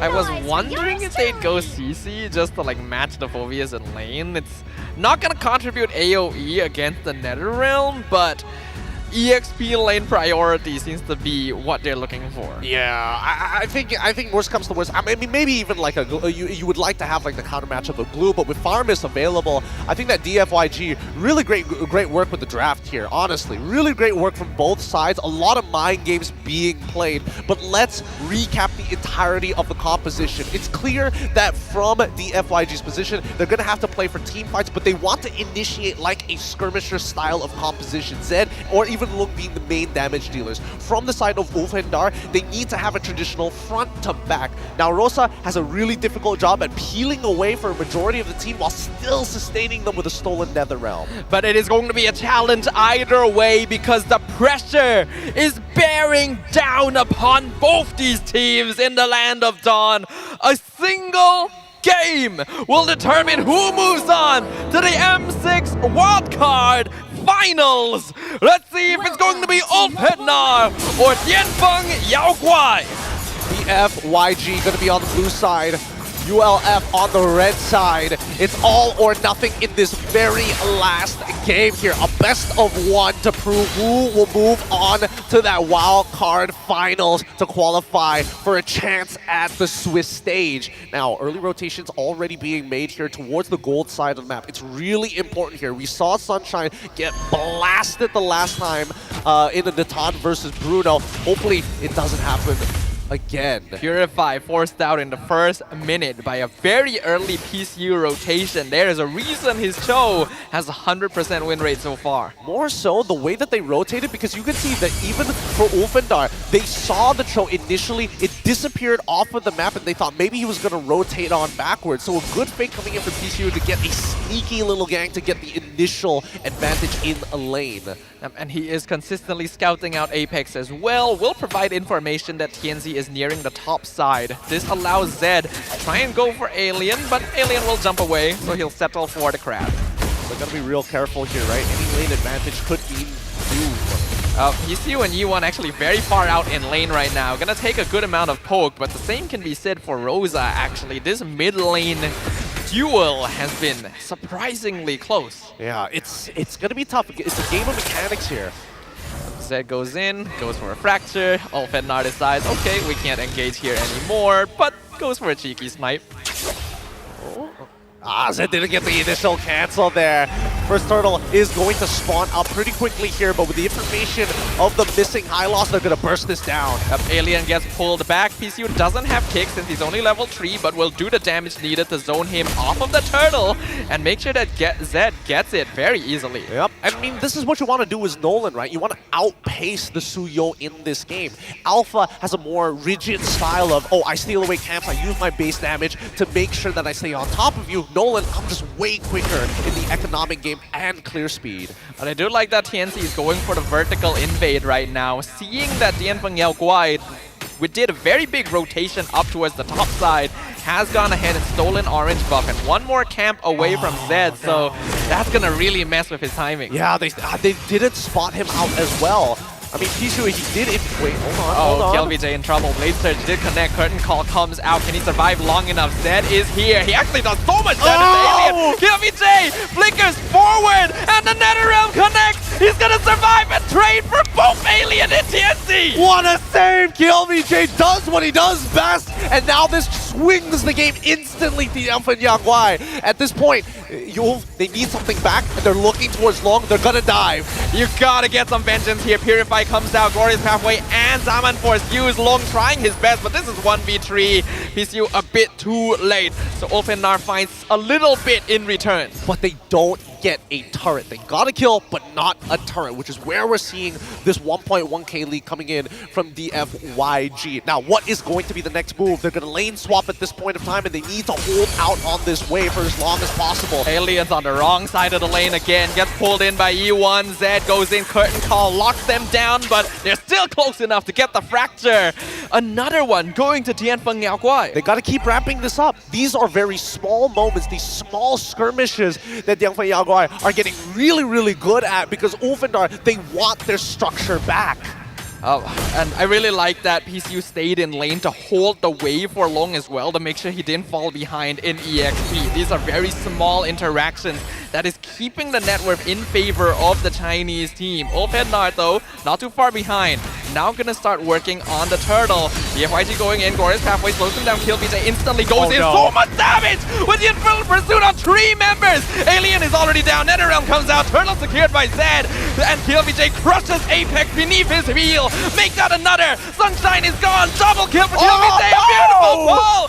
And E1 secures another one. 4 members down from Ulfhednar. God damn, these guys are not letting anybody go. Flickers being expended to guarantee these kills, and the initial pull from the Shadow Stampede. They are making the impossible happen here, Gideon. 3.5k goal lead in 5 minutes against one of the strongest teams in the M6 wildcards. A 7-kill score to 1. I wasn't expecting this type of outcome here. I made predictions already that Uvendar was supposed to move on to that very next stage, but Yalvan Yagwai are making one hell of a statement here today if they can just keep up this momentum. Honestly, this should have been the finals. I feel like it's a disservice that they're in the same group, but sometimes that's just how fate goes. Ulfhenar can still come back from this. Their late game scaling is not bad at all, but they gotta stop the bleeding. In the mid lane, TNC gets pulled back. Look at Zed's damage already. It's starting to ramp up really quick. At this point, even for Alien, he's pretty much out of the game, right? He's 2 levels down on KLVJ, who's 3-0-3. It's basically impossible to 1v1 him. He wasn't able to jump over the wall. I don't think he needed to use NetherRealm, but that's a win for Ulfhenar. Yeah, it's a pretty big win for them. They're not going to have it just yet. They should, technically they should have it by the next upcoming turtle if they just drag it out a little bit more. But I think for the Yawai, it doesn't matter. The turtle doesn't matter. They want structures. And speaking of, Long getting so much tower gold this game, actually. Is Bruno gonna be terrifying soon? KLVJ, 1v3, actually taking a lot of damage there, down to 60%. All right, let's quickly have a look. What is their current items? Rosa hasn't completed his first item just yet in comparison to Yuan, who's already got that glowing wand, and it's coming into great use, denying these shields and also reducing that health. Oh, KLVJ finds Apex curtain call on him and Yuan. Zed comes in from the flank, nearly takes out Alien, but the NetherRealm stolen away by Rosa keeps him alive for now. PCU has to flicker away to safety as well to keep himself alive, but the turtle was reset. Ulfhenar not able to maintain control of it for now. Long getting sniped down to 40%, able to heal up from the jungle creep, but not too much yet. Sunshine gets pulled back, Purify used, PCU gonna be baited out in time, and the NetherRealm a bit too late to save him. Ulfhenar evening things up. Good response here. Again, this is a war of attrition. Ulfhenar understand that this turtle, they want to threaten it. They want DFYG to walk up further and look for these big pokes. Now they're changing their approach to the game because so far, I'm pretty sure Lung hasn't completed, he hasn't completed his Berserker's Fury and has not completed the Prolific Gun as well. Yeah, I think this is a very smart choice by Ulfhenar. They know that DFYG has a really strong burst potential. So if they're able to prolong the fight against them and consistently poke them out with their superior range, it makes it more difficult for DFYG to try and contest them for neutral objectives. Not sure about in terms of what TNC is maxing out right now. It looks like he's still maxing out to the Soul Sever.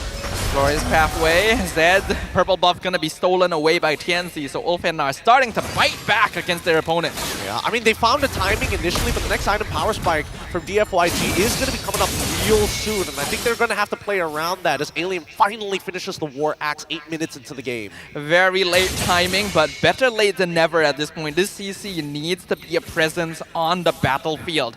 We notice as well, he's not actually using Vengeance. That is Purify on the CC, so a bit harder for him to hold the front line. I think it's a better option, right? Because there is a lot of opportunities for them to get punished. Ooh, the NetherRealm barely saves Rosa from Zed, but look at how much burst damage he has. Way of the Dragon kicks TNC away. Alien walking a bit too far forward, and the Ghost Bursters will finally finish him off. Here comes Long from the flank. TNC punishes Zed for standing just too far in front without NetherRealm.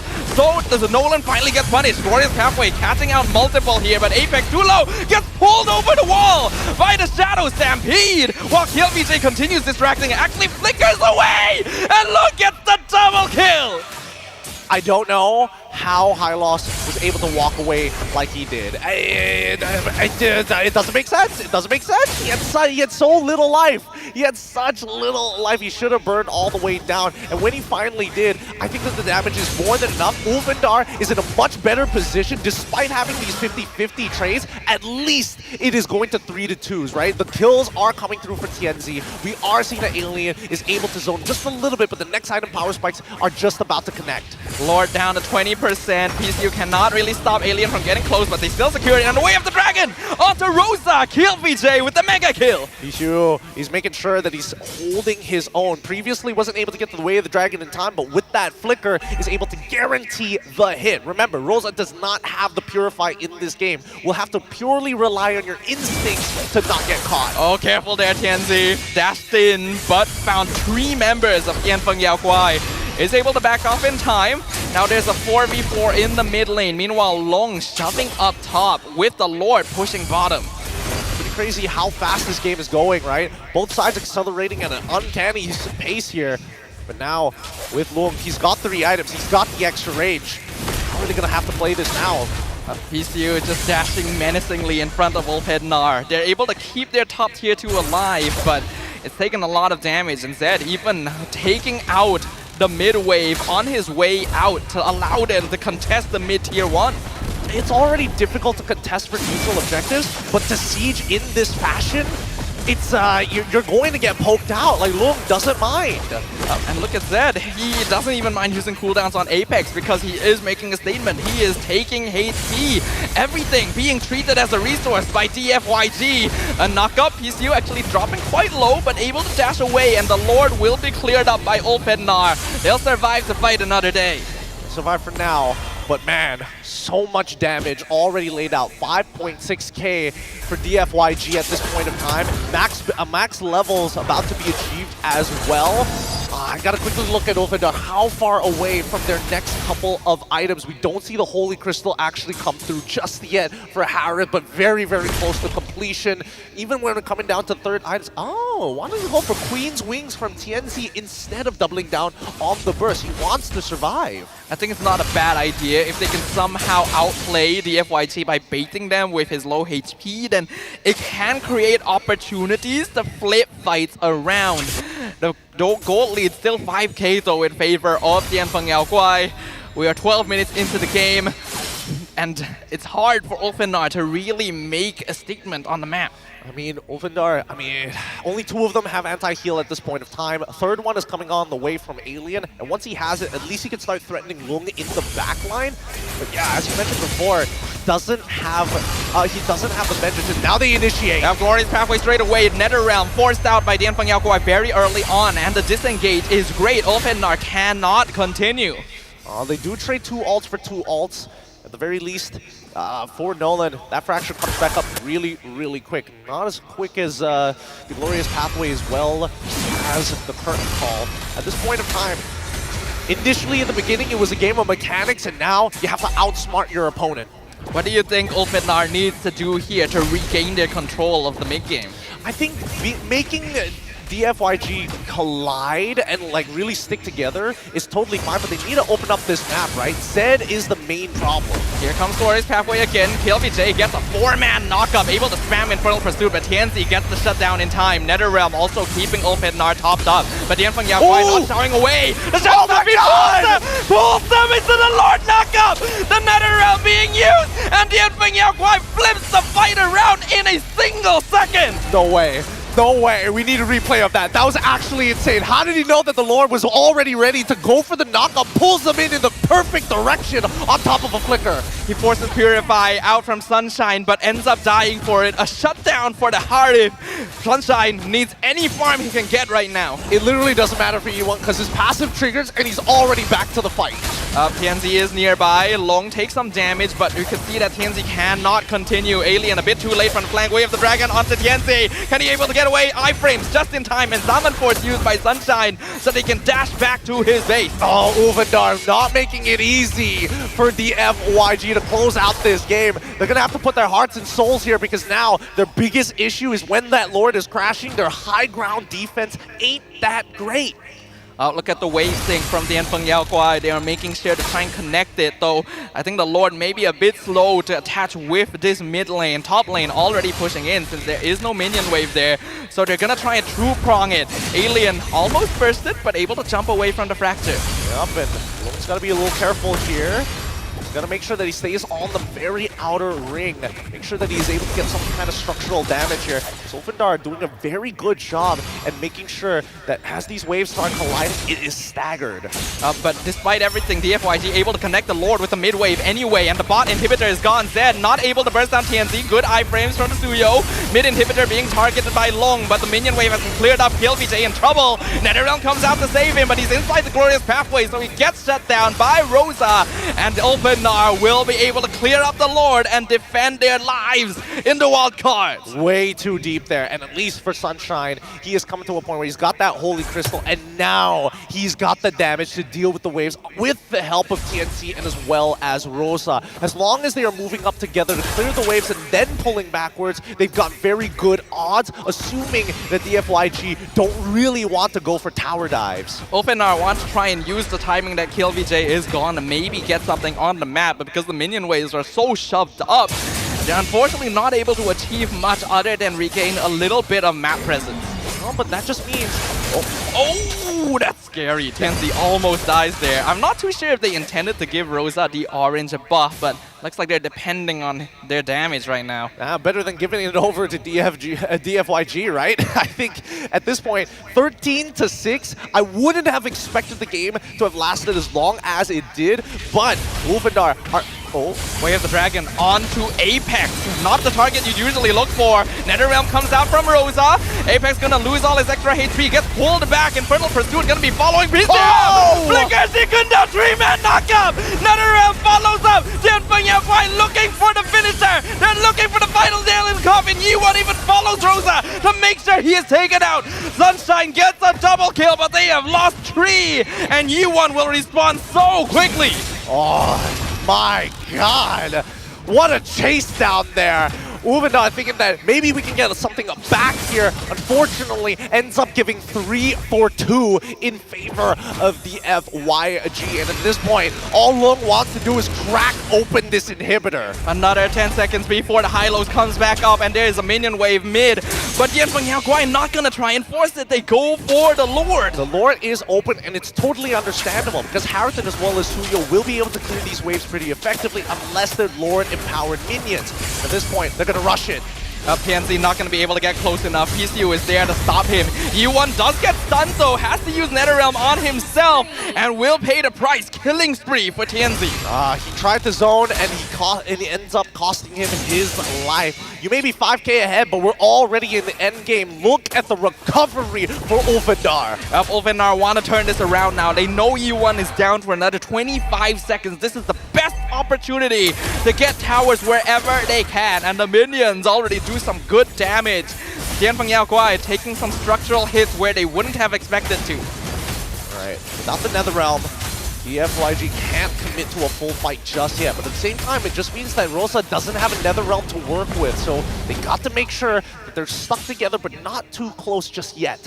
The game actually still pretty even. We are approaching the 18-minute mark, which means that the 4.5k lead the Jianfeng Yaoguai have actually don't mean all that much. Even a DHS now being purchased by Long to finish off his build. The structural advantage not gonna matter as long as Ulfenar can balance this game. Just balancing on a very tight rope here of mechanics. One single mistake. Retry used on Alien, Purify as well, but no. he gets kicked back. Mega kill for Long.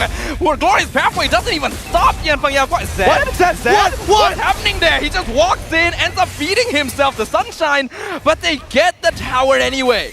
They're not going to make a call here. I'm looking back at them, seeing what exactly happened. Marshall standing ready at the call.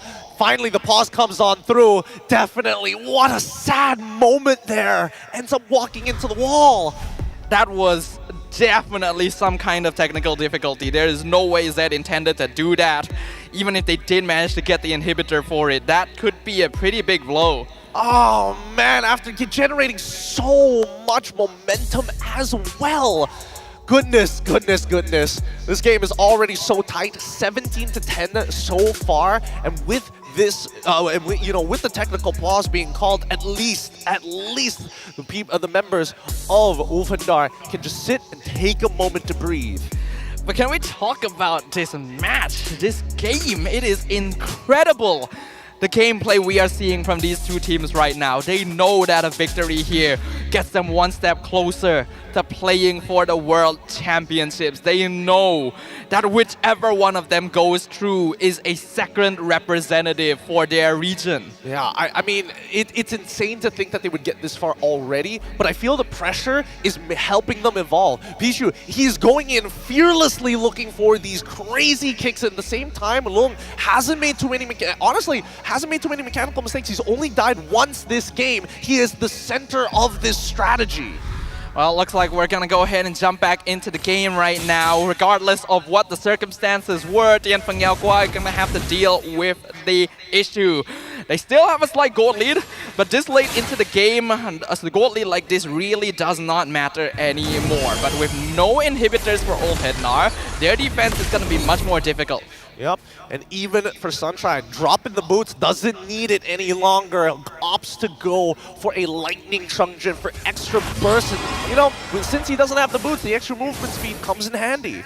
Sunshine will be a threat at this point. I'm pretty sure he's close, if not already at full build. And this Harif can definitely carry throughout the late game, but is also squishing enough to get like 3 shot by Long. So very much a marksman game at this point. Yi1 in trouble. Oh no, he got caught out of position. Unstoppable streak for Sunshine. Yi1 has got to stop doing this. He positions himself very far away. He first initially gave up that river brush because he saw that Apex 47 could easily chase him down. Oh, hold on. Zed almost goes for TNZ. Almost able to get it, but not quite. And the minion wave is cleared up. So Tianfeng Yaoguai doesn't have to worry about losing more towers than this. They only have 1 tier 2 left standing, but it's still much better than Ulfhednar. Alright, so now we go back to a stagnant state. The Lord is going to spawn in 4 more seconds. And Yi1, he cannot be this far up anymore. He cannot be giving Rosa free IMUs to steal away that Nether Realm. And more importantly, he knows that Apex 47 can chase him down if they commit the ult. At least they're able to delay the game long enough so that Yi1 will come back before Ulfhednar starts working on the Lord. As for Ulfhednar, their position gonna need to be important. They need to respect PCU and KLVJ. These two players have been creating so much space. The battle spells are up, and here it goes! Glorious Pathway cuts off the Tianfeng Yaoguai, but is it good enough? He's gonna stun Zed, but he's still able to jump back in. PCU still has immortality alive. Zaman forced to use Nether Realm as well. No! TNC gets the Lord, and Sunshine picks out the monster kill on Zed, but the Tianfeng Yaoguai still insisting on continuing the battle because Long is around. Unfortunately, this means that PCU drops double kill over the Sunshine while Rosa continues to delay their recall. Huge plays come in here. They will manage to stun Zed up as he is about to engage before he's even able to buffer the animation for the fracture. Good stuff coming out for Ulfhednar. However, it's not over just yet. BFYG, they've got to slow down. They've got to slow down this pushing Lord because the death timers is 26 seconds. Zed's coming back in 17. I don't think they have got the time.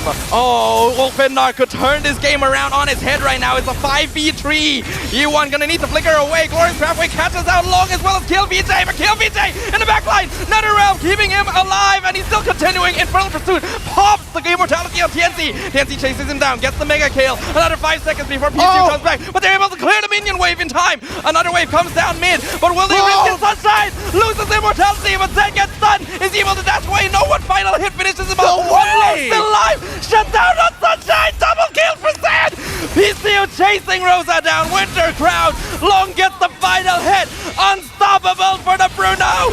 Apex gonna pop the Glorious Pathway finally off cooldown so that they're able to escape from the fangs of Tianfeng Yaoguai. How did they hold on? Sunshine, he bit more than he could chew. He saw an opportunity to maybe go for the 2-shot onto Long, but both sides are losing their cool right now. But Long refuses to play anything less than perfect. Long still going in, gets stunned. Nether Realm comes out. It is a 3v2 defense. Way of the Dragon onto Apex 47. He is surviving for such a long time.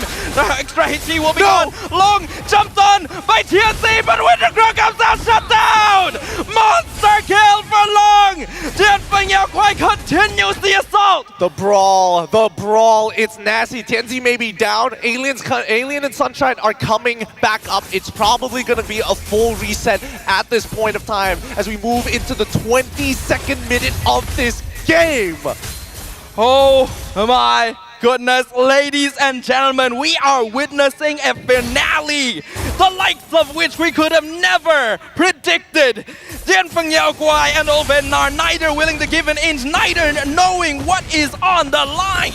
They got to keep themselves under control right now. Yangfeng Yaguai, yes, they're great at chasing down their opponents, but here comes the conceal. Conceal play, E1 dropping the half HP, still has Immortality, still has NetherRealm. Glorious Pathway comes out, cutting the Yangfeng Yaguai from the escape route. PCU with the knockup! NetherRealm used by Rosa as well. PCU flickers out, E1 gonna lose Immortality. Rosa gonna make sure that is finished up. E1 somehow able to flicker out in time. Somehow, no death in this engagement. It did cost them 2 battle spells though. Pishu and as well as E1 both losing out on their flickers, trying to kind of group them up together as much as they possibly can for a max amount of damage. And E1 is swapping out to that Winter Crown as well. He's got to make sure that his positioning is top notch. Positioning is what matters right now.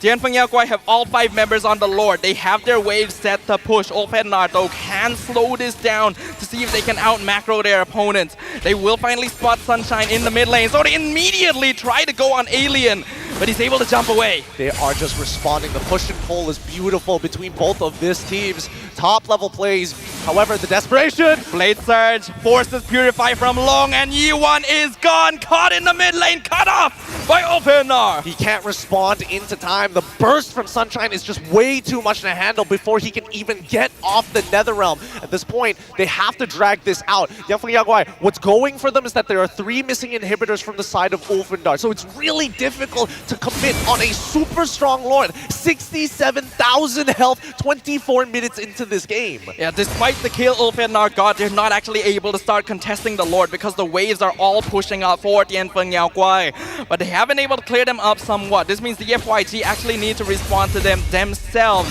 E1 is back, but neither team quite in position to contest Lord yet. Beautiful game being played by both of these top tier teams. And now Alien realizing, I don't have the wave clear anymore. He's going to start the zoning real quick onto Pishu to chunk him to 50%. He's here taking a lot of damage from that curtain call, but that means no ult from the CC. We can see the Nolan in the back line, but Long is gone! Apex found him! That's a shutdown on the Bruno! Zed throwing for the pickoff on Rosa, but he has NetherRealm to keep him alive! E1 has to flicker out. PCU gonna lose his life as well, and now Zed caught out by himself. Olfednar gonna chase him down! He still has immortality, but it is not quite enough! He's gonna try and delay as long as possible, but that is 3 members of Tianfeng Yaguai down for the count for 1 minute! KLVJ and E1, the only ones left to hold the game. Oh, the next minion wave is going to take about at least 11 seconds to make it all the way back to that crystal right now. As the waves slowly crash down, TNZ will have to defend with his life while the rest of his members must end the game! E1 gets cut off, has to use NetherRealm against the Glorious Pathway. Rosa taking a lot of Clear damage those from the waves. pursuit. KLVJ doing so much damage, but E1 is gone. KLVJ tries to delay with the Winter Crown, but the rest of his team will not respawn in time. Olfednar, their path is open, and they will claim the series and the ticket to the Wild Card Finals. Oh my goodness! Breathe, boys! You can tell they put everything on the goddamn line to make it to the Swiss stage. Nobody thought it was going to be this difficult, but Tianfeng Yaguai shows that they are going to be an absolute monster next year. What an absolute beauty of a game! The fan favorites would have never expected to be pushed this far at this stage of the competition. Emotions running wild at the M6 stage, but they have done it. They will be facing off against Incilio in the finals tomorrow for the one final slot to become the 16th M6 team. Oh my goodness, and it ends just like that. Sheer frustration, all because of one fight. Lung was playing a near perfect game. You can see that this took everything out of both squads. Everything on the line, and it is not even the finals yet. Congratulations to Olfednar. And truly, our heart breaks for Tianfeng Yaguai. They put everything on the line. The game could have been theirs at any moment, but there was just one tiny step missing. But this is a team with infinite potential. This is a team that will continue to shake up the world of MLBB. Dude, I'm about to throw up. After that game, I'm about to throw up as well. Holy cow, we still gotta break down that game. 26 minutes with the final score, 21-21. It is a true disservice that this was not the final matchup. Oh, it really was. This could have been a best of 5. We know that there can only be one team regardless, so the results don't really matter as much. But it would have been amazing to have witnessed this matchup in a best of 5 series. I did not expect to see this level of gameplay at the wildcards, especially seeing what happened last year. It just shows how much the ecosystem of MLBB has grown. Hey man, we're nominated at the Game Awards for Competitive Game of the Year, man, for good reason as well. These teams put their hearts out here. You can see the passion coming in from both sides. We respect the game that was shown. What a beautiful display as we go into the post game, because let's break it down here. All endgame items. Boots, don't need them anymore. If you're a core, you better have more damage. Oh, I don't even feel like there's anything in particular we can really point out at this point. These players did so well. Lost fights were not due to mistakes. It was due to better enemy positioning. It was just a push and pull and outplay at every corner. Well, I mean, that's why, oh man, I hate having to be the color here. Unfortunately, for DFYG, the biggest issue that I saw towards the latter half of the game was the fact that E1 keeps on forgetting that the Netherrealm has a little bit of a buffer time. You have to preemptively use it before you die because there is a bit of a channel period. He positions himself way too far forward, and despite having Flicker, he will get run down by Apex 47 when he lays down the glorious pathway. Yeah, I get the feeling that DFYG started getting a little bit too excited towards the end there. They saw the end in sight. They thought they could topple the system and do something no one would have expected them to do. But E1 was no longer as tanky or as slippery as he was earlier on in the game with the amount of damage coming in from Ulfednar. Yeah, man, it really, I mean, this is one of those moments where you're probably looking towards the emblems and wishing that you had well, it's not coming to me right now, Weapons Master available to have that little bit of extra damage to start taking down the big dogs. But goodness, let's look at the post-game stats here. Have a double look at how much oh my goodness, 186,000 damage compared to Sunshine at 123. He literally doubles the damage of everybody. Oh my goodness, that is insane. And it really shows just how powerful Bruno is in this meta. His positioning is so good. His hero pool is excellent. This is a player that honestly didn't seem to perform that well during MSC. And this is a completely different evolution. Look, I mean, I think that his mechanics is very suited to be playing marksman, especially in the gold lane. I mean, you should just look at his auto positionings, right? His spacing is near perfect. He's never too far away. He's never too close to his opponents. And the only time we see him die is because he is willing to throw his body to bait out a fight in terms of finding an opportunity to crack open an inhibitor. And DFYG, they had all the right elements there. But unfortunately, when push comes to shove, Sunshine, despite having a really rough early to mid, finally scales at the very end, and he was still desperate to try and make a name for himself in the middle of these fights.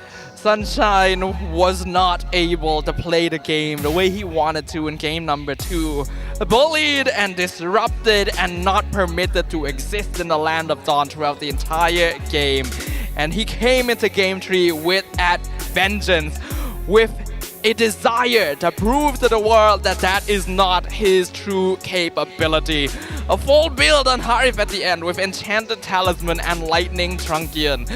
He is hitting you like a nuke. Oh, he really is. He's just one-tapping people everywhere. Let's look at the MVP highlights here, because again, there's so many. There are so many moments which could have easily swung into their favor. Now, the early game, very, very scary here, because as DFYG continue to start snowballing out of control at a very steadily pace, Ulfindar are waiting for item power spikes. Whenever they hit their first one, they have to make a play happen, and they force it upon themselves to deal it against DFYG. However, with the lead that DFYG was able to accumulate and able to rush on over once the ultimates were down, that's when you see them really shine. When they're forcing their opponents away, and of course, KLVJ with that Infernal Pursuit making a lot of good work out of Ulfindar. Yeah, Dianfeng Yaoguai throughout the early to mid game was just a living highlight reel. Their micro mechanics on full display in every single engagement. However, I think their excitement got the best of them. We have to remember this is still a team making their first ever international appearance. The anxiety caused overextensions and a little bit too much in expectation of catching Ulfindar off guard once again, which finally allowed the Turkish representatives to claim their prize. And Ulfindar will be moving on to the finals of the wild card up against Incilio. It really breaks my heart to see Dianfeng Yaoguai so close to making it over. So many opportunities, but it seems like Ulfindar was able to pull themselves back and compose what was necessary to eventually group up and end the game. Ulfindar versus Incilio will be your M6 wildcard finals. One of these two worthy competitors will join the 15 other teams in the M6 Swiss stage. Oh man, people are going to be looking back at that game. And the more that I think about it, there's so much scrutiny to be thrown. But finally, it is going to be the final two to try and make it to that Swiss stage. It is Ulfindar up against Incilio happening tomorrow at 5 o'clock GMT +8. That is going to be a great time. It makes me really sad that we only have one wildcard slot this year compared to last year, but there's been so many new and emerging regions, so many new teams and faces with grand potential that we simply don't have the room to spare. And one thing's for sure, if the wildcards are already like this, you guys don't even know what M6 has in store for you. My goodness, I'm already excited. I've been saying it all year that I've been excited for that Swiss stage. I've been excited to see the teams and especially the new storylines about to break out. But now we have so much to look for in terms of gameplay alone. It is going to be one wild ride. Yeah, I mean, you have to remember, right? Ulfindar and Dianfeng Yaoguai were the second place finishers of their respective regions. What does that mean? What does that mean? What does that mean for both S2G as well as KBG? Like, can you imagine the level those guys are going to be playing at? I cannot. My brain literally cannot picture what chaos, what gameplay we are going to see. Maybe it's at the end of a long day, right? Full series throughout the entirety of the Wildcards Day 3. We did not see this coming, Gideon, but Well, I think we're quite glad it happened, right? we're extremely glad it happened. But guess what? From the 25th November to 27th, the Asian Esports Games, the largest MLBB women's tournament in Southeast Asia, will be held in Bangkok, garnering participation from 20 nations from various regions spanning across different parts of Asia and the Middle East. It is the last MLBB women's tournament of the year, presenting itself as the perfect platform for MLBB women players that are eager to prove themselves. I mean, we gotta show a little bit of love to the opposite side of the coin here. We know that M6 is going on, but there is going to be a short break between the wildcard and the Swiss stage as well. And AEG fits perfectly into it. So if you guys are eager for more MLBB action to get your fix while we're on break for M6, that's the perfect place to go. It's the perfect place to go, man. Every part of the calendar is going to be filled with Mobile Legends action, and honestly, I can't wait for it, right? I can't wait for more to come this time around, especially since we are coming to almost a close to the end of the year. And let's just say, it's been a wild year already. It has. Like, I'm not going to be casting for the finals tomorrow, Gideon, but you are, right? Yep. What are your expectations, sir? Oh, dude, I'm expecting Ovendar to have a really great meal here in Malaysia. I'm expecting them to like really take a break because that was an exhausting game on so many different levels. And I think it should be Ovendar. I'm still going with my gut that they should make it to the next stage. I mean, after this game, I feel like the possibility is very, very high. But we gotta give a shout out to our play of the day, and it was between GK Esports and Nightmare Esports. Oh, this happened earlier today. I need to remember correctly what exactly happened. Soso ends up dying to Carvey here. Oh, is this where it all goes wrong? Yeah, just getting absolutely blasted here as the retreats and turns. Ooh. Carvey plays a solid game on this Beatrix every time we see you. Literally blasted by a railgun point blank. That cannot feel good, especially with such a tantalizing low health target right in front of you. Makes you wonder, maybe Sky Pierce is the way to go. I think it was piercing something else. Oh boy, man. Just getting rear-ended every single time. Look, as we proceed with the upcoming games, I think that Nuncilio has a lot of material to actually look against Wolfendar, and hopefully tomorrow is going to be just as epic as we saw this previous match between Wolfendar and as well as Diangfeng Yao Guai. Yeah, I really, really hope so. We gotta give a bit of a kudos to these two teams. If the finals aren't able to match up to this level of gameplay, it would be a bit sad. A bit sad. Honestly, I mean, more eyes on a potential. Hopefully, MPL China becomes a thing with gameplay like that. Like, can you imagine multiple teams doing that? I cannot. It's literally incredible how far they have gone. But with that, we are officially closing out the M6 wildcard group stage here. My name's Stafa, that's Gideon. The finals are tomorrow. Make sure to tune in. But for today, bye-bye.